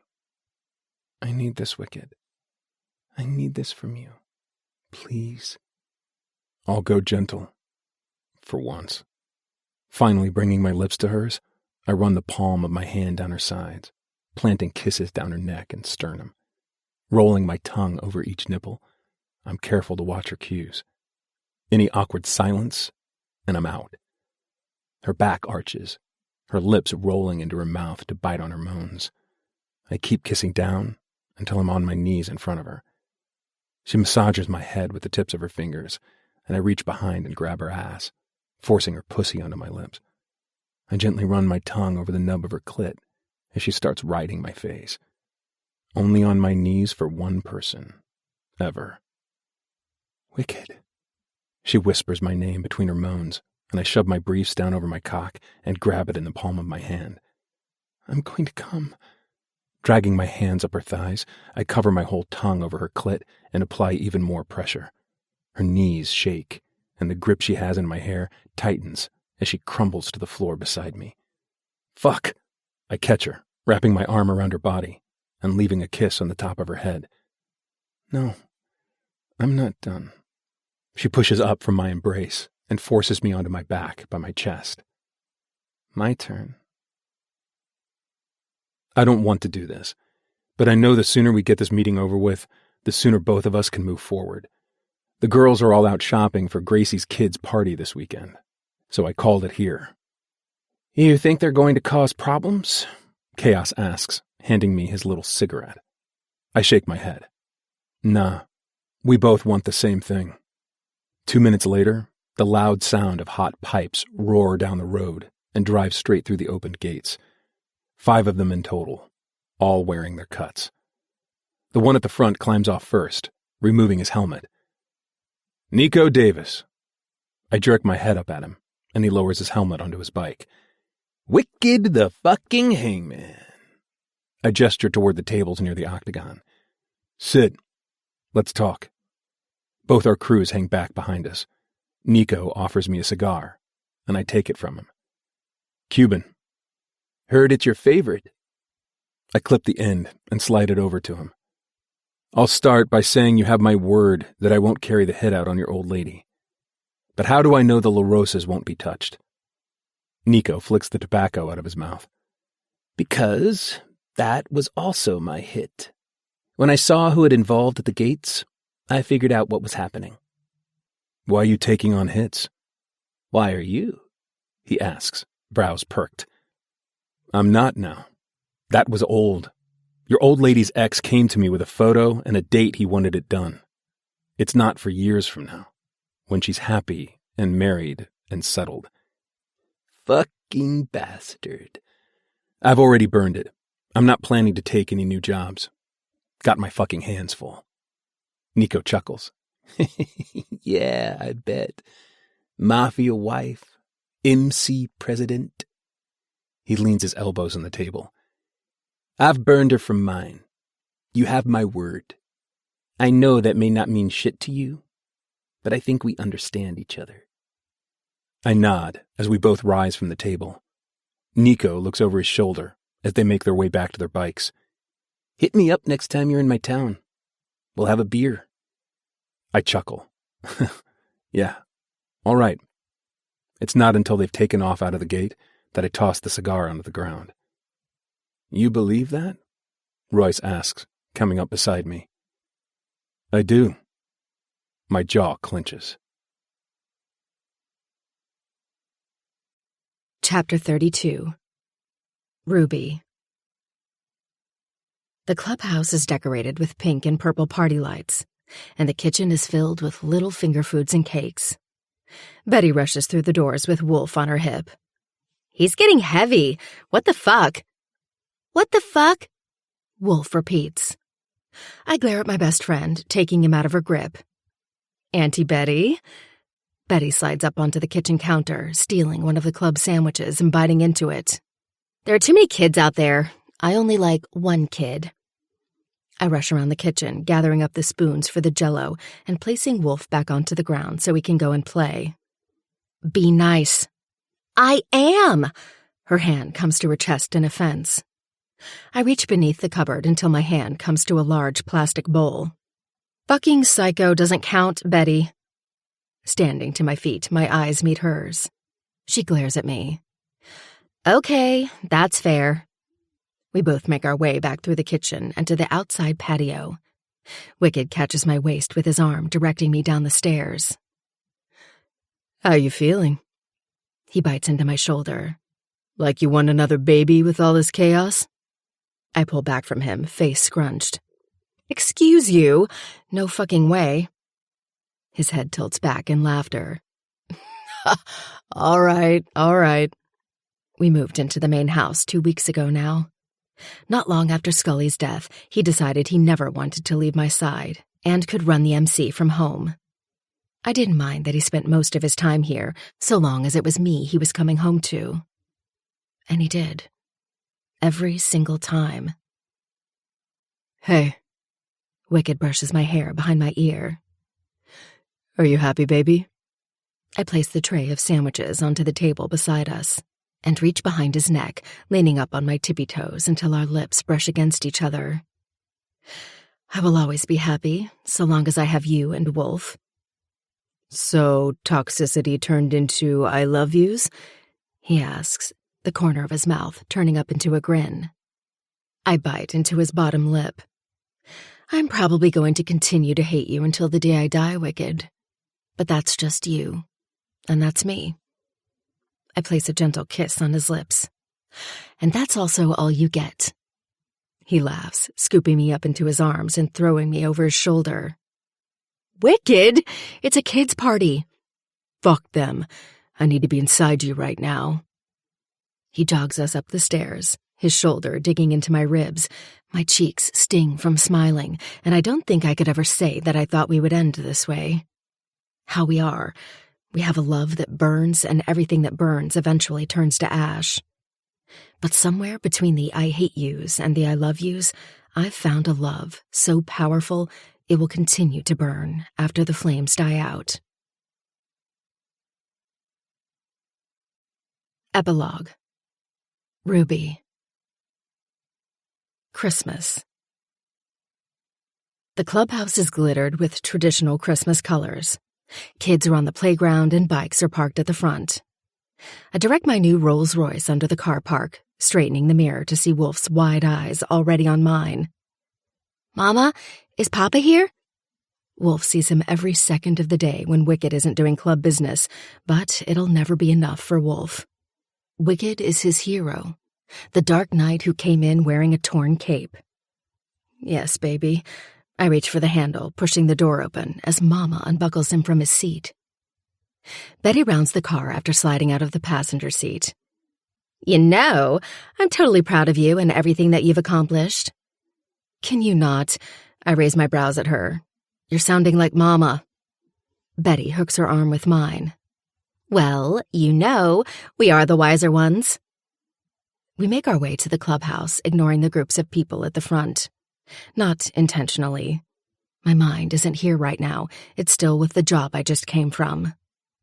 Before I've reached the steps, Wicked rounds the corner, his eyes finding me instantly. You all right? Ma takes Wolf over to the playground with Lion's old lady and Jade's mom.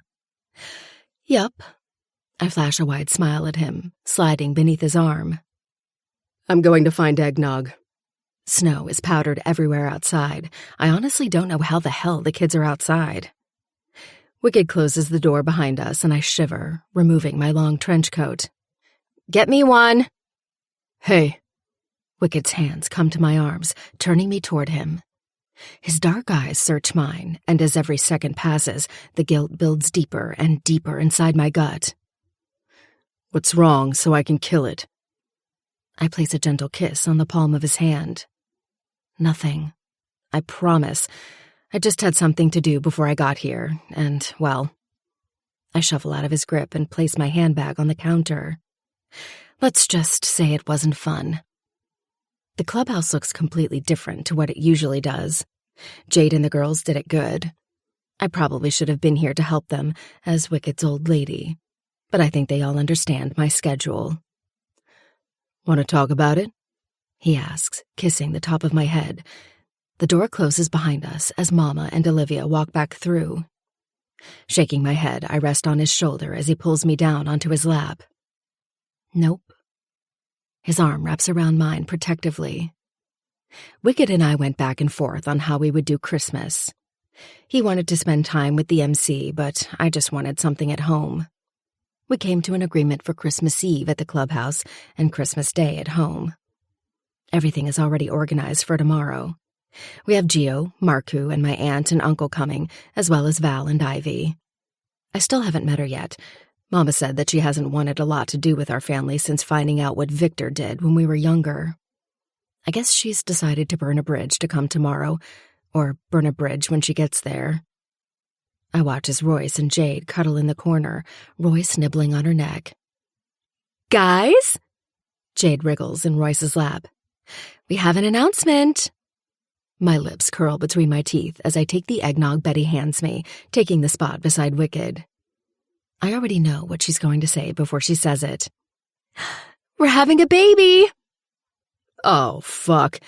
Wicked jokes, and I push up from his lap, dragging her off Royce to give her a hug. Congratulations, baby mama. I smirk into her ear.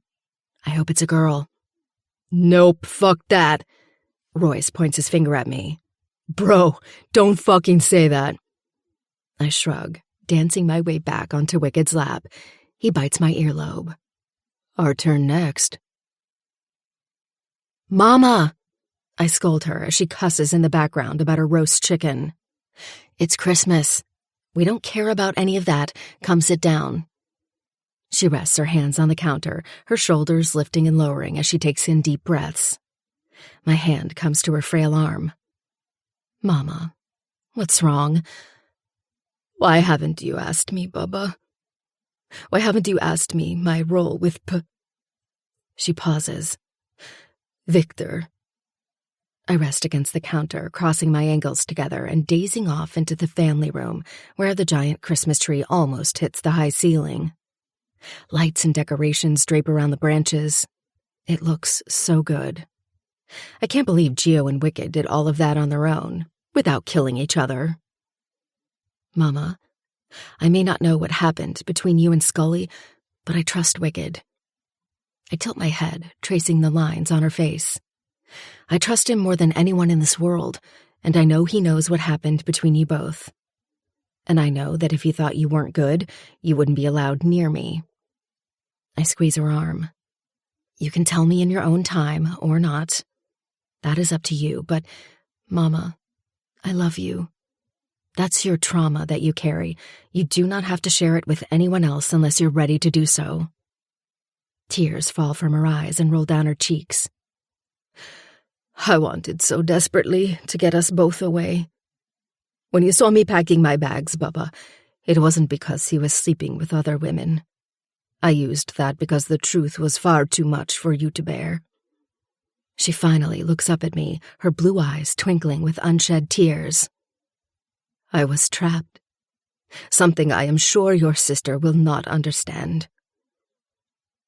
My sister, I wipe her tears away from her cheeks, will learn to understand. She's with the Bratva, Bubba. Don't trust her. Mama, I hide my chuckle behind a smile. I trust Val. She will be fine. Mama waves me off, swiping her tears with a dishcloth. Go entertain the family. I've got this. I leave Mama in the kitchen, finding Gio, Marku, and Wicked in the lounge with Gracie and her daughter. Gracie doesn't have family, so naturally she became ours. The doorbell rings and my eyes fly to Wicked. Baby, play nice. I'm always nice, I mumble, reaching the doorknob and swinging the door open. Val is standing there with a wide smile and arms wide. Principessa. Valerie, I let him pull me in for a tight hug, breathing in his cologne. The man is fine as hell. He's just lucky Wicked. When he pulls me back, his hands fall from my arms before he turns to the person beside him. Long blonde hair, blue eyes like Mama, and skin that matches my tan. She's not a complete replica of me, but you see the similarities. Ivy. Her face cracks into a smile. Hi. I step forward, wrapping my arm around her neck and pulling her in for a hug. A little more awkward than the one with Val, but I don't expect anything else. Come in. I step aside and gesture into the foyer, eyeballing Val as he enters with a cheeky grin. Uncle and Aunt are behind him, so I give them a quick kiss and gesture inside. Uncle glares at Val the entire time, but they've agreed to play nice. Since our settlement with the Russians, and with a La Rosa in their arms, literally both of them, I can't imagine them wanting trouble. Closing the door behind me, my eyes land on Ivy, who is standing against the staircase, watching me. Everyone else has disappeared, and it's just the two of us. Val told me everything. I'm sorry what you've been through with, well, that man? I lift one eyebrow at her, gesturing to the spot on the stairs. She lowers herself down, folding her hands on her lap. She's wearing a white turtleneck knitted dress that stops just above her knees and a single diamond cross around her neck. Her hair is pulled back into a high pony, showcasing her soft cheekbones and bright blue eyes. She resembles Gigi Hadid more than me, the polar opposite in every way. Can I ask you something? She asks gently, and I don't know what I was expecting meeting her for the first time. I guess the thing that scares me the most is that she is going to be exactly like me. Then we'll most likely kill each other. But she isn't. She is the polar opposite, and it is refreshing. Of course. She shifts her body inward, giving me her whole attention. If you had known about me before, would you have done something? Anything to help me? My heart squeezes in my chest at her wide doe eyes. Resting my hand over hers, coffin-shaped black nails against her soft pink. Ivy, there's only one thing in this world that I will kill and be killed for, and that's family. I touch the long curls over her shoulder. And that includes you. She breathes out a relaxed, deep breath. Okay. What's it like there, though? I mean, I love Val, trust him, too. I can't imagine him being a problem. Oh, no, he isn't. It's... Mikhail. I snicker, shaking my head. Last I heard, you three were like a thing? She scrunches up her little nose. Yes, and no. I mean, we are, for the most part, but it doesn't come with Mikhail's challenges. For one, he likes to upset me. Gets off on it, mostly. So, are you all together, or are they yours, not each other's? They are mine, she whispers, blinking slowly toward the kitchen. Val is consistent. Mick is a problem. Well, my hand comes to hers. Good luck with all of that. We both laugh as we make our way to the sitting room, where Gio is dancing to a remix of Mariah Carey's Christmas tunes and For the Kids. My uncle is rolling his eyes at his disappointment, and Wicked reaches for me, dragging me onto his lap. During all of the years of us both fighting one another, we didn't realize we were tying the knots that bind us together. Love, hate, they're both energies. Even now, as I watch my family laugh, joke, talk among each other with smiles on their faces, a sense of peace flows over me. We'll rebuild our family, this home, and if anyone tries to come between that, well. Christmas Eve before the clubhouse. Ruby. Why the fuck am I here? I slam my door closed before Juno can do it for me, treading through the snow in my Prada boots. It's Christmas Eve and I need to be at the clubhouse. I know. Mikhail leans against his Aston Martin, arms crossed. You come alone? I raise a perfectly arched brow at him. Seeing as I have your sister, I'm going to say you don't want to piss me off. I ignore his threat, meeting him at the hood of my own car. I reach into my pocket and take out a cigarette. Mikhail makes me fucking nervous, the deranged bastard. Well, hurry up then. What is it? He tilts his head in a way that I know I'm not going to like the next words that leave his mouth. What I'm about to tell you cannot go back to Wicked, under any circumstances. I blow out a plume of smoke, eyeing him up and down. Why? I don't bother to tell him he can forget it. That man knows everything there is to know about me, and that's not by choice. He tears every secret away from me by the fangs of his teeth. Because you're going to betray him. I choke on my smoke, but he continues to glare at me with seriousness. What is it? The night we got you away from Scully, another MC was there, waiting to take the whole La Rosa family out. They had been hired by Victor in the event of his death hit. The MC decided to make a deal with Wicked instead, since they had suspicions that their president's old lady's ex had that same plan for her, and Wicked confirmed he had taken the hit. You know how we men can be. Mikhail's eyes darken. If he wasn't so classically attractive, this wouldn't be a problem. He would be hard to say no to a lot of people, but because I fuck Wicked on a daily, no one stands to him. Right. Keep going. I wave my hand at him. They came to a truce that neither of them will do it. But there's one problem. I straighten my shoulders. It fell to my man. Now, you know who he is very well. Val, I whisper to myself in my head. And you know he doesn't miss. What the fuck are you asking of me, Mick? I flick my cigarette onto the snow. I'm telling you that if Val does it, she's a dead woman on that date. He doesn't share compassion with civilians. You know this. I do. Shit. Now when this happens, you and I both know that MC is going to start a war with Wolfpack.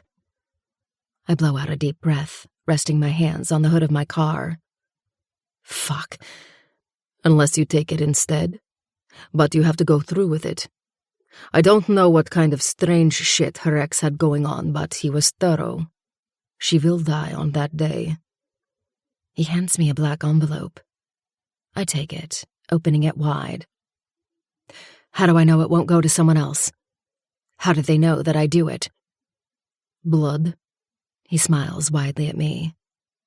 I can't go to the fucking clubhouse bleeding. Wicked has the nose of a fucking sniffer dog. A prick. Mick rolls his eyes, handing me a needle. I prick my thumb and press it onto another piece of paper that Mick is holding, sliding below the thumbprint. It's a $1 million job. A lot of people want it. Well, they can't now. I snap, tucking the envelope into my jacket. Correct. Mick's eyes come to mine before he rounds his car and leans on his open door. Tried to make it believable. No fucking leg or arm shots. He fires up his car and skids out of the parking lot. You okay? Juno asks, opening the back seat for me as I slide in. No. No, because I'm going to have to fulfill this hit, without Wicked knowing, while making it believable. I open the envelope, reading over the date. I'll see you in 20 years, Meraki.